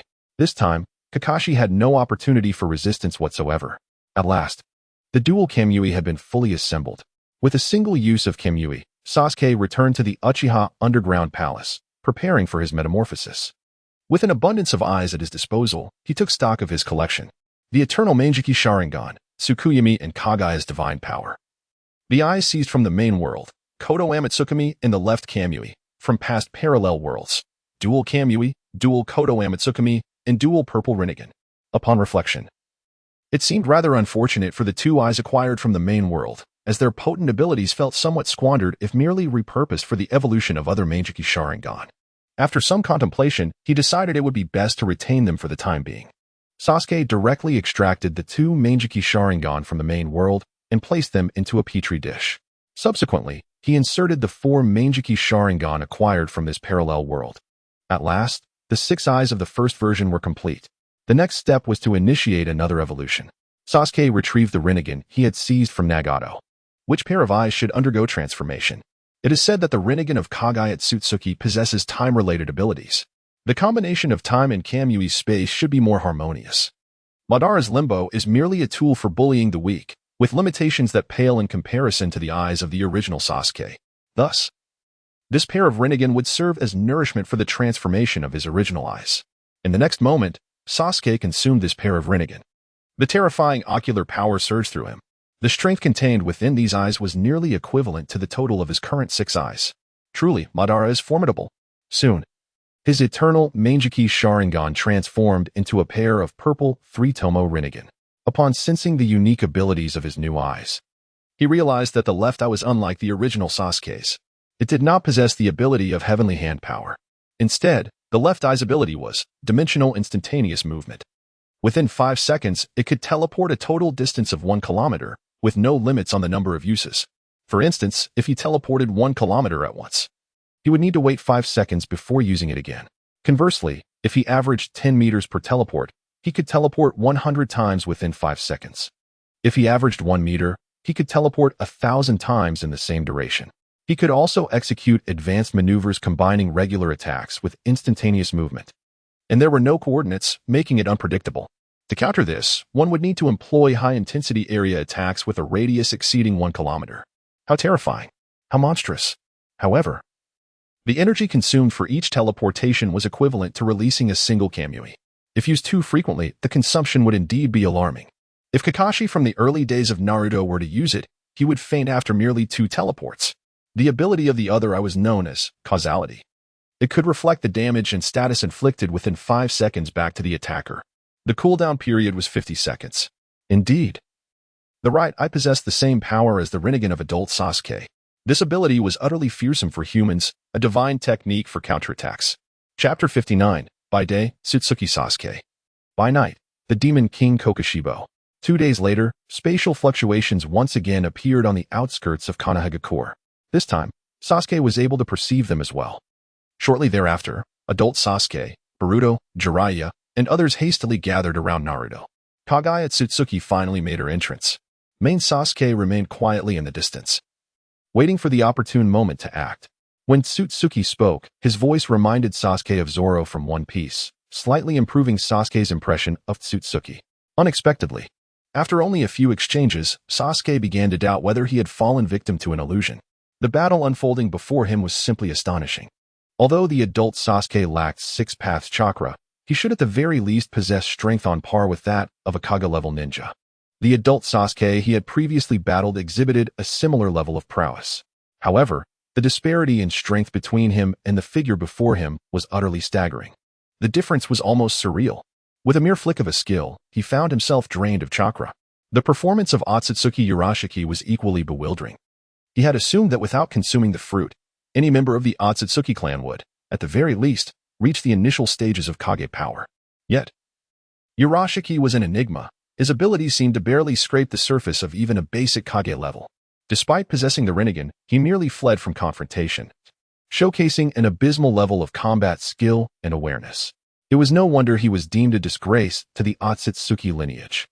Could this being truly compensate for the loss of Hashirama's cells? Sasuke harbored genuine doubts. This further illustrated that no matter how high one's starting point may be, inconsistency and lack of diligence yield no results. Slap. Sasuke struck himself, employing this most rudimentary method to confirm that he had not been ensnared in an illusion, nor was he dreaming. The 5 individuals on the battlefield simultaneously halted, turning their gazes toward the source of the sound. Transforming momentarily, Sasuke emerged from the forest, adopting the form he had taken as a human during his time as Kagaya's opponent. With no chakra fluctuations, he appeared to be an ordinary warrior. The group exchanged glances, forming initial impressions. Jiraiya exclaimed, "A warrior?" You must leave. This is no place for you. The adult Sasuke added, It's dangerous here. You should go. With an indifferent glance, Sasuke surveyed the group. Indeed, it was perilous, but only for them. Naruto, puzzled, asked, Huh? Big brother, this place, just then. Sasuke began to unsheath his sword. As the others felt he was overestimating himself and Jiraiya prepared to intervene, a swift motion ensued. Urashiki's head was grasped by the Sasuke who had quietly positioned himself behind him. Slowly, Sasuke sheathed his sword. He utilized teleportation. He simply employed a swift wind technique to execute a clean strike. The remaining four were taken aback. The speed was unparalleled. Only the adult Sasuke could perceive the trajectory of his recent movement. Suddenly, Sasuke turned, revealing his purple, three-tomo Rinnegan. In an instant, the four present collapsed into unconsciousness. Sasuke mused, I had expected this adult Sasuke to at least resist against Genjutsu. Since we share the same name, I had no intention of harming you. However, given your utter incompetence, those two eyes in your sockets are merely a waste. With that, Sasuke extracted the adult Sasuke's eyes and replaced them with two three-tomo Rinnegan. He injected a drop of the source demon's blood into him to adapt to the Sharingan, simultaneously counteracting any future side effects from awakening the Mangekyou. Oh, the value of good things should be fully realized. With the Flying Thunder God technique, Sasuke returned once more to the Uchiha Underground Hall. He then created a shadow clone to venture into the village and procure some delicacies. Although he was now a demon, he had yet to taste human flesh. He hoped that these delectable dishes, paired with spices, would be more palatable. Under the current harsh conditions, and given the surprising ease with which the Daitamu clan could be absorbed, Sasuke decided to act without hesitation. Crunch, crunch, Sasuke began to indulge heartily. The digestive and absorption capabilities of a demon were astonishingly formidable. While he feasted, his body was simultaneously undergoing enhancement. As soon as the last remnants of food were consumed, his demon blood began to boil. The infectious blood he generated started to devour Musen's source blood, and his body temperature began to soar, even exceeding 100 degrees Celsius. Remarkably, the quality of demon blood differed from that of humans. It only boiled vigorously without transforming into blood vapor. After approximately 2 hours, Sasuke's temperature gradually began to decrease. At that moment, he felt as though his life force had undergone a significant breakthrough. He could control his body to morph freely. This transformation did not require chakra to sustain, nor did it come with the discomfort akin to wearing tight clothing. His physical limits had been substantially elevated. However, due to the inherently poor attributes of the original form, there was no notable change in his physical strength or chakra reserves. Nevertheless, the infectious demon blood had completely transformed into source blood, granting him regenerative abilities. This implied that he could freely convert others into demons. Suddenly, Sasuke was taken aback. Previously, entering the state of a demon felt akin to respawning in a game, where chakra, ocular power, physical strength, and vitality would recover at an accelerated rate. But now, it was different. Entering the demon state was akin to activating an infinite power mode. Stamina, ocular power, and chakra became entirely consumption-free, testing the regenerative speed. Sasuke forcefully severed his left arm. Just as the severed limb began to fall, a newly grown left arm caught the falling severed piece. It was astonishingly swift. The speed of regeneration was extraordinary. Following this, Sasuke experienced an instinctive urge and began to manipulate chakra for fusion. Suddenly, a black sphere materialized in his palm. It was the truth-seeking ball. His demon state had ascended to the level of the 6 paths. Wow. This transformation was not merely due to the Otsutsuki lineage. Could it be the metamorphosis brought about by the bloodline web? Sasuke was utterly astonished. The harvest exceeded my expectations significantly. Although the strength of the purist is rather lacking and its panel values are subpar, its essence is remarkably elevated. Not only is it a member of the Otsutsuki clan, but it also possesses the Kekkei Genkai. Despite the inferior nature of its Kekkei Genkai, it remains a Kekkei Genkai nonetheless. With proper development, it could become terrifying. Furthermore, the Kekkei Genkai aligns perfectly with the manifestation of the Ketsuryugan. After several minutes, Sasuke managed to calm his excited heart. He then turned his gaze towards the 2 azure Rinnegan in his hands and the 2 eyes of his adult self. At this moment, Sasuke felt he could flawlessly absorb the abilities of these eyes. First, he fused the purist's eyes with his dual Kamui, swallowing them before reopening his eyes. These 2 Kamui eyes transcended eternity, transforming directly into Azure Three-Tomo Rinnegan. The time reversal ability inherent in the blue Rinnegan remained, though it could no longer shift into the red Rinnegan. Sasuke utilized the amplification function of the Red Rinnegan to enhance his dual Kamui. Now, the penetration mode could last for 80 minutes at a stretch. As long as he reverted to his physical form once, the time would reset. The rate at which his eyes could transfer space increased 20-fold. For shadow-level ninjas, such rapid spatial distortion and instantaneous activation are indistinguishable. Chapter 60, Forging the Ghost Moon. Although it may sound somewhat inflated, Sasuke felt invincible. He couldn't even fathom how to defeat himself. However, evolution must continue. Sasuke then fused the eyes of his adult self with his dual Ketsurygon. After balancing adjustments, these two eyes transformed into purple 3-Tomo Rinnegan. The cooldown for the left eye's Ketsurygon was reduced to 1 week. The special ability of the Rinnegan, alteration of permanent memories. However, this ability can only be executed when the target lacks any conscious resistance. Additionally, the further back in time the memory alteration occurs, the greater the energy expenditure required.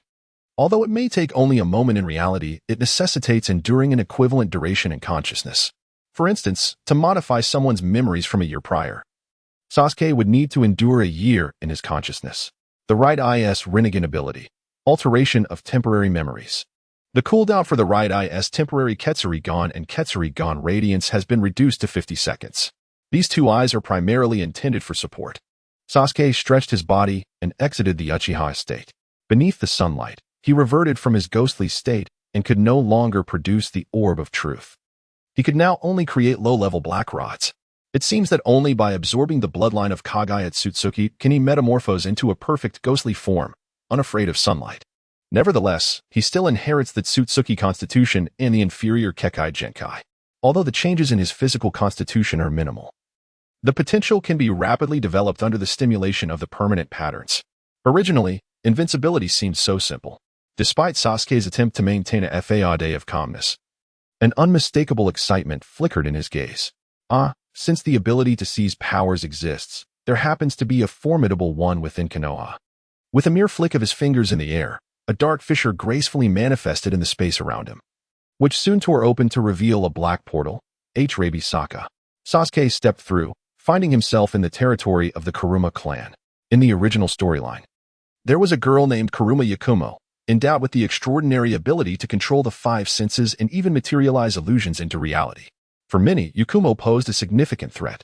However, before Sasuke, a swift teleportation and a precise strike sufficed to neutralize her.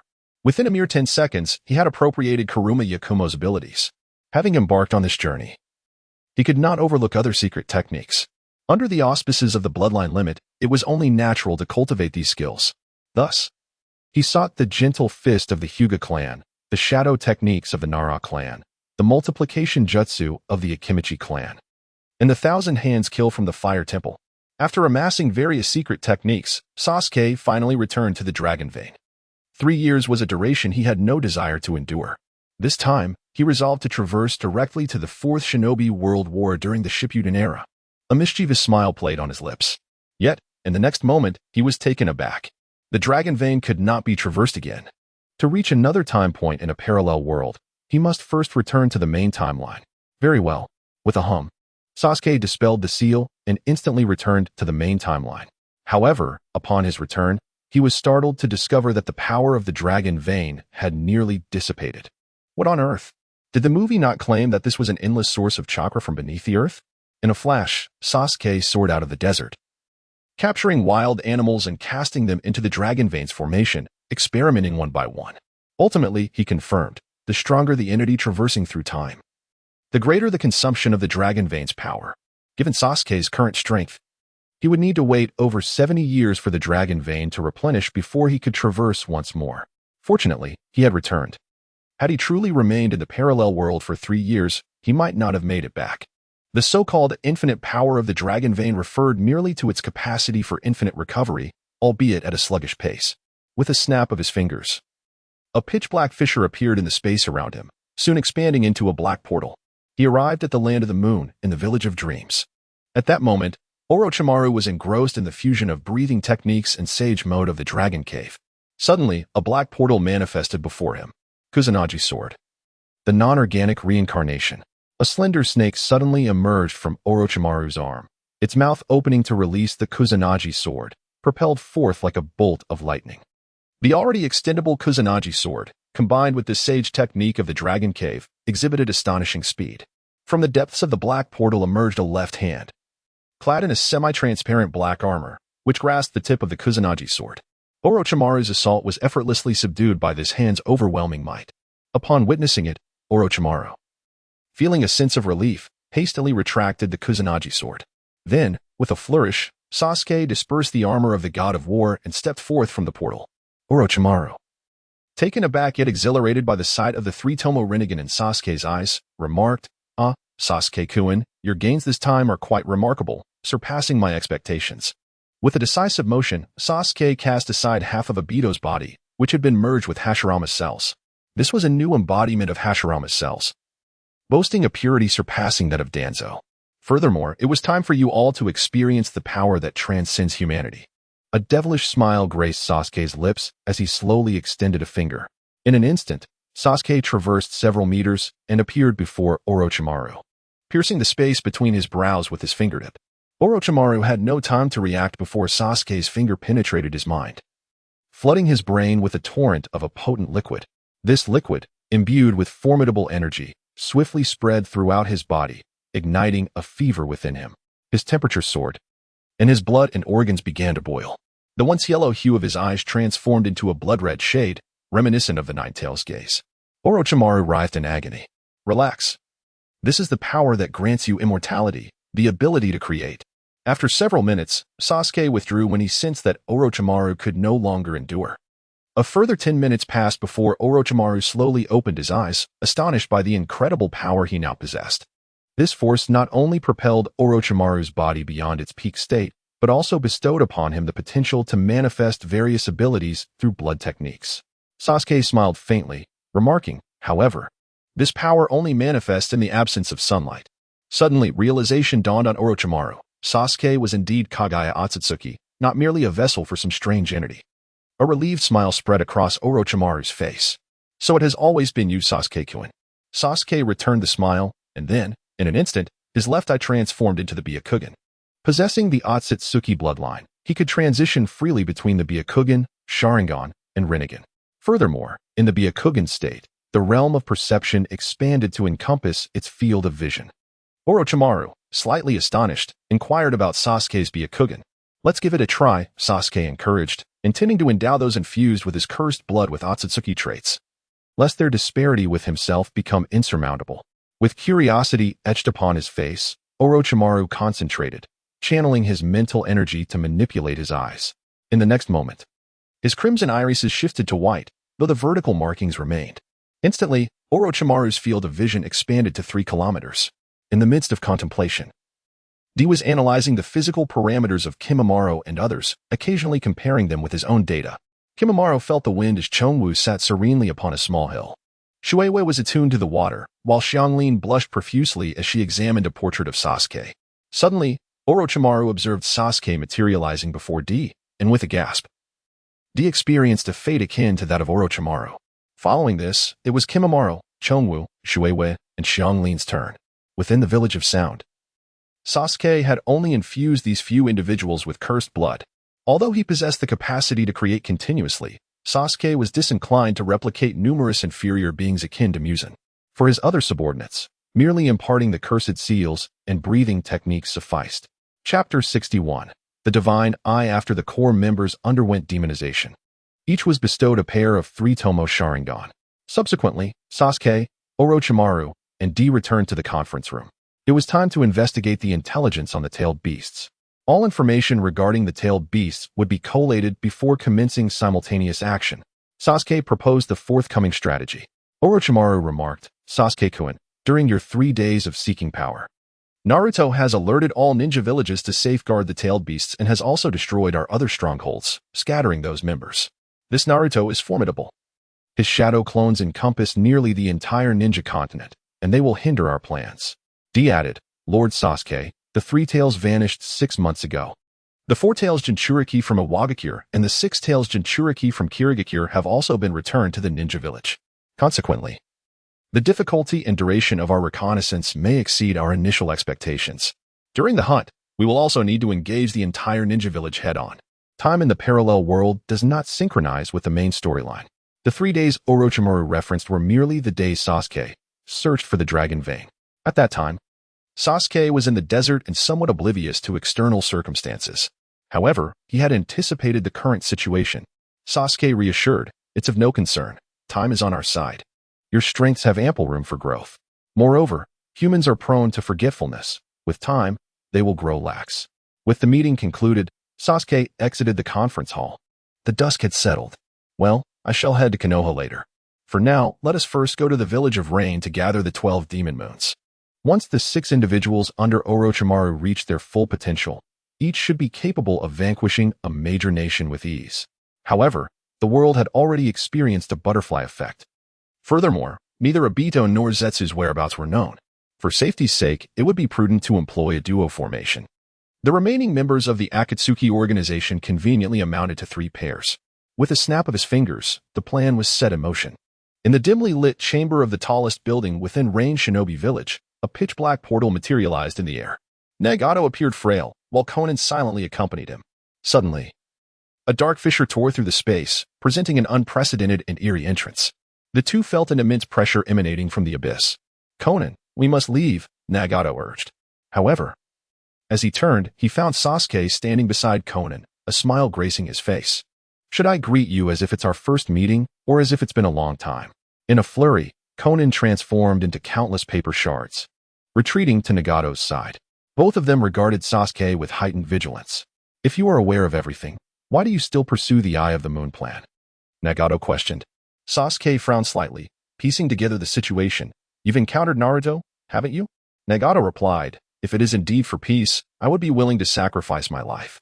Yet I did not anticipate your aim was to resurrect Kaguya." His words tacitly acknowledged Sasuke's inquiry as he formed a hand seal.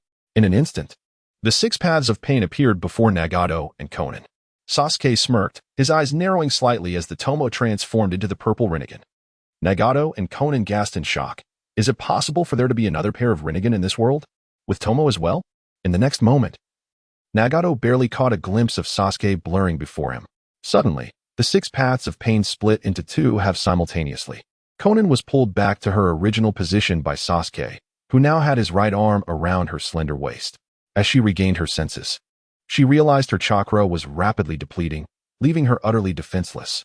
This was the ability of the hungry ghost path to consume chakra.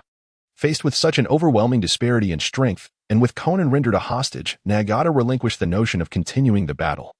A world of mutual understanding and peace is predicated on the inherent goodness of humanity. But is humanity truly inherently good? In the midst of this contemplation, Sasuke discreetly adjusted the position of his Rinnegan. At that moment, his pair of purple Rinnegan bore the power of the Kodo Amatsukami. When activated simultaneously, it could impose a permanent alteration of will on all targets within its range. The directive implanted in them was utmost trust. The reason for opting for utmost trust rather than a more domineering command, like absolute loyalty, was deliberate. Though the ocular technique is often described as enigmatic, it is not as invincible as it appears. Its effects are unique, determined not solely by the target's ocular power. The more significant factors influencing outcomes are the depth of thought, life experience, and personality of the target. Individuals with profound thoughts and extensive experiences possess a will that is exceedingly difficult to alter. If the commands given diverge excessively from their understanding and desires, the risk of breaking free from the influence of the Kodo Amatsukami increases. Even if they do not resist at that moment, upon completion of the task, they are likely to experience intense emotional backlash. To enhance the success rate of the Kodo Amatsukami, one must engage in long-term ideological guidance of the target. For instance, when Itachi was tasked with eliminating the Uchiha clan, he faced immense anguish when confronting his family, yet he still proceeded. Although he executed the act, he subsequently plunged into endless regret and sorrow, fostering doubts and rebellious sentiments towards the mission. When ordered to eliminate Sasuke, his overwhelming emotions could shatter the control of the Kodo Amatsukami. Of course, this is merely an example. Whether Itachi ever fell victim to the Kodo Amatsukami remains uncertain. Another significant risk factor is personality. Some individuals exhibit highly capricious natures. For such individuals, the Kodo Amatsukami can only exert influence for a limited time, as their inherently mutable personalities can swiftly break the illusion. For instance, there are those who genuinely commit to losing weight, yet after 2 or 3 months of perceived ineffectiveness, they abandoned their efforts. At this juncture, Sasuke discreetly released the Kotoame Tsukumi, but to ensure the highest level of trust, further communication was necessary to reinforce the technique's potency. Having shared this knowledge, I shall now recount a more distant history. Sasuke proceeded to narrate the disillusionment of Naruto's idealism and the invasion of the Otsutsuki clan, while also revealing that Kagaya's true intention was to protect this planet, albeit through excessively clumsy and brutal means. In truth, her approach bore greater resemblance to Nagato's original philosophy, which both Nagato and Konan readily comprehended. Ultimately, they were both successfully swayed by Sasuke. Upon unsealing Kagaya, I do not foresee any calamity, for I am stronger than she. I will integrate her into the human alliance. Another objective is to facilitate my transformation into a truly perfect being. Now, allow me to share this power with you. In an instant, Sasuke, with Konan in his right arm, appeared on Nagato's vehicle, simultaneously piercing the brows of both individuals with his index fingers. Chapter 62. Seeking Scorpion. Nagato and Konan initially believed they were about to be slain by Sasuke. However, the next moment, they felt an overwhelming surge of life energy permeate their bodies. Shortly thereafter, Nagato's pallid complexion transformed to a healthy hue, and his sunken cheeks filled out. Even his legs, which had been incapacitated for years, began to visibly recover at an astonishing pace. Minutes later, Nagato and Konan emerged from their state of convulsion. At that moment, memories of breathing techniques for cultivation resurfaced in their minds. The two individuals were astounded as they felt the immense power of these forces. The ability to transform decay into magic only manifests in environments devoid of sunlight. Now, you should have a clearer understanding, shouldn't you? Only by liberating Kagaya can one attain a perfect being that operates even under the sun. Indeed, after experiencing this power, the two felt remarkably fragile in its absence. The disparity between the human body and that of a demon is exceedingly vast. Sasuke slowly adorned himself with Orochimaru's Ring of Emptiness and convened a meeting, instructing the remaining members to report their locations. Nagato nodded and began to form hand seals. Moments later, within a pitch-black cavern, 7 shadowy figures materialized around a colossal magical statue. As they appeared, they were immediately captivated by Scorpion, who manifested in his true form. "Hey, are you Uchiha Sasuke?" The tattered Deidara inquired of Sasuke. "Damn it, how dare you use me for experimentation?" Hayden, initially irate upon seeing Sasuke, shifted his focus to Scorpion. "This personality is indeed reminiscent of a husky," he mused. Pain interjected. "Silence. Scorpion and Deidara, who are you battling?" Scorpion replied, "Deidara and I have separated. I am engaged with a ninja from the Sand Village." Deidara lamented, "I am being pursued by those from the Rock Village." Sasuke asked, "What are your locations?" The two hesitated before glancing at Pain. "Report your locations. Sasuke will assist you in dealing with your pursuers," Pain commanded. Deidara stated, "I am near the border of the Land of Waterfall and the Grass Village." Scorpion began to respond, "I am in the Land of Grass," but suddenly, his projection vanished, indicating an ambush. Kakuza remarked, "We are currently in the newly established base in the Land of Rice." Sasuke nodded, and the projection dissipated instantly. In the next moment, Sasuke opened a black portal before Nagato and Konan. Stepping through, he materialized behind Hayden and Kakuzu, who were yet unaware of his presence. "Hey, Kakuzu. Why were you so quiet just now? Are you afraid of that Sasuke?" Hayden teased. "Shut up. If you prattle on, I will kill you," Kakuzu retorted. Hayden smirked. "You know you can't do that." Suddenly, both their shoulders were tapped. Whoosh. Their pupils dilated as they swiftly turned to counterattack. However, no sooner had they turned than, thud. Sasuke's fingers pierced through their skulls. Given their inherent resilience, Sasuke showed no regard for their feelings. The infusion of demonic blood occurred at a breathtaking speed, completed within a breath. During the injection, Sasuke also transmitted the relevant information directly into their memories. With a swift motion, Sasuke reopened the portal, not pausing for the two to fully regain their senses before he hoisted them both and stepped through. In an instant, the trio materialized in the area described by Deidara. Although Sasuke's Byakugan allowed him to perceive within a 5-kilometer radius, locating Deidara remained a formidable challenge. Thus, he activated his Rinnegan, conjuring a small black orb in his palm and casting it skyward.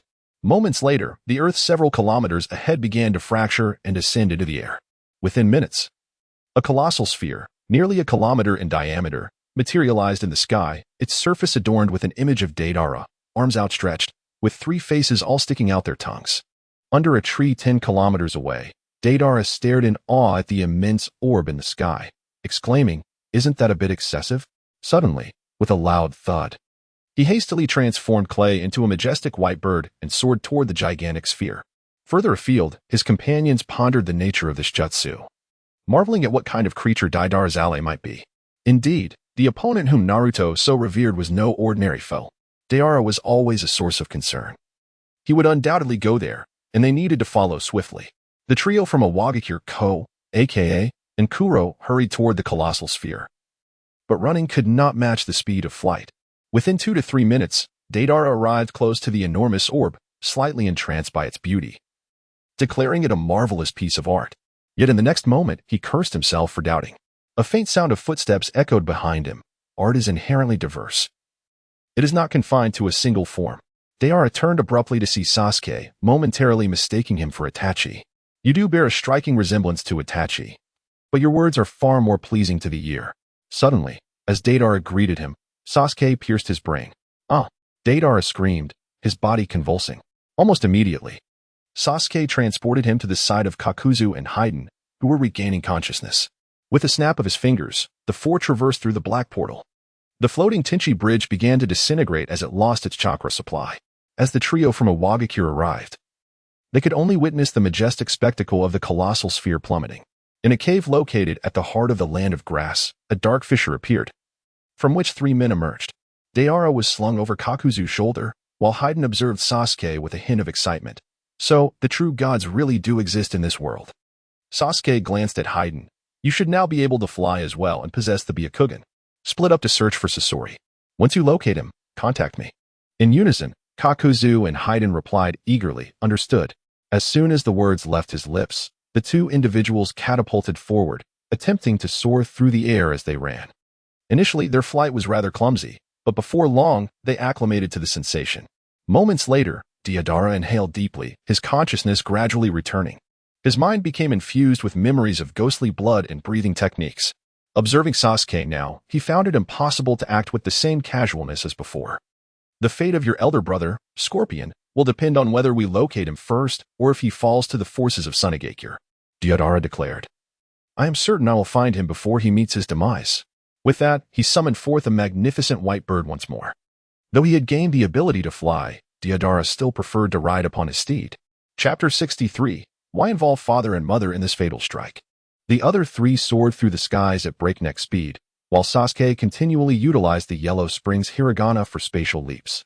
Each leap spanned a distance of 10 kilometers, with the new environment falling precisely within the range of his Byakugan.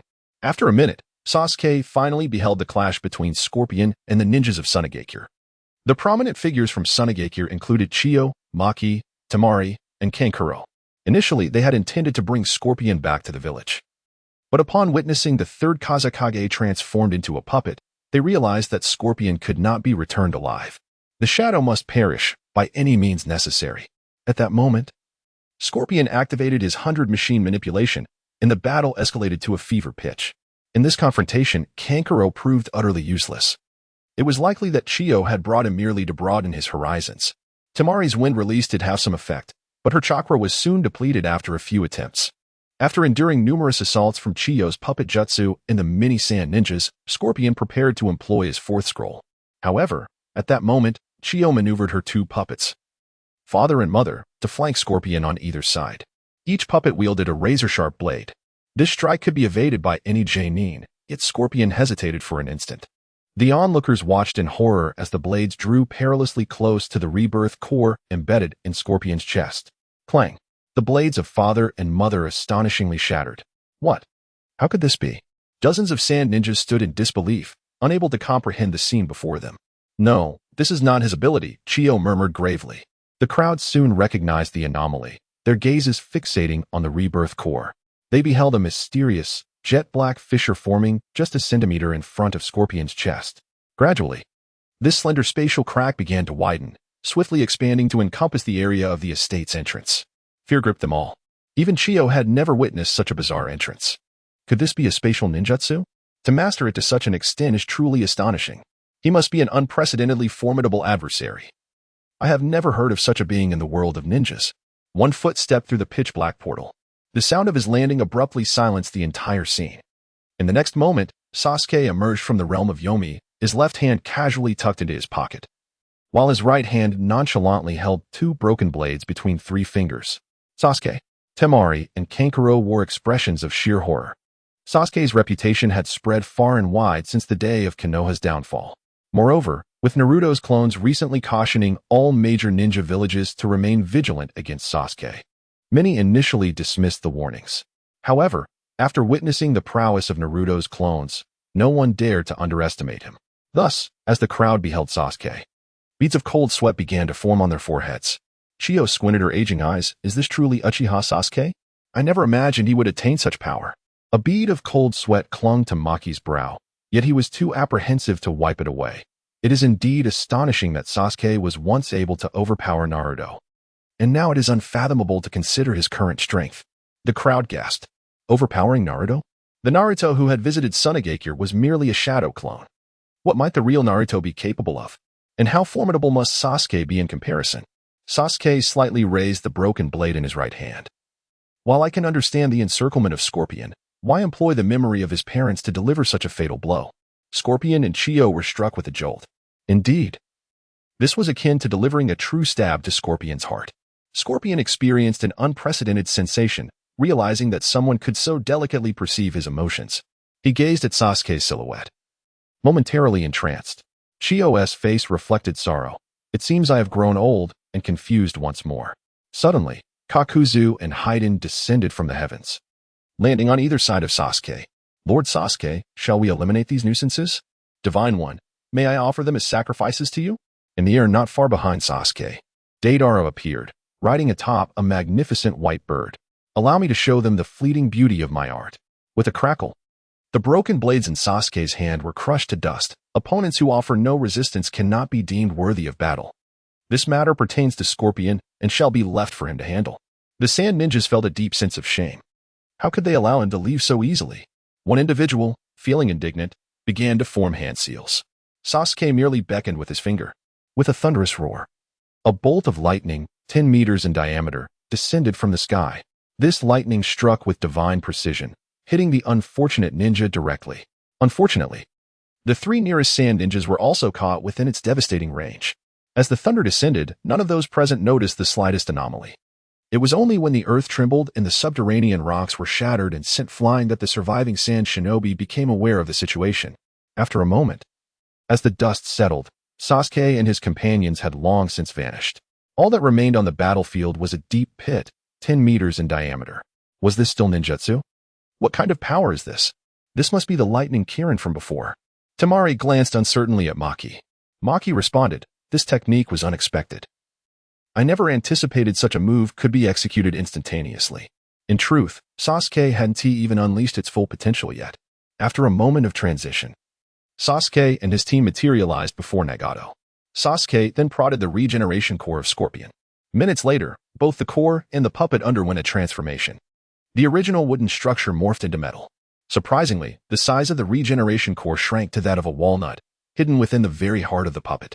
Oh, I had thought Scorpion would yield the least benefit, yet it seems there is still potential. Scorpion, being a puppet, lacks the Otsutsuki lineage.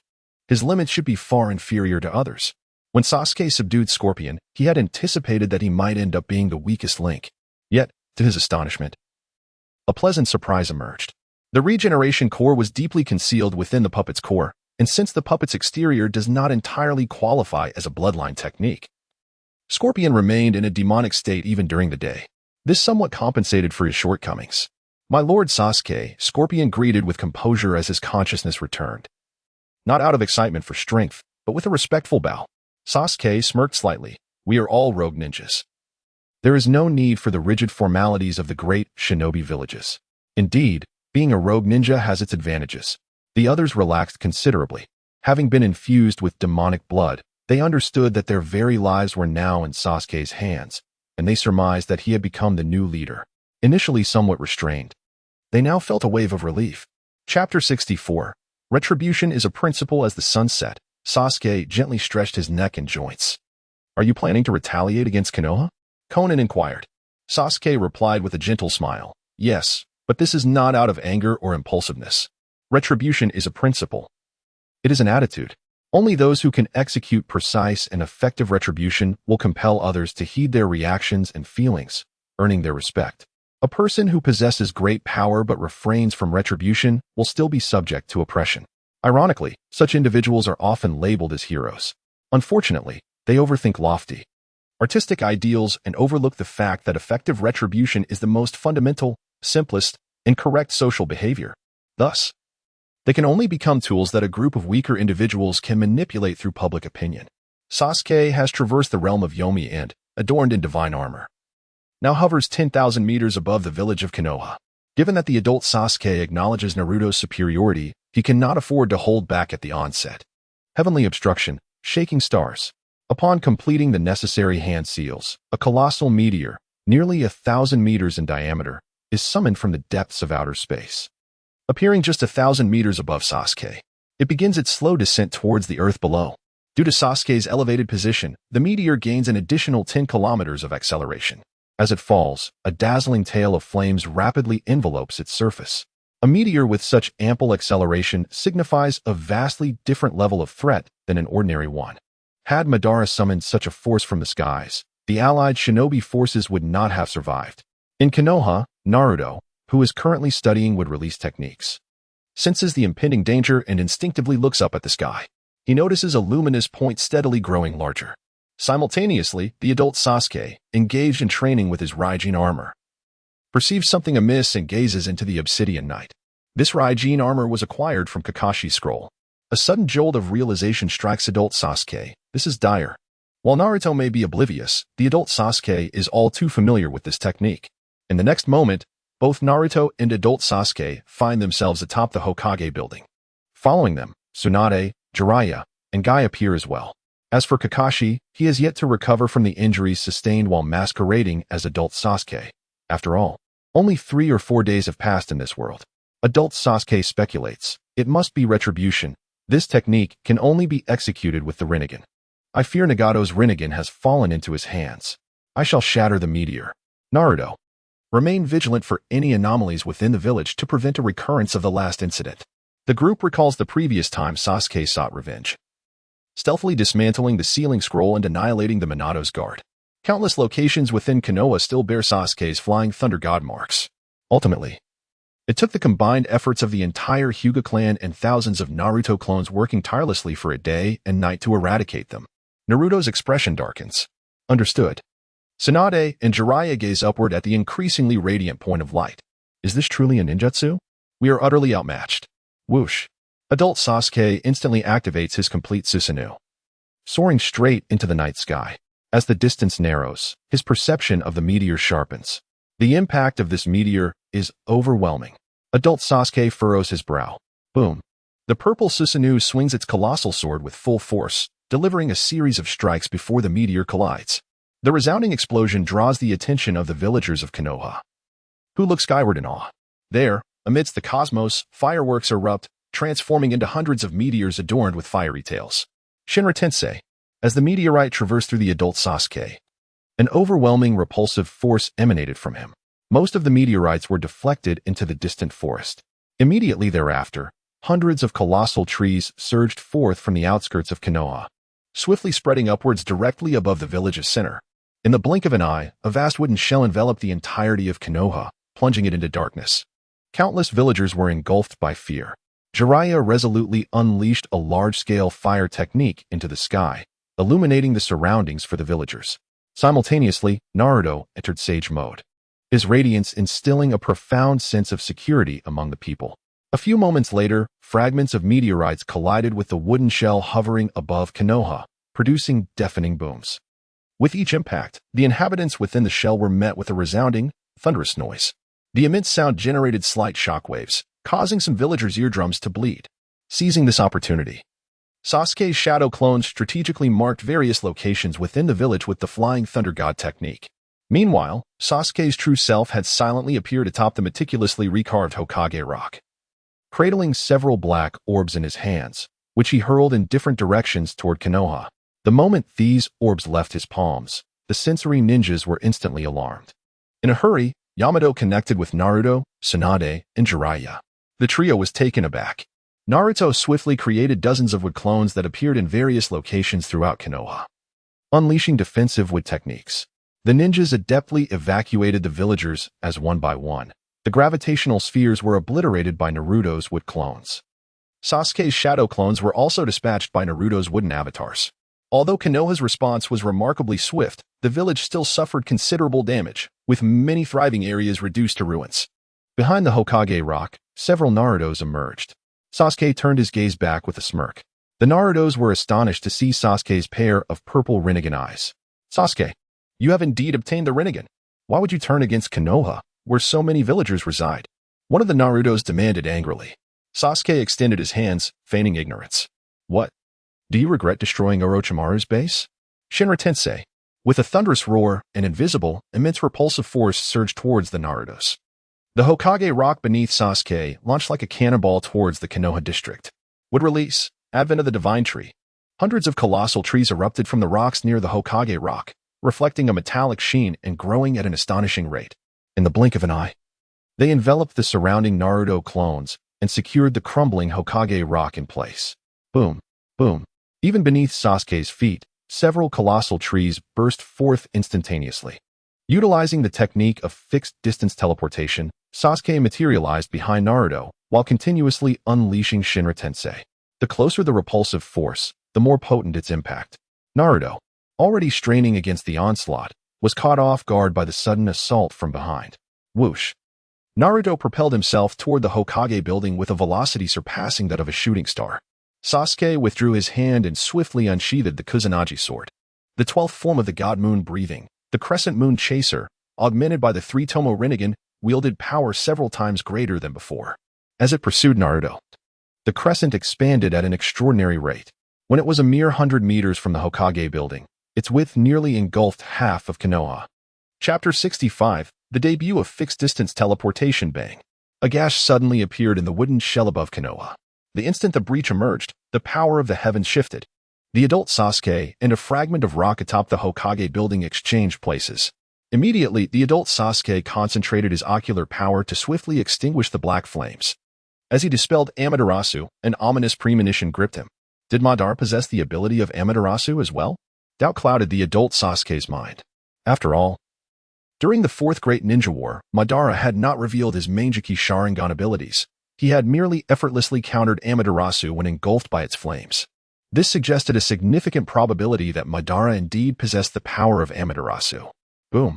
Suddenly, a thunderbolt with a diameter of 50 to 60 meters descended from the sky directly above the crack in the wooden shell. Buzz. Senjutsu. Wind release. Super large Rasengan Shuriken.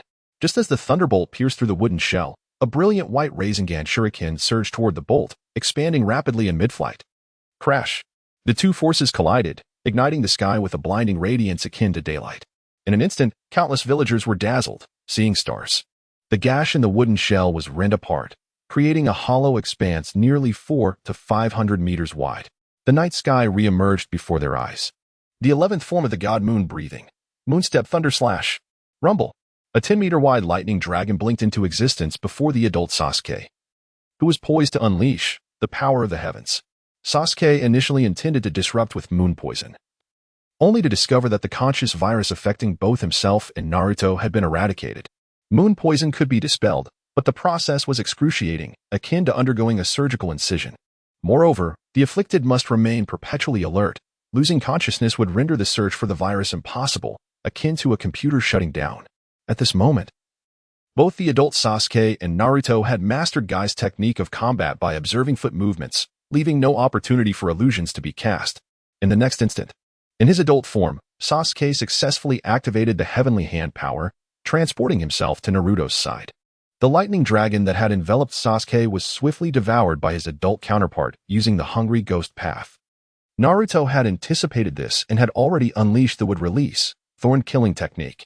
However, unlike the original, where Yamato's technique ensnared, the wooden bindings had transformed into massive wooden dragons as thick as a thigh. These wooden dragons possessed formidable chakra absorption capabilities, along with remarkable speed, strength, and hardness. Just as the wooden dragons made contact with Sasuke, he executed a distance instantaneous movement, vanishing 2 meters to the left. With a piercing sound, The Kusanagi blade sliced through Naruto's side, revealing a horrific wound that exposed his spine. What? Was that an instantaneous movement? Shouldn't he have gained Madara's Rinnegan? Why was his ability not the limbo, border jail, but rather instantaneous movement? Adult Sasuke was more astonished than Naruto, Jiraiya, Tsunade, and Guy. Is this Rinnegan truly a product of your own evolution? Adult Sasuke inquired, his voice echoing a reminder to Naruto and the others. Sasuke's abilities diverged from their expectations. During their prior cleansing of the consciousness virus from adult Sasuke and Naruto, they had determined that the capabilities of Sasuke's left eye differed from that of the adult Sasuke in the parallel world. It now appeared that the powers of his Rinnegan were also distinct. Though both were related to spatial movement, the conditions and limitations for activating these abilities were entirely different. Guess what? Distance instantaneous movement. With that, Sasuke reappeared behind adult Sasuke, plunging his blade through his chest. The sound of Sasuke's voice overlapped with the sickening sound of the knife-piercing flesh. Causality. Adult Sasuke hastily activated the ability of his right eye. In an instant, the injuries and positions of the two Sasukes were exchanged. This would compel Sasuke to reveal the causality of his right eye. Following this, he and Naruto could recover from their injuries using wood release and subsequently defeat Sasuke. This was the fleeting thought that crossed adult Sasuke's mind. However, Sasuke's wounds healed instantaneously. What? The onlookers were left in shock. The injury had merely flickered and then completely mended. His recovery speed surpassed even Naruto's. Both adult Sasuke and Naruto possessed the wood release's non-hand seal self-healing. Yet, adult Sasuke's recovery speed had exceeded even Tsunade's creation rebirth. They had assumed Naruto's healing speed was already extraordinarily abnormal, but Sasuke's current rate of recovery demonstrated the concept of dimensionality reduction in combat. Sasuke smirked. My regenerative ability has finally been recognized. It wasn't easy to conceal. And with that, he vanished. The adult Sasuke, taken aback, instinctively retreated, attempting to distance himself and comprehend the situation. Suddenly, a forceful push struck him from behind. Be careful. You might hit someone, Sasuke teased from the rear. In his moment of shock, a long blade unexpectedly pierced through his throat. Tinryoku. As he sustained the injury, he momentarily exchanged positions with a fragment of stone near Naruto. In an instant, Sasuke followed suit. This strike was intended to pierce through two foes. However, the Kusanagi sword, upon penetrating Sasuke's waist, was grasped by a wooden hand extending from Naruto's shoulder. Almost simultaneously, Naruto formed a hand seal, conjuring a spherical wooden shell encasing Sasuke. With a thickness of 1 meter, the surface of this wooden structure was intricately etched with several wooden dragons. Sasuke intended to withdraw his sword to continue the assault. But Naruto's chakra-laden hand possessed an astonishing strength. Despite exerting all his might, Sasuke could only induce a tremor in Naruto's grip, remaining unable to break free. 3 days prior, when Sasuke activated his God of War armor, his strength had been comparable to Naruto in Sage mode. Yet, that had occurred during the day, and now it was night. Could it be that his power was slightly inferior to Naruto's? Damn it, this pathetic Uchiha. Although his life force had ascended, his numerical values had scarcely improved. In fact, Naruto, infused with Hashirama's cells, had surpassed him. If it came down to a contest of numerical strength, Sasuke would have to unveil the secret of his Rinnegan. However, at this moment, he deemed it unnecessary. Since he could not compete in raw power, he would resort to utilizing his abilities instead. With fury, Naruto delivered a powerful punch aimed at Sasuke's chin. What are you thinking? The force of Naruto's fist shot through the night sky like a cannonball, traveling several dozen meters. Unfortunately, Sasuke was situated 100 meters away. Naruto, I must inquire, how well are you adapting to the Hashirama cells? You promised, did you not? Is this not your ninja way? What, can you not endure any longer? After exchanging a few sharp words, he managed to delay the cooldown of his space-time ninjutsu. It seemed that in future battles, it would be prudent to engage in more banter, as this would obscure the cooldown limits of his teleportation abilities. Chapter 66. The Numerical Anomaly, Naruto Crack. The wooden sphere encircling adult Sasuke gradually fractured, revealing him unscathed from within. Naruto, I shall borrow your wood release to craft an armor. Utilizing wood release, adult Sasuke transformed Naruto's wooden sphere into a wooden dragon armor that bore a striking resemblance to Susanoo. Naruto's wood release exhibited strength far surpassing that of adult Sasuke, even exceeding that of Hashirama himself. Adult Sasuke had tested this. His Chidori blade, infused with all his power, could not sever the wooden pillars conjured by Naruto. The sensation is akin to an ordinary individual striking a rolling pin with a machete. Although it cannot rival steel implements, it is not easily severed. Furthermore, this would possess his formidable regenerative capabilities. Indeed, Sasuke's power is overwhelming. The Kusanagi sword can no longer return to his grasp. Naruto crafted several more intricate wooden dragon armors to envelop Tsunade, Jiraiya, and Guy. Is that so? This is no trivial matter. After all, how could I carelessly part with such a fine weapon? Sasuke slightly opened his right hand and then clenched it into the void, invoking the Flying Thunder God technique. In an instant, the Kusanagi sword in Naruto's possession reappeared in Sasuke's hand. Sasuke had begun researching Reverse Flying Thunder God after returning from the alternate dimension of his adult self 6 months ago. This technique allows one to teleport objects marked with the Flying Thunder God seal to their side. However, it remains effective only within the same space-time continuum. Naruto recalled memories of being overwhelmed by Sasuke and involuntarily smiled. Indeed, Sasuke is not so easily contended with, and I am not adept with a sword. In the next moment, Naruto was enveloped in wooden dragon armor and 2 wooden rods, each over 60 centimeters long and 3 centimeters in diameter, extended from his hands. The rods were intricately carved with dragon motifs, culminating in dragon heads at their tips. 3 wooden arms sprouted from his shoulders, and a chakra fox head emerged from the right shoulder of his armor, while 9 golden chakra tails sprouted from his lower back. As soon as the head appeared, it spoke. Naruto, I sense he may be concealing his true strength. Since that teleportation was a manifestation of the Rinnegan's ability, it must come with limitations. We must launch a full-force assault to expose his vulnerabilities. Naruto nodded in agreement, understanding the gravity of the situation. Sasuke tilted his head slightly, deep in thought. The voice of the fox head speaking to Naruto echoed the tone of Kurama from the original narrative. Naruto had inadvertently transformed Sage Mode into a variant reminiscent of Jiraiya's. This way, the man and the fox could truly fight side by side. Upon observing the 4 wooden hands, it seemed that Ashura's abilities had not only awakened but evolved as well. Whoosh!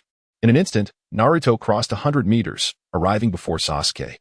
This speed surpassed that of Sage Mode by several folds. Sasuke, utilizing his 3 Tomo Rinnegan to perceive the world, nearly failed to react. It is unfathomable that at this level of strength, one could achieve such exponential enhancements. Naruto's amplification mirrored Sasuke's realization of the Sage armor when confronting pain.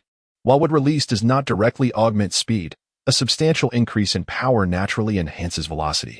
Let us not forget, the greater the strength, the more pronounced the effects of the Wind Shroud technique. In a mere moment, the velocity escalated to a new echelon. It had been anticipated that Naruto would surpass the pinnacle of Hashirama, yet the extent of his surpassing was unforeseen. Sasuke anticipated that Naruto's current stats had reached a level no less formidable than that of the Sage of 6 Paths in the original tale. Naruto wielded 2 wooden rods, striking forward and backward towards Sasuke's torso. Above him, 2 ethereal tails coalesced into spiraling orbs of chakra, effectively sealing off any potential retreat for Sasuke. Meanwhile, 4 additional wooden hands reached for Sasuke's neck, elbows, and the Kusanagi sword, while the remaining tails dispersed around Naruto's form to thwart any sudden teleportation attacks from Sasuke. The palpable pressure emanating from Naruto in close combat was unprecedented, if not unparalleled. As Sasuke readied his blade, the air around him was suddenly filled with swirling crescent slashes, accompanied by countless irregular moonblades. The cacophony of clashes rang out in rapid succession, yet Naruto's defenses remained intact. For the first time, Sasuke's swordsmanship faltered under the weight of overwhelming force. Just as the wooden rod was a mere centimeter from Sasuke's chest, he executed a precise teleportation. With a series of explosive sounds, Sasuke reappeared beside his adult self while maintaining the 5th form, Moon Spirit Catastrophe state.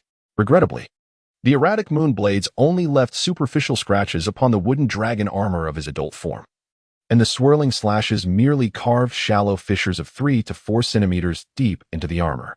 However, the damage rapidly healed, leaving no lasting mark. Inside the wooden dragon armor, the adult Sasuke crackled with arcs of electricity. Despite having trained for merely a day, he had already reached a nascent stage of mastery with the Raijin armor, coupled with the defensive and offensive capabilities provided by the wooden dragon armor. His close combat prowess surged significantly. He raised his blade, aiming for Sasuke's arm. Sasuke, vexed, reacted swiftly, only to find Naruto had reappeared half a meter behind him. Utilizing the Flying Thunder God technique, Sasuke immediately teleported 300 meters away. The adult Sasuke realized that this was the spatial fluctuation of the Flying Thunder God. indicating that his teleportation might be subject to time constraints. Naruto then performed a series of hand seals, instantly manifesting thousands of clones, each resembling the Ninetales mode. These clones rapidly dispersed across the entirety of Konoha. Sasuke felt a jolt of anxiety at the sight. Could Naruto truly utilize his wooden clones in place of shadow clones? In the original narrative, Hashirama, at his zenith, could contend with the Ten Tails for a period thanks to the Buddha of the Summit technique. Yet now, Sasuke sensed that the Ten Tails would not stand a chance against Naruto. Absurd. As Naruto's clones spread out, they transformed into a six-armed state, employing the wood release transformation technique to mirror Naruto's appearance perfectly. In this moment, the distinction between the real and the copies became nearly indistinguishable. With a rush, all of the Narutos within a 300-meter radius surged forward. The adult Sasuke trailed closely behind, maintaining a distance of 50 to 60 meters from the fray, without plunging into the heart of the battle. This distance ensures a keen spatial awareness, allowing for timely instructions to be relayed to Naruto and his companions. The mature Sasuke is no longer as easily consumed by jealousy as he was in his youth. He naturally assumes the role of a supporter. Shinra Tensei. Bang. Bang. The repulsive force generated by the oncoming Narutos propelled them hundreds to over 1,000 meters away. The visual spectacle was exhilarating. However, the Narutos did not sustain any fatal injuries. The area within a radius of 100 meters around Sasuke was merely cleared out. The ground exhibited a profound spherical depression of 10 meters. Yet, in the next moment, these Narutos surged forward again. Sasuke instantaneously activated his divine armor to its peak state. Two Susanoo arms sprouted from his shoulders, wielding brilliant, white Chidori blades. Against these shadow clones, Sasuke knew he must exert his full strength. Any moment of laxity could result in serious injury to his adversaries. However, even serious injuries would allow the shadow clones to recover swiftly. Amidst the relentless assault of numerous Narutos, Sasuke unleashed Shinra Tensei. Yet, in those fleeting seconds of cooldown, he was compelled to utilize the Flying Thunder God technique to shift his position. Shinra Tensei, Flying Thunder God. Shinra Tensei, Flying Thunder God. After a minute of this fiercely contested battle, bang! Suddenly, the real Naruto, mingling among the clones, landed a punch squarely on Sasuke's face. Crack! The sound of bone fracturing echoed from Sasuke's cheek. Chapter 67. The Unveiling of the Six Eyes. Whoosh! Boom! Sasuke was struck down into the ground. In the blink of an eye, he was propelled from the bustling streets of Konoha to the eastern gate. A chasm was forcibly carved into the earth, spanning several kilometers. Was he defeated? How powerful! Though visibility was obscured during the combat, this level of destruction, what manner of battle is this? Did Naruto truly save Konoha from that individual? Naruto is the hero protecting Konoha. The many ninjas and villagers within the boundary of Konoha's protective barrier were left in awe. Their admiration for Naruto had surpassed that for the Hokage. Atop the Hokage building, Tsunade, Jiraiya, and Guy, despite their prior mental preparation, were left dumbfounded.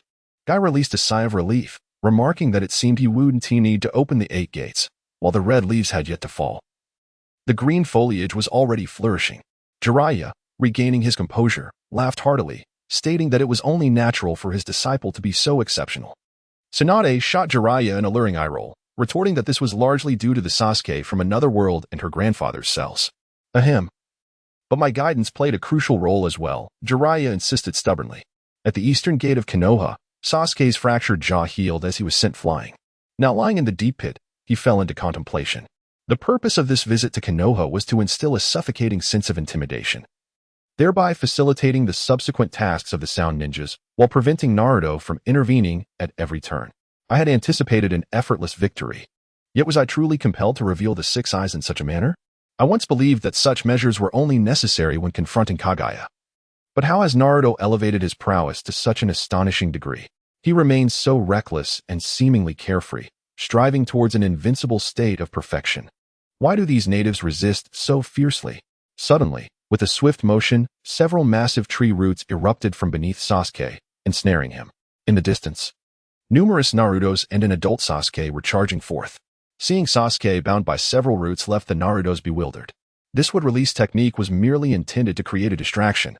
I had not anticipated such significant results. In unison, the group of Narutos and the adult Sasuke halted 10 meters away from the ensnared Sasuke. Naruto, Sasuke. There is still time. You should return to Konoha, one called out. Sasuke lay motionless on the ground, contemplating the destruction of Konoha, yet hesitating to return. Naruto paused, expressing, "Though I have always sought to surpass you, I never wished it to be under these circumstances or for such reasons. There are no longer any enemies of yours in Konoha. Why not return? Even if the Otsutsuki clan were to descend upon us, our combined strength would suffice to confront them." Sasuke chuckled softly. "In Konoha, aside from you, Sakura, and Kakashi, no one truly accepts someone like me. Their acceptance is merely a fade for your sake. I am fundamentally misaligned with Konoha, am I not, uncle from another world?" The adult Sasuke fell silent. In his own world, he always felt like an outsider in Konoha, a sentiment that lingered even after many years, contributing to his prolonged absence. Naruto pressed on, "Sasuke, you must feel quite lonely out here. Why do you persist in this solitude?" It was true. The adult Sasuke had shared many personal thoughts with Naruto, a strategy to coax Sasuke back to Konoha. Sasuke chuckled again. "Lonely? Huh. I am not like him. He is blind. I am not. Naruto, do not presume I have only you as a friend." Sasuke cast a disdainful glance at the adult Sasuke. "Uncle, did you not once claim that Naruto was your soul friend? What of Suigetsu, Karen, and Yugo, who have risked their lives time and again due to your reckless impulses? Do you not regard them as friends?" A pang of realization struck the adult Sasuke, yet he found himself at a loss for words. Sasuke's expression became composed. "Naruto, do not mistake me for someone of his ilk. Here, the status of each of my comrades is no less than yours. Therefore, I must now make you aware of the repercussions aimed at the Sound Ninja Village. This serves as my warning to you." Naruto's face betrayed an unmistakable sense of loss. Must it come to this with Sasuke? Is the destruction you have wrought not sufficient? The positions of the two were, in fact, not vastly different. If Sasuke were to annihilate many of his comrades from Konoha, Naruto would find it intolerable. However, it is likely that Naruto would accompany Sasuke to his demise. Contemplating this, a slight shiver ran through Sasuke. "Naruto, perhaps you should direct that overwhelming emotionality towards Hinata instead." Naruto's expression stiffened, and in the next moment, Sasuke's body defied all bindings. Rising slowly, Naruto was taken aback. Adult Sasuke's pupils constricted. "What is this? Kamui of Obito? Wait, was the last time Sasuke returned to the real world from the dimensional space also through Kamui?" Just as adult Sasuke was engulfed in shock, black lines appeared on his forehead and cheekbones, and suddenly his eyes flew open. Both Naruto and adult Sasuke were startled. Upon regaining his composure, adult Sasuke was astonished once more. The first shock was the revelation that Sasuke had grown 6 eyes. The second shock was the realization that the other 4 eyes were all Sharingan. 2 of them belonged to Obito's dual Kamui. The other 2, based on Sasuke's experience in slaying Danzo, could be deduced to be Shirsue's Kodo Amatsukami. Good heavens! Adult Sasuke was profoundly astonished. How had the Sasuke gathered these 2 pairs of Manjiki? Had Obito already been eliminated? Sasuke deliberately concealed the ranking of the other 4 eyes to avoid arousing adult Sasuke's suspicion that he had absorbed Kagaya Tsutsuki's powers. After all, the dual Kamui Rinnegan is blue. Like a specter, Sasuke seamlessly passed through all bindings, drifting towards Naruto. "You ask if it is enough for revenge. At the very least, I must obliterate an equivalent entity. As for other adversaries, I will impose interest. However, given the bond between you and me, this time, a minimum guarantee suffices. Considering the total area of Orochimaru's multiple base divisions, I must annihilate the entirety of Konoha for it to be adequate. Will you still attempt to thwart me?" Naruto's pupils contracted, yet he found himself at a loss for words, left with no choice but to resort to force. As Sasuke raised his hand, swoosh. Naruto's punch passed through Sasuke without effect. "What is this?" Naruto was utterly bewildered. Adult Sasuke's expression darkened significantly. "Naruto, this ability of his is called Kamui. He can transport his body into a dimensional space to evade all physical and ninjutsu attacks. Only when he attacks can he be touched. Or perhaps one must relentlessly assault him for over 5 minutes to inflict any harm. In truth, there exists another method, which adult Sasuke did not disclose. That is the use of Jinjutsu. However, neither of them dares to meet Sasuke's gaze, thus rendering Jinjutsu moot." Sasuke revealed a sinister smile. Perhaps that is indeed the case. If he were to disclose to adult Sasuke that he could render himself intangible for 80 minutes, it would likely be too much for him to bear. Truly, I am a paragon of benevolence. Chapter 68. God Moon Breathing, 13th Form. Void Crescent Slash in the Night. Even if Sasuke merely opened his eyes, The combined power of his 6 eyes was formidable. However, he had previously refrained from revealing his full power to avoid exposure, only utilizing a pair of eyes. Now, he was eager to test the strength of the Rinnegan Shinra Tensei when unleashed by all 6 eyes. Flying Thunder God Spatio-Temporal Instantaneous Movement. The two movements were executed almost simultaneously. Sasuke instantly found himself hovering 600 meters above the center of Konoha. Alas, would release Birth of the World Tree. Would release Flower World. Adult Sasuke and Naruto unleashed two expansive techniques designed to alter the environment. Both techniques possessed both offensive and defensive capabilities. The difference between the Flower World and the Birth of the World Tree lay in their density. The trees of the Birth of the World Tree stood predominantly vertical, spaced apart, while the roots of the Flower World sprawled like vines, capable of horizontal coverage. The techniques they released, one horizontal and one vertical, formed a superior defensive configuration. Let all return to nothingness. Shinra Tensei. Sasuke gathered his power for less than 3 seconds, radiating a luminous aura. Boom! A translucent repulsive wave surged outward at supersonic speed. The earth of Konoha erupted as thousands of colossal trees and vines sprouted forth. The towering trees shot up 100 meters into the air, while the vines spread laterally, intertwining with the towering trees. In less than a second, Konoha transformed into a vast forest reminiscent of a fairy tale. Yet, just as this forest manifested, crack, the upper halves of the colossal trees in the core area of Konoha shattered, soaring into the distance. As the trees flew outward, the repulsive wave continued its relentless destruction of even more distant trees. Subsequently, the dense layers of vines below were violently pressed down toward the ground. The once 60 to 70 meter thick vine protective layer was compressed to a mere 20 meters. Structures that exceeded the height of the vine protection were obliterated by the repulsive wave, swiftly launching them out of Konoha. Moments later, the terrifying shockwave began to gradually dissipate. Within the verdant layers of vines, numerous buildings remained intact. The earth itself had not endured severe devastation. Sasuke gazed down at Konoha, feeling somewhat dissatisfied with the outcome. Despite possessing ocular prowess that surpasses Naruto's chakra, the resultant effects remained disappointingly minimal. Notably, while the Almighty Push showcases formidable destructive power against the environment, its lethality towards robust individuals is somewhat diminished. This is precisely why later iterations of Madara and an adult Sasuke seldom resort to this technique. Engaging in a clash of ocular powers yields little advantage in the short term.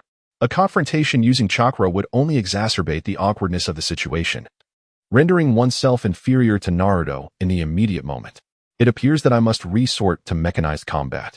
In a sudden burst, 6 colossal wooden dragons, each nearly 30 meters in girth, erupted from the vines, spiraling skyward from various directions. Upon these wooden serpents stood a multitude of Narutos. Since we cannot reach you with our attacks, we cannot allow you to continue wreaking havoc in Konoha. One of the Narutos bellowed. Following this proclamation, hundreds of Narutos began to form hand seals, invoking the sage art, wind release, vacuum sphere. A torrential downpour of vacuum spheres surged toward Sasuke from every conceivable angle, leaving no gap large enough for even a sparrow to escape. Suddenly, Sasuke vanished from the sky, reappearing at the eastern gate of Konoha. His body descended slightly, left hand gripping the scabbard while his right hand caressed the hilt of his sword. An idea struck him. The next move would be dubbed the God Moon Breathing, 13th form of Void Moon Slash. Just as Naruto and the adult Sasuke registered the scene and turned their gaze toward the eastern gate, they beheld Sasuke executing a swift draw of his blade. The crescent slash unleashed from his draw was exceedingly thin and faint in color. The crescent's reach expanded proportionally from the moment it left the blade, encompassing a 150-degree arc directly before Sasuke.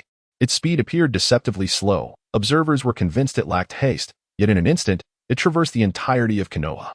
The execution was remarkably graceful, devoid of any obstruction or sound. In the aftermath of the slash, Konoha appeared unchanged at first glance. However, those with keen insight, Naruto, adult Sasuke, Tsunade, Jiraiya, and others, stood in stunned silence, unable to articulate their shock. On the outskirts of Konoha, amidst the towering trees, the ninjas engaged in battle were engulfed in confusion. How could such a strike produce no discernible sound? The members of the Hyuga clan, utilizing their Byakugan, stared in bewilderment until the realization dawned upon them. Was this the ability to cleave through space? In the next moment, every object within Konoha, elevated 12 meters above the ground, simultaneously underwent a translocation. Vines, colossal trees, buildings, rocks, and Hokage rock were all evenly sliced in twain at that 12-meter height. A tremendous rumble ensued as Konoha began to collapse. This time, Hokage rock was utterly obliterated. Except for the eastern side, the other three directions witnessed the great trees toppling as well, sending the villagers into a frenzy. Following this calamity, all ninjas swiftly maneuvered through the fallen branches of the colossal trees, aiding the villagers in their escape. As the adult Sasuke recalled his previous battle against Kaguya, he remembered how Kakashi, temporarily endowed with the dual Kamui, unleashed the Kamui Raikiri, which effortlessly inflicted severe injuries upon Kaguya. The ability to cut through space, disregarding defenses, combined with the ethereal nature of the attack and the elusive teleportation, made him virtually invincible. Naruto, in this confrontation, our only objective is to safeguard all the villagers and our comrades. It had been an eternity since adult Sasuke had felt despair, yet now, he was acutely aware of it once more. Nevertheless, even in the face of inevitable defeat, surrender was not an option. Naruto nodded gravely, acknowledging the gravity of their situation. Although he had considered the improbability of easily overcoming Sasuke, he had not anticipated it would escalate to this extent. With a smile, Sasuke raised the Kusanagi in his hand, cautioning, "Be careful, this sword is exceedingly perilous now." The Kusanagi was enveloped in the dark aura of the Kamui Chidori. Initially, Sasuke had merely intended to conduct a free demolition of Konoha and depart. However, Naruto's would release piqued his interest. Naruto's would release surpassed that of Hashirama. Should he acquire Naruto's cells directly, it would be a tremendous boon. As Sasuke prepared for combat, he surmised something, warning Naruto, "Be cautious. He may have set his sights on your body." Naruto was taken aback, incredulous at the implication. Adult Sasuke, puzzled, elucidated, "He is undoubtedly interested in your wood release." Naruto exhaled a sigh of relief, having been terrified by the earlier statement. Just then, the words "Flying Thunder God," "Fixed-distance teleportation," echoed through the air. In an instant, while conversing with adult Sasuke, Naruto found his left arm severed. Chapter 69. Hidden Corners. With a sudden gasp, Naruto watched as his severed arm gradually transformed into wood. Sasuke, seemingly unfazed, mused to himself. Although Naruto often appeared somewhat oblivious, he was quite astute. The figure he had been conversing with was merely a wooden clone.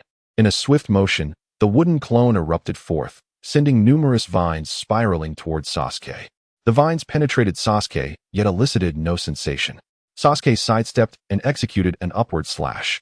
With a swift strike, the clone was cleaved in two. To Sasuke's perception, it felt as though he hadn't even encountered a tangible foe. The Chidori had become so sharp that it offered no tactile feedback. Sasuke scanned the multitude of Narutos within Konoha, silently sighing at the inconvenience. Although Naruto was not his equal in combat, unraveling the truth behind this situation would not be an effortless task. More critically, being misled repeatedly by clones was a matter of pride. Thus, in the next heartbeat, adult Sasuke's arm was severed by Sasuke. Since Naruto was but a Fade, he could at least claim the arm of the adult version. Alas, the moment was fleeting. The adult Sasuke has transformed into a mere wooden figure, while his true essence remains concealed, perhaps having morphed into something else entirely. The manifestation of the wood release, a bloodline limit, and his adversary is indeed a source of vexation. The formidable techniques are one thing, but even the mere existence of wood clones and wood transformation is a considerable headache. The wood clone possesses a semblance of life, making the distinction between the real and the imitation nearly indistinguishable through sensory perception. Only with the possession of wood release oneself does the process of discernment become manageable. Presently, reclaiming the Hashirama cells is an arduous task. Naturally, threatening the lives of the Leaf Village citizens to coerce Naruto into surrendering an arm would not be particularly difficult. However, such despicable tactics are reserved for those equally vile and malevolent. It's just an enhanced version of wood release. Sasuke retracted his Chidori blade and sheathed the Kusanagi, feeling rather content with his recent gains. Thus, he decided to conclude this encounter here. Yet, even the smile of the Buddha has its limits.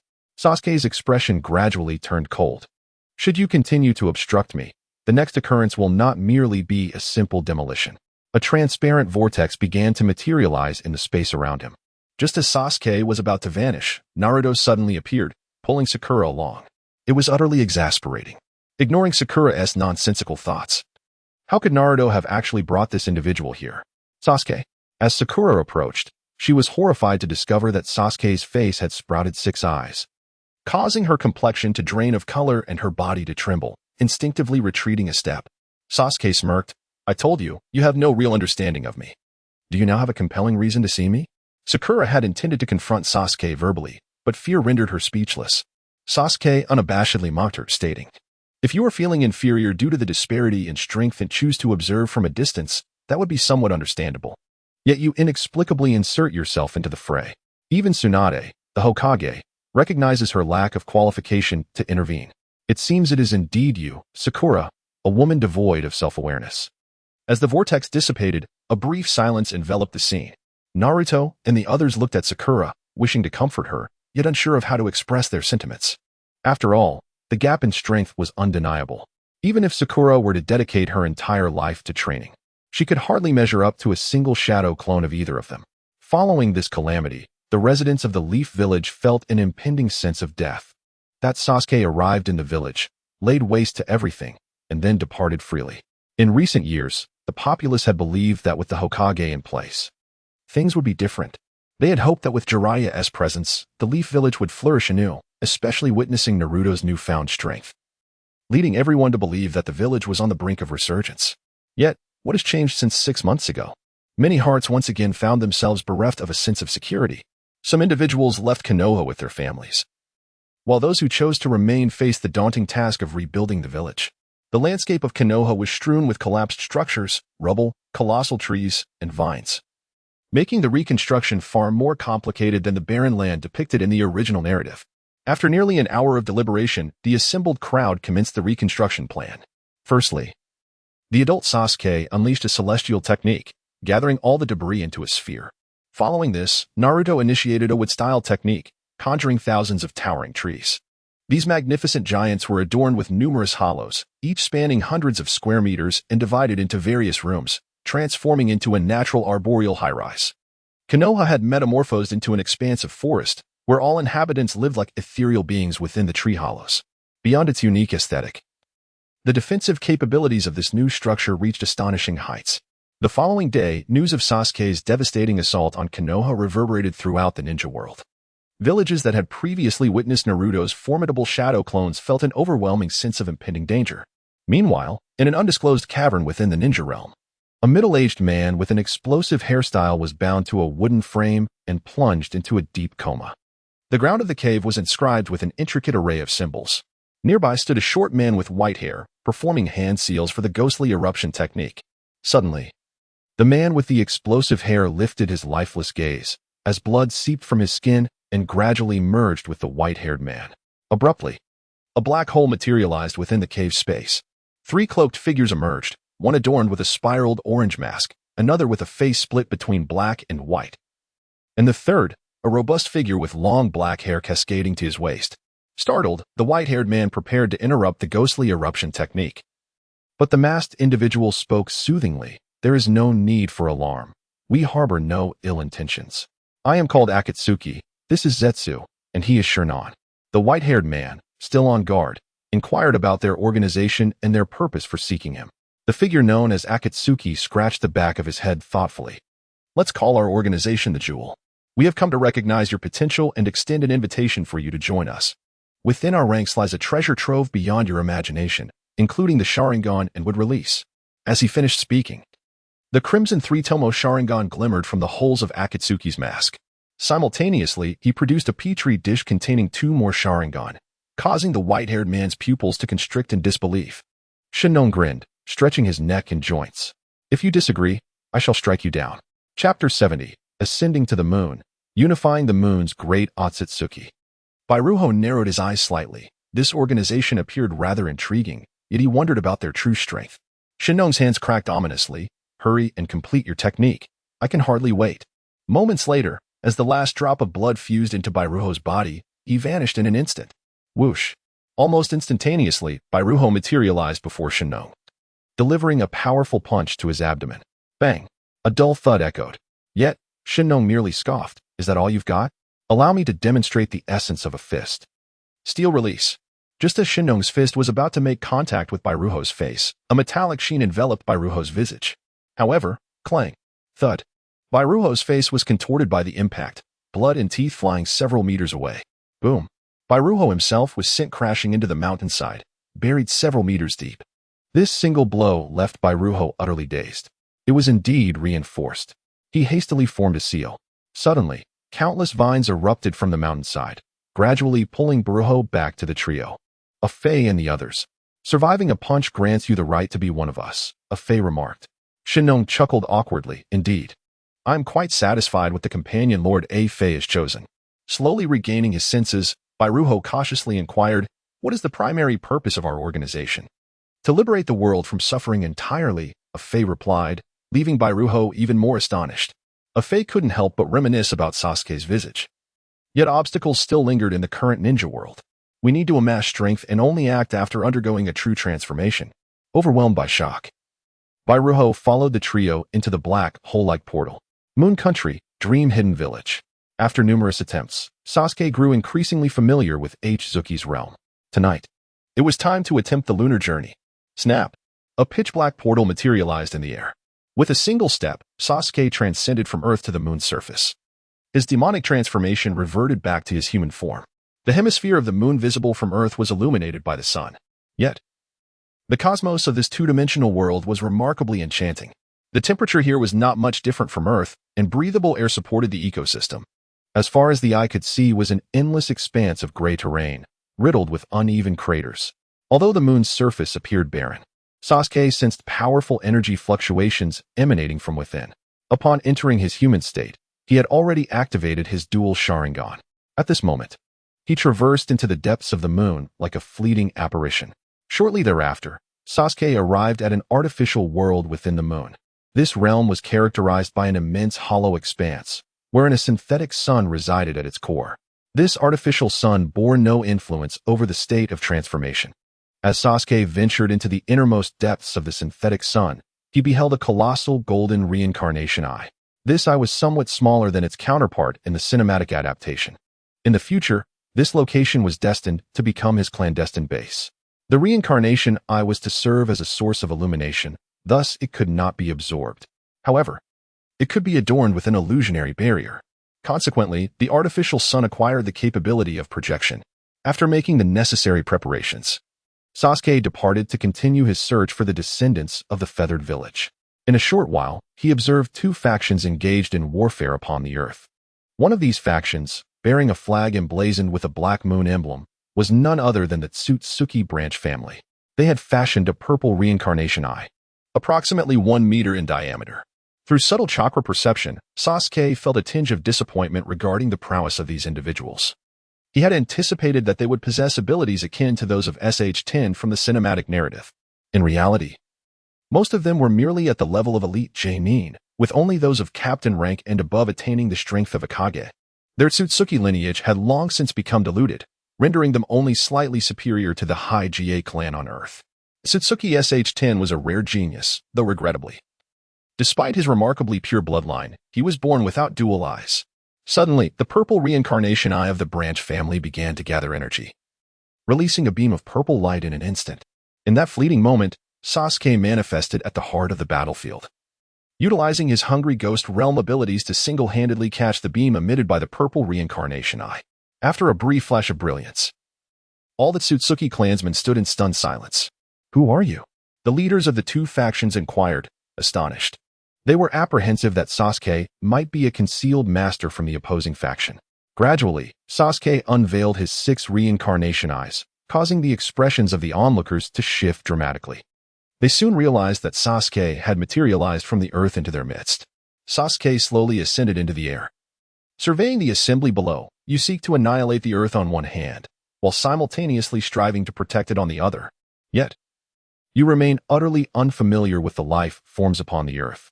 You have no comprehension of whether those beings are worthy of preservation or if indeed they warrant destruction. Moreover, in terms of strength, you are incapable of either safeguarding or obliterating them. The Sasuke of the Feathered Village and the Raincoat have long since perished. There is no longer any necessity for you to persist in your mission of either protection or destruction of the earth. You ought to live for yourselves. If your existence hinges solely on a mission, then submit to me. Unbeknownst to him, the patterns of the reincarnation eye began to manifest upon the artificial sun. This marks the moment when the projection-based genjutsu barrier, previously set by Sasuke, begins to take effect. With the acquisition of a pair of Kodo Amatsukami, one can simultaneously implant will into targets within a specific area. Coupled with the projection of the artificial sun, the reach of Kodo Amatsukami extended to encompass the entire lunar world. However, these beings are significantly more long-lived than the inhabitants of Earth. Their experiences must be rich, and their thoughts profound. The efficacy of Kodo Amatsukami cannot be guaranteed entirely. Fortunately, Sasuke can sense the effects generated by Kodo Amatsukami. After a brief silence enveloped the scene, the leaders of the branch families and several captains hesitated momentarily before regaining their resolve. Even in death, we shall honor the legacy left by Lord Yumura. Attack. With a command, only the branch family leader and a few captains stepped forward. This outcome was unexpected for the branch family leader and exceeded Sasuke's expectations as well.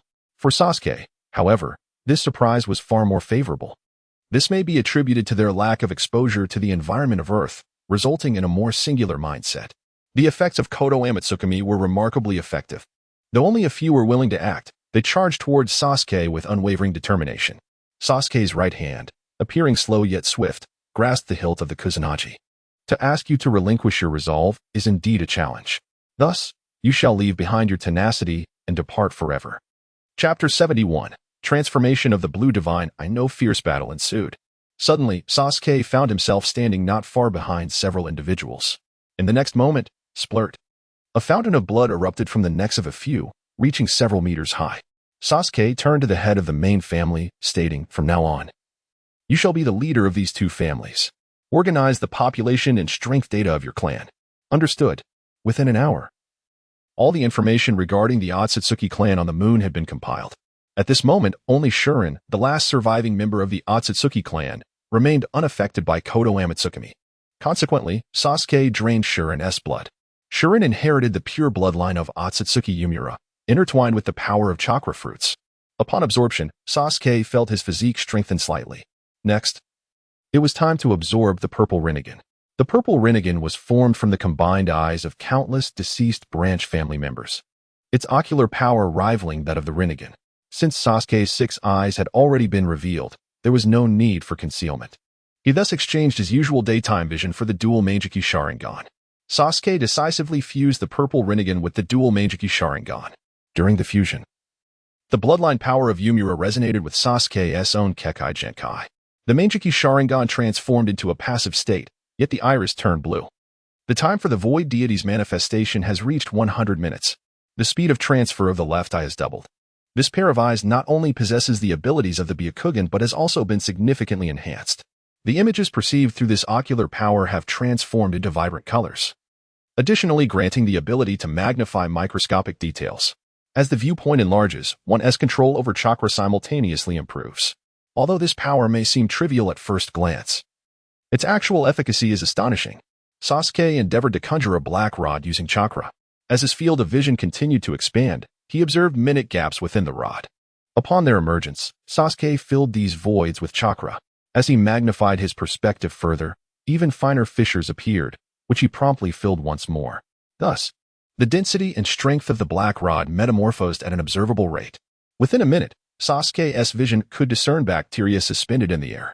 At this juncture, the surface of the black rod remained impeccably smooth. Given that the rod was a unique construct forged from various chakra natures, its weight exhibited negligible change. To test its strength, a collision was imperative. Consequently, Sasuke grasped the black rod in his left hand and wielded the Kusanagi sword, enhanced with Chidori, in his right, forcefully striking the two together. The resounding clang of metal echoed. The surface of the black rod bore not a single scratch. Sasuke then entered the state of the war god armor and conducted another test. Again, the black rod emerged unscathed, while the Kusanagi sword exhibited minor chipping. It seemed this sword had outlived its usefulness. Sasuke stowed away the Kusanagi and its fragments before transmuting the black rod into a black straight sword. With a swift motion, Sasuke activated his Rinnegan.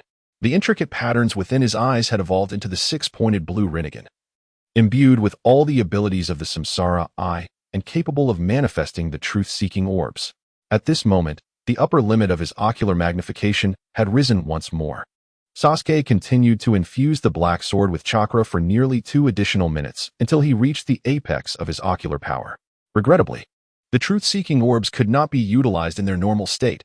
Otherwise, the composition of the black sword would have constituted an ultra-dense truth-seeking orb. Nonetheless, this black sword stood as the sharpest weapon in the shinobi world, without exception. With it in hand, even without the addition of the void deity's power, it would prove formidable against Naruto. This rekindled the thrill and joy of battle. Henceforth, it shall be named the Crying Void Deity. The true name of the blade wielded by Kokushibo. Sasuke rose, feeling elated. Moments later, he proceeded to the temple of the Otsutsuki clan to partake in the ceremony.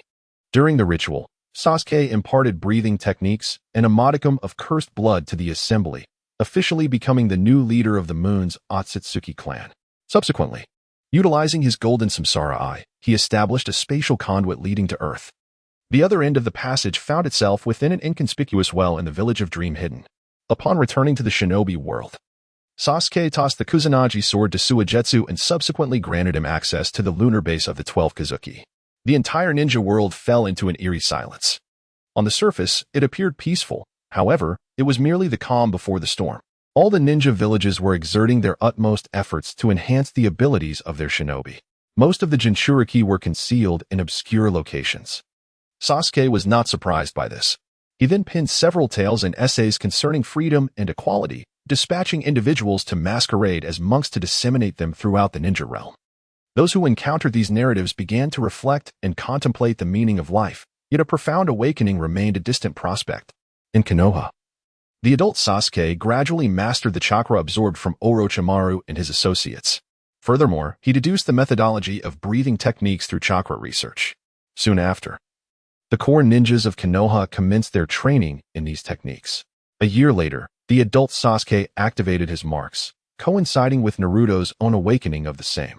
In the following days, more individuals, including Tsunade, Jiraiya, Guy, Kakashi, and Boruto, also manifested these marks. Their powers surged, but before they could revel in their newfound strength, they discovered that their organs began to deteriorate post-awakening. At the rate of this decline, they would not survive beyond 3 days. Tsunade was taken aback and hurried to analyze the situation. Eventually, she concluded that without an exceptionally robust life force, awakening the marks would lead to a shortened lifespan. Reluctantly, she extracted cells from Naruto, diluted them, and transplanted them to the others, thus averting the crisis. Consequently, Konoha's strength surged once more, with even a mere Jonin exceeding the former prowess of Jiraiya. At this juncture, the role of the adult Sasuke diminished significantly. Ultimately, he and Boruto returned to the future, their temporal journey yielding results that were nothing short of astonishing. The ninja world thus experienced another year of tranquility. One day, news erupted from Iwagakure. The Four Tails Jinchuriki, Otsutsuki, could no longer endure a life devoid of freedom and fled the village. All countries observed. Would Otsutsuki be hunted? 6 months later, he was still alive and well, prompting the ninja villages to gradually lower their guard. Sunagakure, in conjunction with Konoha, invited all ninja villages to participate in the Chunin exams.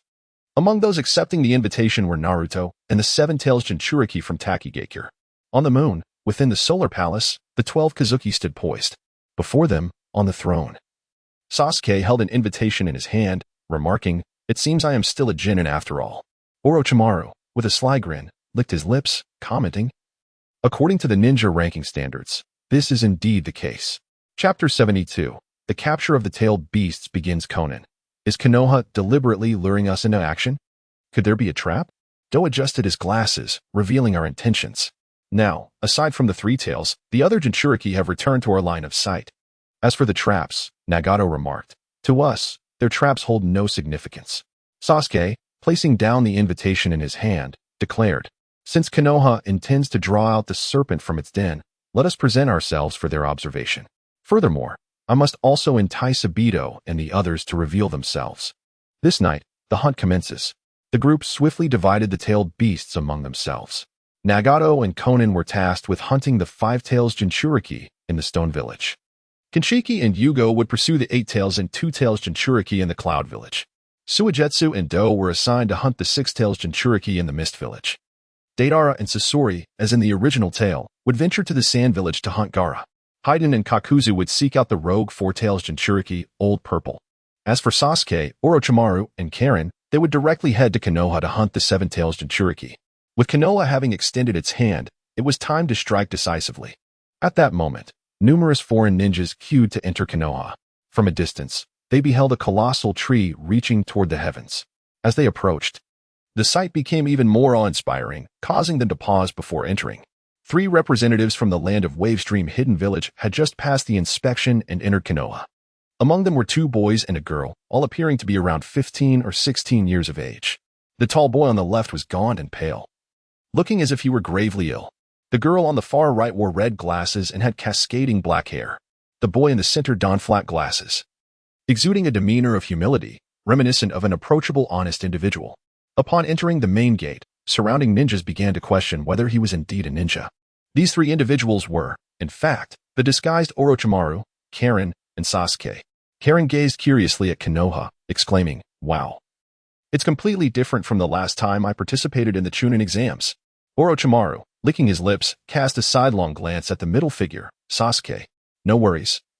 This time you shall witness it with your own eyes." Suddenly, Karen's expression shifted. She sensed that the chakra of the Konoha ninjas was intriguingly intertwined with the breathing technique. Moreover, it appeared that nearly all of them possessed cells akin to those of Hashirama. There were a staggering 237 ninjas at the shadow level, and 21 at the super shadow level. Orochimaru smirked with a sinister charm. "No wonder they dared to actively draw us out." Sasuke, fixated on a particular location in Konoha, noted, "There are 3 individuals whose chakra you have not detected." Karen was taken aback. "Could it be?" Sasuke replied, "Yes. Those 3 have mastered the ability to perceive the transparent world." Orochimaru and Karen exchanged surprised glances. Among the 12 demon moons, only Kinshiki and Yugo had achieved mastery over the transparent world, a feat requiring an exceptionally pure will and conviction. However, most individuals possess intricate thoughts and emotions, rendering them incapable of awakening such abilities. Were it not for the extraordinary nature of the blue divine eye, Sasuke would have struggled to perceive Naruto, Guy, and Lee, especially Naruto. Through Sasuke's microscopic vision, every plant in Konoha seemed to channel the sunlight it absorbed directly to Naruto. Upon absorbing this radiant energy, Naruto's cellular structure began to augment in density and strength. By daylight, Sasuke's physical prowess had already surpassed the conventional limits of the Otsutsuki clan. Yet, when confronted with Naruto, even in his demonized state, he found himself slightly outmatched. The hardness of Naruto's bones was astonishingly comparable to Sasuke's black blade, Kiryoku. Absurd. Truly beyond comprehension. It was initially presumed that Naruto's antics had reached a limit. Further enhancement would merely involve melding the chakra of the 9-tailed beasts and adopting a 6-paths mode. To everyone's surprise, this ultimate release had engendered a peculiar form of photosynthesis, enabling Naruto to evolve like a superhuman. Thus, this was indeed Naruto's true ace. The most terrifying ability he acquired through the fusion of release was evolution. "Hello, may I befriend you?" Suddenly, a girl's voice echoed from a distance. Sasuke and his companions turned to look. The girl, with her light green hair and revealing attire, sported a skirt that was already short, with slits on either side. She was none other than Fu, the Jinchuriki of the 7 Tails from Takigakure. The man addressed by Fu wore a wary expression and retorted, "Do I know you?" Without waiting for Fu to speak again, he hurriedly walked away. Unfazed, Fu turned to the other individual beside him and asked, "Hello, may I befriend you? Is something wrong with you?" This person also quickly distanced himself from her. Behind Fu appeared 2 slightly breathless men. "Hey, Fu, if you approach people like that, no one will pay you any mind." "Exactly, Fu, let us find a suitable inn together." "Not a chance. I must make 100 friends." Fu swiftly dodged the 2 men and, upon turning her head, finally noticed Sasuke and his companions watching her calmly. Elated, she hurried toward the trio. "Hello, may I befriend you?" Orochimaru licked his lips, while Karen pouted slightly. Noticing the other 2 remained silent, Fu turned her gaze to Sasuke in the center. With a gentle smile, Sasuke extended his right hand for a handshake. "Of course, I'm a Wakatsuki-ku, pleased to meet you." Karen, still pouting, stepped forward and took Fu's right hand. "I'm also pleased to meet you. I'm Karen." Orochimaru, not extending his hand, grinned and said, "I'm Orochimaru." Fu beamed with delight. "Wow, that is wonderful. I'm Fu. I sensed you were extraordinary. It's a pleasure to meet you all." Haha. Sasuke wore a bright smile, and the anxiety that had accompanied our journey from the Hidden Leaf Village was suddenly dispelled by your warmth. Fu's cheeks flushed slightly. "Really? I'm glad I could alleviate your tension." Sasuke adjusted his glasses, one lens glinting in the sunlight. "I must apologize. I had been concealing something from you. However, Seeing your enthusiasm, I have decided to be forthright. Fu, puzzled and curious, asked, "What have you concealed?" Though Sasuke maintained his smiling demeanor. A glimmer of indifference in one eye startled Fu. "My name is not actually Uchiha Itachi. My true name is Uchiha Sasuke." "Ah, so your name is Uchiha Sasuke." Fu responded with a smile, but only after uttering the name did realization dawn upon her. Just then, Sasuke's left hand rested upon Fu's shoulder. Kamui, Seven Tails, capture complete. Chapter 73, Half a Promise. In the next moment, a resounding explosion echoed. Suddenly, several Leaf Village ninjas, having unleashed their chakra, surrounded Sasuke and his companions. They had been covertly assigned to protect Fu, yet in an instant, she seemed to vanish. The surge of chakra instantly heightened the vigilance of those present. In the blink of an eye, hundreds of ninjas from the Leaf Village rushed to this location, their speed astonishing those from other villages who could not perceive it. Were all of them of the caliber of a Kage? Certainly, there were a few whose speed surpassed the rest, but the average ninja felt nothing amiss.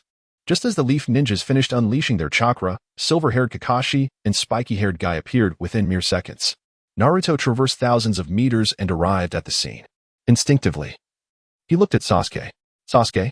Sasuke feigned a casual inspection of his surroundings. "Where has that old man gone?" Upon hearing Sasuke's indirect acknowledgement, the Leaf Ninjas felt an overwhelming pressure. "Naruto, he has returned to our world. Are you truly going to proceed with that plan?" Sasuke gazed upwards at the crescent moon. Although the sun had yet to set, the moon had already emerged. Though he spoke not a word, Sasuke's intent was unmistakable. Kakashi remarked, "Though he has returned. The Leaf Village is not the same as it was 2.5 years ago." Orochimaru chuckled, "It is not only you who will experience growth." As he spoke, Orochimaru and Karen released their would-release transformation technique. The 12 demon moons possessed would release powers equivalent to Yamato's level. Their fusion of would release signified the utilization of transformation techniques in wood clones. "Orochimaru!" Kakashi exclaimed, taken aback at the sight of him. Kai grew increasingly vigilant towards Xianglin. "Kakashi, have you noticed? Orochimaru and the girl bear the numbers 4 and 1. Kakashi followed Kai's gaze and indeed, on Orochimaru's earlobes. One bore the number 4, while the other displayed the number 1. Xianlin's earlobes were marked with the numbers 1 and down, although the precise meaning remained elusive. It was evident that this girl was not to be trifled with. Sasuke gently removed his glasses with his left hand and crushed them with a subtle squeeze. With a resounding crack, the glasses shattered into dust, carried away by the wind. He then swept his hand through his hair, restoring the handsome visage that captivated countless women. After dispelling the transformation technique, his eyes reverted to their blue pattern of Kamui. The crowd from Konoha looked on in astonishment. Was this still the Sharingan? A black fissure appeared at Sasuke's left hand, from which he summoned the god of virtual crying. "Who among you dares to impede me? Alas, it is too late." Kakashi's expression turned grave. "We have no intention of deliberately obstructing you, but your abduction of candidates participating in the exam leaves us with no choice but to act." Kakashi and Naruto were well aware of the limitations of the Kamui ability. Even though Sasuke could not use Kamui to teleport while in his intangible state, he could still employ the Flying Thunder God technique to retreat in an instant. The group found themselves at a loss regarding how to deal with Sasuke. Nevertheless, it was crucial to demonstrate Konoha's stance to the other ninja villages. "Oh," Sasuke chuckled, "since you put it that way, I shall enact half of our agreement and impart upon you a fraction of a painful lesson." Whoosh. Sasuke and Naruto moved almost simultaneously. Sasuke swung a blade towards Kakashi's left arm, while Naruto lunged for Sasuke's right hand and neck. Should Sasuke materialize to strike Kakashi, he would inevitably be attacked by Naruto as well. The black blade pierced Kakashi's left arm without inflicting any harm. Likewise, Naruto's hands passed through Sasuke's form. It was then that Kakashi realized and stepped back. "Sasuke, I will keep my eyes on you." Sasuke was moving at high speed, yet Naruto consistently shadowed him closely. In terms of sheer speed, Naruto still surpassed Sasuke by a significant margin. Absurd. However, Sasuke's techniques were beyond Naruto's comparison. Is that so? Sasuke cast a glance at a fortunate spectator daring enough to meet his gaze. Illusionary Shackles technique. Let us not forget. Sasuke's Genjutsu was augmented by the illusionary prowess of Kurama Yakumo. Suddenly, one of the Konoha ninjas collapsed, having sustained multiple penetrating wounds to his limbs. What kind of attack is this? The crowd, including Naruto, was taken aback. Sasuke's body was still intangible. How had he managed to execute this attack? The crucial question remained. If he could attack, why not target himself or Kakashi and his companions instead opting to assault an ordinary shadow-level Umbu? Kakashi furrowed his brow. Perhaps it is a bizarre technique capable of transforming illusionary damage into reality. Everyone, do not gaze directly into Sasuke's eyes. What? Illusionary damage manifesting in the real world? Is there truly such a technique that defies the natural order? The crowd was taken aback, disbelief etched upon their faces. Sasuke feigned surprise, exclaiming, "Ah, as expected of my former mentor. A single glance reveals so much." Upon hearing Sasuke's admission, Kakashi's expression grew increasingly grave as he explained to the others, "Hong once entrusted me with the care of a student named Onma Bayun, and I never anticipated that Sasuke would possess a similar ability. Any illusion conjured by Sasuke could prove fatal. It is imperative that no one makes eye contact with him." Sasuke disregarded Naruto before suddenly adopting a stance as if to draw a blade. Naruto's pupils constricted. Last time, Sasuke had severed the very fabric of Konoha with this move. Uncertain of Sasuke's intentions this time, Naruto nevertheless activated Wood Release. Shinmizu Breath, 13th form, Void Crescent Slash. The Wood Release foliage descended in the next instant. Sasuke vanished from Naruto's sight, only to reappear beneath the Ninja Academy. At that moment, the blade's arc had already been executed. A translucent crescent wave of slashing energy surged forth, seemingly slow yet swift, aimed at the opposite side of Konoha. Simultaneously, countless saplings erupted from the ground in Konoha. The unsuspecting citizens were abruptly propelled into the air by the sudden emergence of the saplings. Just as they were engulfed in astonishment, a crescent slash swept beneath their feet. In the next heartbeat, everything beneath them was silently severed in twain. Yet, the severed saplings and towering trees, their cut ends not fully separated, began to heal at an astonishing rate. From a distance, it appeared as though nothing had occurred to the great trees. Though the attack was formidable, the casualties were minimal. Boom. Sasuke witnessed Orochimaru and Karen being launched away by a single punch from Naruto. Their strength would have sufficed against others, but at this moment, none could withstand Naruto's might except for Sasuke. Suddenly, thousands of Naruto's would clones emerged throughout Konoha, with dozens racing towards Sasuke at multiple times the speed of sound. Flying Thunder God technique. In the next instant, Orochimaru and Karen materialized before Sasuke, blood trickling from the corners of their mouths, disbelief painted across their faces. They had not anticipated anyone could inflict such heavy damage with a single blow. Although it was still daylight, it seemed that the possibilities for action were somewhat limited. After this exchange, we must retreat. Shinmizu Breath, 14th form, Fierce Transformation, Divine Might of the Full Moon. Sasuke swung his blade. Instantly, the air within kilometers was filled with immense crescent slashing waves, each adorned with numerous round moon blades of varying sizes. Unlike his previous techniques, these slashing waves and circular blades were shrouded in darkness. Moreover, they are endowed with the formidable power of spatial severance. Chapter 74, The Night of the Hunt. The inhabitants of Konoha found themselves in the upper regions of the colossal tree. This strike encompassed the encircling Naruto and numerous other candidates, as well as the vigilant ninjas of Konoha. In this perilous moment, the crowd resorted to various life-preserving defensive techniques or escape jutsu. Yet, against the densely packed onslaught of the Kamui slashes, their efforts proved futile. Everything was silently shattered into fragments. Those ninjas attempting to burrow into the earth discovered that the ground offered no resistance against the lethal strikes. In an instant, thousands of ninjas perished. Additionally, dozens of towering trees had their trunks entirely severed, beginning to topple. Konoha was thrown into utter chaos. Whoosh, whoosh. At that moment, several Narutos appeared from another direction, mere meters behind Sasuke and his companions. Naruto clenched his teeth. "Sasuke, how can you strike the innocent?" Sasuke nonchalantly turned around. "You should be grateful for my mercy. If I had not issued sufficient warnings, your deaths would have been far more brutal once you fully resisted. Therefore, refrain from any petty tricks or wordplay in my presence. Even if I cannot handle you by day, there are many ways to deal with Konoha. Moreover, night and day are destined to alternate. If you appear beyond the borders of Konoha, it will cease to exist entirely." Whoosh. In a fit of rage, Naruto punched at Sasuke, but felt nothing.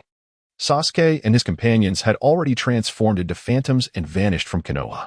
"Damn it! The Flying Thunder God should never have been invented," Naruto exclaimed in frustration. Before long, Konoha's officials began to tally the casualties.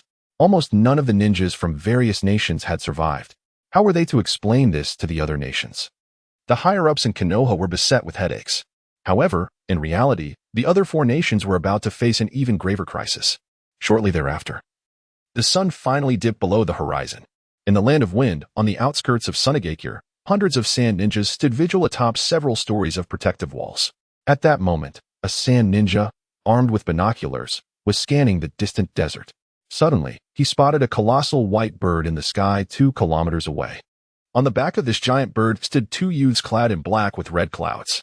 One sported a head of pink, spiky hair, while the other had golden locks, with bangs obscuring half of his face. Most astonishingly, the eye of the golden-haired youth was a Byakugan. He wore an amused expression as he regarded himself. Slowly raising his right hand to his mouth, as if forming a hand sign, he exclaimed, "Look, what is that?" Suddenly, the ninja heard his companions' incredulous voices. A profound sense of unease washed over him, and he hurriedly retracted his binoculars, only to behold a faintly glowing, translucent bird. "This is bad. Run." 2 kilometers away, Deidara issued a command. Boom. An invisible explosion erupted instantaneously upon the defense wall of Sunagakure. The solid rocks were shattered and flung away by the shockwave. Countless fragments soared towards the village. 2 kilometers away, Brother Scorpion, it seems this time I can truly avenge you, Deidara mused with a slight smile. You ought to express your gratitude to Lord Sasuke. Had you adhered to your previous habits, the clay would surely have been insufficient. Indeed, thanks to Lord Sasuke, I can now create various types of explosives. Alas, here in Sunagakure, we are surrounded only by sand and fierce winds, thus this battle will merely unleash air bombs. As he spoke, Deidara's palms, which bore mouths, began to inhale eagerly. Blood demon technique, transparent flying dragon. Moments later, 2 glowing, translucent dragons emerged from his palms and soared towards Sunagakure. As they flew, the diminutive dragons rapidly expanded. Seconds later, the 2 massive dragons entered the village from different directions. The earlier explosion had already put Sunagakure on high alert, and Gaara had long since prepared defenses with sand. The dragon that flew directly into the village suddenly developed cracks along its surface. The next instant, boom, a powerful air explosion struck, converting the sand into a fierce thrust. Countless grains of sand shot off like a multitude of arrows into the distance. Fortunately, Gaara maintained control over the sand, which gradually lost momentum after flying several hundred meters. Gaara, our opponent, is indeed formidable. The power of this wind release should not be underestimated. The spirit of Shikaku cautioned within him. 2.5 years prior, when Naruto revealed the Moon Eye plan, he and Gaara had already forged a friendship with Shikaku. Gaara's strength now surpassed his original capabilities by several folds. He nodded. Yes, I comprehend. This is our first true battle side by side. Just as Shikaki was about to respond, the second flying dragon above Sunagakure began to disintegrate into countless fragments. These fragments rapidly transformed into miniature dragons as they descended. Swiftly, these small dragons darted towards Gaara from various angles. Just as Gaara prepared to defend, the front half of the second colossal dragon plummeted directly towards the village. Oh no! Gaara's expression shifted as he hastily commanded a vast amount of sand to form a protective layer above the village. Shikaku was not idle either, extending his sandy form to shield Gaara's body. Boom, boom. A series of muffled explosions resounded. The sand walls above Sunagakure were punctured, creating numerous voids. As the grains of sand struck the village structures, they carved deep gashes. Some ninjas standing atop rooftops were caught off guard and were directly pierced by the sand. Gaara found himself in a precarious situation as well. Although Shikaku's physical density is significantly greater than that of ordinary sand, and it possesses formidable self-healing capabilities, the penetrative power of this air vibration is exceedingly strong. The sand armor enveloping Gaara's body shattered upon impact. At that moment, Gaara and the members of Sunagakure beheld a white dragon soaring through the distant sky, upon which stood 2 youths. The ninjas who had previously besieged Sasori recognized them instantly. Soon, Chiyo appeared atop a building, exclaiming, "Sasori, are you truly intending to strike Sunagakure?" From atop the dragon, Sasori gazed down at Chiyo and the elder, retorting, "Old woman, Sunagakure does not require my intervention just yet." Deidara, standing beside him, smirked slightly. "Sasori, may I borrow some water?" Sasori raised his left hand, and a powerful stream of water erupted from his palm. However, this torrent was consumed by the mouth and Deidara's palm. Moments later, Deidara stepped forward, standing on the dragon's neck. "The water resources here are rather scarce, so allow me to present the purest form of art. Bloodline technique number 3, clear 18. With that, The mouth in his palm opened wide, releasing a water-formed puppet. The puppet, arms crossed over its chest, plummeted straight downwards. Gaara's pupils constricted. Shikaku. Protect the village with all your might. Chapter 75, The Hunt That Topples the Withered Boom. This explosion resonated differently from the previous ones. Gaara's sandwall, summoned with utmost effort, was instantaneously penetrated and dispersed by the terrifying burst of water. The colossal sand wall transformed into a mud-like substance, cascading down upon half of Sunagakure. Wind release, wind net, wind release, great scythe, water release, water barrier. Countless ninjas, in this dire moment, expended all their chakra to resist the descending debris. Yet, their efforts appeared trivial. Crash. The mud and sand descended upon Sunagakure with minimal resistance, sending tremors through the earth. Numerous structures were obliterated, collapsing into the ground. Countless individuals were gravely injured, rendered immobile and breathless by the onslaught. In the sky, Gaara gazed helplessly at Sunagakure, his expression darkening. He never anticipated that. Even with Shikaku's assistance and his utmost resolve, they would be so easily overcome. Shikaku's remaining left hand tightly shielded Gaara, but from the corner of his eye, he noticed a small, faintly glowing bird approaching. Bang! A slight sound of air detonation echoed. The close-range air bomb possessed formidable penetrative strength. Gaara was directly struck, gravely injured and plunged into unconsciousness. With a swift motion, the dragon accelerated, coiling its tail around the unconscious Gaara. Capture complete. Is Sunagakure truly this fragile? Deidara inquired with curiosity. Sasori, slightly displeased, scoffed. Do you think your Awagakure can withstand this? Deidara recalled several faces and sighed. I hope the old man and the others can be prudent. In the border of the land of Earth, within a certain forest, there lies a vast expanse of lush greenery. In the heart of this verdant domain stands a unique manor, accompanied by a crystal-clear brook. By the riverbank sits a man adorned in purple garments, his crimson hair flowing freely. He is none other than the Four-Tails Jinchuriki, Old Purple. In the distance, two figures clad in black with red clouds come to a halt. Old Purple turns to regard them, noting their distinctive white eyes. One of them, shrouded in a mask and enveloped in layers of clothing, stands alongside another sporting a slicked-back white hairstyle, adorned with a red pattern resembling a triangle encircled, and wielding an eye-catching black scythe. Old Purple, taken aback, inquires, Are you members of the Akatsuki? All from the Hyuga clan? We are Akatsuki. But not of the Hyuga clan, replies Haydn, digging into his ear before earnestly stating, I wish to discuss a matter with you. Old Purple, now cautious, asks, What matter? Haydn proposes, Could you possibly forego resistance and surrender? A vein throbs on Old Purple's forehead, revealing his disdain for the suggestion. Prepare yourself. Lava release, scorching river rock technique. Just as Old Purple begins to weave his hand signs, Haydn dashes forward, the blade of his scythe poised to strike Old Purple's hands. In that fleeting moment, Old Purple transforms into his tailed beast form, enveloped in thick, molten armor.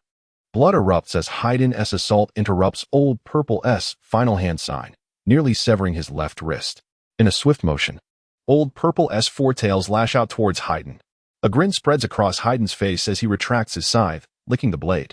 In the next instant, the searing tails of lava ensnare Haydn. However, a startling phenomenon occurs. The burns inflicted upon Haydn manifest simultaneously upon Old Purple. A cry of agony escapes Old Purple as the molten armor recedes. To his dismay, after years of mastering lava release, he finds himself scorched. Horrified, he observes Haydn, whose body is adorned with intricate black and white tattoos, witnessing as his burns heal nearly instantaneously. Within mere moments, he is completely restored, while Old Purple remains grievously wounded. Haydn, grinning maniacally, exclaims, This is the power of the true god. Yet, the healing speed is somewhat lacking. His demeanor shifts to one of madness as he declares, For one as uncooperative as you, it would be more prudent to disable your limbs. In the next heartbeat, Haydn brandishes a black dagger, poised to sever his own legs. Old Purple watches, bewildered, as the bizarre scene unfolds. Suddenly, with a sickening thud, both Haydn and Old Purple find their left legs severed. However, within 4 to 5 seconds, Haydn's severed leg regenerated anew. Yet, the old man Zetsu lacked such an ability. The Four Tails was utterly astonished. Is this a feat achievable by humans? Before the old man could respond, Haydn exclaimed, Puff. Ah. He then proceeded to sever his right leg. Puff. Ah. Next, he severed his left arm. After indulging in this grim enjoyment, Haydn bound the old man's limbs with several black rods, securing them to his shoulders. The battle concluded. Kakuzu then approached, stitching up the old man's wounds with black threads. Haiden, you have unnecessarily delayed me by 3 minutes. You owe me 300,000. I'll keep a record of this. Haiden widened his eyes in disbelief. What? Are you extorting me? Amid their quarrel, they dragged the old man away into the distance. The Four Tails completed its hunt. In the land of Earth, within a Wagakure, a pristine white paper airplane floated gracefully through the air. The paper airplane went unnoticed by anyone, drifting steadily toward the window of the Tsuchikage's office. At that moment, the Tsuchikage, Anoki, was accompanied by Kuratsuchi and Akatsuchi. Curious. Kuratsuchi approached the incoming paper airplane and took it into her hands. Anoki, his expression wary, exclaimed, "Don't go near it. Prepare for defense. Wait and observe." Kuratsuchi, puzzled, replied, "Huh? Old man, you're being overly cautious. This is a Wagakure." Akatsuchi deliberately reminded Kuratsuchi, "Trust Lord Tsuchikage," emphasizing the title with weight. Yet, Kuratsuchi seemed oblivious to the warning. Akatsuchi sighed softly. This fellow was much like Deidara, always referring to him as old man or grandfather in formal settings. As the three remained on high alert, the paper airplane unfurled, swiftly transforming into a flat sheet of white paper. The trio beheld a drawing upon the paper. It depicted a mountaintop where a man and a woman stood, gazing down upon the entirety of a Wagakure. Both figures were clad in black cloaks adorned with red clouds. Anoki's expression shifted dramatically, Akatsuki.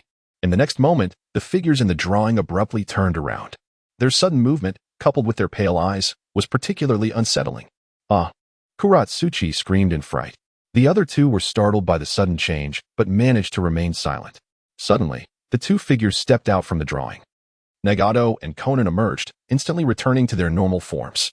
Under Sasuke's guidance, Nagato no longer required the use of corpses in battle. However, in memory of Yahiko, he had altered his hairstyle to resemble that of Yahiko. The three were profoundly shaken. Anoki discreetly adjusted his chakra, questioning, "Are you preparing to invade a Wagakure?" Nagato, with his indifferent white eyes, scrutinized the trio. "Konan, go seek the Four Tails." "Understood." With a rustling sound, Konan nodded and transformed into sheets of white paper, drifting out through the window. Chapter 76. The capital of the first upper moon. The 6 paths of clones. His earlobe bore the inscriptions of upper and 1, possibly indicating a rank within the organization.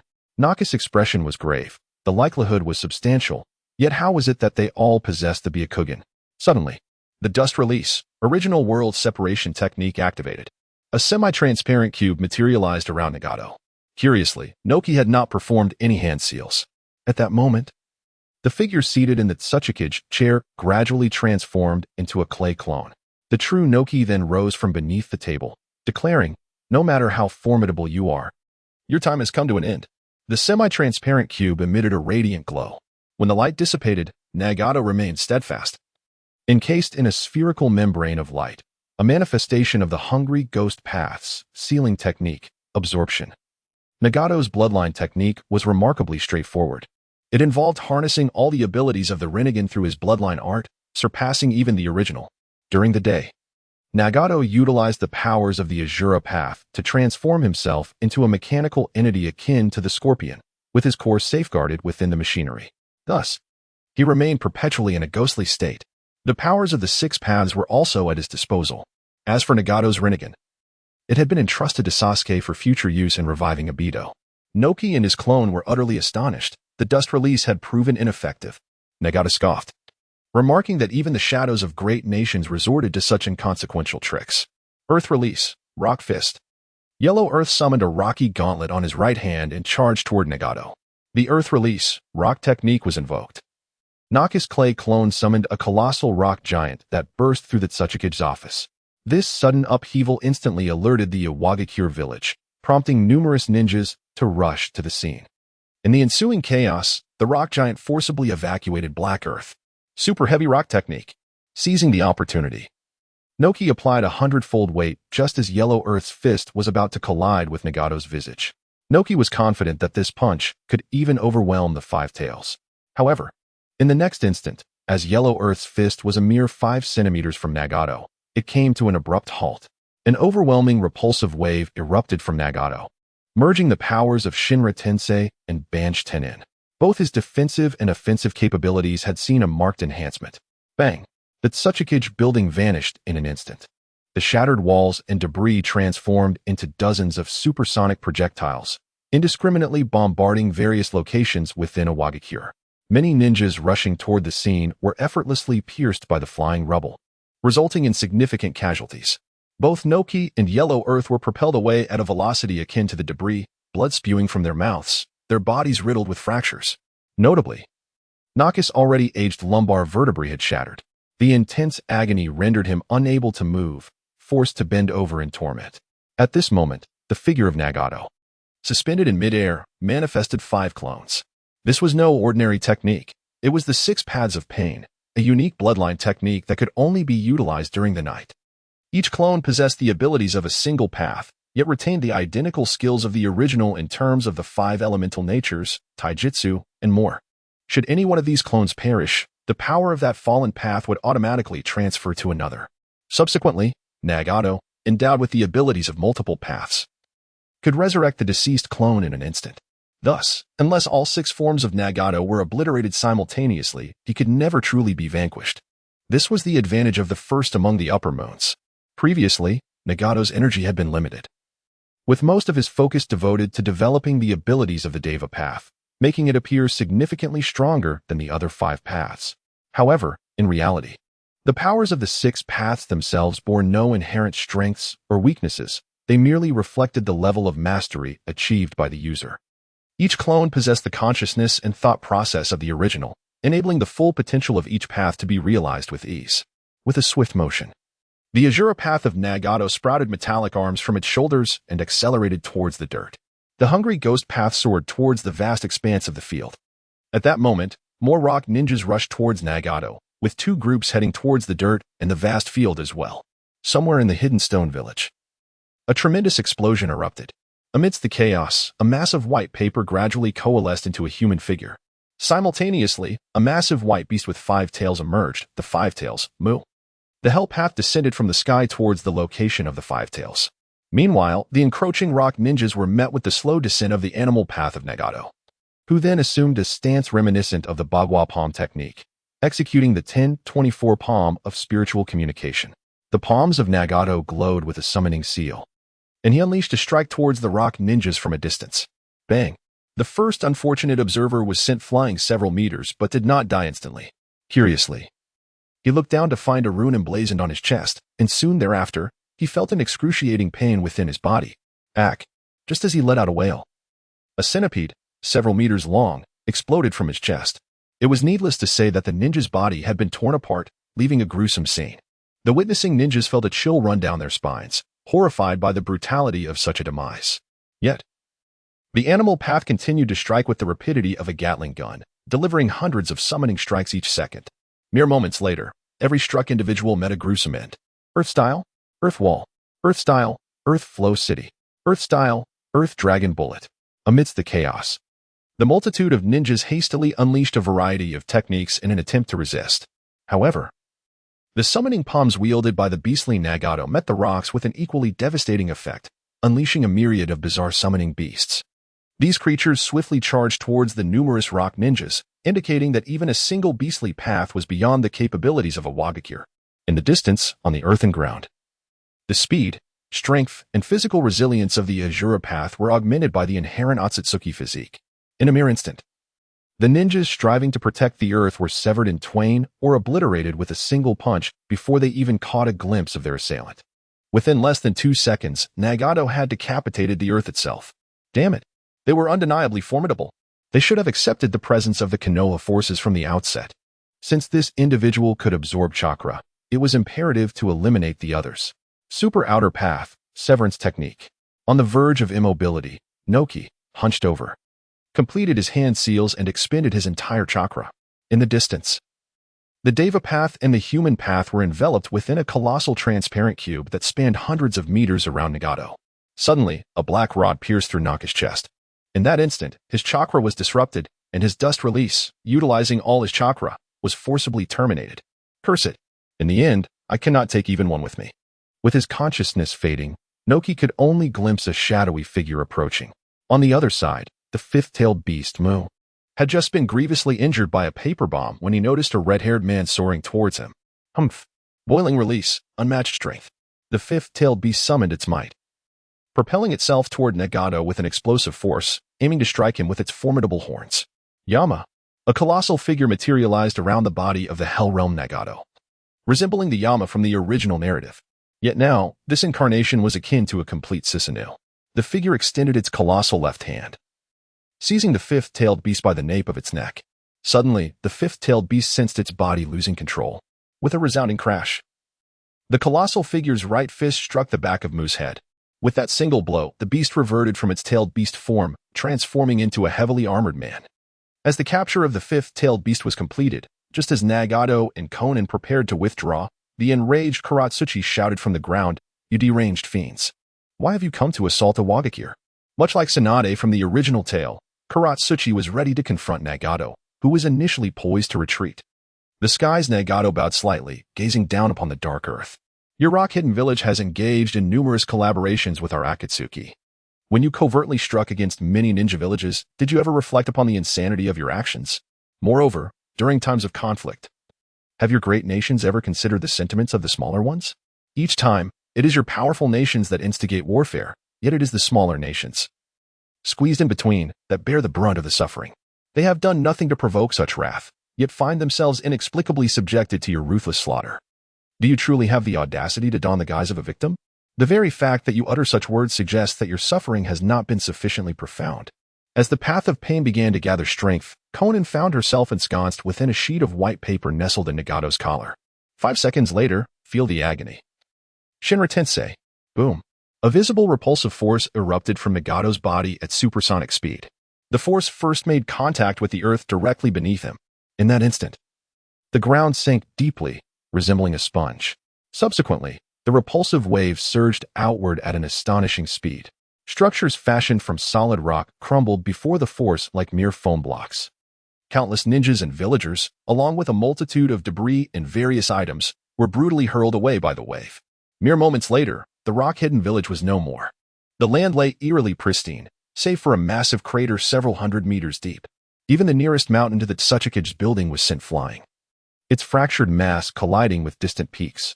The fate of the rock-hidden village was far grimmer than that of Konoha in the original tale. Here, the abundance of rock became an even deadlier weapon under the impetus of the repulsive wave. Survivors were nearly non-existent. In the land of water, at the edge of a certain cliff, stood 2 white-haired men clad in black cloaks adorned with red clouds. "I have nearly forgotten what this place looks like," mused Suigetsu, exposing a fong as he tilted his head in contemplation. "Ah, back then you were still quite young." Lord Orochimaru was indeed quite ruthless. Kabuto adjusted his glasses. Suigetsu shook his head. "I have no ties left here.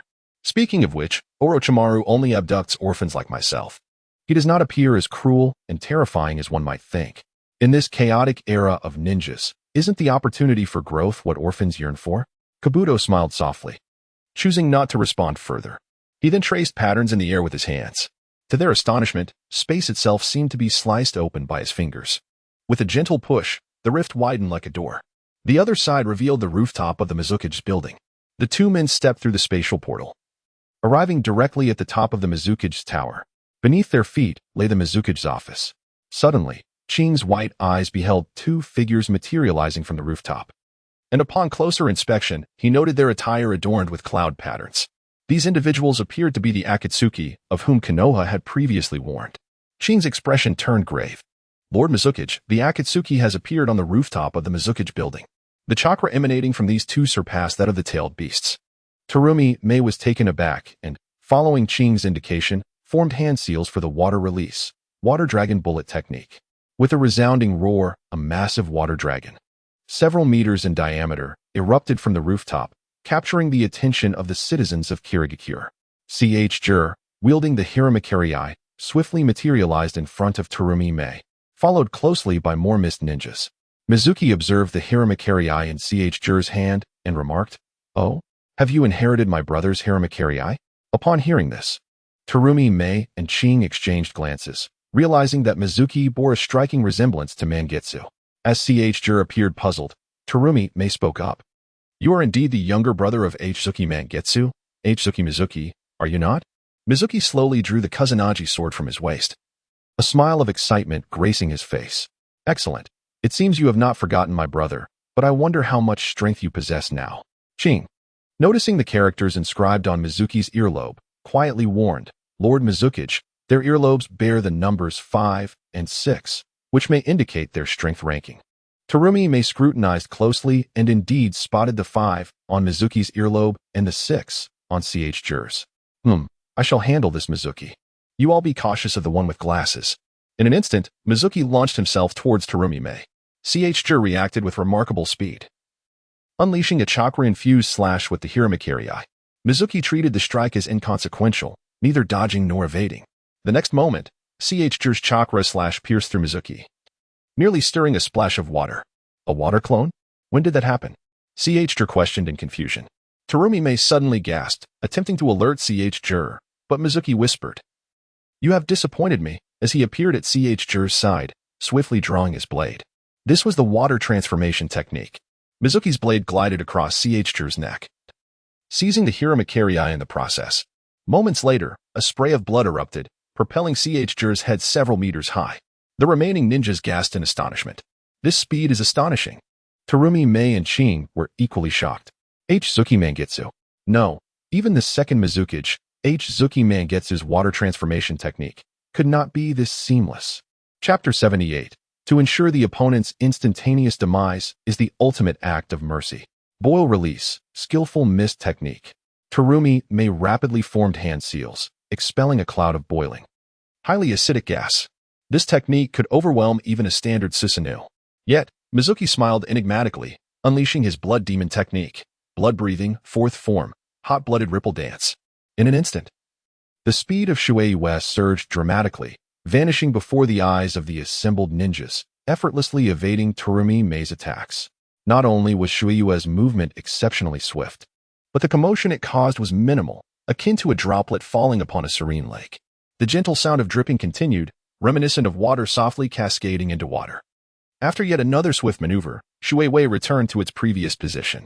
In the distance, Do adjusted his glasses and feigned reproach, remarking that they could have simply dispatched them without the theatrics. The mist ninjas were perplexed, unable to discern the significance of Shueisha's actions. Terumi May gestured for Ao to observe using his Byakugan. Byakugan, activate. Ao exclaimed. Each of us bears a minor wound, a cut of 1 or 2 centimeters, inflicted by him. His technique is so refined that it renders us oblivious to the pain. In that moment, everyone felt a faint sting in their bodies. Shueisha, licking its canines, slowly extended its left hand, declaring, I merely wish for the land of blood mist to live up to its name. Blood demon technique, hot blood manipulation.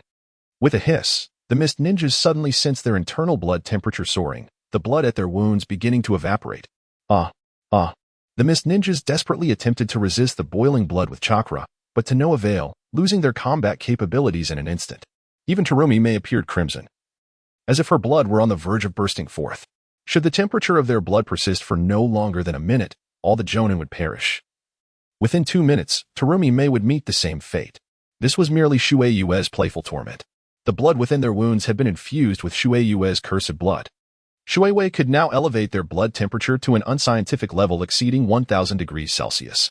With a slight smirk, revealing its fangs, Shueisha directed its gaze toward a particular location. Jinchuriki of the Six Tails, you've arrived a tad late. They are almost dead. Originally intending to launch a surprise attack, the Six Tails Jinchuriki, Yutaka, reluctantly revealed himself, stating, You merely seek to capture me. There is no need to trouble them. Shueisha slowly sheathed its blade, replying, Then let us depart together. Yutaka exchanged glances with Water Shadow and the others as a silent farewell before advancing toward Do. As he approached within 3 meters, Yutaka suddenly erupted with a blue cloak of the Six Tails, launching a surprise attack on Do. Do, with his right hand adjusting his glasses, swiftly maneuvered his left hand through the air, conjuring several dark fissures in space. In an instant, Yutaka was severed into multiple fragments by these black cracks. With a resounding thud, Do disdainfully held up Yutaka's head by the hair, taunting, Are you attempting to use me as a hostage or seeking your own demise? Yet, you are powerless. Shortly thereafter, the astonished Water Shadow and the others witnessed Do reassembling Yutaka, the previously severed edges seamlessly fitting together. However, Do intentionally mangled Yutaka's body, rendering it a grotesque semblance of a human-faced spider. Subsequently, he conjured a dark rod that pierced through all of Yutaka's limbs, effectively immobilizing him entirely. The capture of the Six Tails was complete in the Land of Lightning, within the village of Cloud Shinobi. Above the clouds hovered two men clad in black cloaks adorned with red clouds. One possessed pale hair with two crimson markings between his brows, while the other had short, orange hair, appearing significantly more robust. These two were none other than Kimimaro and Jago. Without uttering a word, they shared a tacit understanding and simultaneously plummeted toward the village of Cloud Shinobi in a free fall. Midway down, the Cloud Shinobi sensed an impending ambush from above. On the rooftop of the Raikage building, a resounding crash echoed as the irascible Raikage violently breached the ceiling and leaped onto the rooftop, followed closely by the Eight Tails, Killer Bee, Darui, and others. Those damn bastards. Is this the Akatsuki? Killer Bee exclaimed with a grave expression. We must ensure they do not return. The Raikage bellowed, instructing Mabui to prepare the chakra cannon. Mabui's expression shifted as she replied, Raikage, the technology for this cannon is not yet fully matured. Deploying it from this position could endanger the village. Thus, you must hurry and issue the orders, the Raikage urged. Mabui's countenance hardened as she hastily utilized the body flicker technique to vanish from her spot. Simultaneously, more Cloud Shinobi, including the Two Tails Jinchuriki, Yujidoni, arrived at the Raikage building. Within mere seconds, a powerful wave of chakra erupted from the summit of a mountain within the village. In the next moment, a blue beam of light soared into the sky, targeting the two small black figures gradually becoming visible. Humph! No matter how formidable the Akatsuki, those who dare invade the Cloud Shinobi village must pay the price. The Raikage expressed unwavering confidence in the cannon's destructive capability. Killer Bee remained skeptical, questioning whether the adversaries could be so easily struck. In the sky, the two figures remained unfazed. Jago accelerated his descent, entering a curse seal transformation. As he made contact, the formidable chakra beam, potent enough to alter topography, was entirely absorbed by Jago. His cursed seal transformation now possessed the ability to absorb chakra, with efficiency surpassing that of the Hungry Ghost path. Unlike the latter, which required active absorption, Jago's transformation passively absorbed chakra, rendering him virtually immune to energy-based ninjutsu attacks. Only physical strikes stood a chance, provided their intensity exceeded the hardness of his curse seal armor. Approximately half a second later, the chakra beam dissipated. With a whisper of wind, Kimimaro and Jago descended gracefully to the ground, unnoticed beneath the watchful eyes of the Raikage and his companions. There was not a shred of kinetic energy generated from the rapid descent. How could this be? To think that nothing had occurred at all. The inhabitants of the Hidden Cloud village were utterly astonished. Heavy, with a placid gaze, regarded Karabi and the wooden man, stating that if they willingly accompanied them, the damage to the Hidden Cloud village would be minimized. He despised engaging in needless slaughter. With a crack, the Raikage, clad in thunderous armor, surged forward in an instant. His right fist aimed brutally at Heavy's face, declaring that he would not allow anyone to belittle the Raikage of the Hidden Cloud village. Yet, with a resounding thud, Heavy extended his unremarkable left hand, effortlessly catching the Raikage's right fist and gripping it in his palm. Lord Sasuke had once remarked that delivering instantaneous death to one's opponent was an act of mercy. The Raikage began to retort. Karabi and the wooden man rushed to his aid with great speed, but with a swift punch, Heavy obliterated the Raikage's head. The splattering of blood and viscous matter brought Karabi and the wooden man to an abrupt halt. Chapter 79. Perhaps this place is not Earth. Despite Karabi and the others exercising utmost caution, they realized they had still underestimated the power of the Akatsuki. No one anticipated that the Raikage would be decimated with a single blow. After a moment of stunned silence, Karabi and the wooden man came to terms with the grim reality. The two simultaneously entered their tailed beast transformations. The other ninjas from the Hidden Cloud, filled with fury, charged at Heavy and Kimimaro. Kimimaro casually extended his hands and unleashed a torrent of Saban. Dozens of gray Saban pierced through the ninjas. Under normal circumstances, even a low-ranking ninja would merely grit their teeth after sustaining such an injury. Yet, in this instance, these individuals found themselves immobilized in an instant. Seconds later, barring the two Jinchuriki, the faces of the other ninjas from the Hidden Cloud visibly paled. Moments thereafter, their complexions drained of color, their bodies crumbled like parched earth. Indeed, Kimimaro's bones had evolved to the level of the gray bones of death. However, the rate of their destruction was somewhat slower than that of Kagaya. With a soft thud, Heavy approached the two Jinchuriki, grasping one by the neck. With a slight exertion, He rendered Karabi and the wooden man unconscious. The capture of the 2 tails and 8 tails was complete. Within the moon's interior, directly beneath the Sun Palace, Sasuke, Orochimaru, Karen, and Fu awaited. Fu regarded the towering outer path golem with curiosity as it revealed its 2 eyes. Apart from the 7 tails beast residing within Fu, the initial awakening of the tailed beasts would typically commence with the weakest among them, thereby gradually activating the golem and enhancing the subsequent extraction speed. However, under the immense chakra of the group, even the initial sealing of the 9 tails could be accomplished swiftly. Thus, Orochimaru directly sealed the 9 tails within Minato. At that moment, Sasuke, through a transmission of consciousness, sensed that the other tailed beasts had completed their hunt. Flying Thunder God technique. Several surrounding seals suddenly illuminated. Subsequently, all members of the 12 demon moons materialized. They first awakened the Jinchuriki. Sasuke extended an olive branch to a few of them, offering survival in exchange for their transformation into demons and allegiance to him. However, 10 seconds passed, and aside from the 7 tails, Fu, and Old Purple, none were willing to yield. After several minutes, the 7-tailed beasts were successfully extracted, leaving 5 lifeless bodies on the ground. The following day, the entire shinobi world was abuzz with a shocking revelation. Now, aside from the 9 tails of Konohagakure, all other Jinchuriki had been hunted. On that day, some survivors from the various ninja villages gathered and made their way toward Konoha.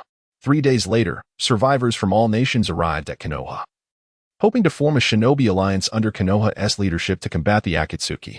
In the Hokage's office, Tsunade contemplated, if we truly confront the Akatsuki, the risk of provoking Sasuke's reckless vengeance is far too great. Yet, if we remain passive and Sasuke releases Kaguya, where will the shinobi world find sanctuary?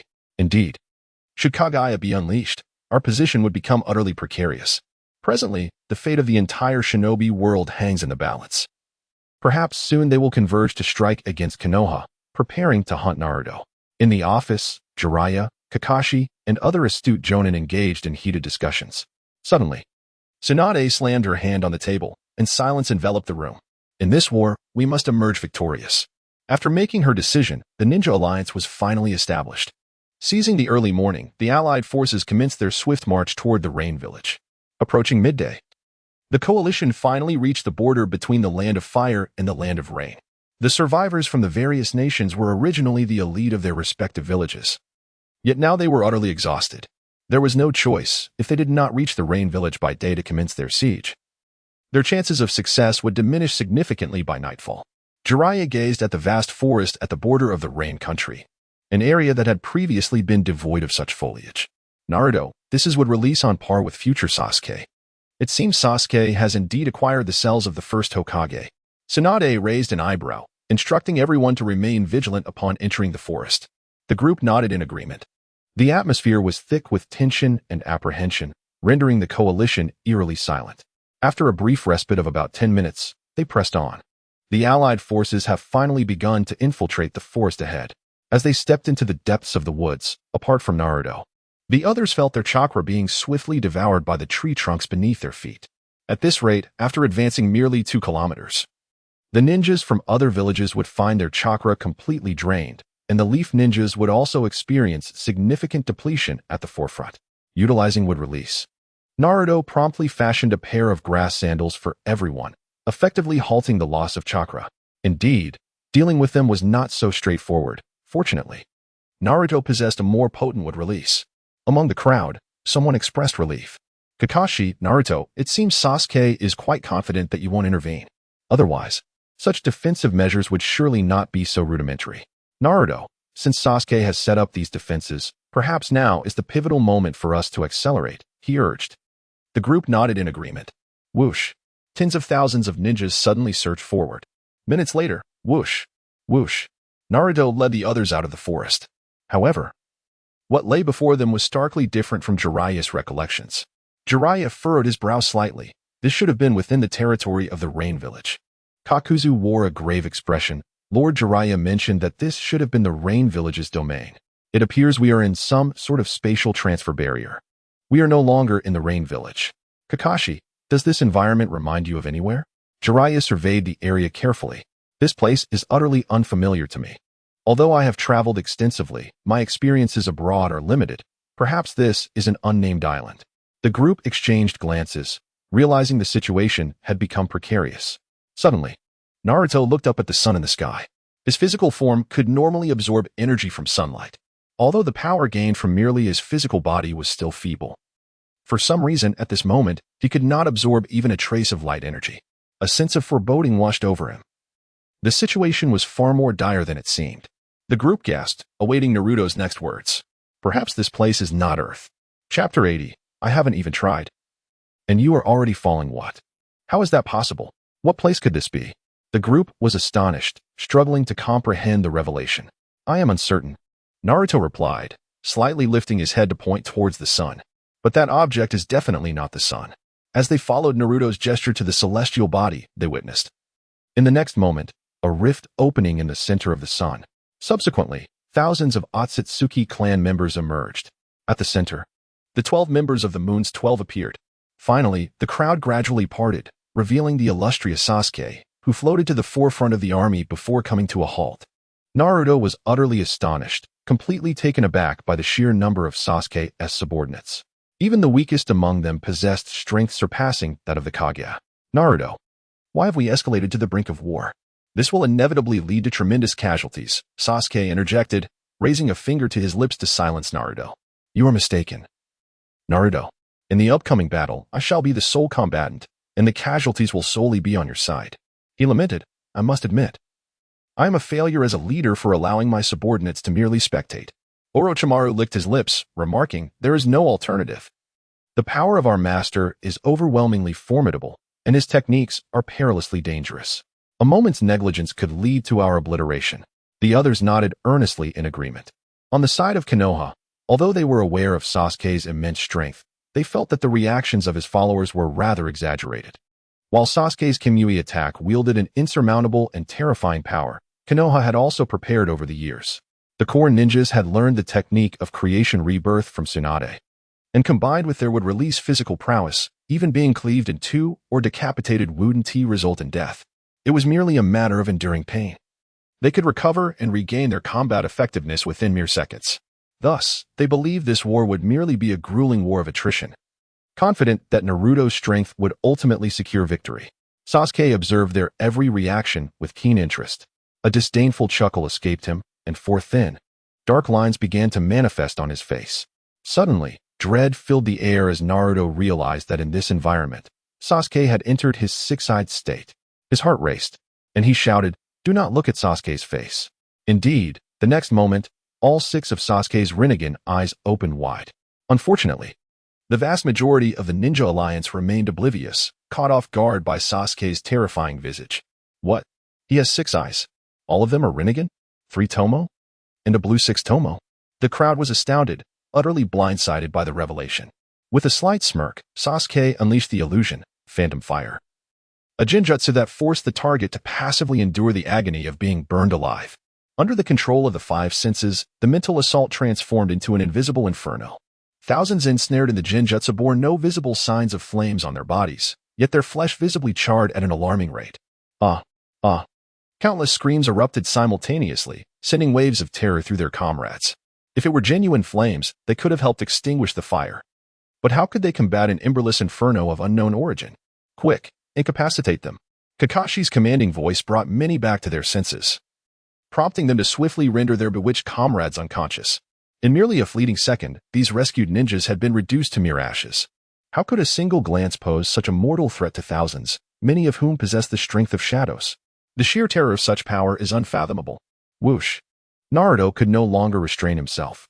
Should Sasuke be allowed to strike, even more lives would be lost in an instant. Naruto's speed was astonishingly swift. At this moment, the members of the 12 demon moons were utterly oblivious to his movements. Even in daylight, Sasuke could only perceive Naruto's actions, though his body could not keep pace. Yet, Sasuke was in a state of demonization. The speed and strength of the two were nearly equivalent. Just as Naruto's right hand, infused with the Rasengan, was less than half a meter from Sasuke, the latter spread his arms wide. Kaminari no Chidori. In an instant, as their attacks were about to collide, Naruto's body unexpectedly fragmented. His wooden clone, meeting the black lightning, was effortlessly torn into countless pieces. Naruto had barely taken a step back when Sasuke extended a finger. Kaminari no Chidori, Kuro no Rai. Whoosh. Naruto narrowly evaded a straight blast of black lightning. Yet Sasuke, with a cruel smile, shifted his finger sideways. The dark lightning swept mercilessly across the allied ninja forces. The next moment, cries of anguish echoed as tens of thousands of ninjas were severed in half, experiencing indescribable torment. Except for those from the Leaf Village possessing would release and self-healing abilities, the coalition from other villages was decimated in an instant. This included figures such as Madarumi, the Mizukichi, and Kuratsuchi from the Iwagakure. Even among the Leaf Ninjas, the majority could not heal from such grievous wounds. Naruto stood in shock, unable to fathom that Sasuke's speed in this state was nearly on par with his own, perfectly executing various techniques fused with Kamui. In a single encounter, the entire ninja coalition had been obliterated. The scene was horrifically grim. The surviving ninjas of the coalition barely exceeded 200. Just a minute prior, there had been tens of thousands. Sasuke's expression was devoid of emotion. I have yet to exert myself, and you are already collapsing. Naruto, do you now feel despair?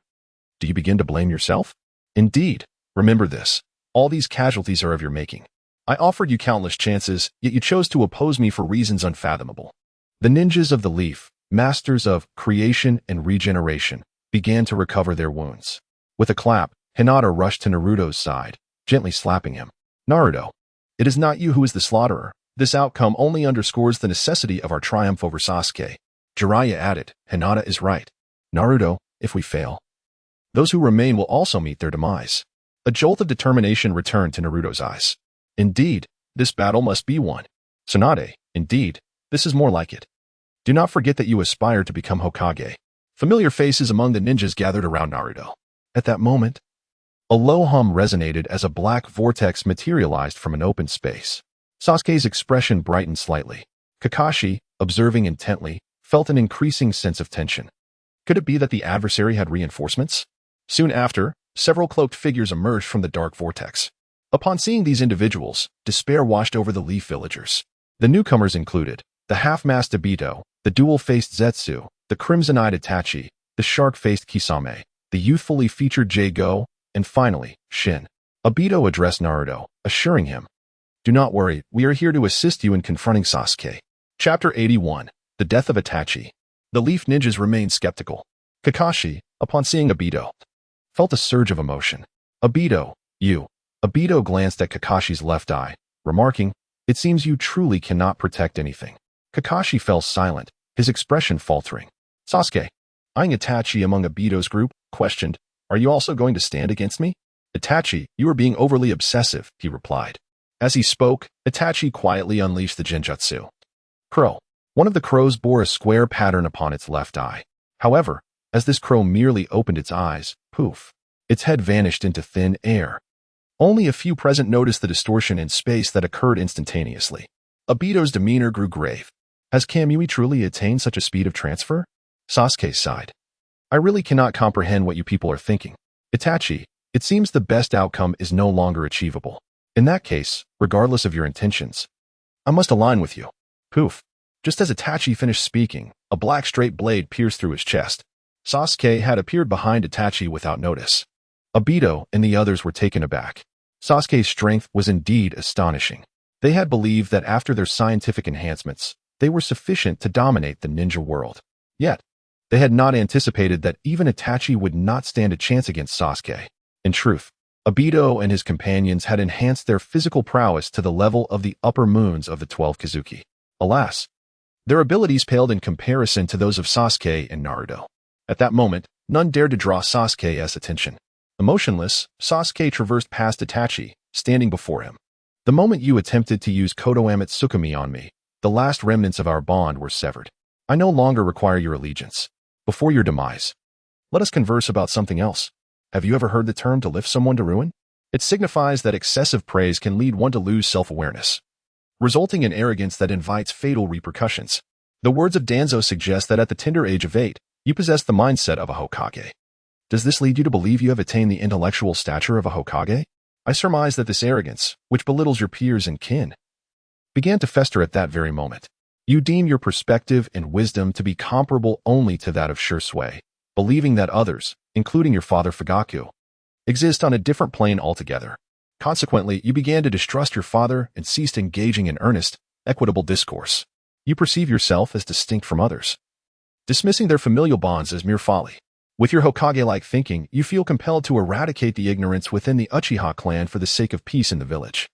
Yet, the notion that one group must perish for the survival of another is fundamentally flawed.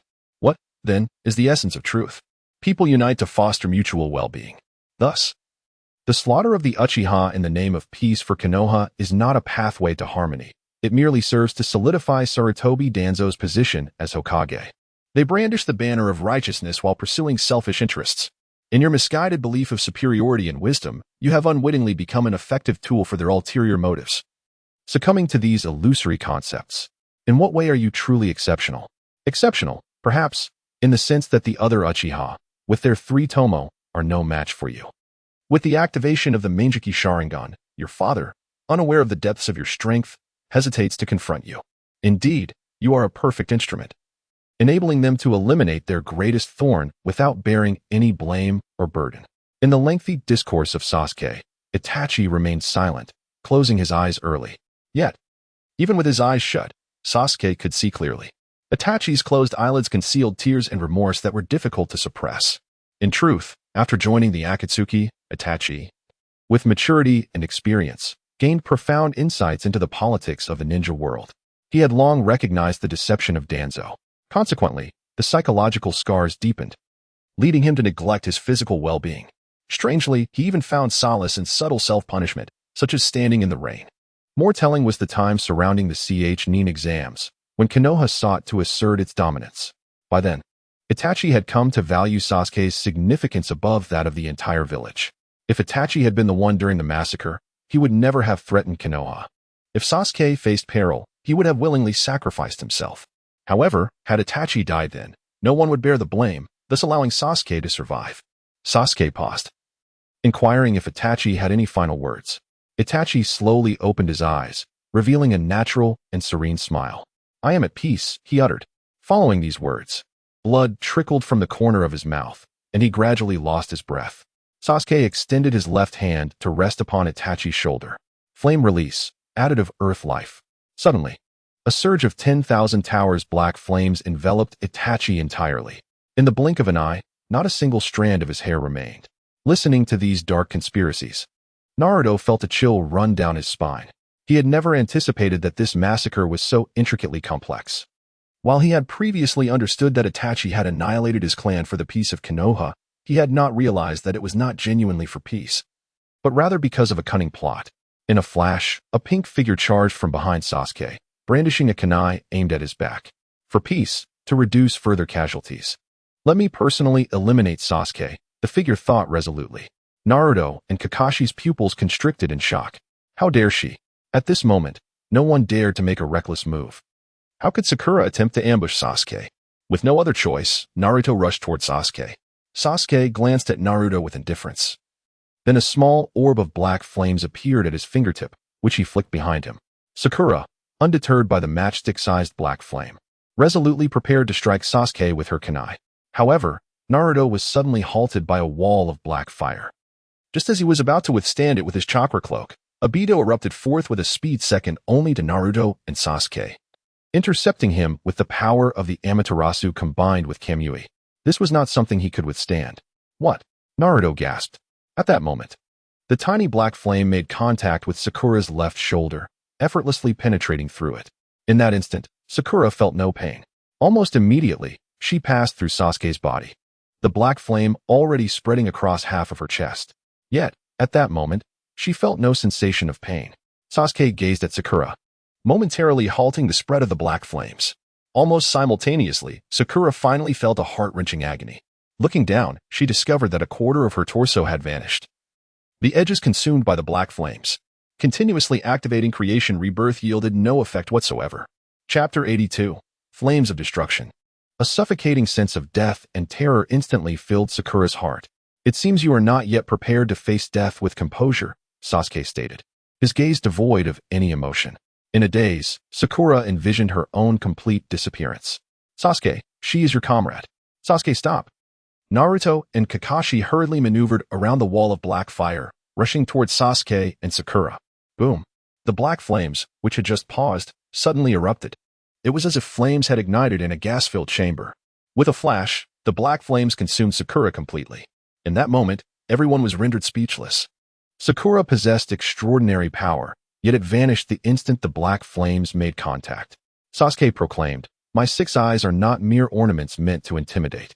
In the past, the influence of day and night on Sasuke was primarily reflected in the dramatic surge of his panel statistics.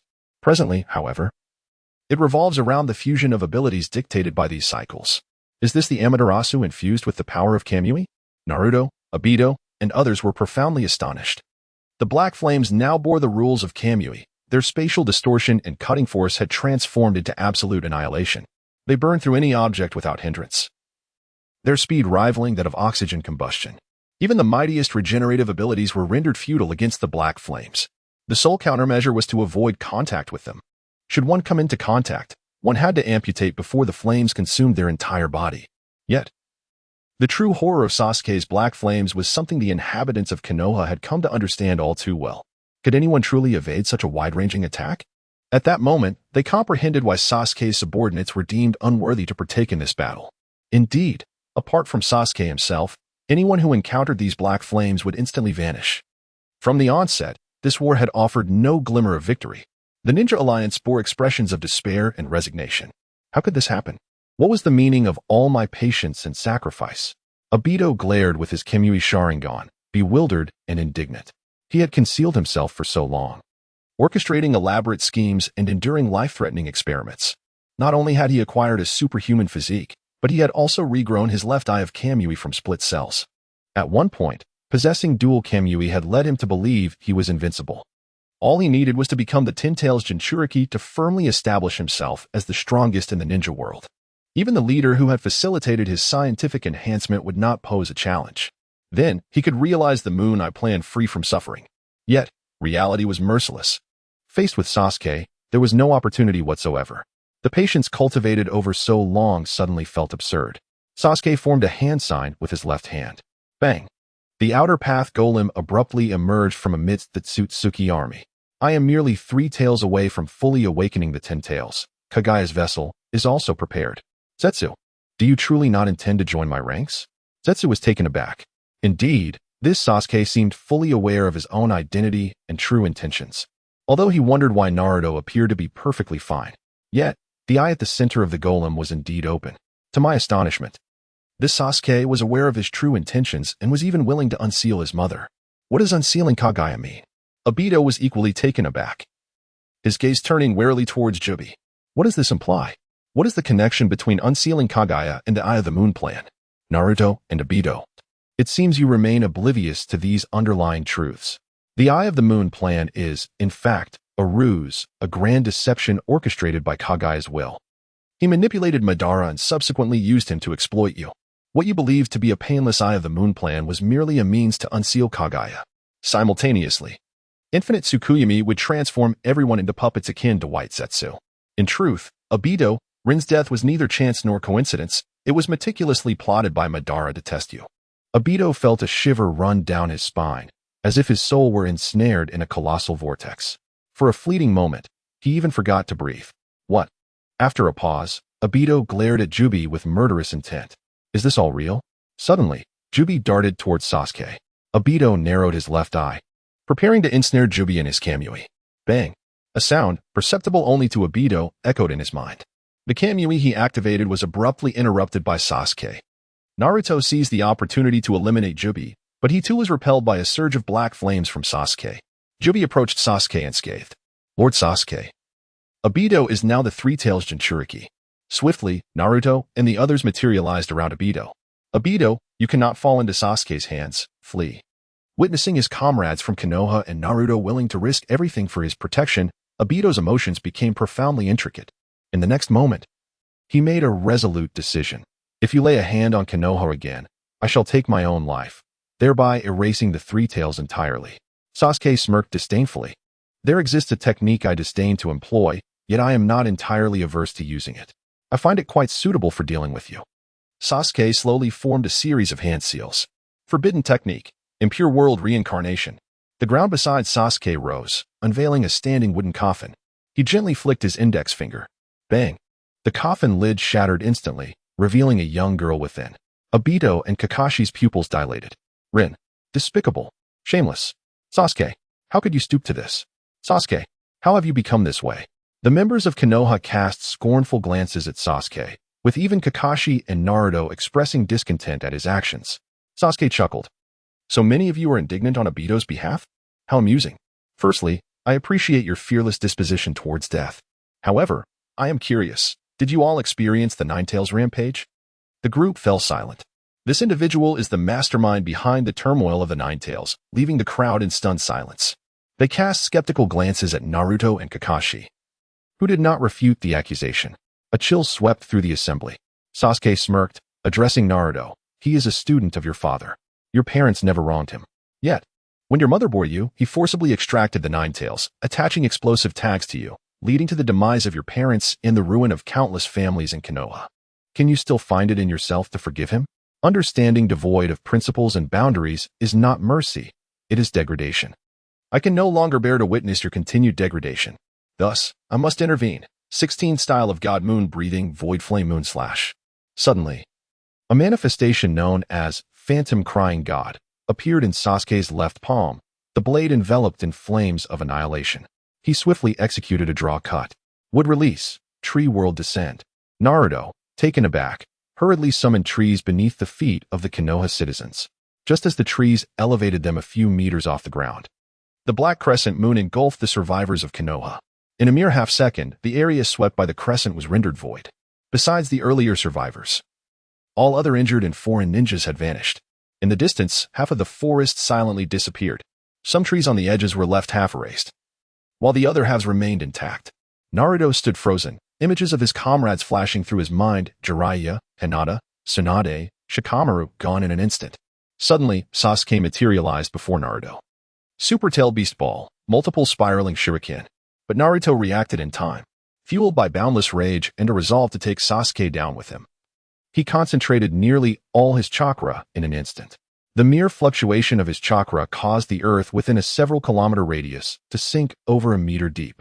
The ground beneath Naruto and Sasuke sank even deeper, by dozens of meters, before the terrifying power could fully manifest. Members of the Otsutsuki army in the distance were already suffering significant damage. If this force were to unleash its full potential, it could obliterate half the planet, let alone the moon where they currently stood. The 12 Demon Moon members, Kisame, Hoshigaki, Shin, and others, were left astounded. Naruto's move could annihilate them all in an instant. Yet, Sasuke calmly praised, impressive power, stronger than my own explosive force, though this is before I employ my rule-based abilities. Immediately, Sasuke casually enveloped Naruto's spiraling shuriken in a film of black flames. In the next moment, the black flames rapidly constricted. The spiral shuriken vanished in an instant, leaving Naruto staring blankly at his empty hands. Sasuke, do you regret it? He pondered. Naruto remained unresponsive, suddenly feeling insignificantly small and utterly powerless. Ingxiong. Suddenly, a thunderous roar echoed from above. What? Could it be that my comrades are still alive? Naruto's heart surged with hope as he looked up. There, several hundred meters overhead, were only 3 figures, Guy, Lee, and Kakashi. A heavy weight settled in Naruto's heart. Evidently, the others had perished. With Guy's thunderous cry, a column of air, distorting the very fabric of space, surged towards Sasuke. Feeling the immense pressure, Sasuke experienced a rush of exhilaration. Oh, is this force already causing space to warp? The might of the 8 gates was indeed exponential. The stronger the base power, the more terrifying the ultimate explosion. In his normal state, Guy was weaker than even the weakest of the 12 Kozuki, Haiden. Yet, after unleashing the 8 gates, he surpassed even the mightiest Naruto. Second gate. Guy repositioned midair and unleashed another column of air towards Sasuke. Third gate. A third column followed. Fourth gate. Then a fourth. Fifth gate. After sealing Sasuke with 4 columns of air, Guy suddenly appeared before him, delivering a powerful punch aimed at Sasuke's head. In the next moment, Guy's attack passed through Sasuke without inflicting any harm. The spatial abilities were still operational. Was this degree of spatial distortion insufficient? Guy was momentarily stunned, only to be sent flying over a kilometer away. Meanwhile, Obito, witnessing the spatial distortion caused by the air columns, was bewildered. If it were directed against him, his Kamui would likely have failed. Yet, Sasuke remained unscathed. The power of Sasuke's blue Rinnegan was far superior to his own Kamui. Naruto was equally astonished. Realizing that a mere human could achieve such a level of spatial distortion through taijutsu. Sent sprawling over a kilometer, Guy found himself on the ground. Realizing he could only employ his final move, Night Guy. Boom. Suddenly, an aura more terrifying than Naruto's erupted from Guy's small frame. This aura was not merely a fluctuation of chakra. The crimson steam enveloping him swiftly coalesced into a blood-red dragon's head. Whoosh. In the next moment, propelled by the blood dragon, Guy charged at Sasuke with a speed that eclipsed lightning itself. Sasuke took no defensive measures, maintaining only his intangibility. Bang. Guy's kick struck Sasuke's chest. Crack. Sasuke's body was shattered into countless pieces of flesh and bone by the force of Guy's blow. The head and limbs were flung chaotically into the air. Success. Kai, Kakashi, and Obito's expressions brightened with joy. This formidable fiend had been vanquished. However, in the next moment, everyone witnessed the fragmented body of Sasuke in midair rapidly extending out nerves. These nerves began to converge at an astonishing speed. At this rate, within a second, Sasuke might fully recover. What? He can heal like this? Even with his head displaced, it has no effect? The crowd was left in utter astonishment. In the midst of his head being propelled backward, Sasuke analyzed thoughtfully. Indeed, he could transcend the ethereal Shinjutsu. This was not merely achievable through sheer power and velocity. Truly, it was a remarkable mastery of physical technique, worthy of the title inherited from the 8 Gates. Buzz. At that moment, Naruto instantly conjured a tailed beast ball spiral shuriken and hurled it towards Sasuke's shattered form. As the spiral bomb detonated, a smirk crept across Sasuke's lips. For the power of causality, whoosh. The fragmented pieces of Sasuke's body suddenly vanished, only to reappear unscathed at the position before being struck by Kai's kick. Meanwhile, the utterly weakened Kai unexpectedly burst apart, his body exploding into dozens of fragments, mirroring Sasuke's earlier plight. The crowd was once again astounded, plunged into deeper despair. What manner of ability is this? To have one's body shattered into so many pieces, yet the damage rebounds entirely upon the assailant? They had thought to seize the opportunity to eliminate Sasuke while he was unguarded, but little did they realize this was merely Sasuke toying with them. With a mocking expression, Sasuke mused, I suppose this is what it means to empathize.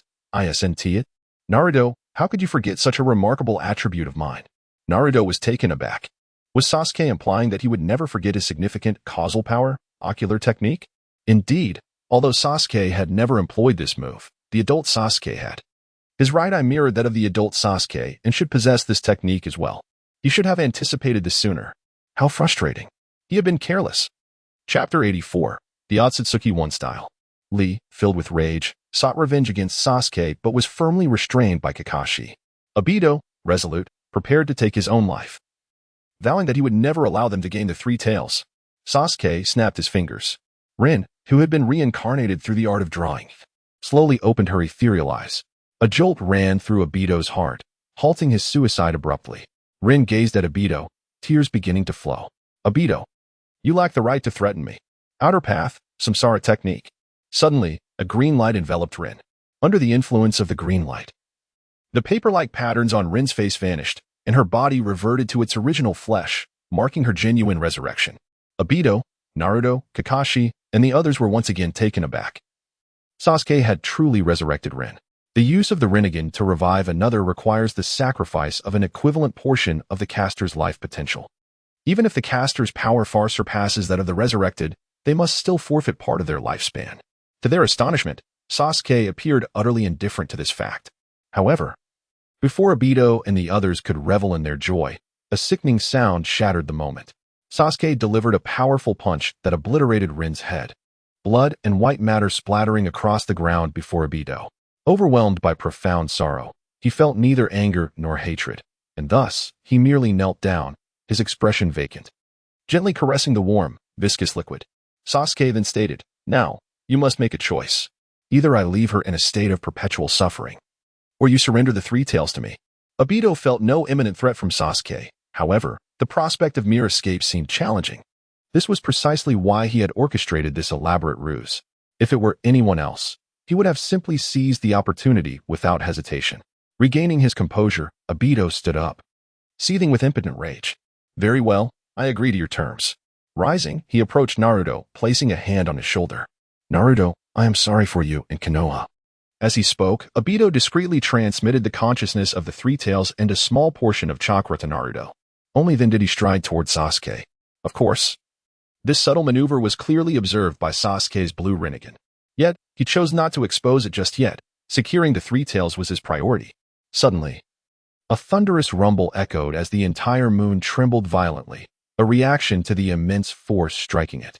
A foreboding sense washed over Sasuke, prompting him to teleport directly in front of Obito, ready to seize the opportunity. Although Obito could have evaded with his Izanagi, he chose to abandon resistance. However, as Sasuke materialized beside him, a black spatial vortex emerged between them, from which a pale arm extended to block Sasuke's path. Just as the thought of incinerating the arm flickered in Sasuke's mind, bang, he was struck by an unknown force and sent flying several kilometers away. In the midst of his airborne trajectory, half of the moon was instantly reduced to powder by a tremendous force. The genuine sunlight of the cosmos illuminated every corner of the moon's internal realm. Almost simultaneously, Sasuke's 4 eyes, 2 on his forehead and 2 on his cheeks, slowly closed. And he vanished from sight. By the time he came to a halt, Naruto, Obito, and the outer path statue had all disappeared. The 12 Kozuki and the Otsutsuki army. Like Sasuke, sensed the mysterious figure absconding with the statue.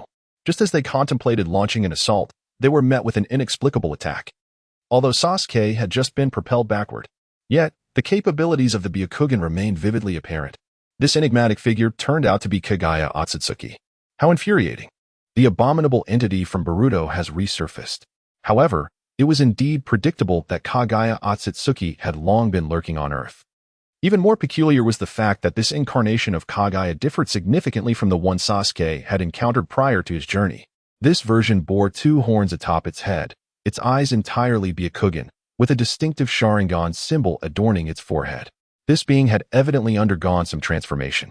The Kagaya from Boruto was roughly equivalent to the strength of the top 3 of the upper moons, yet the power of this particular Kagaya far exceeded such simplicity. Its metrics surpassed even Naruto's, coupled with an enigmatic counterattack ability.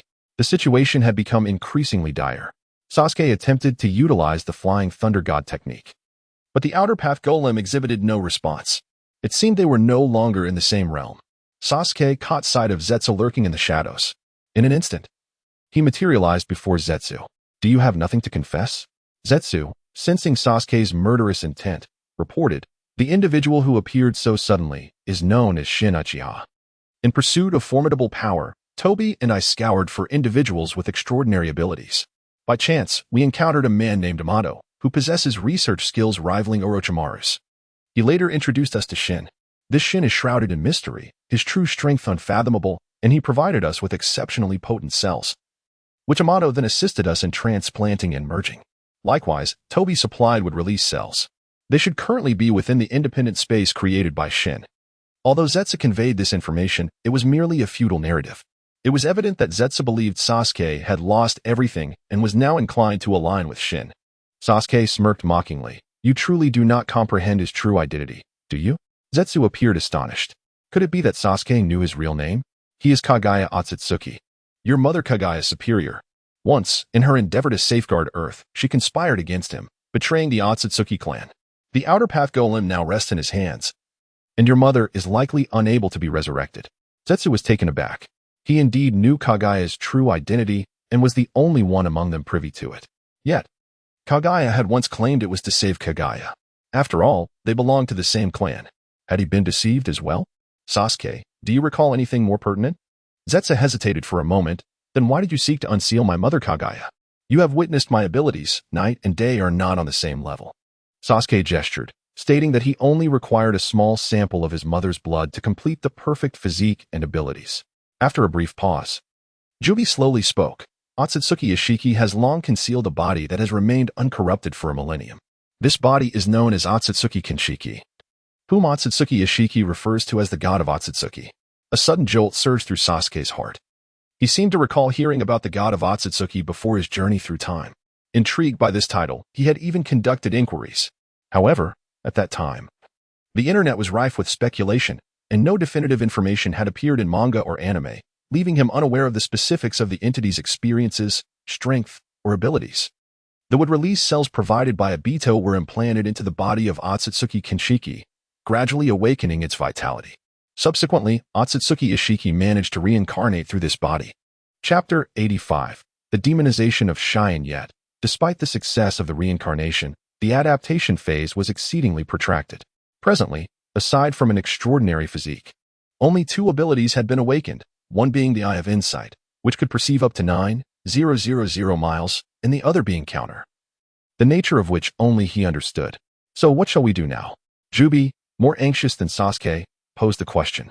Either you find the spatial coordinates of that world before Ishiki completely eliminates your mother, or we wait until he has done so and then confront him when he arrives on Earth. Jubi's expression darkened. He had not anticipated that matters would become so complicated. The formidable mother now faced a life and death crisis.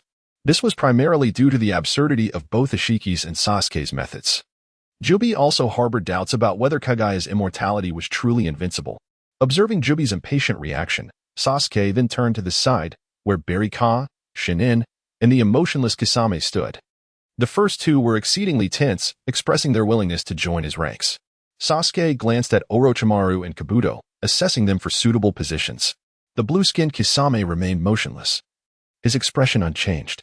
Sasuke, your village of Kirigakure is still in need of a Mizukage. Are you interested? Kisame's small eyes narrowed slightly.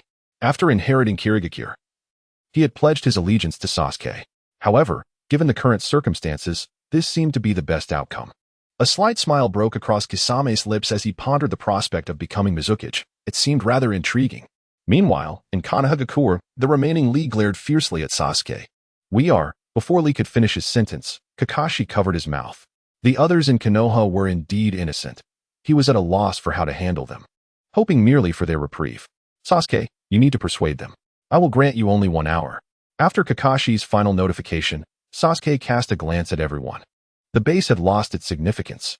Everyone had returned to Earth, for the ninja world was currently quite desolate. The group acted with remarkable swiftness, and within mere seconds, only Sasuke remained on the moon. He floated towards the golden Rinnegan at the center of the moon, beginning to absorb its power. This formidable force surpassed even the might of his original purple Rinnegan. As per his usual practice, Sasuke concentrated this power into his dual Mangekyou Sharingan. Moments later, his 6-tomo blue Rinnegan transformed into a 9-tomo blue Rinnegan, elevating the spatial dimension of Kamui to a higher tier, significantly enhancing his abilities across the board. With a mere flick of his hand, an endless gravitational pull drew meteors from the void of space, replenishing the moon. From that moment onward, no life remained upon its surface. Not long after everyone had returned to Earth, Nagato unified the 8 nations of fire, rain, moon, sound, grass, waterfall, river, and hot water. Assuming the mantle of the 6th Hokage, Konoha was remodeled into a modern urban style. Almost simultaneously, Deidara succeeded the position of Tsuchikage, while Scorpion became the Kazekage, and Kisame took on the role of Mizukage. The Land of Lightning fell under the stewardship of Bailuhu and Shino. The entire ninja world was essentially under Sasuke's dominion, however. He held no interest in managing these affairs. Under the guidance of these individuals, the ninja world experienced a reduction in constraints and developed at a pace swifter than ever before. A week later, stone puppets resembling terracotta warriors suddenly appeared across various regions of the ninja world. Each puppet possessed combat strength comparable to that of a typical nin. But the predicament lay in their inability to perish. They would continuously resurrect, pressing forward without relent. At that moment, Konoha received a mission request from the Land of Demons. Many were astonished to find that Sasuke would personally undertake such a task. In truth, a detail had suddenly resurfaced in Sasuke's mind. He recalled watching the film The Death of Naruto, where the female lead, Cheyenne, possessed the ability to foresee the future. However, Cheyenne had clarified that her power was not true foresight, but rather the ability of her soul to return to the past, a form of time travel. Although it was merely her soul, it was undeniable that the chakra within Cheyenne possessed temporal attributes. If this power could be combined with the dragon vein, could it not enable a physical journey through time? Sasuke was intrigued. Glancing at the map, he slowly vanished into the swirling space. Almost simultaneously, in the Land of Demons. Within the shrine of the priestess, circles of transparent whirlpools suddenly materialized, and Sasuke's figure gradually emerged from the vortex. At that moment, Cheyenne was still fast asleep. As Sasuke prepared to snap his fingers to awaken Cheyenne, she suddenly opened her eyes, glowing with a purple light. Sasuke, you have finally arrived. Although he had anticipated this moment, an unsettling feeling washed over him. The familiarity of their first encounter was indeed peculiar. This must be how a native of a hidden leaf felt upon meeting him for the first time, he mused. Since you know me, you must also be aware of the transaction I wish to propose. Shine nodded. Yes, I am ready. With that, Sasuke swiftly removed the bell from Shine's left hand and bit down on her shoulder. Within moments, her body withered as if it were a desiccated corpse. In the next instant, Sasuke infused her with cursed blood, causing her dried form to rapidly regain vitality. A few minutes later, Shine had completely returned to her original state. Now, she appeared as a delicate young maiden, yet possessed the same physical constitution as the 12 Kozuki. Furthermore, she retained memories of breathing techniques in the training of a shinobi. From this moment forth, you shall no longer need to rely on others to protect you at the cost of their lives. Shine's pupils contracted at his words, which resonated deeply within her. At that moment, Fermin suddenly appeared atop a mountain outside the palace, all clad in white garments. Without needing Sasuke's prompting, Shine had already perceived them through her Byakugan. The four men charged towards her chamber without reservation. Whoosh, whoosh, whoosh. Hundreds of bow-wielding guards surged to intercept them. One of the intruders, a burly man, effortlessly deflected the arrows with his arms. Just as the other three prepared to strike down the guards, Shine appeared outside the palace, exclaiming, "Halt! Why should we listen to you?" retorted one of the smaller men among the four. Just as he finished speaking, Shine's presence vanished from their sight. "Be careful," a companion warned, but it was too late. With a clumsy yet powerful punch, Shine obliterated the man into countless pieces. Shock swept over all present. Was this truly the priestess Shine? Even she felt a profound discomfort. Retreat. The leader, seizing the moment when Shine was momentarily bewildered, urged his companions to flee. Yet, before they could move, an almost imperceptible sword aura sliced through their necks. Thud. Their heads fell simultaneously. Sasuke stepped out of the chamber. In battle, astonishment could be fatal. One must be swift, precise, and ruthless. The guards were left astonished. Where had this person come from? How had he entered? Chapter 86. The second crossing into a parallel world. Subsequently, Sasuke engaged in practical training with Shine for an hour before departing the land of demons. Similarly, Sasuke has also mastered the powers of Shine. The ability of Shine to traverse souls bears a striking resemblance to the rollback feature in the game, serving as a formidable auxiliary capability. Initially, Shine's soul could travel back a maximum of 1 week. However, with the integration of the time reversal ability, Sasuke can traverse back 3 months. Yet, there exists a stipulation. The earliest point in time for traversal can only be the moment when the fusion of traversal abilities occurred. In gaming terms, this moment of merging abilities marks the commencement of the game. Within the subsequent 3 months, he can return to the present. But it is impossible to journey back to the time before the fusion of Shine's powers. Therefore, the events involving Naruto and Ishiki remain immutable. At this juncture, one can only hope that this chakra imbued with temporal attributes can indeed activate the Dragon Vein. The next moment, in the Land of Sand. At the ancient city of Lulan, where the Dragon Vein is sealed, a transparent vortex suddenly materializes in the vast emptiness. Sasuke once again arrives at the Dragon Vein. Previously, he traversed by harnessing the power of the Dragon Vein. This time, however, Sasuke must infuse the Dragon Vein with chakra that possesses temporal attributes. If the earlier traversal was akin to a public-funded journey, then this now is a personal expense. Moments later, Sasuke indeed perceives a surge in the power of the Dragon Vein. There is hope. Sasuke feels exhilarated. He will be able to traverse at will in the future. Moreover, he discovers that personal funded traversals possess an additional advantage over public ones. The time points are exceptionally clear. An hour later, the Dragon Vein finally accumulates sufficient energy. With a hum, the long-stored chakra erupts into a brilliant beam, enveloping Sasuke before vanishing instantaneously. Sasuke has grown accustomed to this phenomenon. The traversal is successful. This time, the point of traversal is set to October 1st, year 68 of Konoha. This moment is the optimal time Sasuke has deduced. It is known that the original narrative indicates that the Fourth Great Ninja War concluded just in time for Naruto's birthday, which falls on October 10th. The Fourth War transpired over the course of 3 or 4 days at most. Prior to the war, Naruto was training on Turtle Island. The duration of Naruto's training coincides roughly with the time Sasuke underwent the transplantation of Itachi's Mangekyou Sharingan in the original tale.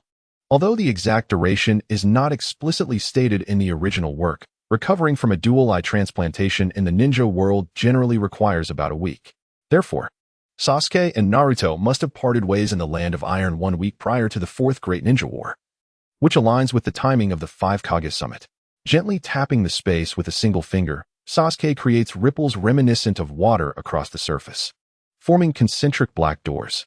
Stepping through, he arrives in the Land of Iron, where he immediately spots the leaders of the 5 great nations just settling into the conference hall. A few kilometers away, in this parallel world, Sasuke leads Team Hawk, racing towards this location. A slight smile graces the corner of the main world Sasuke's lips. What follows is the familiar essence of the original tale.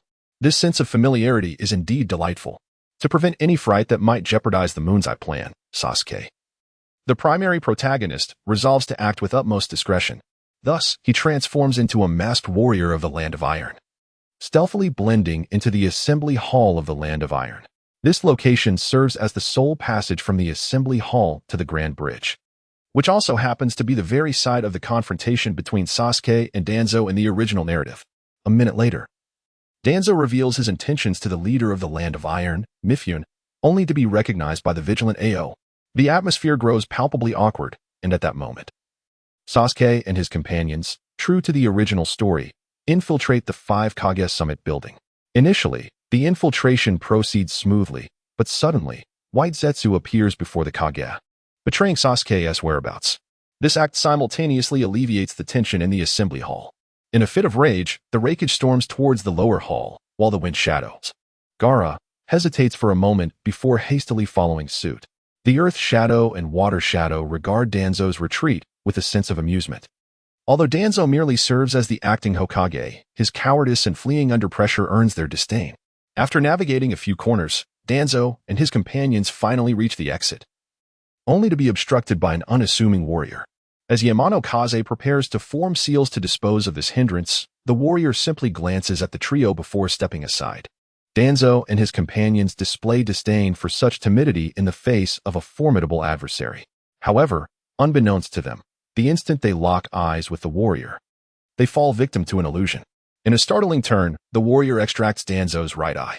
Strangely, Danzo exhibits no reaction or resistance to this brutal act. The warrior is none other than Sasuke, whose Genjutsu, Yagura's technique, can manipulate the 5 senses, making the suppression of pain a trivial feat consequently. When Sasuke places a glass bead into Danzo's eye socket, Danzo remains utterly oblivious to the occurrence. Out of goodwill, Sasuke even provides restorative medical assistance to Danzo's right eye. At this juncture, Sasuke, at the cost of his own internal injuries, disables the Raikage's left arm and breaches the conference room. In a moment of dire urgency, Obito appears to rescue Sasuke. Observing that the time is ripe, Sasuke first transforms into a button, landing in the pocket of Oil Woman Tsurugi. He then dispels the Genjutsu controlling Yamano Kaze and Oil Woman Tsurugi, retaining only the visual manipulation on Danzo. This measure is primarily to prevent Danzo from suddenly realizing that his right eye perceives nothing. In the next instant, Obito materializes before Danzo and his companions. To buy Danzo some time to restore his right arm, Yamano Kaze and Oil Woman Tsurugi engage in battle with Obito. Before long, they fall victim to Obito's dimensional prowess, with Oil Woman Tsurugi being drawn into the Kamui space. What Obito is unaware of is that within the pocket of the young girl lies an extraordinarily terrifying presence. At this moment, the primary Sasuke has not yet revealed himself. After a brief interval, the parallel Sasuke and Karen from the Kamui space are transported back to the real world by Obito. It is only then that the main Sasuke slowly emerges, directly transforming into Obito's likeness. Meanwhile, a wooden clone of Sasuke remains stationed at a distance, observing the battle. The classic scenes of combat are transmitted in their entirety to the primary Sasuke.